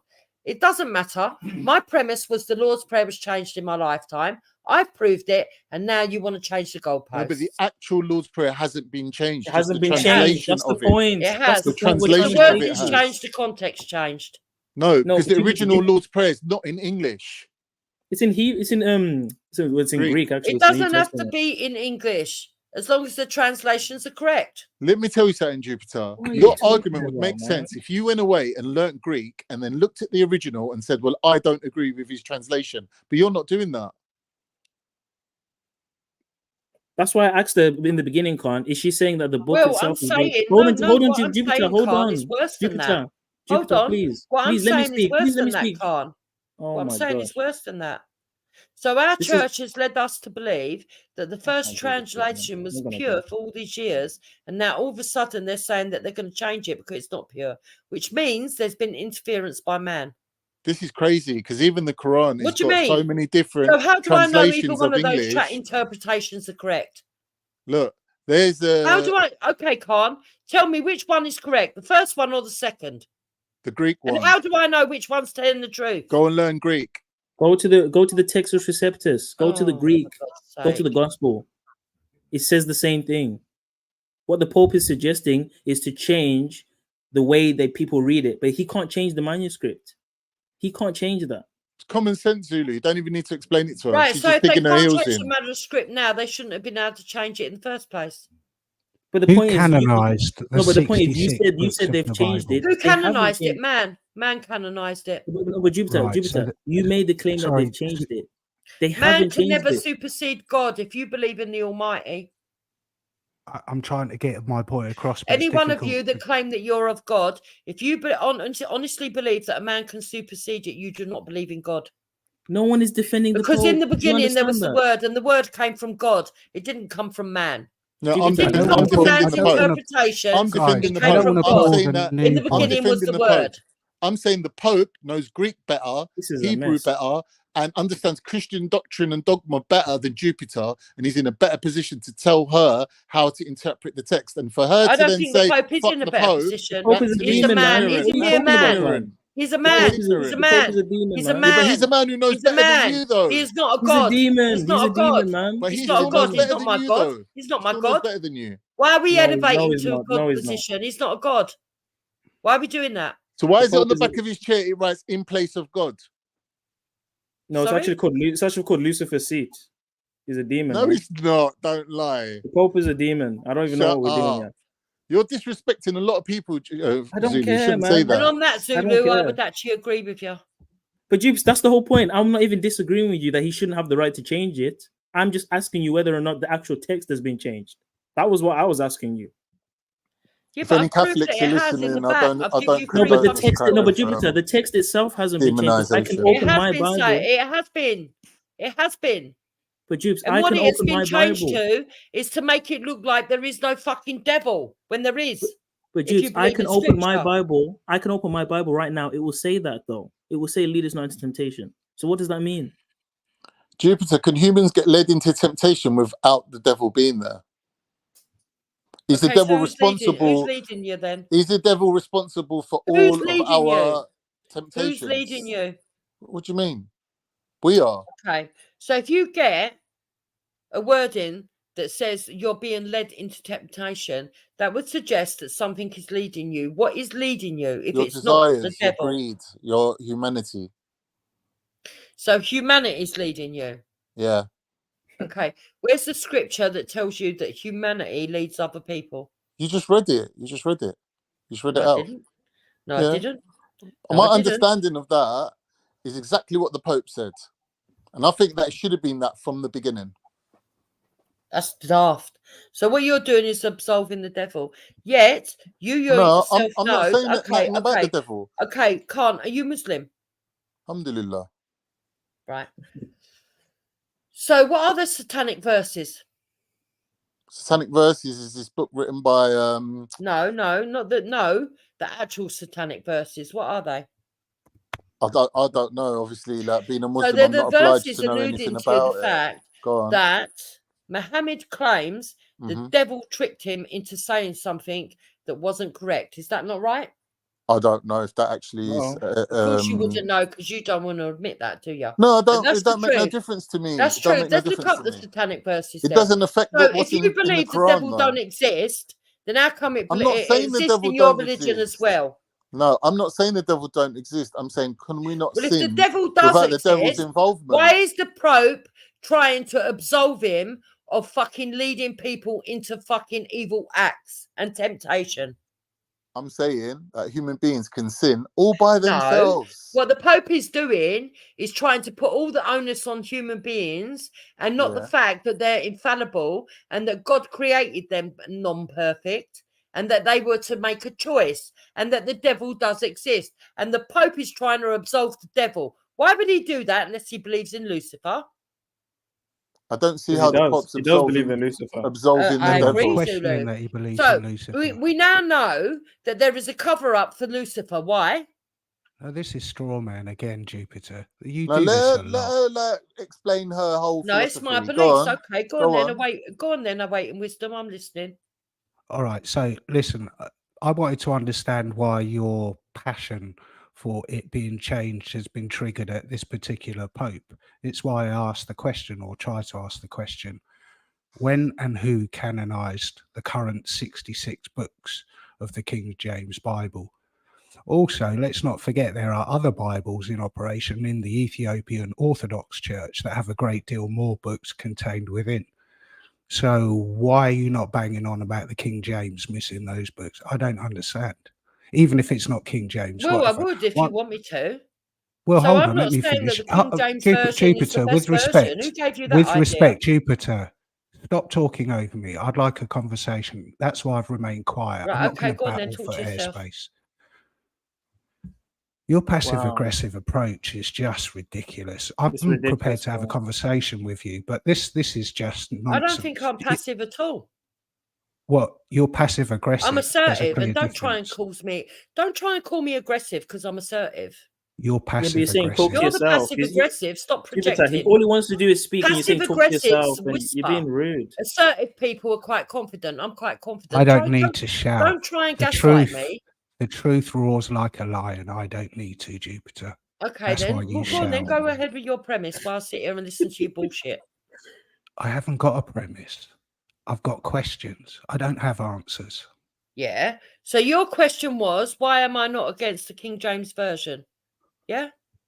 And Well, not you didn't sticking let up me for the finish my Ethiopian question church. because your Well, who tactic told is to you that speak I don't over believe that people the Ethiopian church and isn't be correct? rude and Who emotional. told That's your you? debate When did tactic. I ever say We. that I was dismissing the Ethiopian Orthodox Church.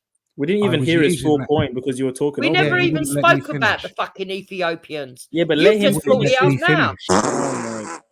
Let him finish his I, point, man. Like, what the I'm hell? actually going to go make a cup of tea Well, because make I'm him not using this. listen. I'm not I'm using willing for him energy. to You're finish not his worth it. point, but No, don't you're let not him sit waiting. You're here. interrupting Try him. and You're no, doing it Zulu, now. don't listen. One at a time. I'm not having Oh, this one at a man time. sit here and call me passive aggressive when he's the one being As you passive are aggressive and being trying to be passive nicey aggressive nicey. Yeah, but you're not Don't letting him fucking finish. try. That's why he's responding like that. You're not letting him finish.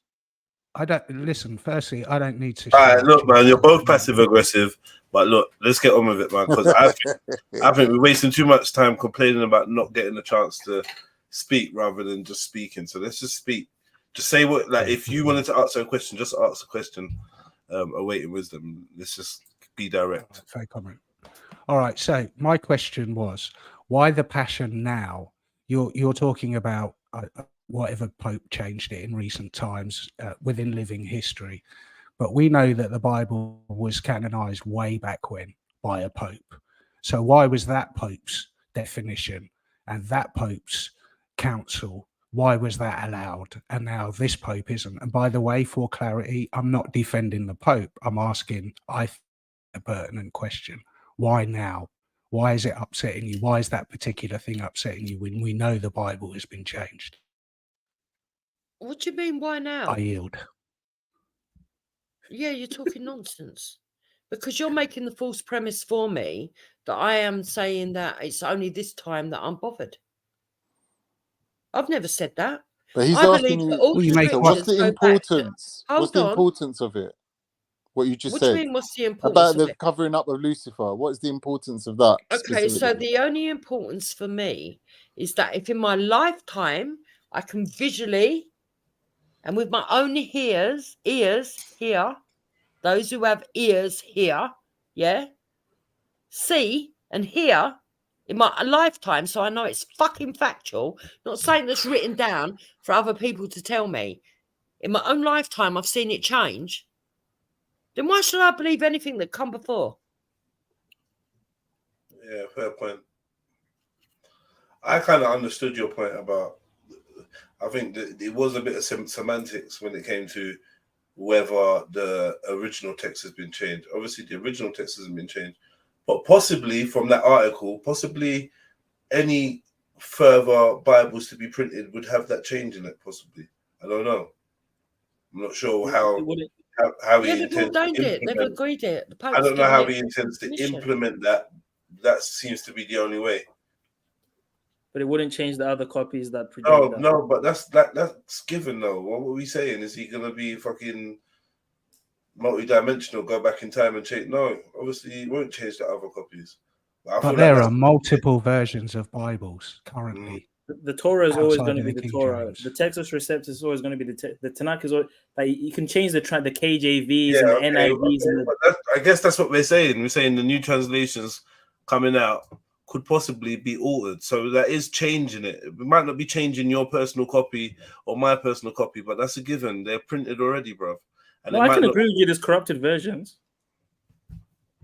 I can agree with that. No, we're not saying there's corrupted versions. We're saying in our lifetime, a pope has decreed to change scripture. Yes. Right. That's basically the point she's making. You don't need to flex a little bit, man, because you know the point she's making. You're just being tough.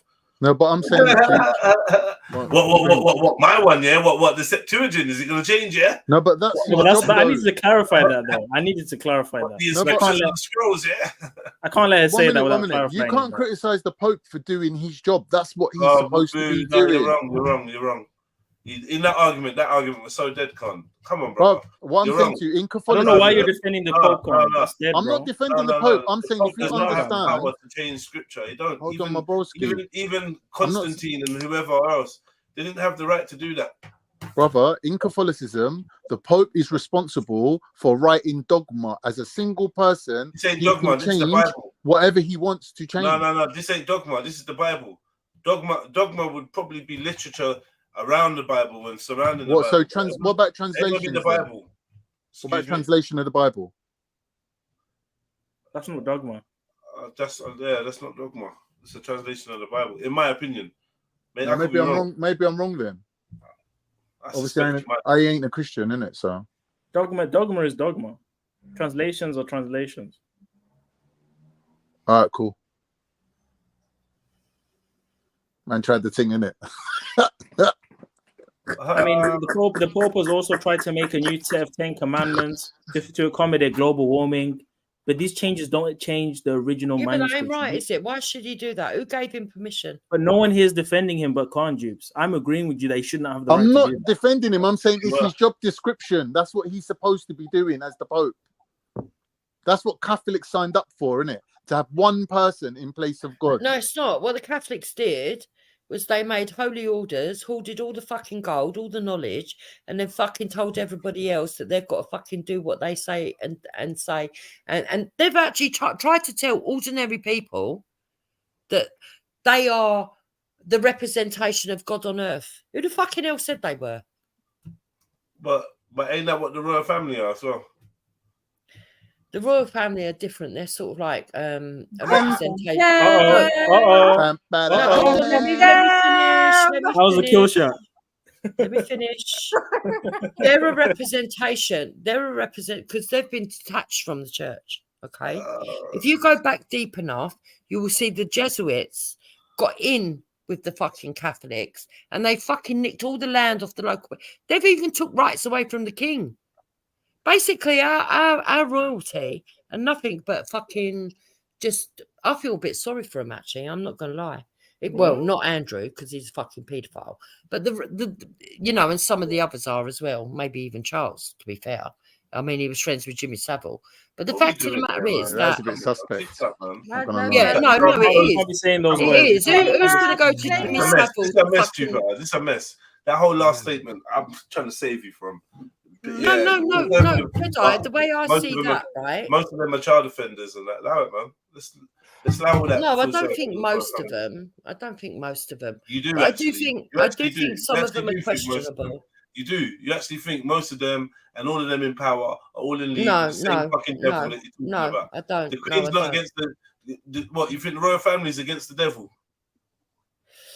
Shush, man. Ooh. No, it's silly, man. You've been logical all this way. I think there's good and bad in everything. Put your bias to the side. There's no good and bad in the royal family of the elites, the bloodline. Yeah, no, there is. There's always going to be goodness. The bloodline of Dracula. There's always going to be goodness. So, are you saying that Princess Diana and wasn't a good person? Huh? What? How? Why? Because what? Because she. Why saying she's a slag? Because she's got multicolored children. Because she knelt that she was a slut. What are you on about, Khan? Don't be disgusting. She was a concubine at best. She's a slut, bruv, man. What are you talking about? Like, she's getting fucking passed around. No, that's a misogynistic fucking point of view. What? Don't do that misogynist. All right, hold on. Awaiting wisdom. Do you like Andrew Tate? Do you like Andrew Tate? No. No one likes Andrew Tate. What's that got to do with this discussion? I'm asking awaiting wisdom. No, Khan. no, I don't. I'm talking about. Jedi, I'm not asking you. I know what you I'm would talking say. about Diana, man. Awaiting wisdom. Do you like Andrew Tate? Diana is a political. I don't celebrity. know Andrew Tate, but Diana I'm certainly not one of his Yeah, followers. but if you knew the fucking cults that he's fucking running, then you would understand. I don't know why we're talking about Andrew Tate when we're talking about. Anyway, let's go back. Diana is a political celebrity, and nothing more than a pretty face kneeling in front of the poor little African kids and showing compassion. She's the soft version. They roll out soft politicians and public figures. So you don't believe she was genuine at all? Nah, she's just white Jesus in a woman's guise. Yeah, no, I do believe that she probably wanted to do a lot of good. A lot of people do want to do good, but they also have got to do a lot of fuckeries and be part of a lot of fuckeries to do it. To even have the power, to have the ability for you to know who Diana is, just to be part. You can't get more part of the fucking establishment than being part of the royal family, let alone let's go into the Spencers and who the fucking Spencers are and the Stuarts. We know who her family bloodline is. They're all woven into this fucking pantomime fucking story that we but get. Jedi, They're not good guys on that side. That's not the good guys. You're looking for good guys, you better look amongst yourselves. Because we are, if you're talking about polar opposites, it's us. It's not them. Right, So so hold on, Jedi. No. I don't see. This is where I'm slightly different. Hold on. Because I believe that it doesn't matter what level you're on, there's duality. And I believe yeah, that the there's duality, good, yeah, you're there's right. good and bad The at every duality level. is in their charity and their philanthropy. That's the duality. That's what you do when you're in the orders, and that you do philanthropy, you do good works, you do community works, you live a upholding, upstanding life on the outside. That's what you do. Wife, kids, dog, fucking Do you know church what, every Jedi, right? I've week. got to applaud you for what you've just done there, right? Because you've took duality from the meaning that I'm talking about into another meaning. And it's clever because duality can mean more than one thing. But I'm talking about on a basic level. There's always going to be good and evil in every walk of life. Let me tell you, man, in their teachings, the occult teachings, their Masonic teachings, this duality is how they live. I agree. So this. No, I'm telling you. no. I agree. I agree. If anything, you might think to yourself, the more charity they're doing, the more philanthropy, the more public service that they're doing, the more on the flip side they're involved in the darkest and the most evil side of things. Yes, It's in the yes, it's in the most of them. Kabbalion. No. To a level, I It's agree just with you, standard. Jedi, They're because not deviating from it. I think they do that to absolve themselves of guilt. I agree with you. No. There's other reasons. No, they have other reasons. Yeah, they have other reasons. But I also think that there's duality in everything. You're always going to find goodness amongst evil. Nah, always. Yeah, and you know why? Because goodness always overcomes in the end. It's not gonna be the Princess of Pussy Clout Wales. I tell you that for free.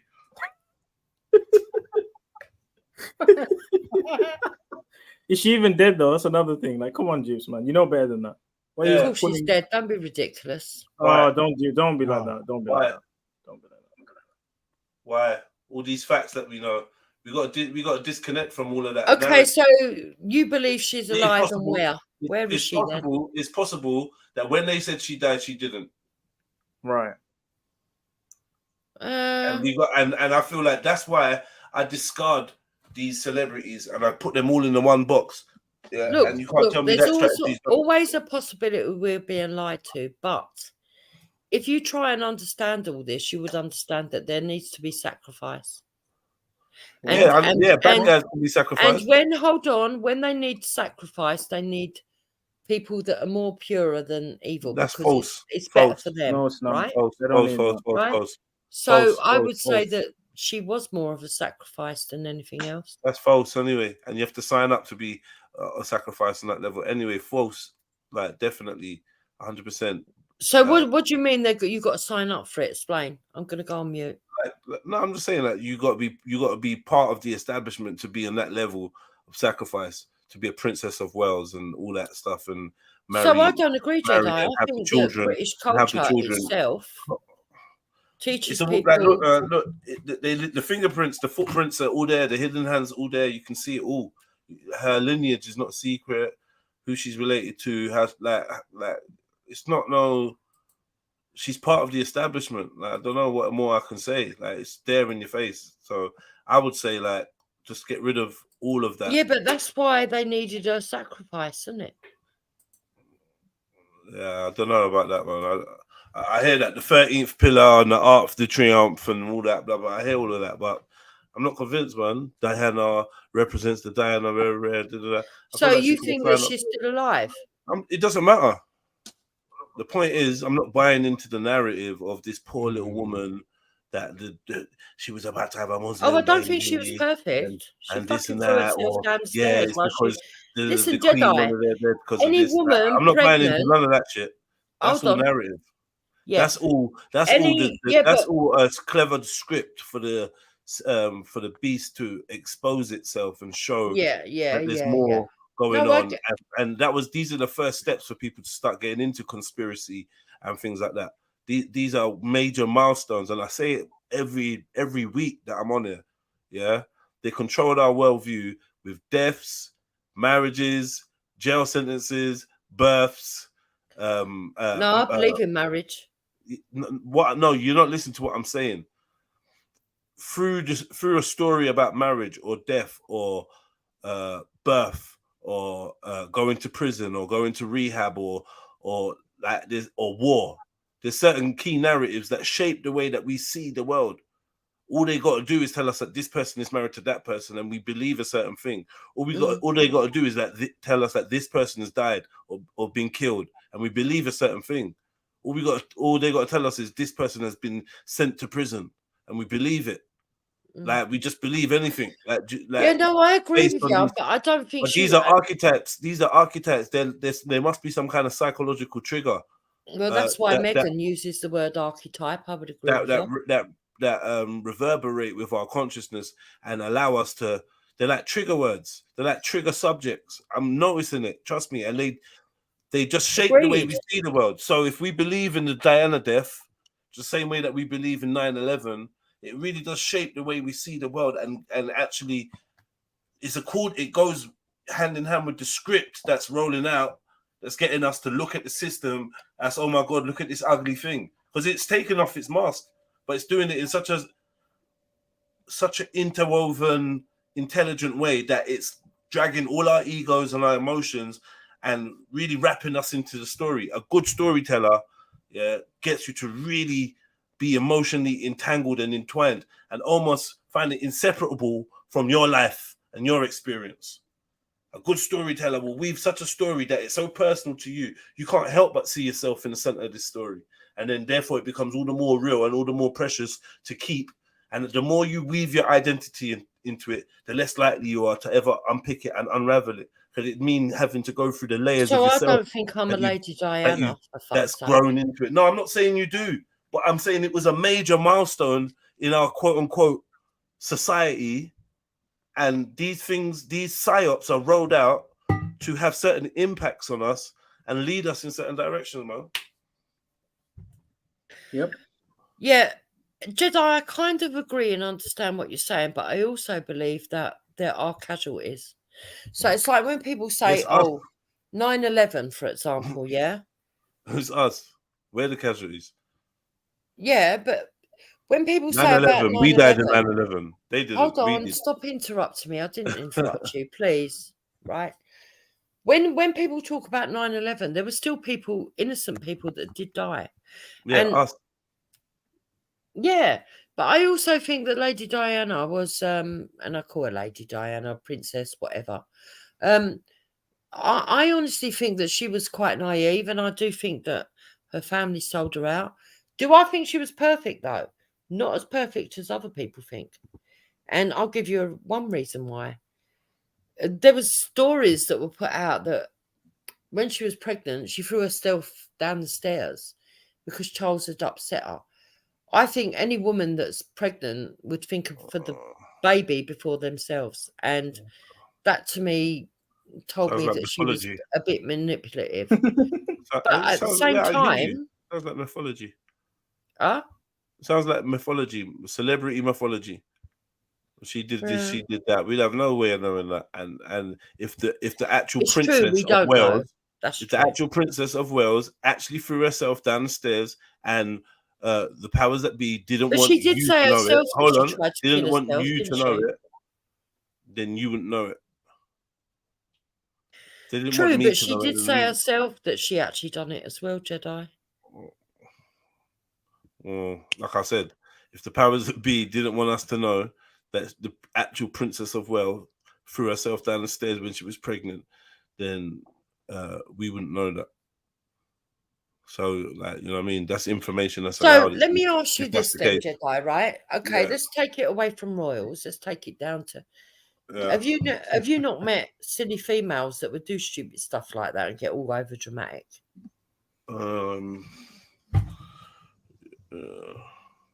Not maybe you don't know them personally. The pregnant down the stairs. You must have heard of stories, because I have. I've heard. I've seen people do the most fucking ridiculous fucking shit. Yeah, I've heard stories of women that would do crazy things. Yeah, amongst your friend groups and that, and you think, what the fuck? Yeah, what's that got to do with the... So what I'm saying is... anything that we find out about these people is actually part of the controlled narrative. The paparazzi pictures that end up in the Sun like when you was immature and you believed the sun was Yeah, some. no, I agree with that. I agree with that. When we was immature and believed the Sun or the newspaper were some kind of independent entities, we'd believe that a celebrity was getting packed and oh my God, and anything that comes out. But now we know how it, at least now we know how shit works and we're more savvy. So we know that stories are suppressed, people, injunctions are taken out, all sorts of things happen. They know about stories for months and then they're not given permission to talk about it. National security is brought up, all sorts of things. So if information, even on that basis level, they let you know that if information doesn't want to come out, it's not coming out. And that's just the fact. Let alone the fact that you think you I really totally go agree against the with royal that. family. I do agree with that. It's part of the psyop. It's part of it. It's all part. This is all systematic grooming at its highest level. It's engineering to get us to think. Yeah, I agree. And more importantly, what a distraction it is for people that want to be patriotic and wave their little flags around and come out on the Jubilee and line up and do all this stuff and Yeah, pour but their for me energy being power. patriot, but see, this is where I'm different to maybe other patriots. For me, being patriotic isn't just fucking defending the royal family, because I think they've done actions that are indefensible. I think for me, see, when I look at patriotism and civic nationalism, I think of all the other people that live on the same soil as me, and that we should all be sticking together to make sure that we are all looked after, not just my group or your group. All of us should be standing together. This is why you probably, Jedi, you probably don't know, because I know you probably don't watch my streams. If you'd have watched me for the last year, you would hear me saying that I don't believe that we should be talking about left paradigms or right paradigms, that all that don't matter. That's just a fucking psyop. At the end of the day, there are Did powers. you credit me at the end of those streams? Huh? Did you credit me at the end of those streams? Some of my streams I do say that I think that you are, how do I put it? I think that you as a person have moved on, even yourself, from a position, and that you've awakened yourself. I believe I've awakened myself in a different direction. Sometimes I see things that you say and I think, yeah, that actually makes sense. And I do say that. Yeah, you know, give thanks that we all grow. And I'll be lying. Did I tell people to come over to your channel? I'm saying give thanks that we all grow. I'll be lying if I said that I didn't see a lot of growth in your position. Yeah, I think we all do, and I think truthful people do move their position, and that there's an organized group of people that try to tell you that you can't. And actually, mindsets are fluid, knowledge is fluid, and people change depending on what they experience, see, or discover. And it annoys me when people try to pull you back. I mean, in recent days, I don't know. Pin you All right, down. I'm gonna take Pin you down to your old ways. But the thing is, when you fought viciously for certain stances, and people kind of have that stored in their memory bank. So obviously, when they're having conversations with you now, they're like, "Hold on, you gave me a hard time when I was trying to prove this to you." So it's natural.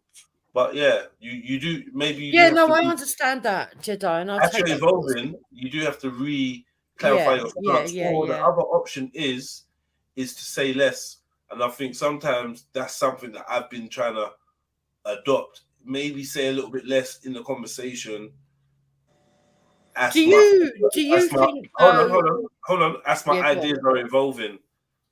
Do you know what I mean? Especially, I don't know how to explain that, because I'm always chatting.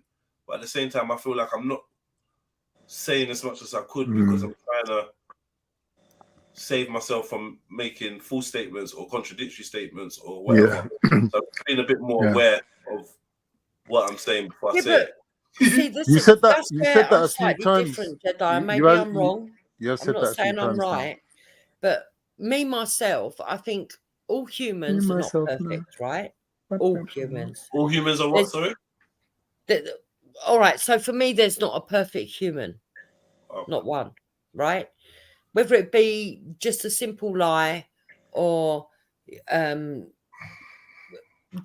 maybe through poverty, you've had to break the rules or whatever it is that you've done that people could actually turn into a big fucking drama, right? Yeah. All humans are not perfect. And Can I go say on, something to you go on. quickly, Jupiter? Let me say something to you quickly. Yeah, I go on. think you are suffering the same fate, ironically, as Tommy Robinson, because where you lot started from, you was considered far right, but where you are today, you're not even middle. You could almost be left, and that's why you're basically redundant now. Like you don't really have any kind of cutting edge talking points anymore. Whereas before, you used to speak, and everyone used to be up in arms, like, "Oh my God, I can't believe Jupiter said this, that, and the other." Like it used to be really shocking to people to hear your point of view because they considered you far right. But now, because of this Overton window and where they've dragged the centre ground so far to the right, you're not far right anymore, and neither is Tommy, ironically. And that's just like So I don't. how times have changed. Can I answer that, Khan? Truthfully, It would be good if you could. So for me, I was never far right, but nobody ever believed me. So when I came onto the scene, I kept telling people, "Listen, I'm not far right, but I understand." And I did understand, and I still understand why it was disgusting that the government overlooked girls getting groomed. And I'm sorry if that upsets people in the Muslim, because I don't believe it's every Muslim that does it, right? But people try to portray that that's what I believed. It's not what I believed. But there is a sector of people that interpret scripture to such a degree, and you get it in all religions, by the way, that they took advantage. And you had a whole system of people. What I began to realize was that there was even white people that were in those, and I could give you names. I'm not going to at the moment, but I could. Of even people on there that you could go and look at and refer to. That even kind of covered for it.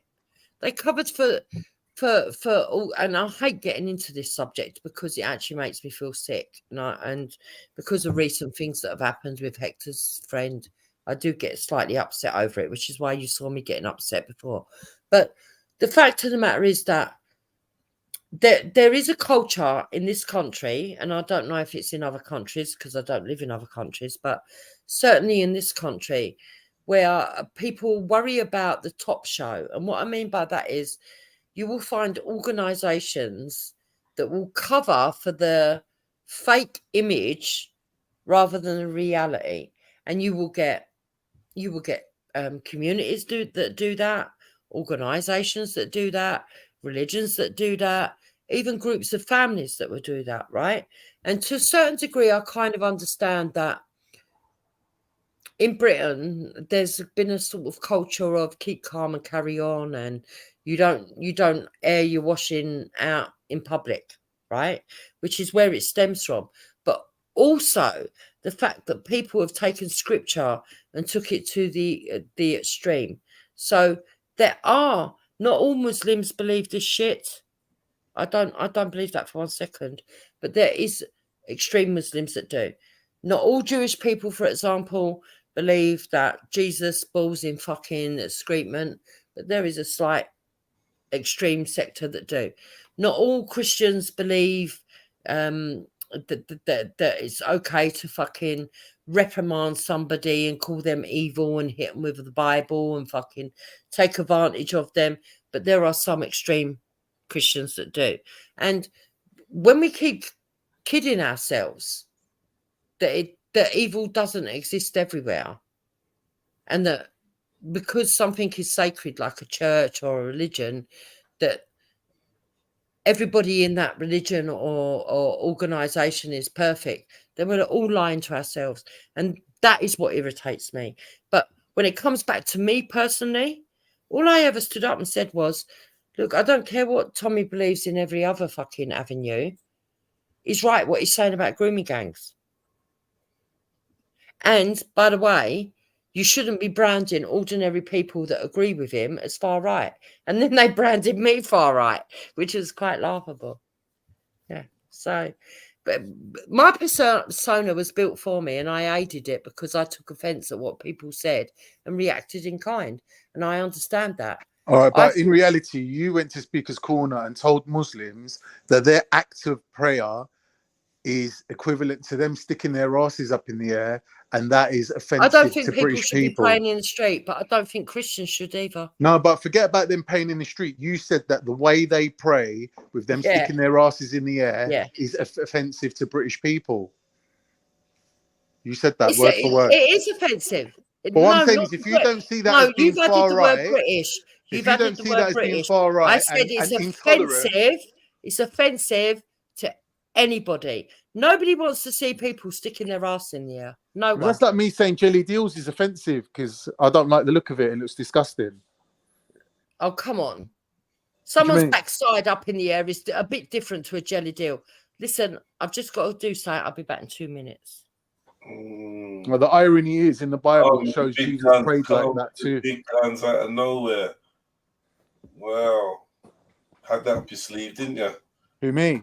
Yeah. You like that one, yeah? I Yeah, sit but on you the said, pause. you said sticking your ass up in the air. Ooh. No, but you know remember what you that were one. saying about the old videos pop up now and then. Like they've been Yeah. recently. That was one that popped up of Jupiter and Hector saying that to, I forget who they were talking to in the park. That one has come up recently. Okay.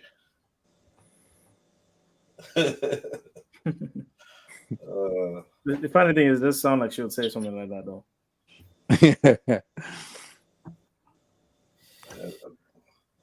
That was a long time ago. I don't have a problem with Jupiter people. So what? On the panel, who thinks people should have the right to pray in the street? Yeah, obviously, as a Muslim, yeah. You should have the right, but I wouldn't advise it. You should have the right. I'm saying they should have the right, but I wouldn't do it personally. You would never pray in the street. I'm commanded to pray in private by Jesus. Oh, interesting. It says, "Don't be like the Pharisees." Don't be like the Pharisees who pray in public to be seen by others, so that pray in private, so that your Father may reward you openly. Right. Khan, I don't know what you said. Mhm. Okay, because I went out the room to do something and I've come back. I I've said just when been you was at informed by Speaker's Hector that Corner you with brought him into a conversation that he's not involved in, and he doesn't understand why you've used his name. So I don't know what you said. I don't know if he thinks his name's copyrighted, but that name's older than him. Yeah, but anyway, why are you cut a long bringing story Hector short, into it? I said Jupiter and Hector were up at the park because in that video you're Oh, standing God. there side by side. Why you bring my name in? This is what you people do. When I now Why you respond, bring my name? you say, "Why?" Is a simple Oh, question. why is this Why you midget bringing my piping name up in, at bro? this time? Because at the end of the day, I've been listening to this panelists for over 3 hours, and nobody's brought my name into it. Why are you bringing my name in? I was merely What's wrong with you? commenting on the fact that you and your wife, Listen, the age why are you you was. involving me? Listen, you Why? can't tell me what to do, brother. I can speak if I want. You can't tell me what to do. Yeah, What you're but gonna do? Khan, Reach through the screen and grab me? But Khan, if you bring his name in, then he's got a right to argue with you, hasn't he? Yeah, of course. I can argue if he wants to. You see, degenerate if you want to have a discussion with me, Yeah. that's fine. But don't keep bringing Hector in. But I'm saying in the particular video I'm referencing, you Yeah. and him were up there together, husband and wife, standing side by Where? side. Where? The one with you wearing the sunglasses. And I was merely going to comment and say that the age you was then is probably the age I am now. And like you actually was both looking quite dapper. But, you know, forget all that now. You can go fuck himself. Yeah, you're just saying that now. No, But the honestly, fact like, of the- I got cut off. I was speaking. I Look, got cut off. Khan, it's simple, right? For me, there were several things that made me come to that corner, and there were several things that I argued. It's just that some people focused in on other things and not all of it. All right, So but number why was one, you wearing I sunglasses could that day? see. Hold on, Why let that day? me explain myself. You can come back on me. I'll wait. I'll mute up. Pause. Right. The first thing was that I could see that race relations was going out the window, and it was pissing me off because I actually love my husband and I know that he loves me, despite what other people want to Mickey take, whatever, right? We've got a good relationship. I know people might not see that, but we have, right? I feel happy, he feels happy. And I was concerned because I've got white kids and I've got mixed race kids. And I was like, well, fucking hell. What they want to cause this divide. One day I'm going to fucking be dead. Yeah.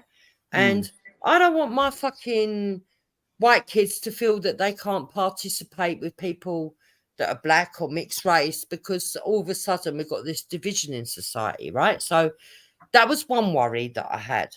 And if Jedi remembers back when me and Jedi had a discussion, he was quite disgusted with me. I still remember the looks that he gave me, right? Well, in real life. Yeah, me and Jedi had a discussion. When I come down But and people spoke to Ali saying, I Dharma, don't know if I this is also true, but spoke people to saying Jedi. that's just how his The- face the- is apparently. No, the difference is, Khan, right? That I am not like other people who talk shit online. I can go down and face people, right? And a lot of people have said that they found Jedi intimidating. I didn't, by the way. I didn't, right? And I didn't agree with a lot of what he said at the time. I didn't agree with a lot of it. Some of it I can understand now where he was coming from, but I don't think he was absolutely right. I don't think I was absolutely right either, right? I think we've both moved on from that position, but whatever, right? I'm somebody that could actually go down and speak. There's a lot of people on these channels that talk a fucking good talk, but none of them have actually gone down and actually had a conversation flesh to flesh. I can, right? Now, when we went down there that day, I didn't even expect to speak to Ali Dharma. He actually came over and asked to speak to me. Now, I understand now that people don't understand my way of talking. I'm not fucking upper class. Okay, I'm straight.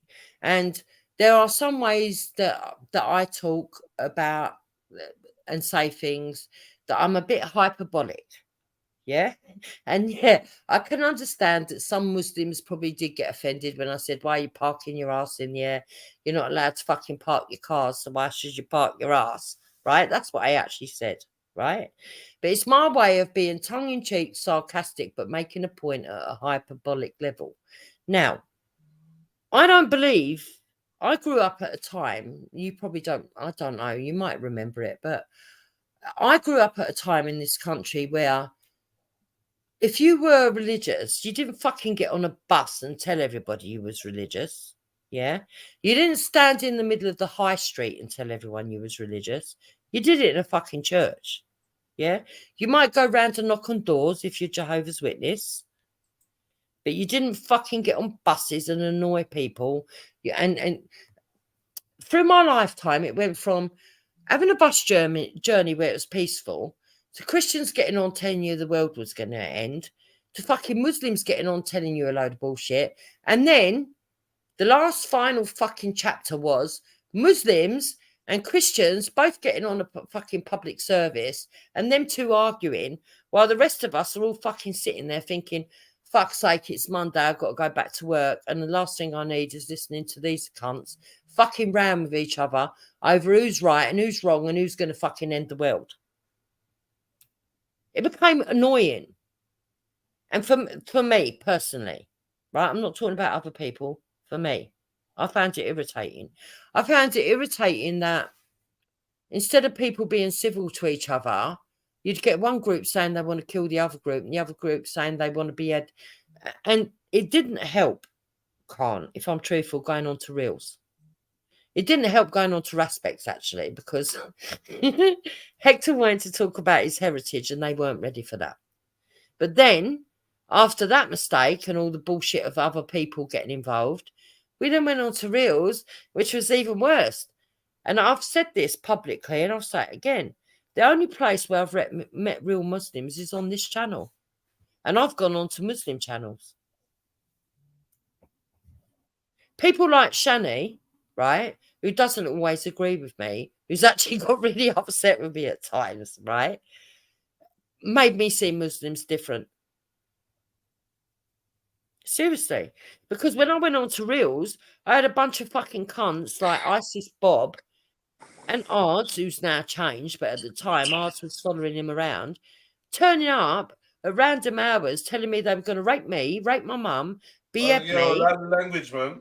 And sorry, grape, and you know, all sorts of violence. And I, being the kind of person I am, thought they were just parodies. I didn't realise they were fucking serious people.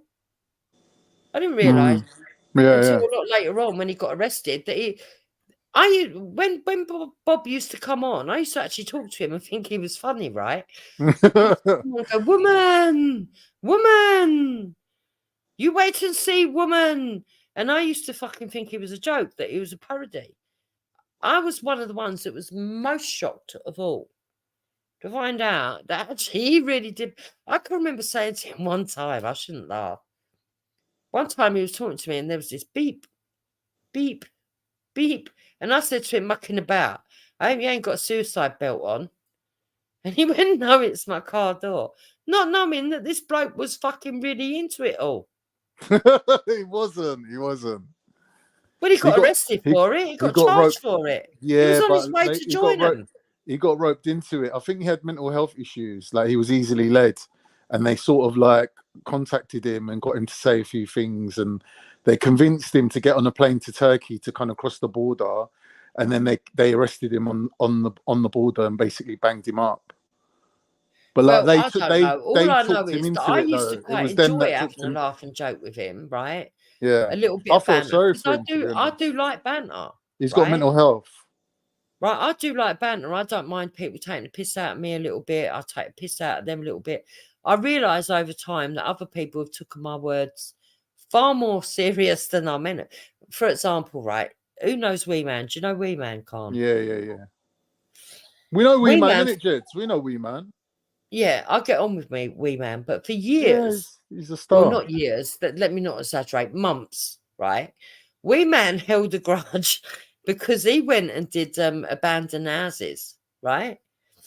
And he said something that was fucking sarky about me.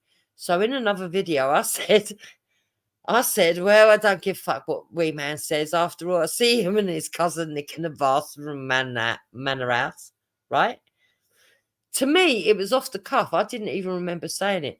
It was months later, I heard him on another stream going, yeah, and I know Jupiter don't like me. She even said that me and my cousin nicked a vase from the Manor House, right? And I heard him say it, and I was like, fucking hell. That was tongue-in-cheek. I was joking, right? I ended up clicking the link, and I went on, and I said, listen. Salute features. What's going on, peeps? How you doing, family? Yeah. Welcome. Excellent. What to do? What are you trying to get into? And I just heard, what's her name? Jubes talking about Speaker's Corner and Ali Dawa. So, I was just listening in from that point. So I said, you know what, let me just hop on with the family and see. Okay. You're a fan? You're an Ali Dawa fan? No, I will put it, I wouldn't say it's really like, how long have you known Ali Dawa for? Not long. Not long? Apparently, it's Ali Dawa kickstarted Jupiter's career, as well as Tommy Robinson's. Like, he's done the rounds. Probably. Like Speaker's Corner prostitute. Do you know what happened, Khan? I said, well, it's not peaceful when they say Allahu Akbar, not realising I was saying potatoes is great, and that went viral. Can we get the features opinion on Ali Dawa, please? Yeah. Well, I don't want to say like Ali Dawa specifically, all right, because I don't want anybody to get the wrong idea. And the next thing you know, people go back, But I've said on my channel many, many times, I'm not a fan of what I personally call the YouTubian Dawa elites, which is Ali Dawa. He's definitely up there, probably one of the most elite of the YouTubian Da'is, right? Right. So when Ali Dawa, he's actually a pioneer in the Dawa scene for YouTube. And if you've seen any of his earlier videos, they were amazing. They were really, really good. And then what happened was the Da'is started going on Speaker's Corner, as you know, right? Yeah. And in the beginning was good. It was like actually, like some good conversations, like intelligent conversations. There was a lot of civil discourse. And then eventually what happened was it kind of what's the word? It became a comedy.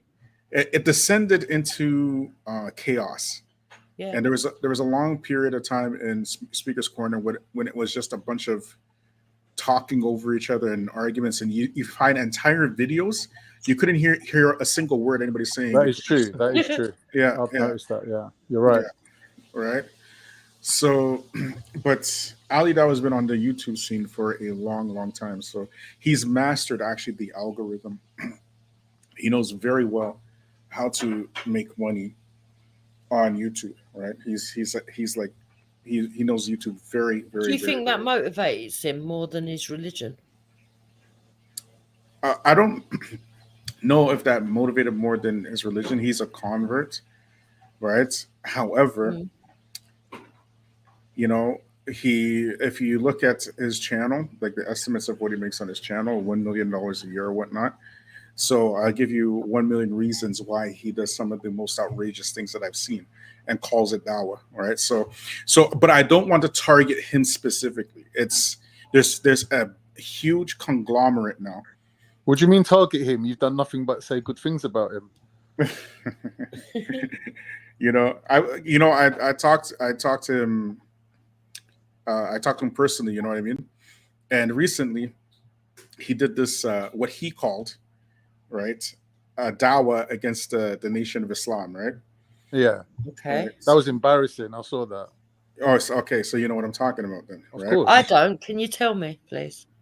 All right. So, and I mentioned this on my channel too, right? Leo Muhammad was speaking at Speaker's Corner, and Ali Dawah just stood up and started being a prick, and basically it didn't even turn into a conversation. It was him like heckling Leo, basically. Yes, that's exactly what it was.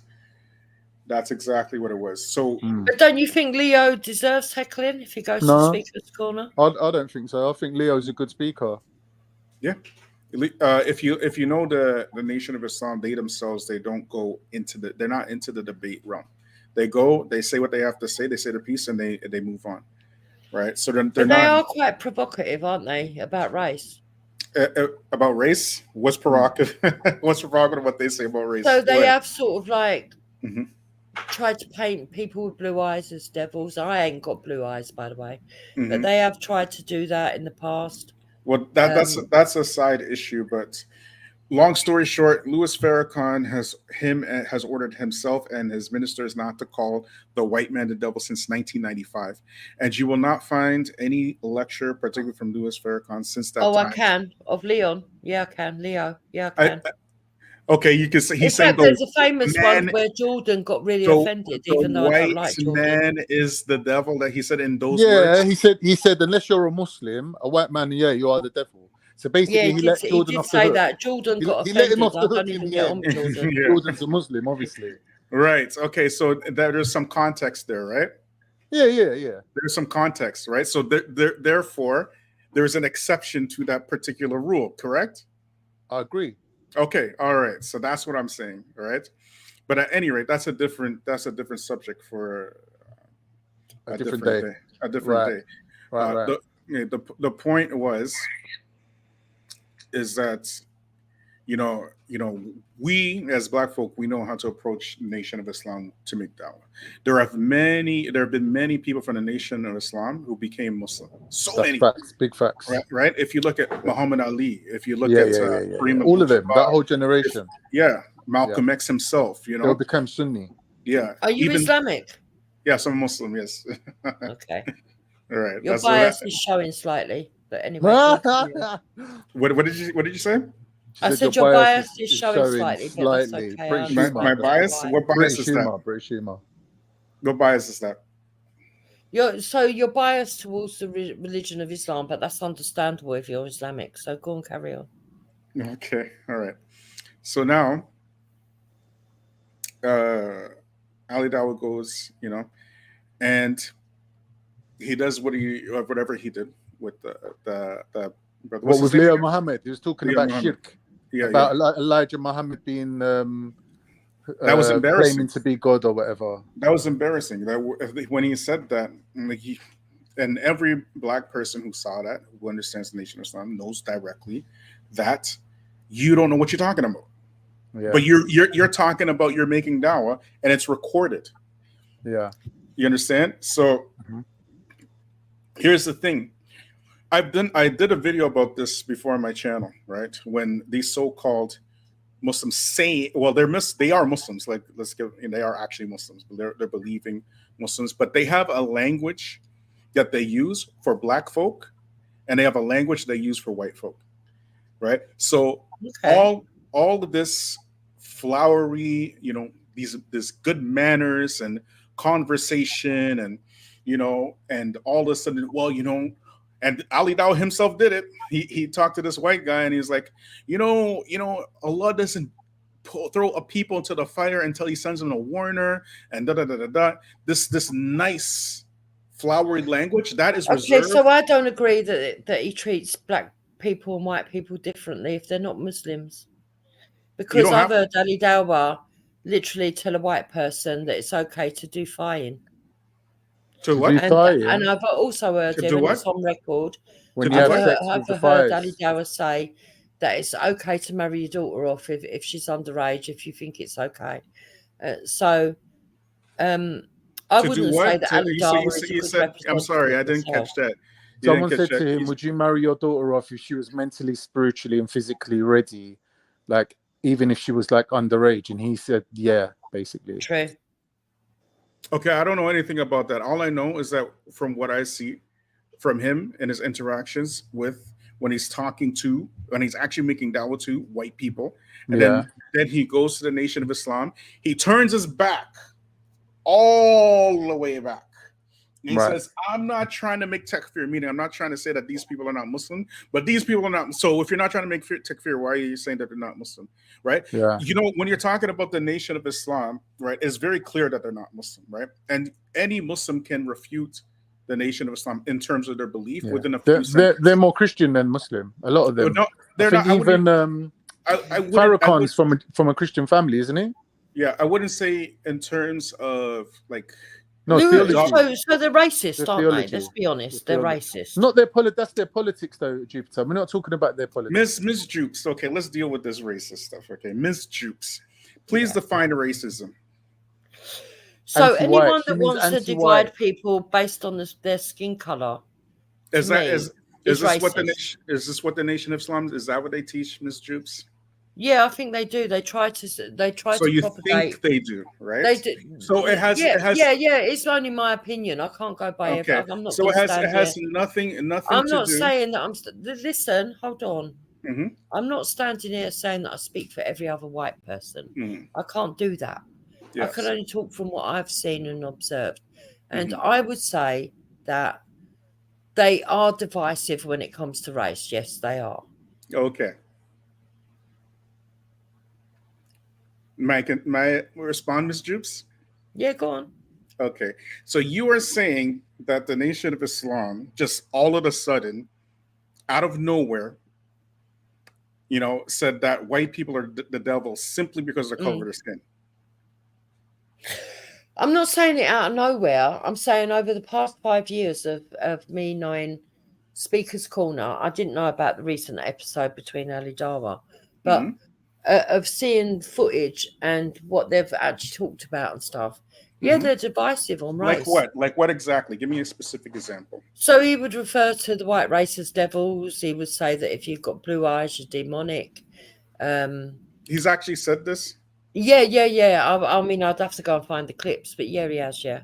He said there was actually Muslim men that were white. Blue-eyed people are demonic. Hold on. There was actually a Muslim man by the name of Jordan that actually stood up and was offended by it because he was a Muslim. And I think that Muslims try to propagate their beliefs on the fact that they're not racist.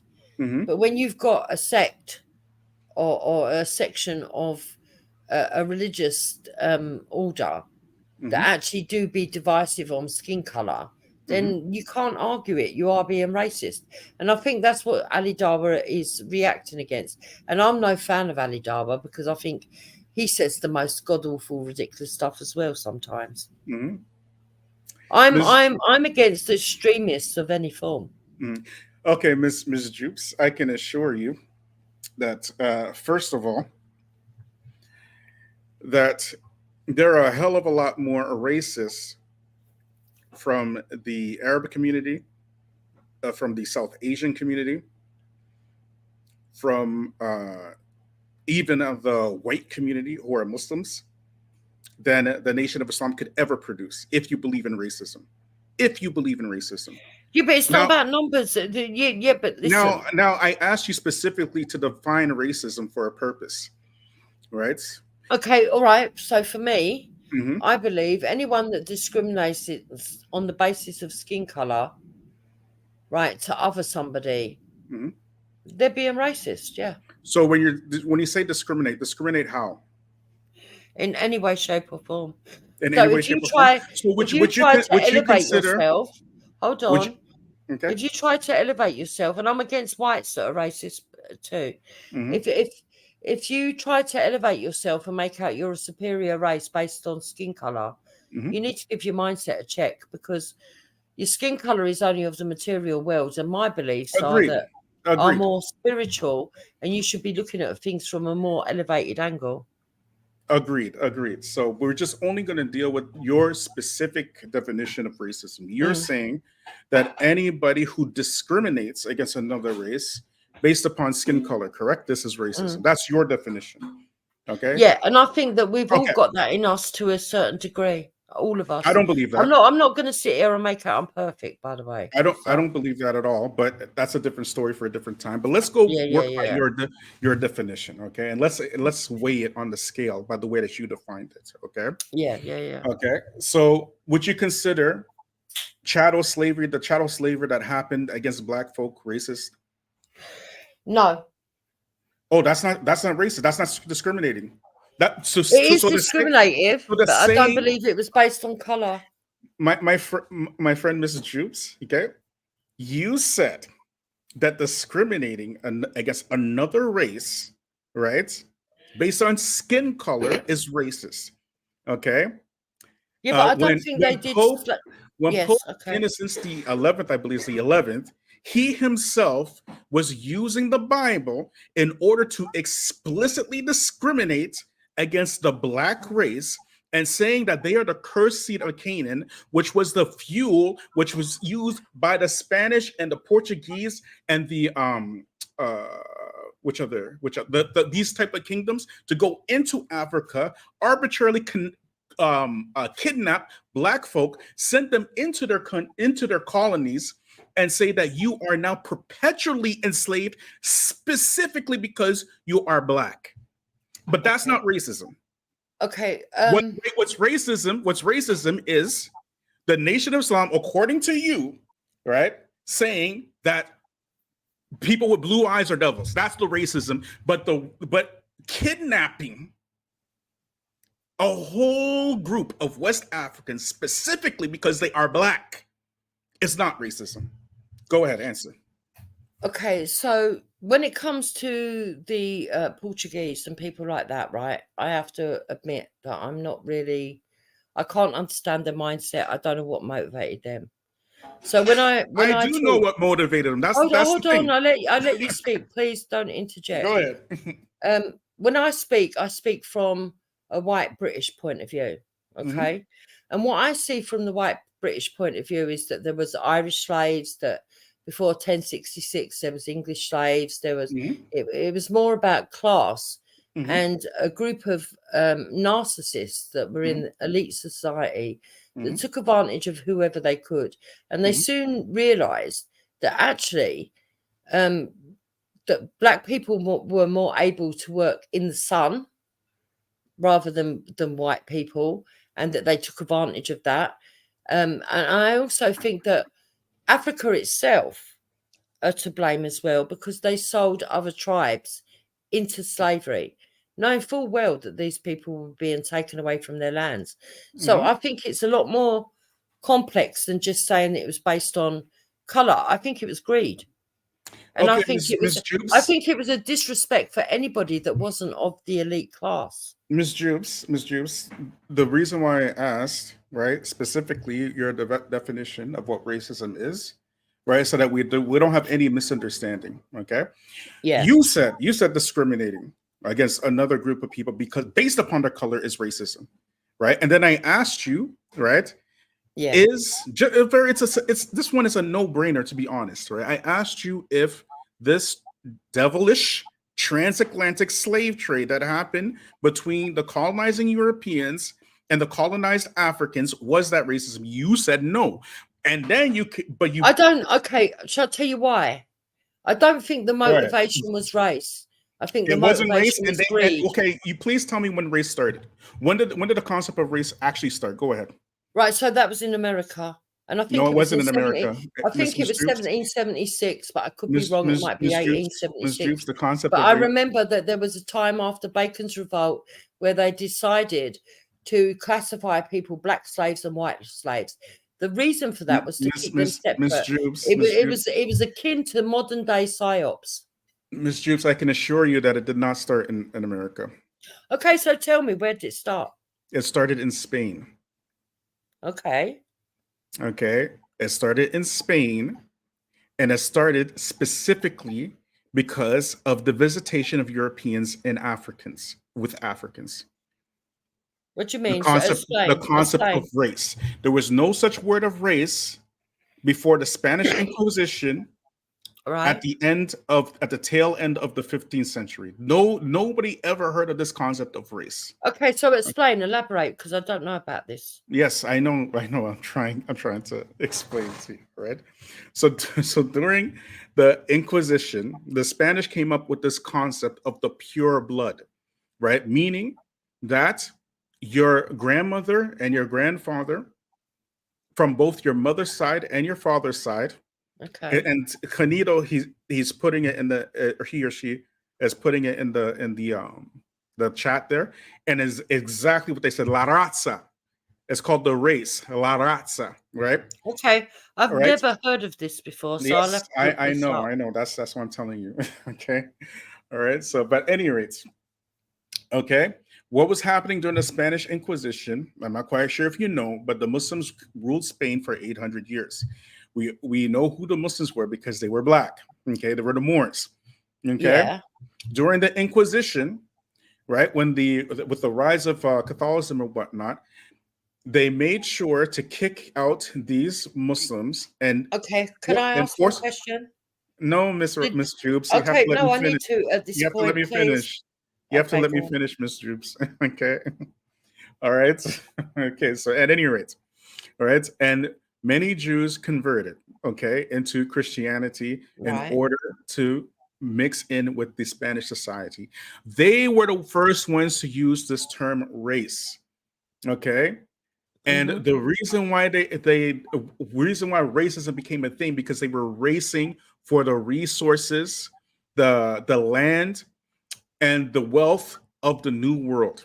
Okay, that's what I call it. La raza, the race. It's an actual race.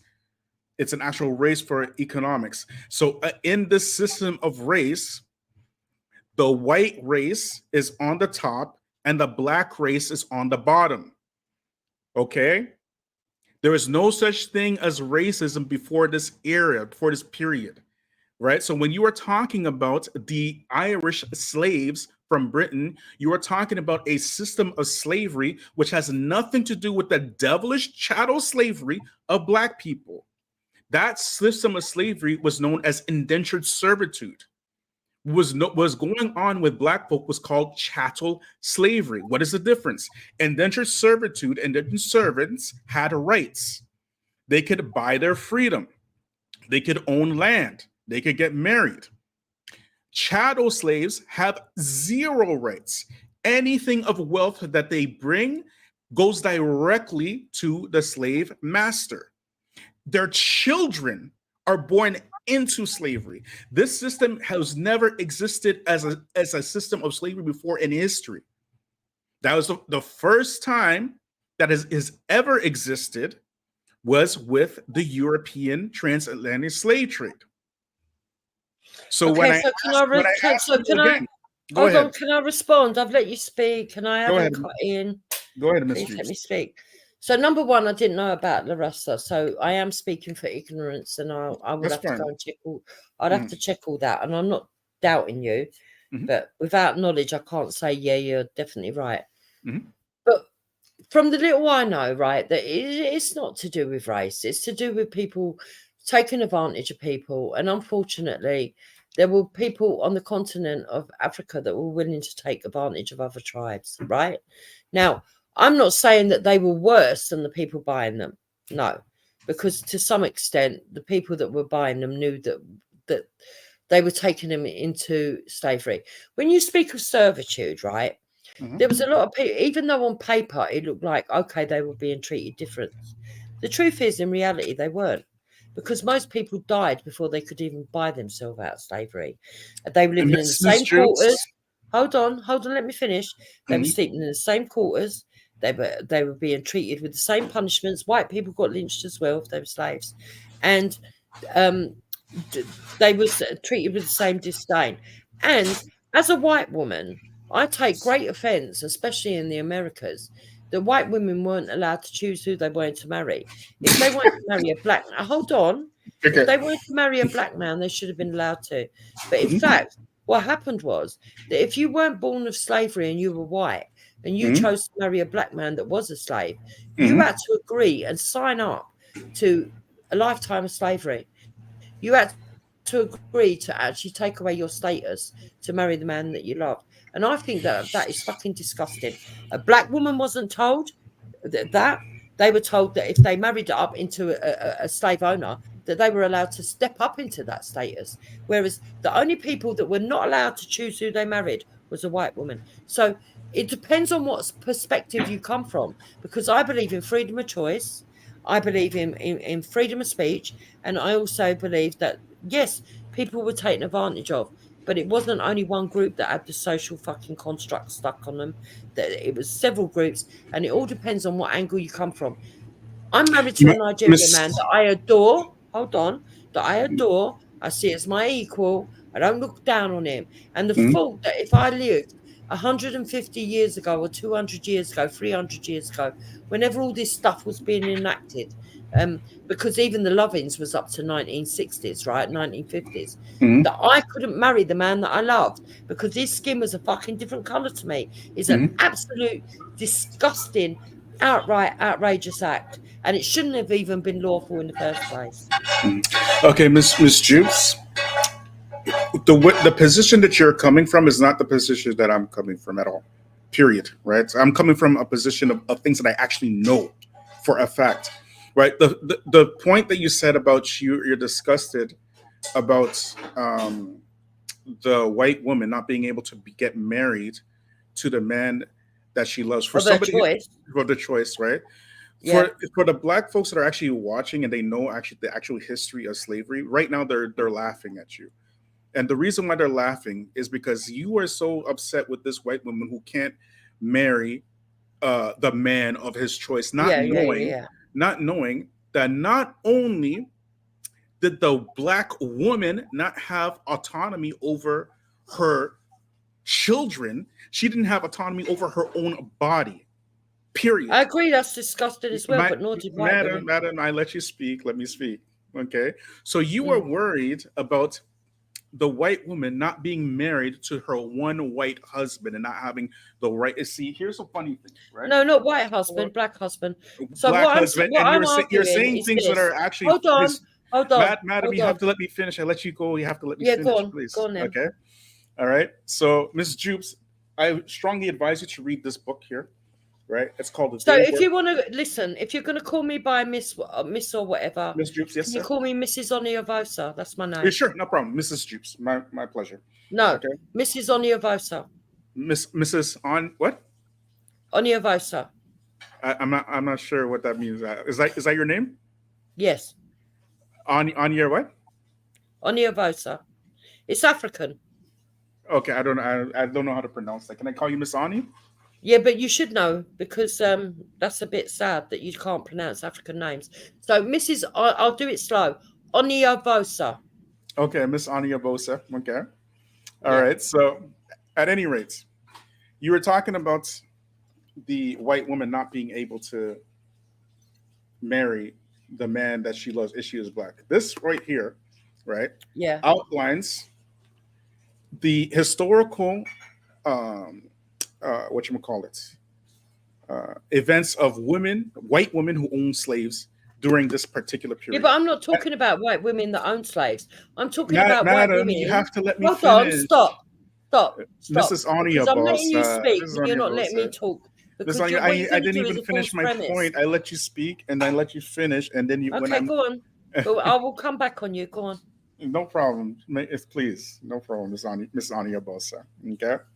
So at any rate, from this, we get a whole lot of information concerning this poor white woman not being able to marry the man that she loves. Okay.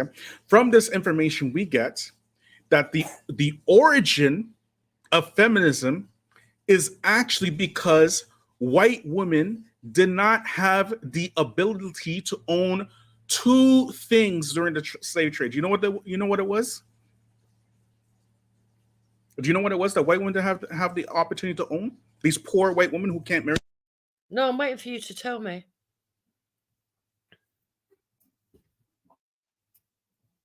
I can't hear you. You've lost sound. What's going on?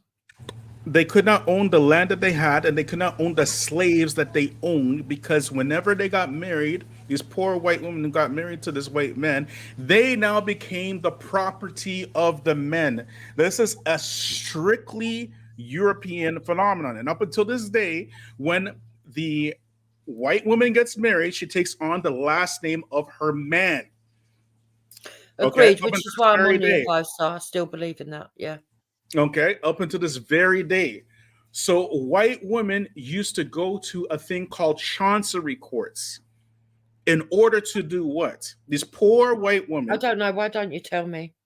These poor white women who couldn't marry the Negroes of their choice, all right, went to chancery courts in order to fight these white men, not for their black loves, but for the ownership of their slaves. Right. The freedom of a white woman was based upon the enslavement of the black woman. Okay. And what precedent did they base that on? And still, right? According to Miss Anya Bosa, right? The Nation of Islam calling the blue-eyed person a devil is racist, but the chattel slavery that happened to black folk isn't. Imagine. Right. Can I come back? Can I speak? Yes, of course, Miss Anya Bosa. Mrs. Anya Bosa. Go ahead. I find all of it disgusting. I think the way that black women were treated under that time, and black men, was disgusting. I think the way that white women were treated was disgusting. And the only people that in that time frame that benefited were white men. It's obvious. But that wasn't all white men, because there were white men that were enslaved as well. There were hold on, don't look. I didn't interject with you because you stopped me. Okay. And I let you speak. Yeah. There were, for me, it's about class and it's about privilege. And it doesn't matter whether you're black or white skinned. There is privileged people and underprivileged people. And the privileged people always took advantage of the underprivileged. Now, you make it seem like that what I'm doing by saying that I find it disgusting from a white paradigm is negating black women. No, I'm not doing that, because I can't speak for a black woman. I'm not black. I'm white. And all I can do is sit here and understand that I live in a world where I grew up being with the privilege of believing in my culture that you can marry whomever you love, and color, it doesn't matter. Okay. Now, that doesn't mean that the majority of society around me might have felt different, because I do believe racism exists still, even in black society, against white people. I believe that there's an element of racism that's born out in a lot of people, and they just don't realize it. They're a little bit bigoted, including myself, not excluding myself. But for me, to understand the paradigm where white women were told that they could only marry white men, but everybody else could marry whomever they liked, but they, that some could go up in status, some could go down. But when it definitely came to white women, they had to give up any of their status to marry somebody that they love, and that many white women did.